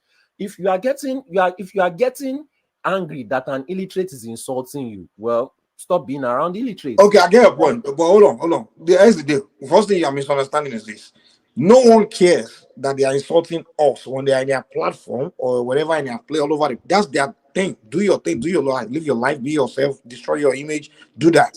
But what I'm saying is, you don't come to my house and think you cannot do the same thing to me, and I'll be looking at you. No. What I'm saying is, you will never. This will calm down. You will never see me go and call on Radio Biafra and start fighting them. That they are insulting Yoruba people, insulting me. No, I won't do that. I won't go on their platform and start fighting them. I leave them, let them do their thing. So that's their problem. I don't care. That's who you want to leave. But you're not gonna come here like where Yoruba people are talking. You come in to come and be insulting me, and I'll keep coming looking at you. No, I will. No. I won't. You have to be stupid to even allow that. First of all, you allow someone to insult in front of your son and say because no. You come to my, you want to be with it, but if you bring with it right to my, I will give it to you. Mike, you can never be a president of Nigeria because I'm not interested. Thank you. You will be worse than we need to stop this. And the problem I have is a lot of Yoruba. You can't do that. You can't, and this is what got us where we are. Where they want to fight in your own land. You can't do that. You can't. You have to make rules in your own space. Okay, but Mike, them coming to fight us in our own land, how did it play out for them? Well, you have to fight back right at the end, right? But it didn't play out for them well, right? But you have to fight back at the end, right? No. Don't fight back. Let them slap in your land. Don't slap them back now. Exactly. You don't caution somebody. They will just hide who they are. You let them go free, run around all over the area. Let them show you who they are so that you can retaliate. Exactly. You have to fight it back because when somebody come and tell you that he has the right to talk about Lagos, but you don't have the right to talk about Benin, I mean, isn't that insulting? No, but the point I'm saying is you give people freedom of speech to show you who they are. But freedom after the speech cannot be guaranteed. Yes, now them go face freedom after the speech. Now I will give it to them. Nobody forced them to use their freedom of speech. If they used it anyhow, then they collect anyhow. Plain and simple. I like freedom of speech. I love. Boaz, you know what's really funny, Boaz? They have become so used to Yorubas being like just accepting being disrespected and insulted that they get shocked when I insult them. It gets to a point where look, the one that surprised me is this. That guy, what's his name? And the guy me and he got his own. This guy, he goes on all these South platform and Southeast platform where they will just say nasty things about Yoruba people, and he never react to it. He never say it's normal to him because of course his whole life he listens to them in Southwest, But for a year, the moment me had said negative thing about South or Southeast, the guy will lose his mind. He will respond. So I'm like, okay, you are claiming, and he claimed he married a Yoruba woman. This guy, I remember he said it some time ago. So this same guy, same in those Nigeria where you were in the comment section, he agreed with everything they're saying there and all this. So it's become normal to them, where it's become like a normal thing that Yoruba is not supposed to respond or retaliate or like even talk bad about them because they've seen themselves as above us now. That's why I'm like, this guy, you stupid. You think I don't know you? You be on those South play where they just say nasty thing about you. You don't even see anything wrong with it. So do you want to come here and tell me I can't? I honestly don't see the point why you're getting angry. The thing is not favoring them. If I see somebody shooting themselves in the foot and insulting me, I won't even continue to shoot yourself. There's no point. There's no point in getting angry. Getting angry is toxic to your health. It's toxic to your health. So just sorry. You see, what Mike is saying is right. You see, silence at times might mean you align with what they are saying, and there are all the names they are calling you. Yes, there are all the names they are calling you. Wait. For instance, you see what Mike is saying, and that's why I don't accept it when they come here and do that rubbish too. I don't.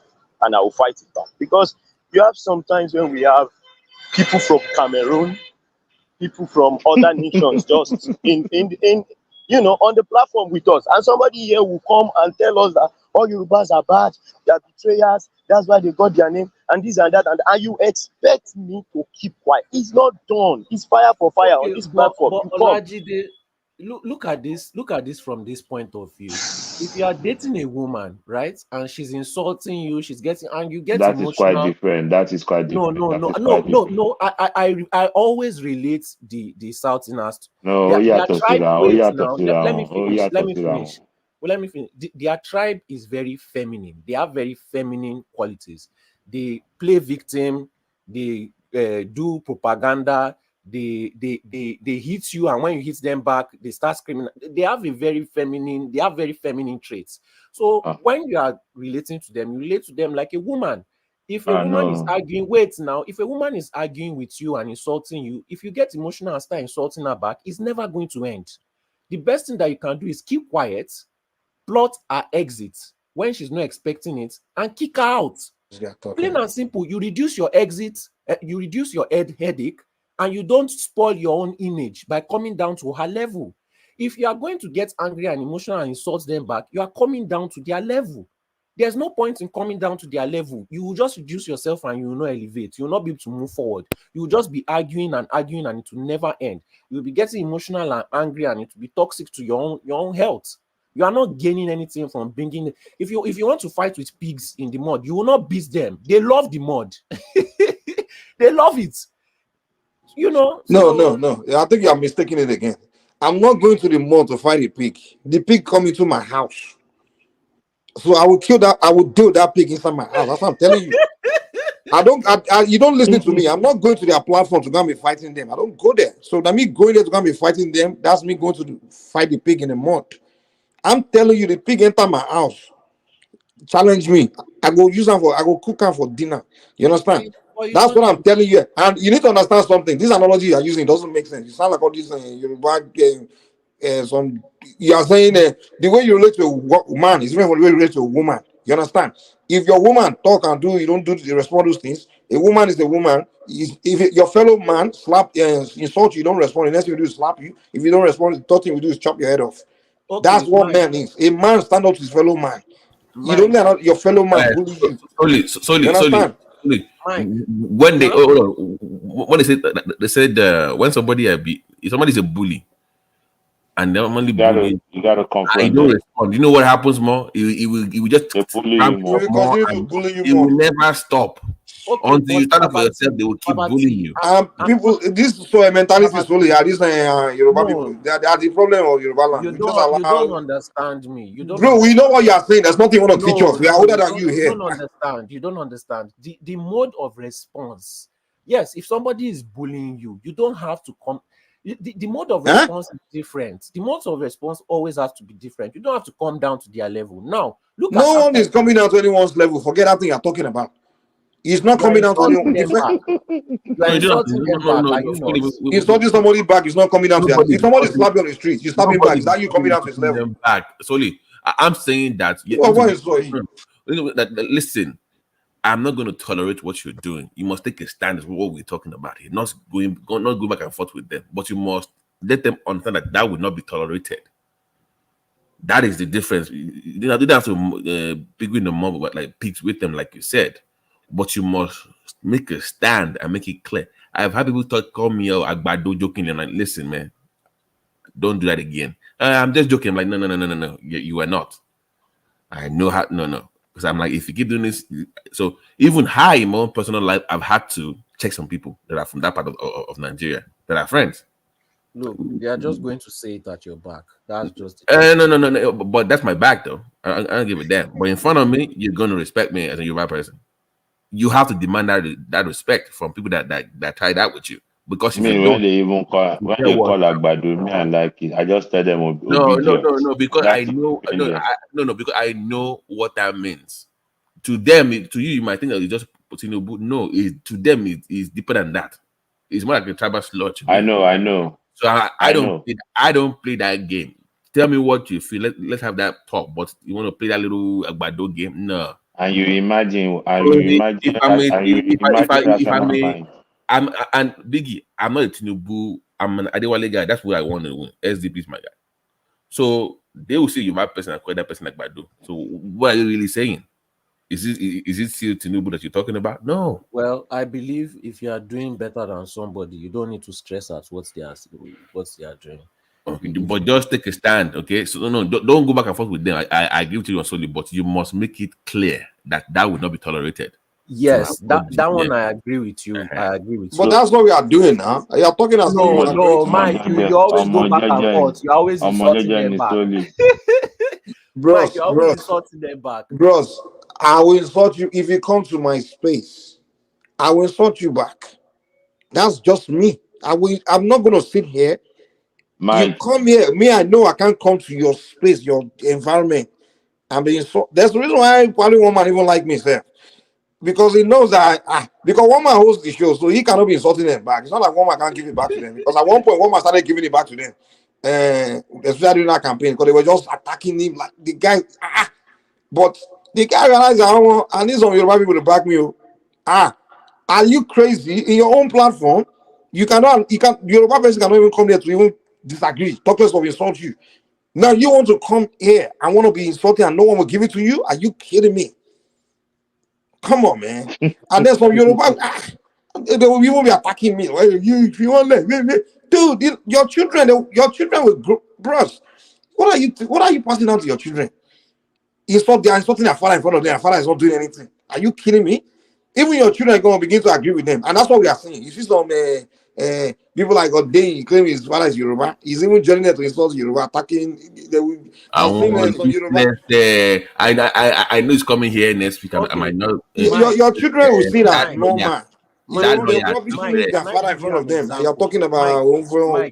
So I don't need advice from you again. I beg. You say enough. Mike, let me give you. I don't need your advice again. Let's move on. Wait now. You will get it by force. You will get the advice by force. You just irritate me. That's what I'm telling you. You need to stop advising me. You get it by force. Let's look at somebody like Fashola. Nobody irritates me more than Yoruba people like everybody cannot be like you. Let me give Mike this example. Fashola. Don't give me an example. There's nothing you want to teach me. What I've been through in life, I begin to list. Solely, Mr. I like confrontation. I get your time where my back put it here.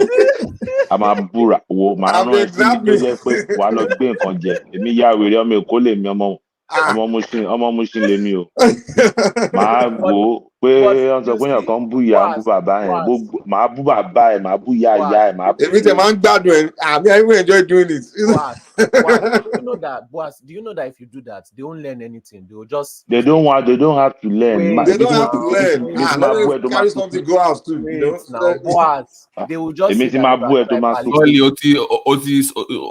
sọ. Listen, Solly, you have already answered your own question. You can't convince them. They're not going to. You can't convince them. Do you think me? I'm coming to convince them? I'm not coming to. I'm not here to convince anybody. Convince them or teach them or no. I'm just here to give you fire. That's it. I don't care whether they learn something from it or not. Okay, but the way you give fire back, it has Mike, well done. Well done. Well done. I like that. Well done. See, people like Solly. You want every Yoruba to be like you. Solly. No. Solly, I know that. Solly, let me ask you a question. Solly, let me ask you a question. One that is like Mike. If you want to be dithering, but don't tell the next Yoruba person that has to be dithering like you. No, I don't like that. That's what some of you guys do here. Mike, please. Because I'm Yoruba, because you prefer to be dithering. Mike, please, let me give you this example. They were insulting Fashola on Twitter. He did not say anything. They started now making up stories about him. Fashola did not insult them. Fashola did not bash them. But I'm not Fashola. What the hell is wrong with you, man? Wait now. Fashola simply took the case to court. Now, he has the upper hand because he can let that guy stay in jail and he can financially finish the guy. Who among the Obidients do you want to take to jail? Wait now, to me, that is a better punishment than to insult the person back and okay, who do you want to arrest on the platform? So me, I get power like Fashola to arrest somebody. Wait now, please. It is a better punishment than satisfying my emotional ego and my emotional anger. Because when you teach that guy a lesson, he will never forget it in his life. Never. That guy will never forget it in his life. But when you insult him, by tomorrow he has forgotten it. Solely, let somebody else talk, man. Solely, let me ask you a question. How do I sue Passat? How do I arrest Passat? How do I arrest Passat?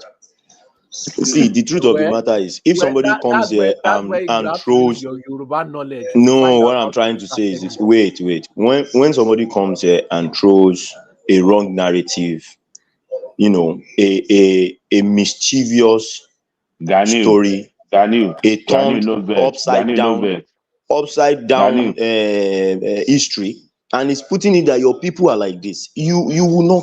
It's not possible. You need to present your own facts. It's Olajide speaking. Okay, Olajide, see as Ijele gives Pansat woto. See as Pansat they avoid them. Exactly. When Ijele gives a correct woto. We laughing wo were. You loving Luni. Sorry, Biggie. Biggie and Solly, culturally, our people here won't respect. They only respect strength. They only respect, yeah. That's their own culture. So that's what they see, and that's what some Yorubas are not trying to understand. You have to deal with the people according and everything. One, you respect the people call weakening, but what is that respecting on the body? If I tell you that among my inner circle, I'm the only Yoruba person they respect. The other Yorubas, they just disrespect them, because in their culture, that's the way you earn respect. Like if you are Mike, make I give you one story. I go Nigeria, you get one of my auntie for my family. They can't get one Igbo tenant there. Igbo Oman auntie maybe any Geshini. Tó bá sọ̀rọ̀ báyìí ó máa attack anyway. Nígbà tí èmi kàn lọlé, mo kàn rí ni wọ́n kàn sọ̀rọ̀ ni mo kàn ní guy you don't do na bóyá ní kémi shut up nìyẹn. Èmi shut up mi ìyá bá rojọ́. Mo bọ́ síta mo lọ sí bus stop mo lọ pa ọmọ ọlọ́kadà mẹ́ta tó dá mo ra pankẹ́rẹ́ fún wọn. Kò rí irú ẹ̀rí ó dàbí májíìkì ni. Tí máa dé báyìí tí mo náwó sí báyìí pé òun nìyẹn bá mi ṣọdún fún. Wọ́n ná if tomorrow comes sí lára. I mean, I don't see the point of. You don't have to. But that's you now. You just láti jọ yẹn tó bá rà tí mi ó máa ń dọ̀bálẹ̀ kí wọ́n ní kò rí irú ẹ̀rí.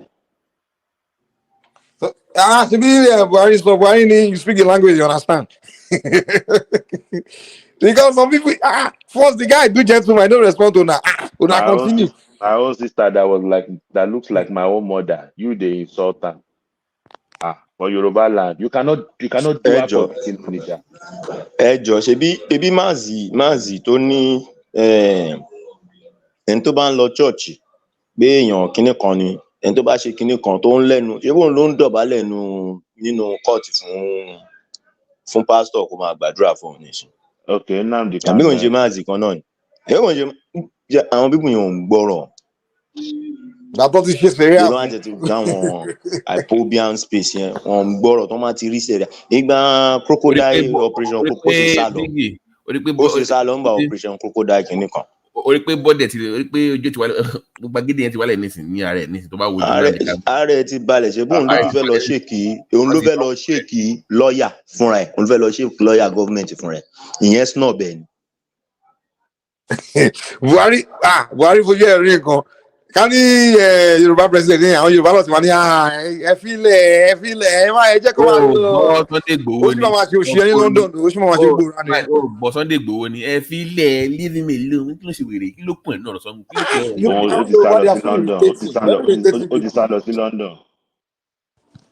Ó ti sá lọ.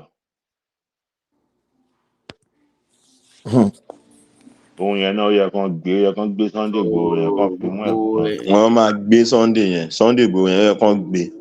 Àní bá ṣẹ̀wọ̀n díẹ̀ kán fi sẹ́ẹ̀lì ẹ̀sẹ̀ ẹgbẹ́ ti Mazi tó bá ṣẹ̀wọ̀n díẹ̀. Ọjọ́ máa kíra wọn bẹ̀. Orí ẹ̀ máa pé. Why are you against it? Why are you against Sunday Igboho? It's a nuisance. So that's why they should lock him up.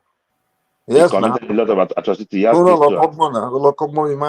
What did he do? He has a lot of case to answer. What's the deal? Name one. At least I know of Dr. Borode that he went and lied and said Fulani were the one killing them. Yoruba look at Dr. Borode and they've been arrested. You should come out and tell the world the truth that I made a mistake on that case.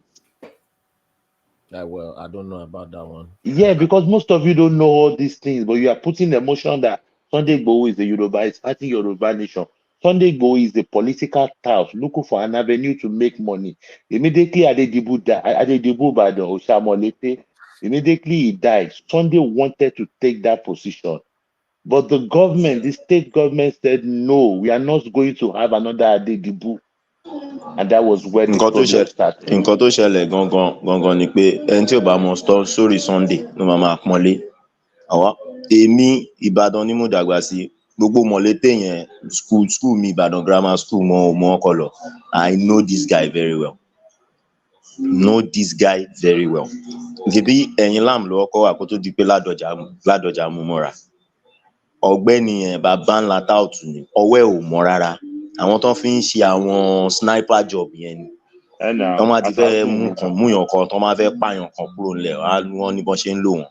So wọ́n máa dé ìsìn wa máa sọ̀rọ̀ bíi pé òun ni kinní kan ókè fún àìgbà tó lóun bá x-men jà. Kò sẹ́ni tó ràn ó ní ti Yorùbá nation tó wá tó sórí lọ́sàn-án gangan láàrin gọ́fìmẹ̀ntì tó yẹ pé ókè èèyàn yín náà ló wà ńbẹ̀.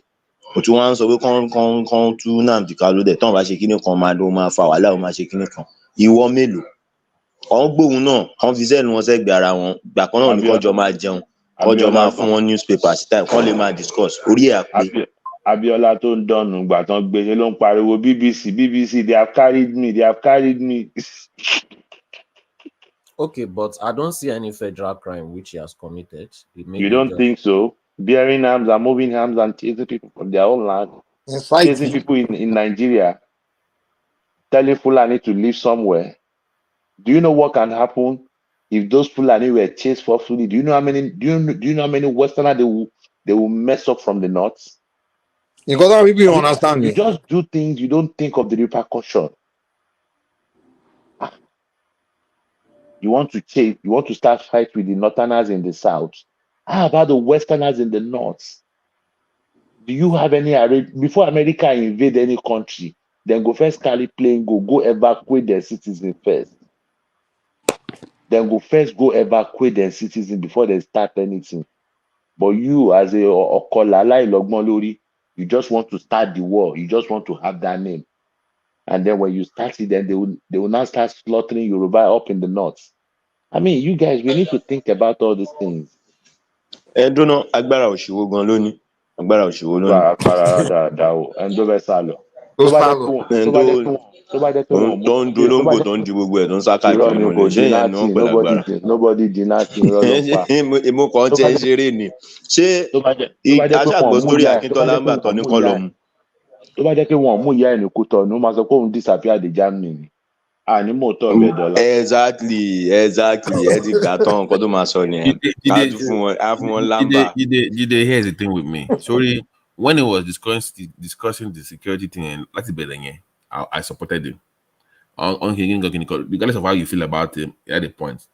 But when àwọn kó ìkìlọ̀ kó sí lórí ni o tó wá di because I'm a pro-Yorùbá nation gbé Igbo nígbà yẹn. But how we now jump from securing the land and farm because it has support from everybody. Okay, secure your land, they're killing us. Okay, I get that. But how it now became Yoruba nation and law, that's where I'm like, whoa, dude, what happened? That is where it became money-making machine for Quick. Babati, that one no pay me. You know the one will pay me pass. The day he mentioned it and said, Oni akoma loluri titi ni akoma dúró sẹ́yìn akoma yìnbọn fún látẹ̀yìn ni. That was the day I said no. This is that Zoom call video here. Only video ló ti turn. I was recorded. It was abusing Adeboye on your film. Igboho na somebody wey be say he has a very loose mouth. Ọlọ́mọ Adeboye kú oníkìló kàn pẹ̀lẹ́ ni oníkìló kàn pẹ̀lẹ́ Adeboye. I mean, one love when you we all know say church na business or na enterprise, but at least you don't have to say anything. You could have said, I don't know, I've been kokon, but you said yeah, kilo kwe pẹ̀lú yẹn. Onítọ̀ní of Ifẹ̀ odindi ọba tó bá lọ títì, ẹ̀kọ́ máa Cam Express ni ọkọ̀ máa gbogbo ọba làwọn. Àní Kóìkì sọ kọ́ máa gé orí Aláké Ẹ̀gbá, wọ́n máa fi mu pure water bí kí ló sọ kọ́ máa fi. Àkóyè dàrú. And it's an Egbaman allegedly. We don't know. By the way, for full disclosure, we claim well. I mean, I know when to say, but we don't claim. Ibẹ̀ lèmi ti go against wọn pé no. Lè máa tà wọ́n ara lé yín lọ́pọ̀. Nnamdi Kanu jọ wọ́n máa lọ ń kó láìpẹ́ pẹ̀lú Nnamdi Kanu. Àwọn ṣe mí. Ọláwọn ṣe mí. Sórí yín dá gbani lókàn. Ṣẹ́rí ọ̀rọ̀ yẹn ò rí bẹ́ẹ̀ yẹn.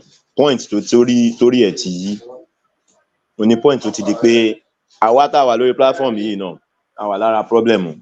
Point táwọn diasporans ti ń di pé wọ́n ń send owó sí tó ti ń wo iye owó tó ń rí gbà wọ́n ń donate bus wọ́n ṣe gbogbo ẹ̀.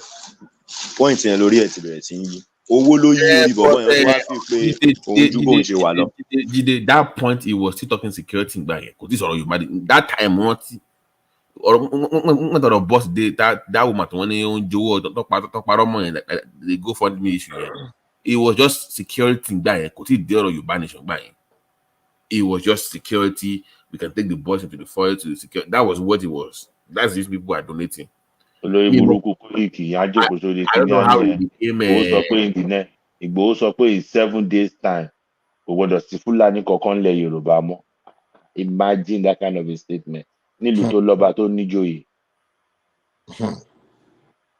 Àwọn kan á dẹ̀ bá support ẹ̀ wá ní kí ni Ìgbòho ẹ̀wọ̀n ló yẹ kó kọ́. Like a biggie sorry ìyẹn Matẹ dífà lórí yẹn secure the land yẹn I was with him. But there are better ways to do it. If you want to secure land, you don't make it about ethnicity. You say, okay, let's go after criminal bandits. They don't say let's go after Fulani. We start naming one ethnic group. Your own people are in the north now. Mike, make I tell you one thing. You see, one Arabi, they are coming here, they are kidnapping, they are doing this. I'll give you a proverb. Níjọ́ tí àlejò bá ti wọ agboolé yín, tó bá nawọ́ sí sàárè afọ́jú, lọ́wọ́ ara lé yín nú. If a stranger comes into your compound, it's true now. And points you that grave there, the person buried there was a blind man. Somebody in your compound is giving the information. It's impossible now. Someone $1 it's we'll go all the man saying every small thing. Fulani lo ṣe.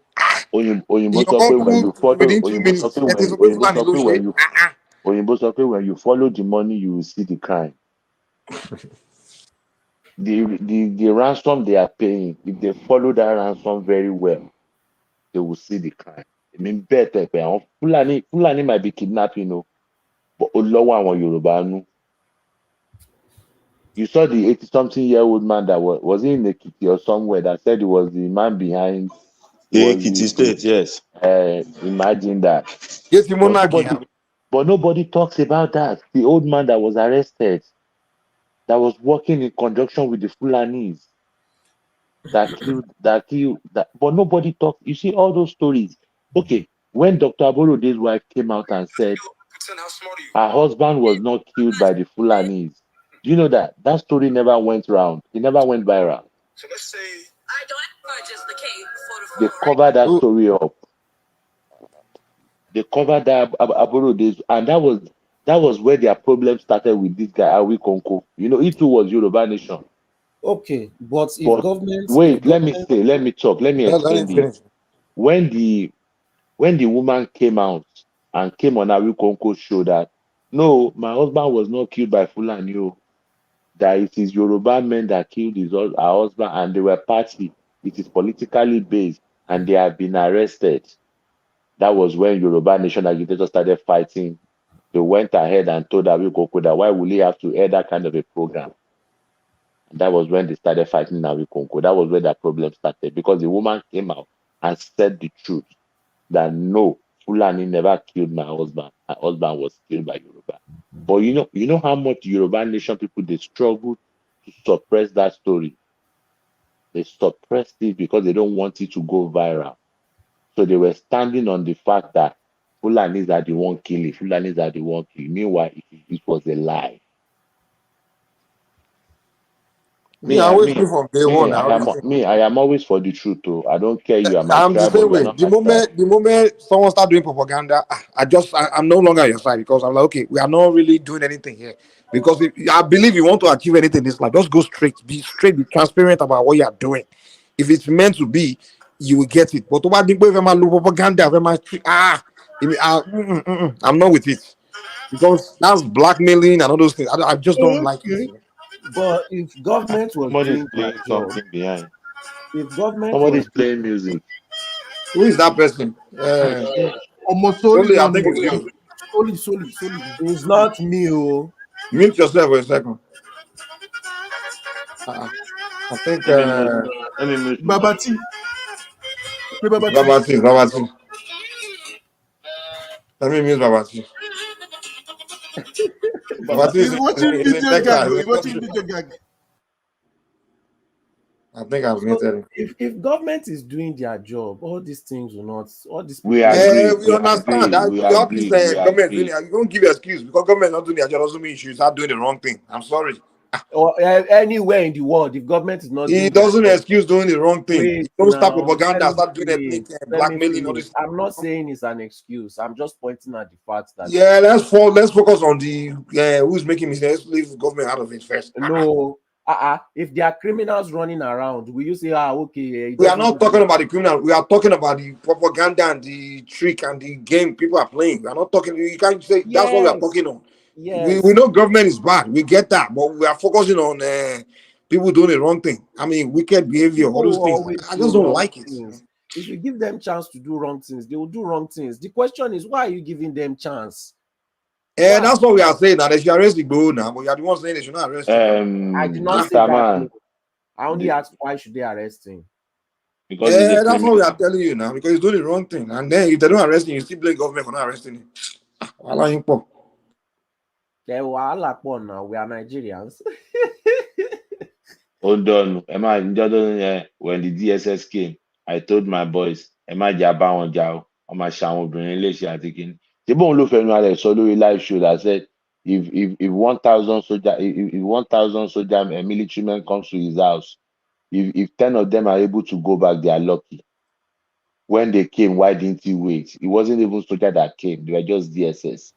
Okay, no. Bye. One fairly be. I want to do that now. Ní láti dira máa bàbá kò sóògùn tó máa kọjú sí Kalashnikov. Biggie ó ní ayẹ bọ́ọ̀bù lára kì í ṣe ayẹ. Daddy mi ló kọ́ mi. My father told me the best ayẹta. He said when you see a gun, you go the other way. Best ogun ayẹta. Did you see some locally manufactured weapons that some people made? I saw AK, I saw pistols, I saw so many types of guns, and these guns they were very good.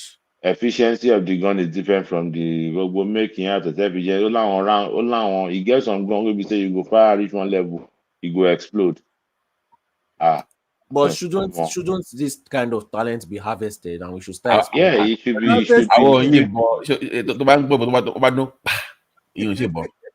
Boom.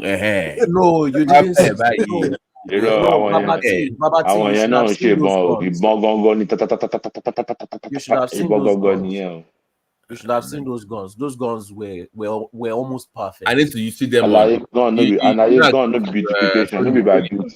You must show me a video of them at the shooting range. Let's see what exactly.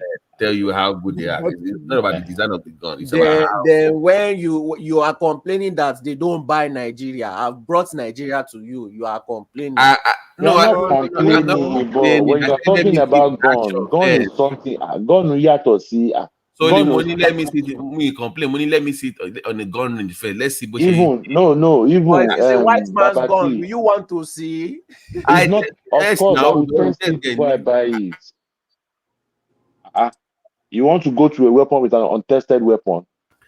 And Nigeria weapon, no test. Don't worry. For the DPO to say that he was shocked that the guns were. Oh, forget about DPO. Letting DPO know about ammunition. DPO know. Yes. Ask the DPO how many guns. Ammunition yato. You mo don't pay ammunition. You know what? Let me drop the link in the chat. I'll show you. Okay, thank you. Drop the link. Let's see. When they have a big armor piercing bullet here. We start from somewhere now. Look, see, what I'm saying is we can start from somewhere. I am not disputing. I'm not to disputing. the African countries around us for cheap. You sell it to them, you go LFM one leg bojo. You have to improve on the product first.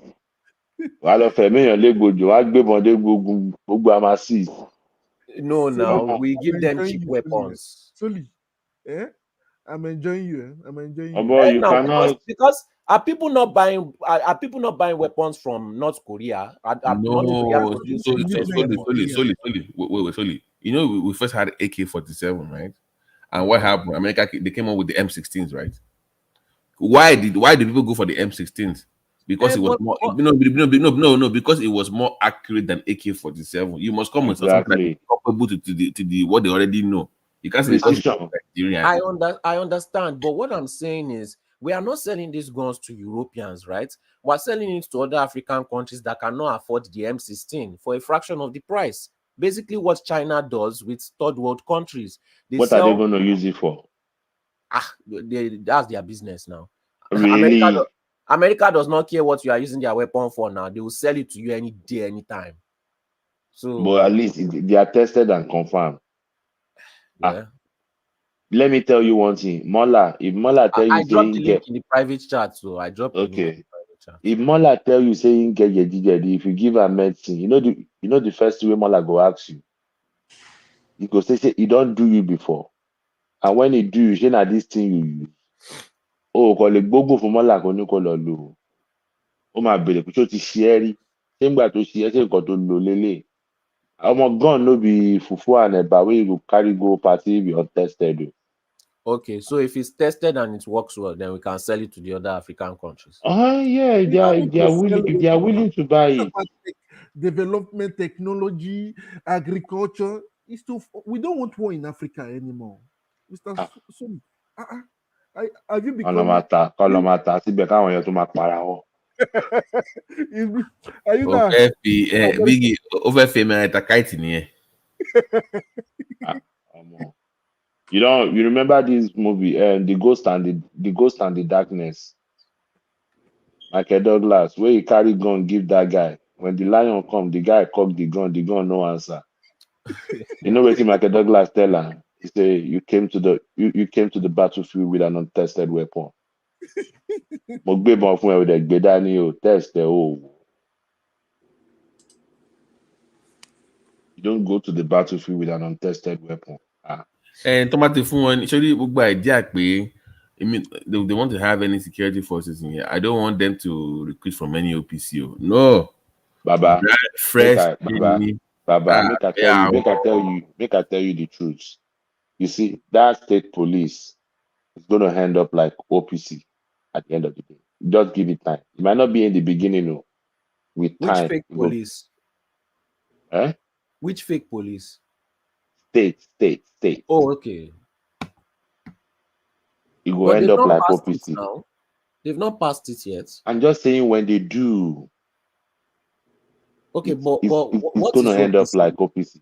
What is OPC? I don't understand. What are you? How are you comparing? Are you saying they are going to be irrelevant? They are going to constitute a lot of nuisance. Okay. Man no man. Then go first employ man no man. Then operation go can start. You know when OPC started as a security defense anything.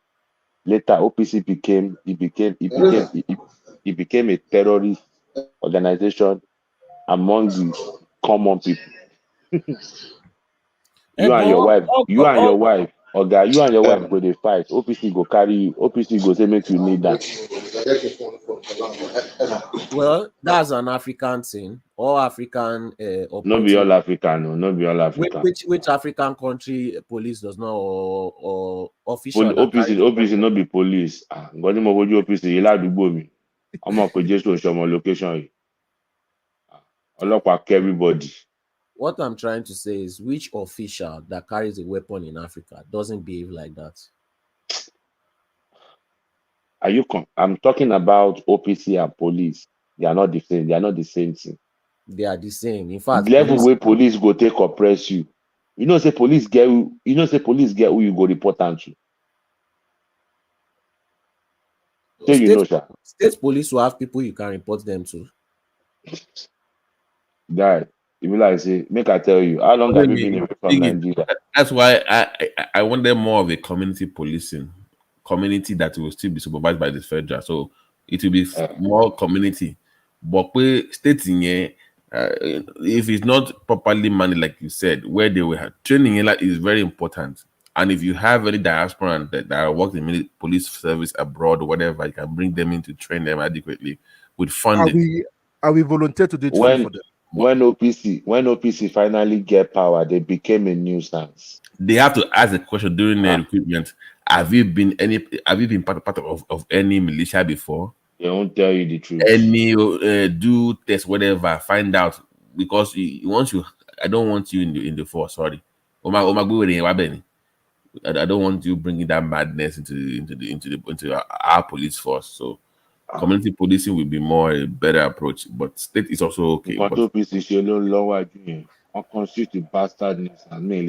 never forget it. So every time they mention state police, I don't know why I cannot get my mind off OPC. The nuisance they constituted. Okay, glad you go me. Waiting I do for OPC. I look at everybody. I hire Tog. More hire Tog. I don't want Jawo Gidi. I look at everybody.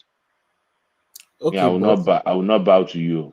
But I feel like no matter what they set up, they will still all behave the same way, because Nigerians. Then why do we need it? Then why don't we improve on our police force? Then why do we need it if you're not?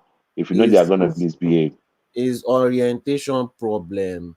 Look, it's not orientation. It is mindset. Wait now, and mindset too. It is not orientation. It is mindset. It is mindset problem too. In fact, the problem is plenty and it's mental mostly. If you want to see Nigeria's problem, just look at any post on any Nigerian blog, especially on Instagram, and look at the comment section. That's when you know that we have serious problem in that country. It's not just the government. See, social media is not helping us in Nigeria, so I'm not worried about that. No, it's helping us. Helping UK. Yes. If you know how many. No, in the long run, I'm looking at it in the long run. It's helping us communicate faster. 75%. It's helping us disprove propaganda quicker.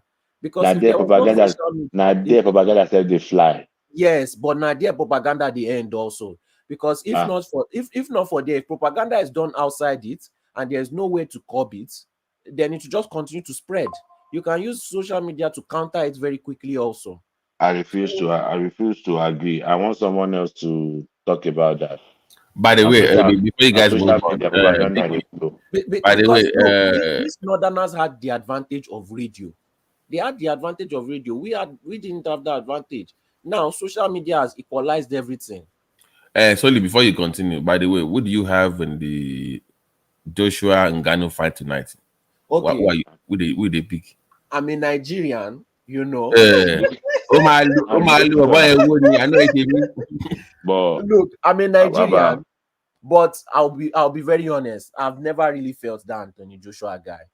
However, that Ngannou guy, I felt his story, I felt everything. But he's from Cameroon. Jude, to win by I would not come there for a week because Jude will be continuing inside on this platform. The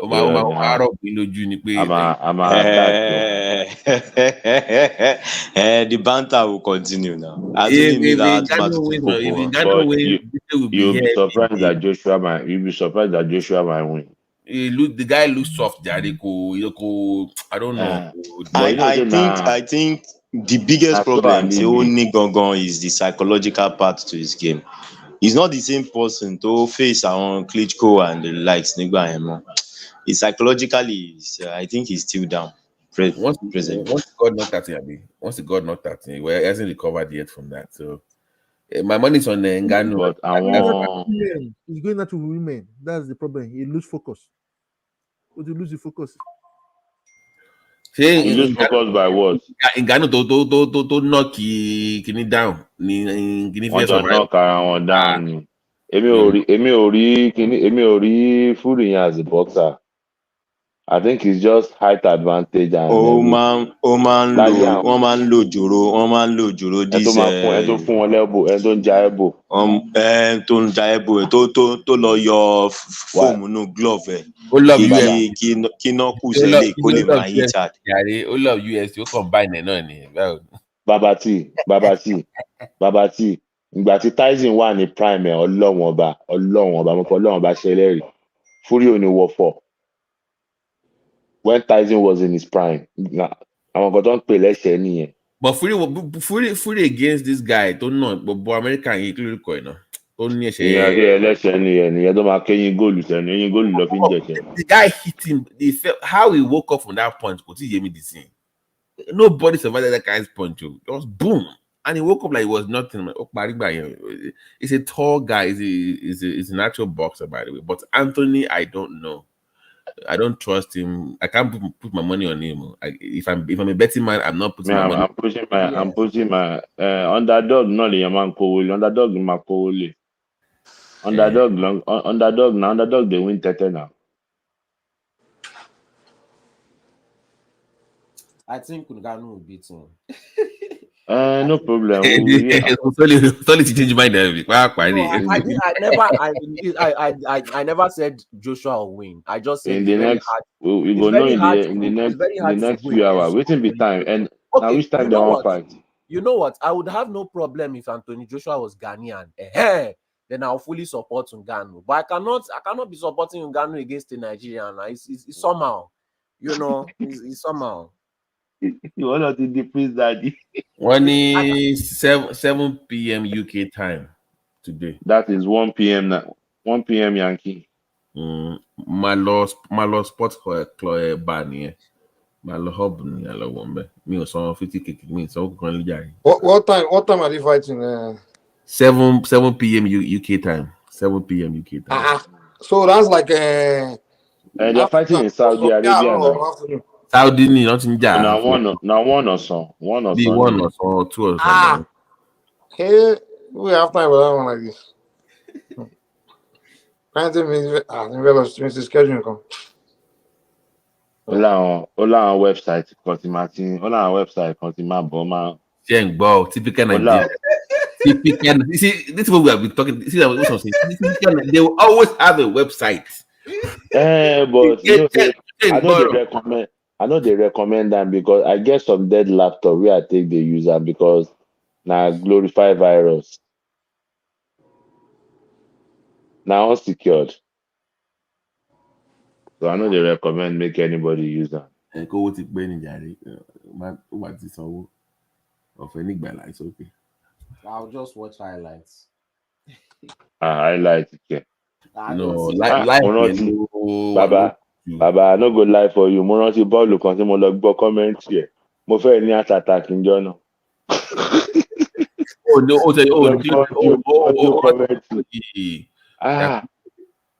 Bọ̀bọ̀ yẹn mo wo game yẹn live ni. Yakubu against Korea ní World Cup tó miss go yẹn open go yẹn. Sorry, ẹ̀yin ò kí ń ra àwọn apps tó máa ń lò yẹn. Àwọn apps kan wà tó máa ń stream àwọn kìíní ẹ̀ live. Most times tí mi bá sí bí àti fight at anything wọ́n máa ń stream. But you know say them be unsecured. You gotta be careful. There's this one guy at work back in the day. Ogboju virus ló ń tẹ̀lé wọn. Ọmọ fire stick yẹn, Mike. Fire stick yẹn, he can watch anything across the world. Any premium, anything is free for him. And he just, anything globally, he can watch for free. Hey, Angilowa. I'm like, boy. Hey, Angilowa. Yeah, only one he called jailbreaking. They would jailbreak you. I'm a bill. Jotaba get I'm a bill. I said, me go that much. So my baby jailbreak anything. No do amo. Mama wo Sling TV, me at Sling TV. No, but I don't know. But Malo pub now. Malo one pub. As on $10 cover fee. I did a TB more. Àyàtọ̀ ọ̀dẹ̀ ní títí onígò ìyẹn lèyàn lè mú fún wákàtí kan àbọ̀. Yeah, just once you pick cover fee now, like all joke with me, man. Èmi bèèrè pé Anthony Joshua mo kówó mi lè tó bá dẹ̀ lose náà ọgàn náà ni. Bet 360. And the Mike support by you. Mikey, you're disappointing anybody. Yeah? That was support Cameroonian. Kawe pe Jude ni abi Anthony Joshua. Joshua only depend on each other. You can't count on the guy. You can't predict. But Giant only so no because Joshua. Allah, you go dey surprised. You go dey surprised. Yeah, only experience. Only study go to only experience go win. But the fact of rough. Gano when he just won't punch you as soon as straight because the guy ain't got no only punching over man. So it's not a fight you can predict, man. It's not a fight you can might be surprised. Only Jano Cavs go my gym. Shame you this up where Mike will not stake on anything. Where you play politics in Benny. I don't win. Only gamble on the football. But boxing, hey, you can't gamble because just one punch, one mistake point, you turn it and that's it. So in boxing, it's not something. The kind of boxing they gamble is maybe on featherweight, middle or lightweight. Over heavyweight here. No, you can't gamble. You can't put your money on heavyweight because heavyweight is just one connection. That's it. You just turn here. Me, I know say Jago. Me, I feel say Jago win.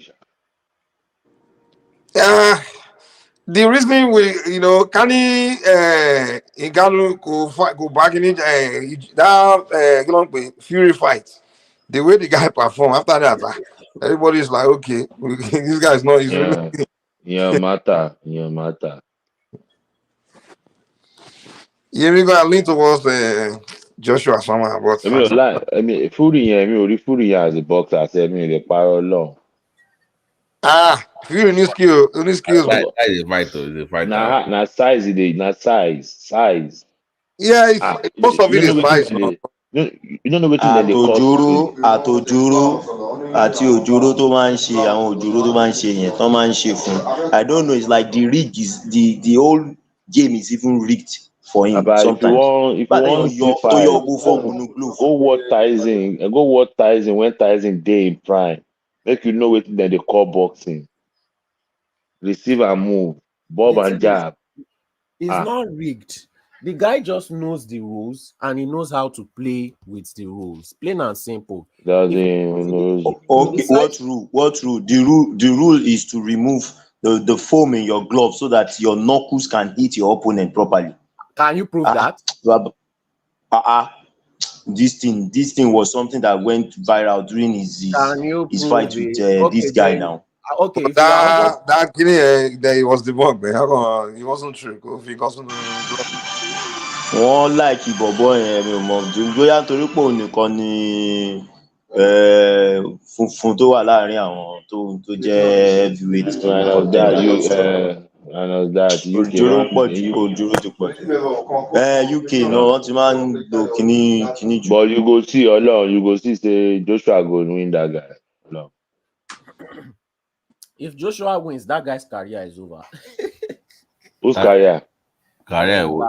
He has one more to go. Career boxer can turn now.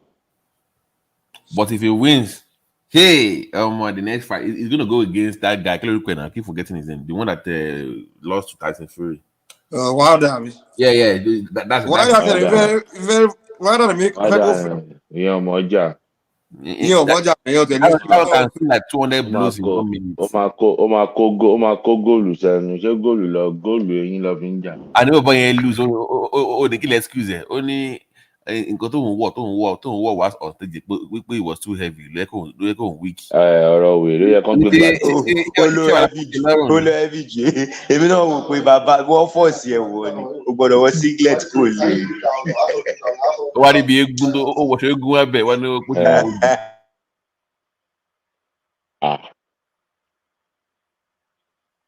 that is his next fight. That is his next fight. Wà lọ wọ ẹ̀ṣẹ̀ CMS. Dáhùn àmì tí ń fẹ́ ṣe yín. By the way, once they finish building their Lagos arena, they're gonna have UFC in Nigeria. If they put Nigerians in that UFC, àlùwò máa pọ̀, wọ́n máa sin ọwọ́ wá bẹ́ẹ̀ ni. Ẹni tó máa lù pa ń bẹ̀ lọ. Àbá ọgàn wàá lò bẹ̀rù lọ ní ìbẹ̀rù, wàá lọ sin sójú. Bá a ṣe ń wo ẹ báyìí, ẹ̀rù akọ máa bá a ni.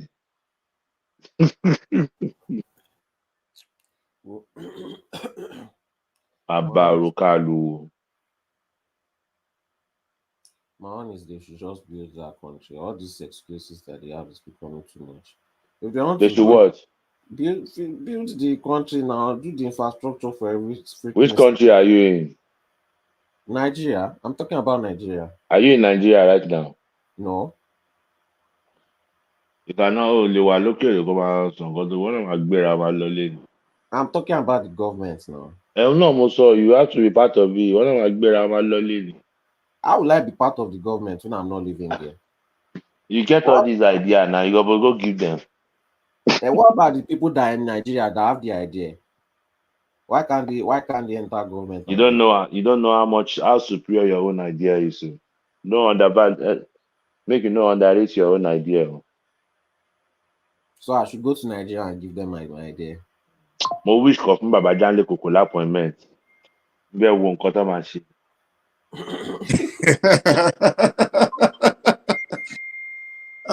Ọlọ́run, I just don't want to be rude. Mo fẹ́ bèèrè Baba Janle Kokola. Mo fẹ́ bèèrè kí bàbá ẹ má bínú. Parastatal will let you head. If they want to fix Nigeria, they can fix it in less than 4 years. Of course. Sorry, already. No, Soli, you'll come again. 4 years. Less than 4 years.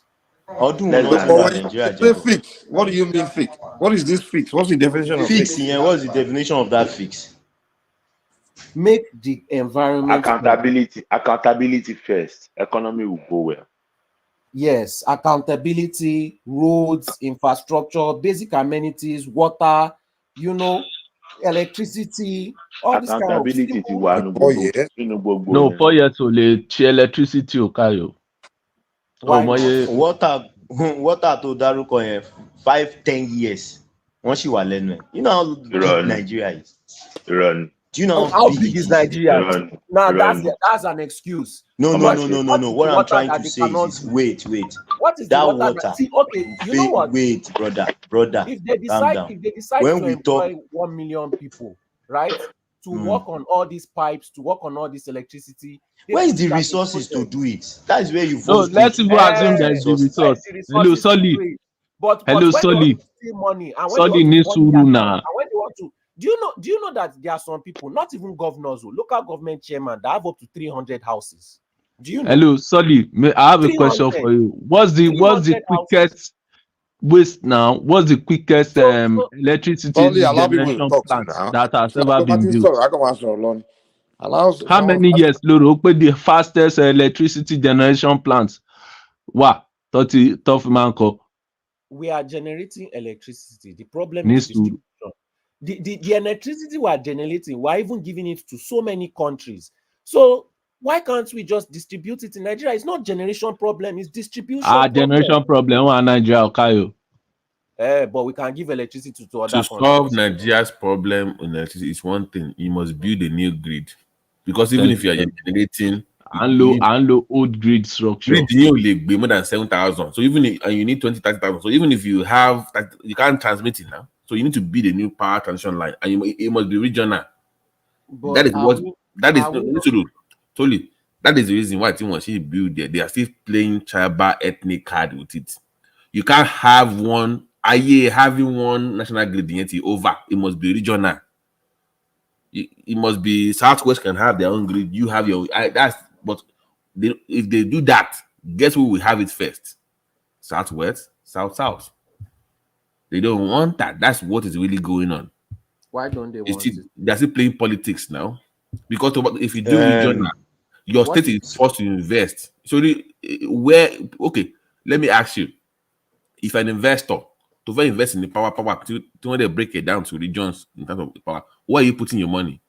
Anywhere close to Lagos, anywhere close to oil and gas, because that's where you're going to get your quick return on investment. So the reason that they wanted to be together is some way of protecting the smaller states. They want enough resources to finance it. So I'm a lump with everybody. But if you do regional grid or power grid, people want to invest in the Southwest more or South. That is the reason why you see having that issue. So even though you're unbundled, to notice, I want to unbundle power. Yeah, for generation, for distribution. What happened to that transmission? Anything. They are still playing politics with it. That's why. Okay, so they don't want to do it because they don't want people. No, Babati, no unbundle together. And so why? Okay, show me the investment in transmission. I'm waiting. Where's your transmission? I think I'm telling you, they want to share analysis. I listened to their breakdown, the national stuff. The guy said the only way you can have investors come in. Nobody wants to invest that much amount of money in a national grid for everybody. To never break it down, people will invest. It's easier to invest. But that's why they are trying to break it down to.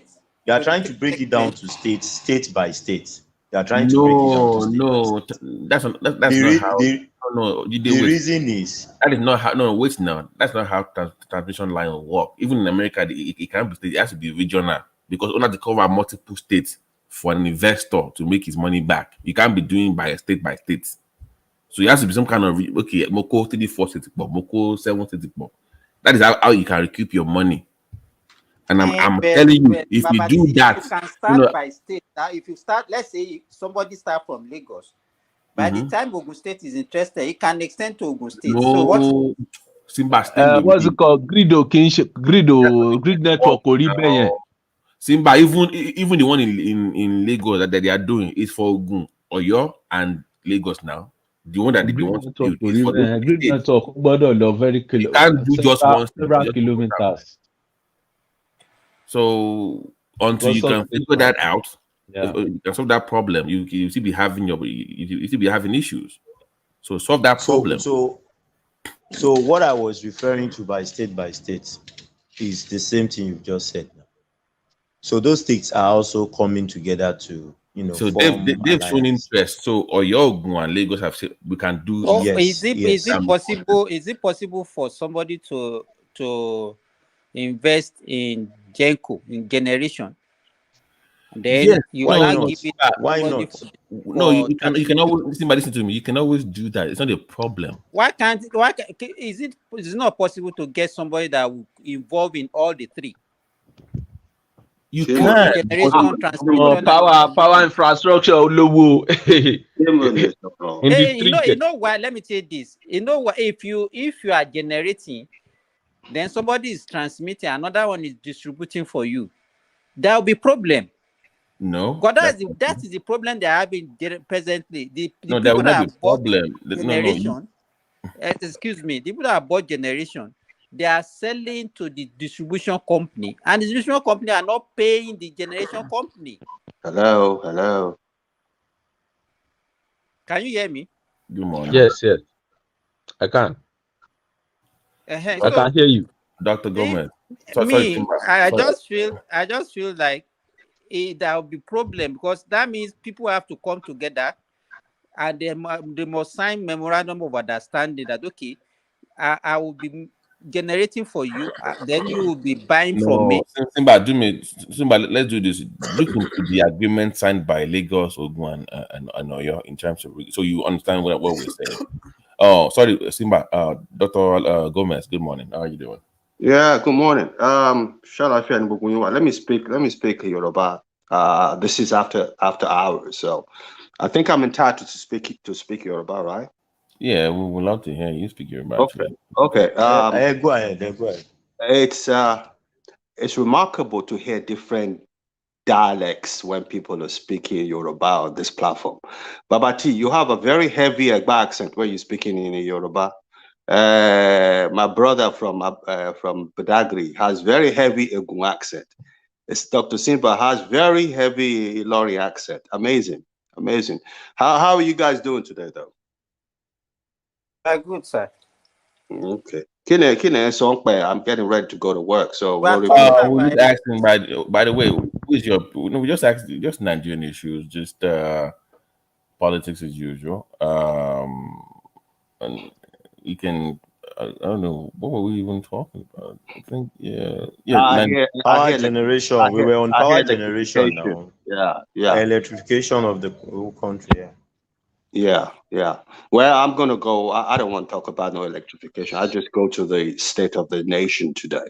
I would want to hear people's take on how we can get ourselves out of where we are right now, because according to one man's show yesterday, or this show actually, because it's still live, I see Nigeria begging to be a member of BRICS because I think they find it difficult to, don't quote me, but I think they find it rather difficult to stabilize the economy. So I don't know about any electrification. Electrification, it's a long-term project. It's not going to be a short-term thing. We've been in darkness for over 40 years, so it's going to take a while for it to turn over. Does anyone know what's going on in Abia State? Have they gotten 100% light in Abia State now? No, I don't No. Even some people àwọn èèyàn gan láti Aba gan sọ pé wọn ò múná wá fáwọn pé kíni kan àwọn tó ń sọ pé wọn fún ó dà pé àwọn kan tún ti lọ ra náà yẹn àwọn kan tún ti lọ ra náà yẹn àwọn kan ti lọ ra náà yẹn. So problem essentially in Nigeria is corruption and deceit. That's it. I mean, people, if the government jáde láti sọ wípé àwọn fẹ́ ṣe 100% electrification Abia State, obviously it's all manipulated and all falsified. Then how are we as a people going to move forward? What's No. Nǹkan tó ṣẹlẹ̀ kọ́ yẹn sá. That project yẹn ti wà ń bẹ̀ for like 20 years. Tán ti ń bá fà. Yeah, so ìgbà tí wọ́n ní wọ́n conclude the man strategy ẹ̀ ni pé ó fẹ́ fi entice àwọn companies kan pé kán kó lẹ́kọ̀ọ́. ṣe ọtí. ó fẹ́ entice àwọn company kan pé kán kó lẹ́kọ̀ọ́ kán máa bọ̀. But I pay there's one of these pharmaceutical company next mid I think olopere ìyẹn ti ní òun máa shut down production ní Èkó pé òun máa move lọ sí side yẹn Aba. So strategy tóun fẹ́ fi ṣe nìyẹn pé kóun fa àwọn industrialist yẹn kó lẹ́kọ̀ọ́. Meanwhile àwọn èèyàn tó jẹ́ àwọn aráàlú àwọn ti rò pé wọ́n máa gbogbo àwọn ní iná yẹn máa kárí fún ẹ ti get it just like ibi tèmi náà ti ń ṣiṣẹ́ ǹsìn Wàtílà ló ń generate iná fún wa and we are using gas turbine and everything. Abro, you are the one that got robbed, right? The same thing náà la jọ ń sọ. No. Listen, kọ́tí mò ń sọ. Ṣé wọ́n ló sọ pé o lè wá jà nínú ilé ẹ̀? Ṣé wọ́n ló sọ yẹn? Was that you? Because I've been asking about you actually. Ṣé àlàáfíà ló wà tí family ẹ wà? Bẹ́ẹ̀ni, àlàáfíà la wà. Okay, all right. Okay. Yes. Babati, where are you? I'm here. Okay, you're rather quiet. That's not your character. You're rather quiet. I'm working actually. I'm just covering. So I'm just. You still at the hospital? Yeah. Back and forth. So I'm moving. So I'll be home in a few minutes. Oh, that's Simba. How are you? How's Saudi? Oh, he doesn't sound like he's there anymore. Okay. All right. Am I Jackie? Stop free flow conversation here because it doesn't seem like people want me to be part of this conversation. So come on, Dr. Gomez, come on. We no, that's not it. We were even as in where we only expect pé land viewing kan tó lè sọ̀rọ̀ lé lórí ni. No, like I said, I'm not particularly concerned about this electrification thing because that's going to take a while to reach fruition. What concerned actually are two things. Primarily the hunger in the land, quote unquote, and insecurity. Yeah, Dr. Gomez, and that's what me being from Ogun State, I've gone into. I talked about that extensively about what we can do, especially in Ogun West, because it was done in the 90s, and my mother actually worked in that ministry, so I know what they did in the 80s. I'm sorry. So if you can just bring that template back and just improve. Well, what did you guys do in Ogun West back in the 80s? So when it comes to palm oil, palm kernel seeds, because soap production, the amount of time with ST soap back in the days, it was big in that. It was so small scale business, almost cheap seedlings for people. Okay. So if you needed to clear your land for agriculture, they will bring the tractors and everything for you. They will help you farm it. They will give you almost for free seeding, free fertilizers for you, help with paying workers, moving people up and down, moving your goods from the villages to the cities for cheap and lower cost. So that was done back then. So who was your governor at the time? So we had I forgot, it was military at the time. It was so it was that man that just died, the man that I cannot really remember. So the former chief of general staff, the Jebu man. Yeah, I forgot his name. Okay, all right. So we can bring that back and just improve on it. That will be my own. Yeah. Okay. Babati. Yeah. Go ahead. But the same strategy, they are trying to put in now, because the federal government has signed an MOU with a company can produce tractors, and they are using Niger State as a pilot state. So the what they signed was one supply in Nigeria 2,000 tractors every year. So, and they will be sharing it to states, and they are using Niger State as a pilot state. So what they would do is, our tractor on state governors, they would now maybe give it to their local government proportions. Then clearly, anybody that is interested in farming will go there. Then the government will buy whatever the proceeds is from you. That is the template on ground, and that's why Niger State now totally receive consignment here, tractors here now. Has now gone to align, Lagos are going to align with them, saying that, okay, we will be buying it from you and we'll be selling in our own farm market, government-owned farm markets now, so that they can drive down the cost. I think that is the projection, not the government is trying to go about it. But, it's just in the formative state. So we will wait and see how it plays out later on. Okay. Good morning. Good morning, everyone. Let me go get ready for work. Thank you for having me. Alexander, good morning. Good morning, boss. How are you, boss? Boss, I was going to ask you about there was a topic we were speaking to earlier on about Lagos, indigenes of Lagos are complaining that the governance of Lagos is being outsourced to other parts of Yoruba land. So indigenous Lagosians, people from Isaleko or whatever it is that are indigenous to that space, they are now starting to complain that they don't get the window to govern their own state. So I know you are indigenous to Lagos, and I know Lagos is dear to your heart. So I wondered if you had any thoughts on that. Well, I think that's an easy. You see, the problem with Lagosians, especially those from that Asaleko area, it's not the most educated part of Lagos. So they're not essentially the most qualified for the job. So there could be indigenes of Lagos for 1,000 years or whatever. But I think what's more important is the ability to do the job to the very best of your ability. Saleko, as we Lagosians know, are known for Owambe and trading. That's what they're known for. So I'm not surprised they're being marginalized. My big brother sent me an article yesterday regarding that, but I didn't pay too much attention. I think if you qualify for the job, I think you get first preference because I'm Morawaleko.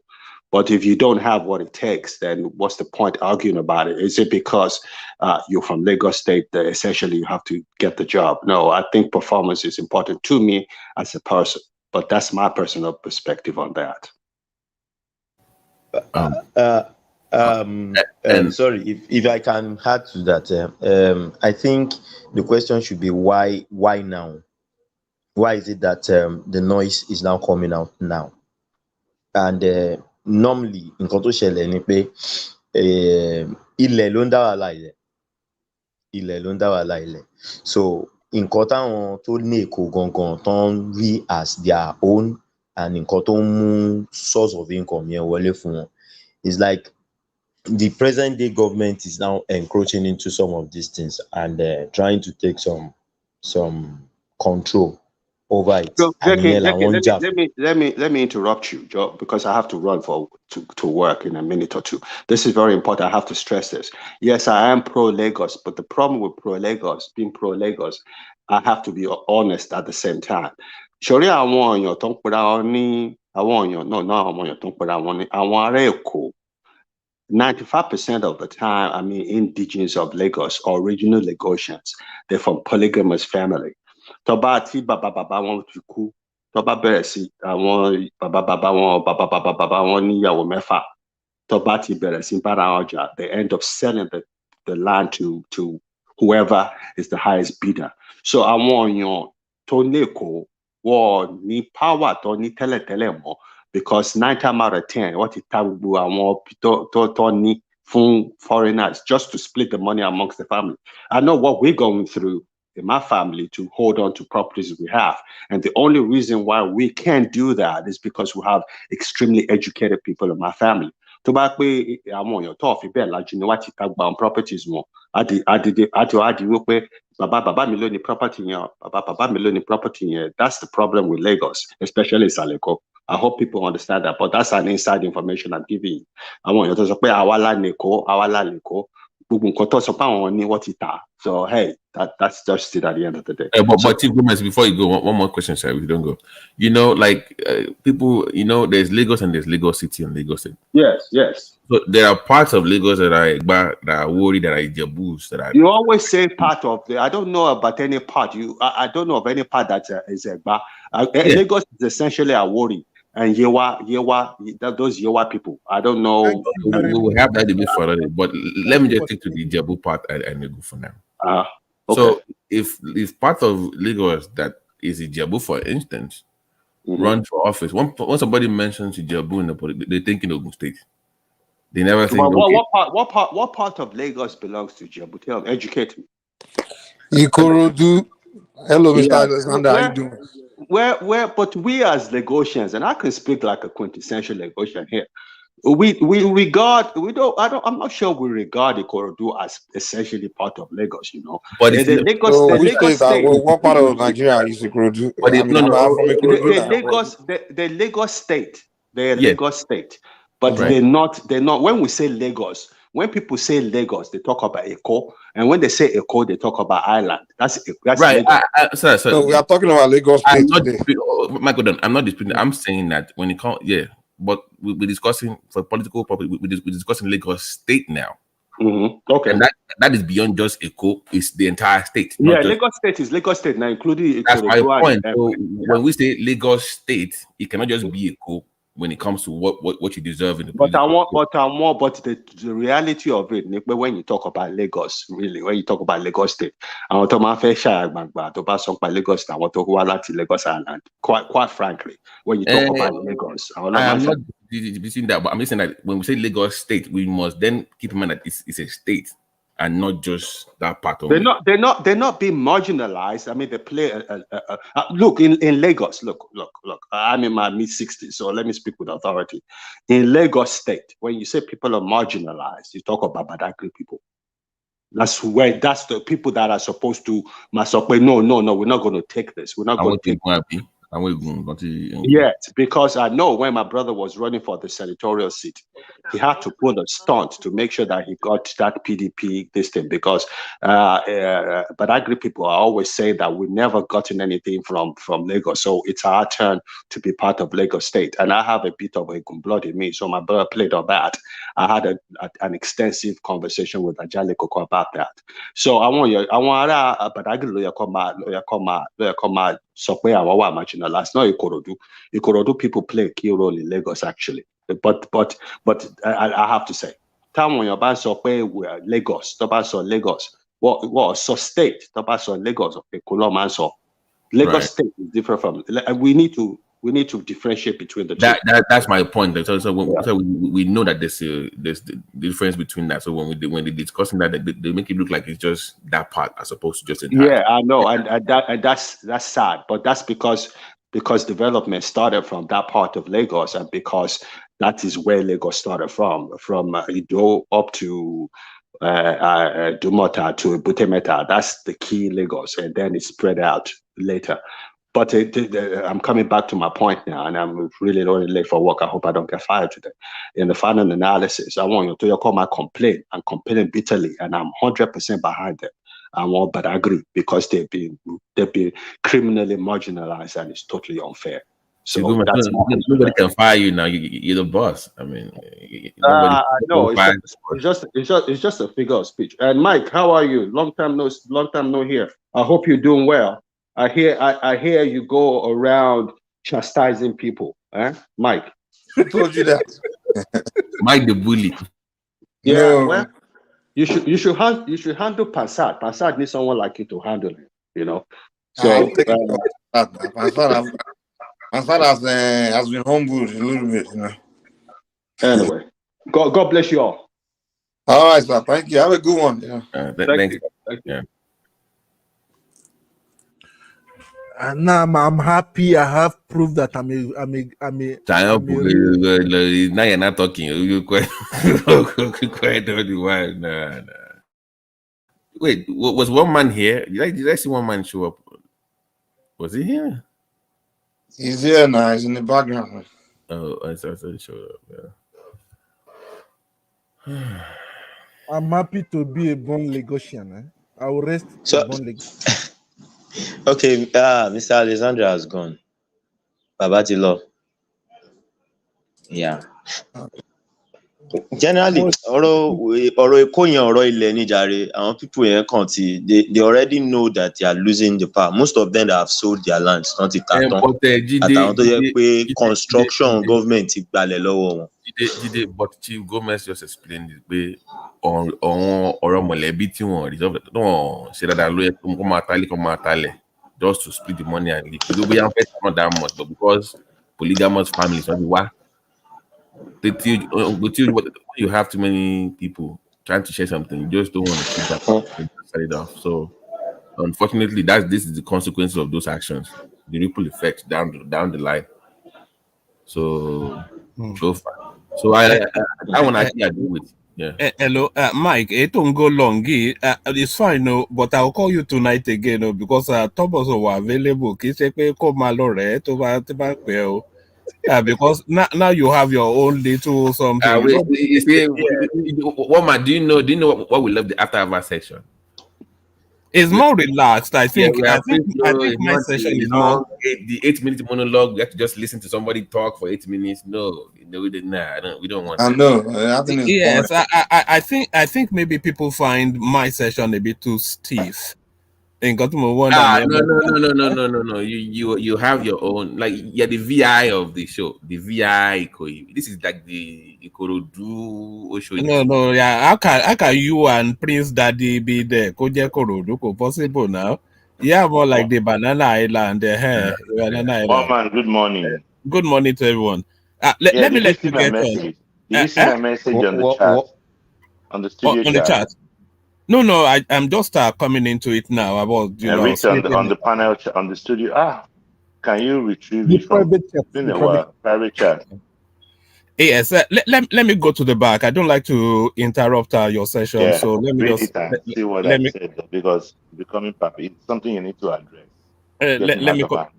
Oh, All okay, right, sir. I'll have a By look. the way, we're still advocating for the once a week show for Dewaleo, the palm wine session.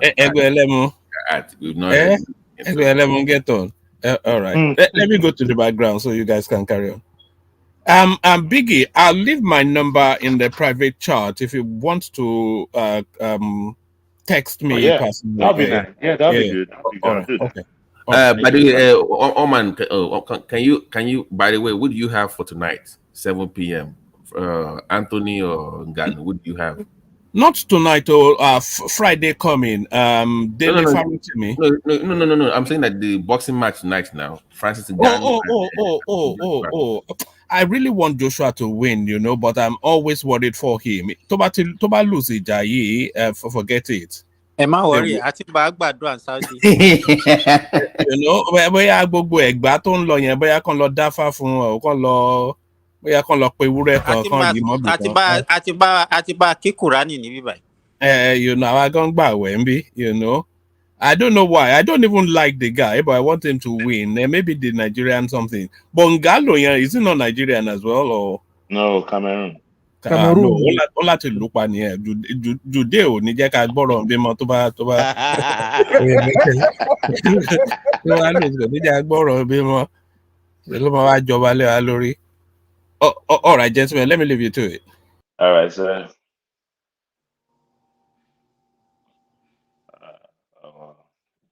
That fight. I mean, Jide you around. Yes, I am. Tó ń sọ nípa farming yẹn, you think that it can work like that? That's what they are doing now. It can be good, but the problem is, let me tell you what I observed. It's not as if, okay, you are in Nigeria. Do you think there is scarcity of food in Nigeria? Kò sí scarcity. I understand, but ṣé mọ̀ pé kíní yìí náà ó ti ń open ojú wa sí nǹkan kan. Like somebody, I was opportune to speak with somebody that is close to Tinubu himself. One honorable like that. He was saying that kíní yẹn ti open ojú wa sí nǹkan kan. And it's the fact that pé tí nǹkan kan bá tiẹ̀ ṣẹlẹ̀ lẹ́ni tó bá di wípé àwọn people bá ní tó Ogúndé wa àti bọ́dà wa ebi máa pa wa tá wà nísàlẹ̀ which tá a dẹ̀ rí tẹ́lẹ̀. So it now depends on how serious all the governors of each state are. Now, irú nǹkan tí Èkó lọ ṣe ń sìn tán lọ sign agreement pẹ̀lú Niger. Kí ni wọ́n produce tá lè produce? Kò sí nǹkan tó ń produce tá lè produce. Nǹkan tí mò ń sọ náà nìyẹn pé ó ti open ojú wa sí, ó ti open ojú àwọn tó wà on top sí nǹkan kan pé tọ́rọ̀ ìbá tiẹ̀ ti pọ̀ yíwọ́ lọ́la tó bá ní ó yá wọ́n tilẹ̀kùn. Ebi máa pa àwọn tó wà nísàlẹ̀ nìyẹn. That means pé a fún agriculture ní priority tó yẹ ká fún nísàlẹ̀ all this while. Bí a ti pa àwọn Ìgbò yẹn gan.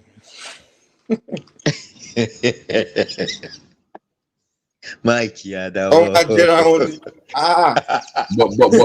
Mike Adawo pàdé. Ìwọ̀n oṣù tó ń wù yẹn ló ń gbogbo èèyàn. Àwọn tó bá lé gbogbo wọn kúrò lé wọn lọ sí wọn. Simba ṣe wà ń bẹ̀. I can't wait for that day. Kí ni Ògùn àti Ọ̀yọ́ wò? Tìbọn nílẹ̀ lógún, wọ́n nílẹ̀ lónà Ọ̀yọ́. Kí làwọn méjì wò tán lè kọ́ tó fèjì lẹ́wọ̀? Àbí that's what I saw Ọ̀yọ́ tẹ̀ nílẹ̀ gan. Even my own state, Ọ̀ṣun ilẹ̀ wà. So what? Yoruba is everything. Why? That land is too big. It's every Yoruba land is just. Oyo state alone is almost the size of this whole of Southeast. Yeah, even bigger. Go. Nǹkan tó fà náà ni pé àwọn ṣẹ́rí àti allow káwọn cultures kọ̀ọ̀kan kó affect wa. Ó dàbí pastor kan tó ń sọ̀rọ̀ ǹjọ́ ó ń preach ǹjọ́ ó wá ní èèyàn kan wá pray níwájú òun wá sọ fún pé kò síbi tí ò lè gbà make ẹ̀ ó ní youth corps member náà lòun wá sọ fún wípé you can even make it from farming ó ní wọ́n á ń ṣe God forbid Olóṣè God forbid. What is wrong with Nigerians? Ẹ ti rí i pé wàhálà wà pẹ́.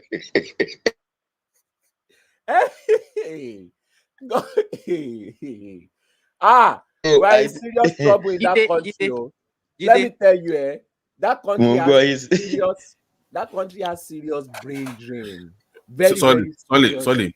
Meanwhile, that same person we want to sit down making 80K a month in one desk job, where he can be making millions in the farm. That's a very feminine behavior, honestly speaking. Very feminine thing to do. I don't know where you see when you see feminine behavior in men, that means the country is doing too well. But you see Nigeria is hard, and you have men behaving like women in that country. I don't understand. Is it the times that we are in, or hard times create a soft men? Hard times create strong men, but these hard times in Nigeria is creating very soft men. I don't understand though. I really don't understand. We have culture of complaint. Nobody wanted to do anything. Everybody just waiting, folding their. Complaining is not a bad thing, because complaining brings out the problem. Let me tell you, the principle of life. What do you mean complaining is not a bad thing? It's not a bad thing. Let me tell you, it's not a bad thing. When you are hold on. When you are faced with obstacle, the first thing, the only solution is for you to find solution. It's not by complaining. Complaining will not solve your problem. But Simba, you are complaining to who? Simba, when you see a problem, the first person you complain to is yourself, because you don't like it. That is a form of complaint. Then if you can't do anything about it, if you can't do anything about it, your first solution is to go and meet the authority in charge of that. That's supposed to. Okay, let me tell you this. Sorry, I don't know how old you are. I could remember vividly when we were in secondary school, because this thing that people are shouting, Nigeria is hard. The thing has been hard right from time immemorial. I have classmates that used to go and cultivate land for people to get money to school. You understand? And people see that the only way they can make money is to work. We were not complaining that time. They are the ones sponsoring. They say, I have a classmate now who's now working for MTN. The guy used to go and do conductor. He would be a conductor in Lagos during holiday to get money. Our youth these days, they can't do that. They would rather go and be stealing or do all those things. Simba, ẹ jẹ́ kí n help yín níbì kan.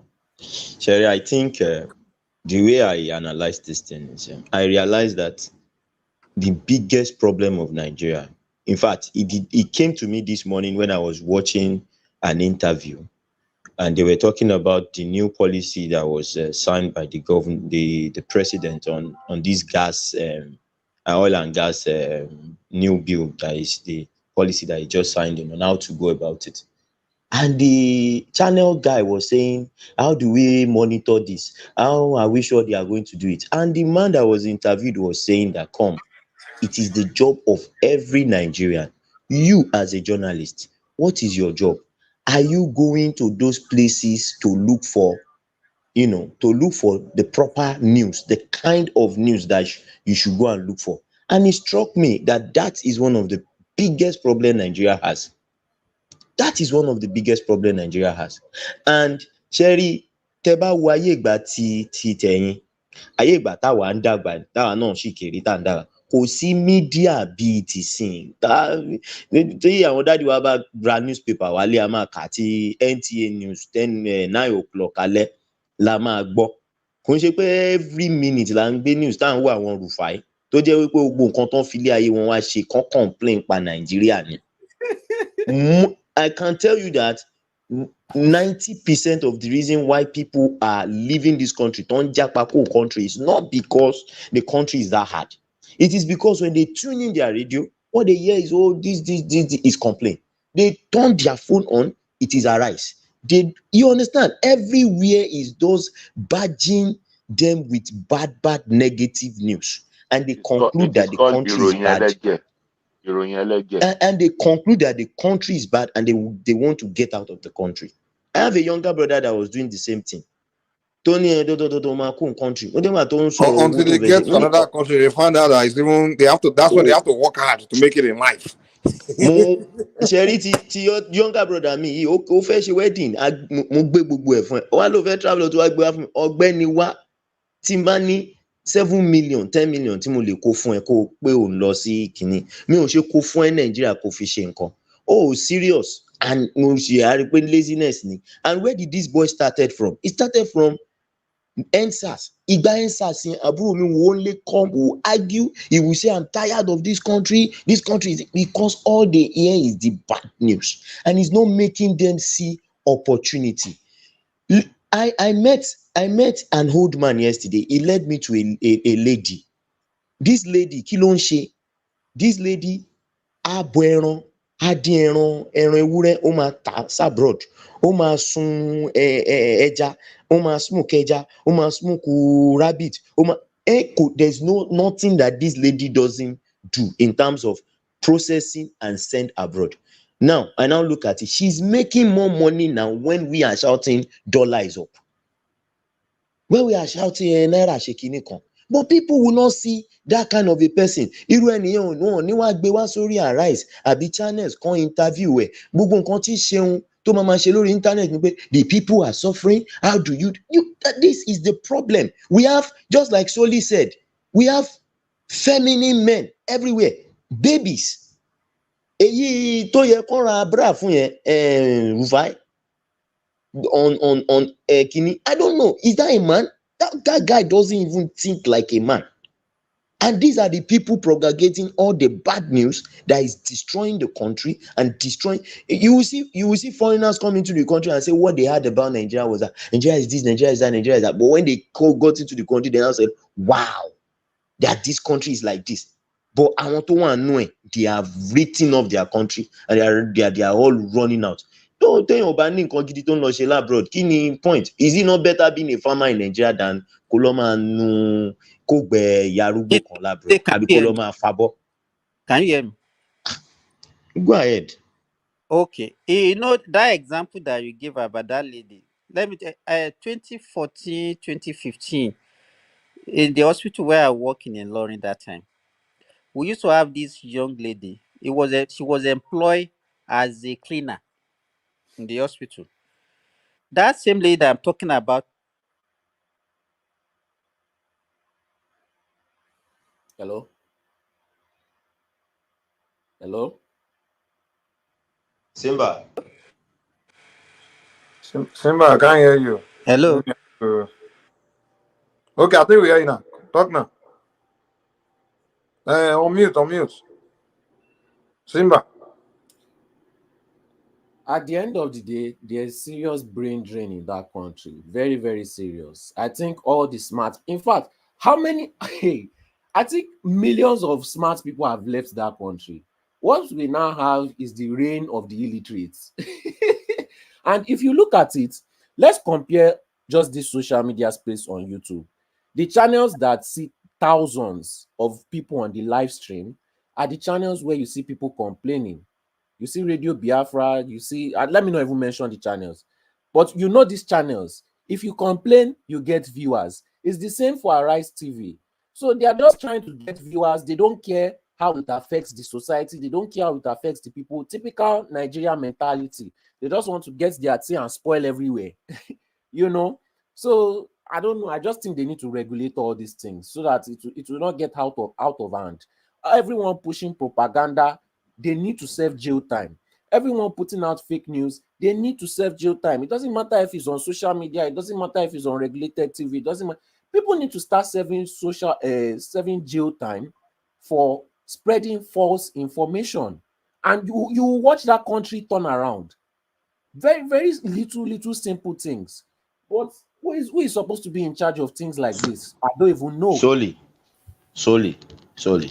I don't want to agree with serious brain drain that you are talking about. Yeah, people are leaving this country. I don't want to agree with the fact that the people that are left. Wait, hold on. The first set of people that can easily leave Nigeria are the people going for education. Fact. Any other person is not going to go. It's not. It can't compare unless maybe like US visa lottery.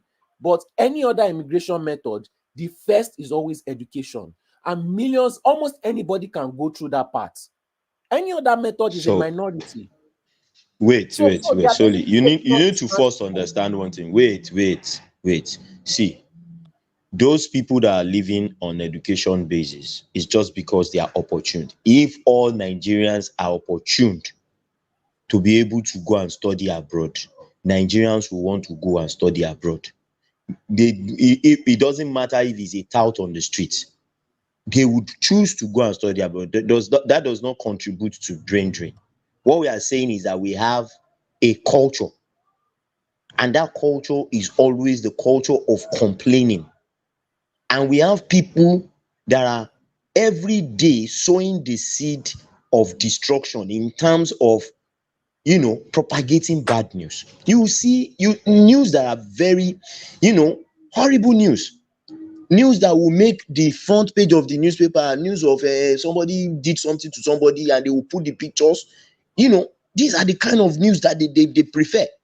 They won't go and pick. Okay, some Nigerian boys trained on tiles and mats in Nigeria or wherever they trained, and they went to youth ice Olympic or ice Olympic wherever in Korea, and these guys even beat Korea there. This is a news to tell you that if you encourage yourself, if you do the right thing, you will get there someday. That even Nigeria is not a country that has ice. We have Nigerians, doing this sport, and they are doing well. These are the kind of news that should be on your newspapers. These are the kind of news. Okay, a Nigerian somewhere abroad is a doctor, is this, he developed this, he developed that. You know about this one Nigerian girl that won a math competition that defeated yes, that girl, she ambassador very close to my house where I built my house here in Nigeria, yes. they don't talk about that girl though. They don't even promote. They will not talk about that one. You will not see it on the news. But let a Yahoo boy, and the more you give attention to this kind of news, the more it grows. Do you see anything positive? Do you see anything positive being promoted by Nigerian media? Especially that is what I'm saying. They should withdraw their licenses. I'm telling you, they should just withdraw their licenses. They are not just all being this media at all. I don't listen to them. I Do don't you know? even Do you know? listen to them at all because they are annoying, very annoying. They were interviewing one of the guys. Youth that they claim that they are happy. How can you be negative? The only thing that you preach to their ears is batting. So how do you now want to liberate them? How do you want to make them to survive? But people love the bad news. They were interviewing the new red line now. In fact, the story of that lady that I was talking about, the lady started selling kuli. As I'm talking now, that lady is exporting kuli to UK, to US, to Canada. She's not a millionaire. And she's a nuclear lady. Even your guy now. And those are the things. Those are the people that is supposed to be promoting on the social media, so that those one will be like a mentor to the other ones. There's this Simba. There's this woman. I'm tired of them, Jerry. I'm tired. Can you hear me? And then if you are talking about it, some people will come and say, "You are only talking." We can hear you, Babati. Simba, allow Babati to say something. There was this woman on in her 20s. She's a millionaire and she does agro farming. Omar is a deer. And within 3-4 years, she has over. Is Babati talking? Yeah, can you hear me? I can hear him. I can hear him now. I'm surprised. And everybody else hear Babati, or is it only me? So yeah, I can hear him. She's in her 20s and she's already a millionaire in Nigeria, raising chickens and all that and expanding. But I've noticed that even that Arise TV gone, even that red line in one launch, this guy came on the morning show with your darling Rufai to discuss red line. These guys still find a way to complain about the good news in that same thing. We don't have this, we don't have that, we don't. Why just celebrate what is good first? Why must we complain about everything, even the good ones we want to complain? Well, it's because a lot of them are delusional. They don't know the region that they are in. They don't know the continent that they are in. They have main character syndrome. So when you have main character syndrome, you are comparing yourselves with the other main characters. Who are the other main characters? USA, Russia, China, South Africa. So Nigerians have main character syndrome and they will not accept mediocrity. But put them in that position, is mediocrity they will be dishing out. It's just a bunch of hypocrisy. And Nigerians are very hypocritical. You see, Soli, and this is one of the issues why I remember that on this platform once upon a time, I spoke about this man, Falana, and Baba Janle Kuku said I should apologize. Yeah, I remember I apologized that day. But No, why are you this apologizing for man, that man is becoming crazy to me. exactly, and this is He's what I was saying that time. He's too He's getting becoming excessive. You excessive. hear what some things he says. Sometimes I will just look at him and say, "Is this the exam?" Femi Falana. He will go on news and you can see that this man is not talking out of objectivity. He's just talking out of a bitterness or anger that he has somewhere in his mind. Because on a good day, you are the one that said, oh, they are not doing this. You are the one that came back and said they should just join BRICS. You are the one again that is criticizing that now. I don't understand these people. And once the youth continue to hear complaints because they are in a formative stage, their mind is not yet settled, they don't know where to stand, and once what you give to them is always the negative, there is no how. All these Look at activists, this. they don't give anybody Yes, look at direction. All this. they give is how to go and protest and just complain. That's what they talk. They don't have any solution to the problem. Let's even look at our society. Solution complain one now. Yeah. You never see all of them, those activists telling the youth go and farm.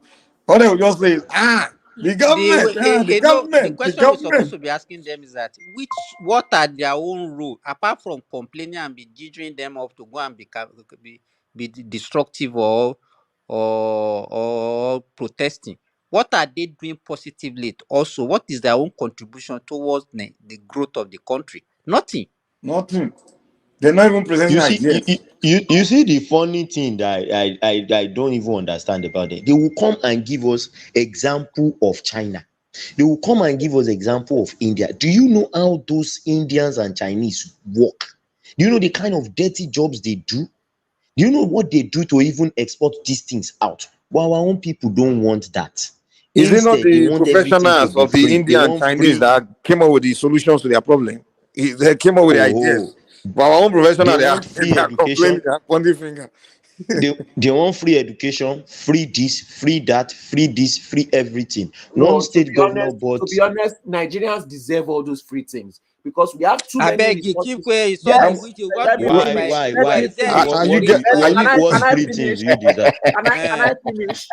I finish? We have too many resources not to be enjoyed. Can I finish? We have too many resources. We should be enjoying subsidy on electricity. We should be enjoying subsidy. Which resources? Wait now. They should be taking grants to be. What are you talking about? Let me finish. We should be enjoying subsidy. Mike, leave him alone. Let him land. Can you let me land? When you go to UAE, people are enjoying cheap things. The citizens are enjoying the benefits of the country. We're not saying you should give everybody money. Which country are you referring to? Wait now. UAE. No, give us an example now. UAE. People are not paying tax. Another country, please. Good roads. Are they not enjoying electricity that is free? Are they not enjoying it's not free? There's no country in the Middle East that there is not free electricity. It's not subsidized. It's not subsidized. If I tell you what I'm paying here for electricity, you'll be amazed.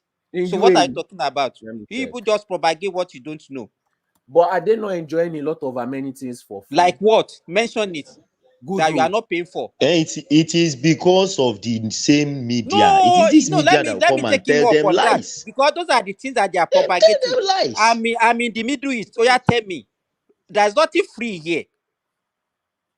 Apart from education and health, every other thing is not free. Even the cost of fuel. Let me tell you, even the cost of fuel here is more than what we pay in Nigeria. But you don't pay taxes, right? What do you mean by not pay taxes? How much do they pay tax in Nigeria? Do they pay tax in You Nigeria? don't want to pay tax, we want everything for free. So if you don't pay tax, how are they going to give you what you want? What kind of human being are you guys, to be alone? Is UAE not They don't doing want all you want is to sit around, collect everything for free, and make babies. It's one of the lazy youth that we are talking about. Marry more wives, and just sit around and don't do anything. We deserve it with all the resources in that country. Sit around, don't do anything. Resources that is on tap.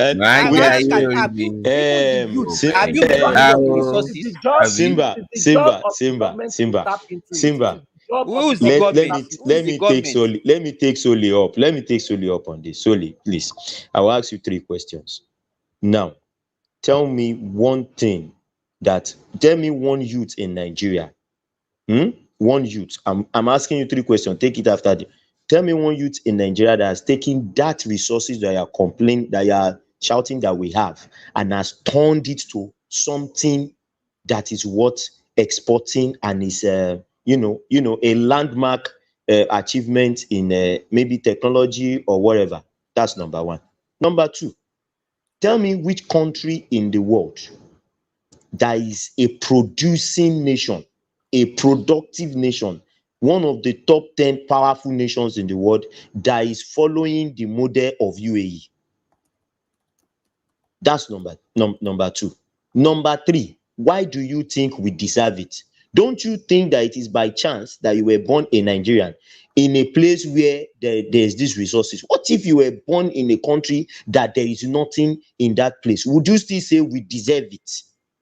All right. Don't you think that we need to use our head and our hands to fashion out our future, and rather stop depending on all this nonsense sentimental attachments? As far back as more than 30 years ago, one of my teachers asked me a question. He said I should mention one country that developed by virtue of their natural resources, and I searched, I couldn't get. It's human resources that develop a nation, not natural resources. Okay. All these ones are excuses. Can I answer now? You say which one of the youths took the resources and turned it into a landmark? First of all, where are these youths going to get the money? When you want to go and collect loan, look at the interest rate. Wait now. Look at the interest rate. If it is that easy, right? Let these politicians remove all the finances from their. I'm telling you, several times I've mentioned it on this platform. How much is the interest rate? Let me give you example. No, I want to just bust this one that I just talked about. But let me answer the question first. I listened to you and I want to answer the question. You said which youth? Now, if you think it is that easy, why don't all politicians remove every single finance? No, nothing is easy in life. No one say it's easy. That's why I have to work hard. We have to work hard to get it done. The problem is you guys are waiting for an easy solution in life. Can you let me answer? Okay, what I'm saying is it is not easy. It is basically impossible. It's possible. This same youth. Every statement you're making is just off. That's why we got to cut you off. 30 million naira to Japa. They are looking for easy 5 million naira to Japa. That he said they don't have access to. Why did they get that one? Do you think the Chinese people that create things, it was easy? They just slept and wake up and just this is the answer. They work hard to make it happen. Let me answer now. Mike, they can use their brain. They can use their brain in the negative way. When they want to do dubious things, they will be so creative. They don't say it's not hard. They don't say it's hard. When they want to do negative things with their brain. They don't say it's hard, though. But when you start to do positive things, they will say it's so hard. It's not easy. Let me answer now. Your answer, you don't need your answer, man. You don't have answer, man. Flying now. Is that answer? So they ask me a question. You answer like on really. We will go to answer. You say you're answering. Is that an answer? You are giving the excuses. You say it's an answer. Okay, so you might be go ahead. Just tell us what. They ask I you beg you, questions. answer. You're supposed to, okay, these are the things. You Look, say you are giving, hey, they cannot do this because of this. They cannot do that because of this. I they, said they say mention the to figure name out of to one. come If you finish mention product. one now, they will now say what happened to him. You mentioned one youth. You did not mention one youth. You did not mention one. He Mention said one. no. They He will now started say, okay, giving what happened to excuses him? now. He started giving excuses. The first thing he said See, was the truth is, they didn't give him loan. So you need loan to learn how to make something. First learn how to see, make let something, me and then you come and ask for loan. If it's money you need, I have money here. Just come and say I know how to make this product. And then those ones that have money will say, come on, let me put money on you, invest on you, so we can make the money together or something. Are you But they going will to tell you that because there's Mike, no money. Mike, let me so you are not even going to let surprise me Soli. answer? I have a friend, and I have a friend. His name is Tope Ogunbono. Yes, Tope Ogunbono. Do you know that when we were serving, this guy decided to say, okay, I will take the government loan. The guy went to University of Agriculture, and as a core member, he left his certificate with the government and took a loan of 250,000 then. And the government said you will not start repaying back until after 2 years. 2 years after your service, that's when you start repaying back. And if you don't repay back, you won't get your certificate. Do you know when we all left service, that was what the guy used to start a small poultry then, because he thought of it that he cannot go and start working again as an helper in a farm. So his dad has a plot of land. He converted the house that his dad built at the back of the house that is uncompleted, converted it to a farm. Poultry, where. The guy is now, a big poultry farmer in Ibadan. And he has collected his certificate. So why is it that the youth of this nation, the present youth, always give nasty excuses? But when they want to create updates on how to do dubious things, they will say new update. They can use their brain to When we want to do give new each other, updates. get each other pregnant, they know how to do all those things. Can I finally answer the question? If life is easy, everybody in school will be getting A. If school is easy, everybody will be getting A. Because you are smart does not mean everybody is smart. It's government's job to be able to guide people, whether they are smart or in first world countries, we see a lot of stupid olodo people still surviving. Why are they surviving? Because the government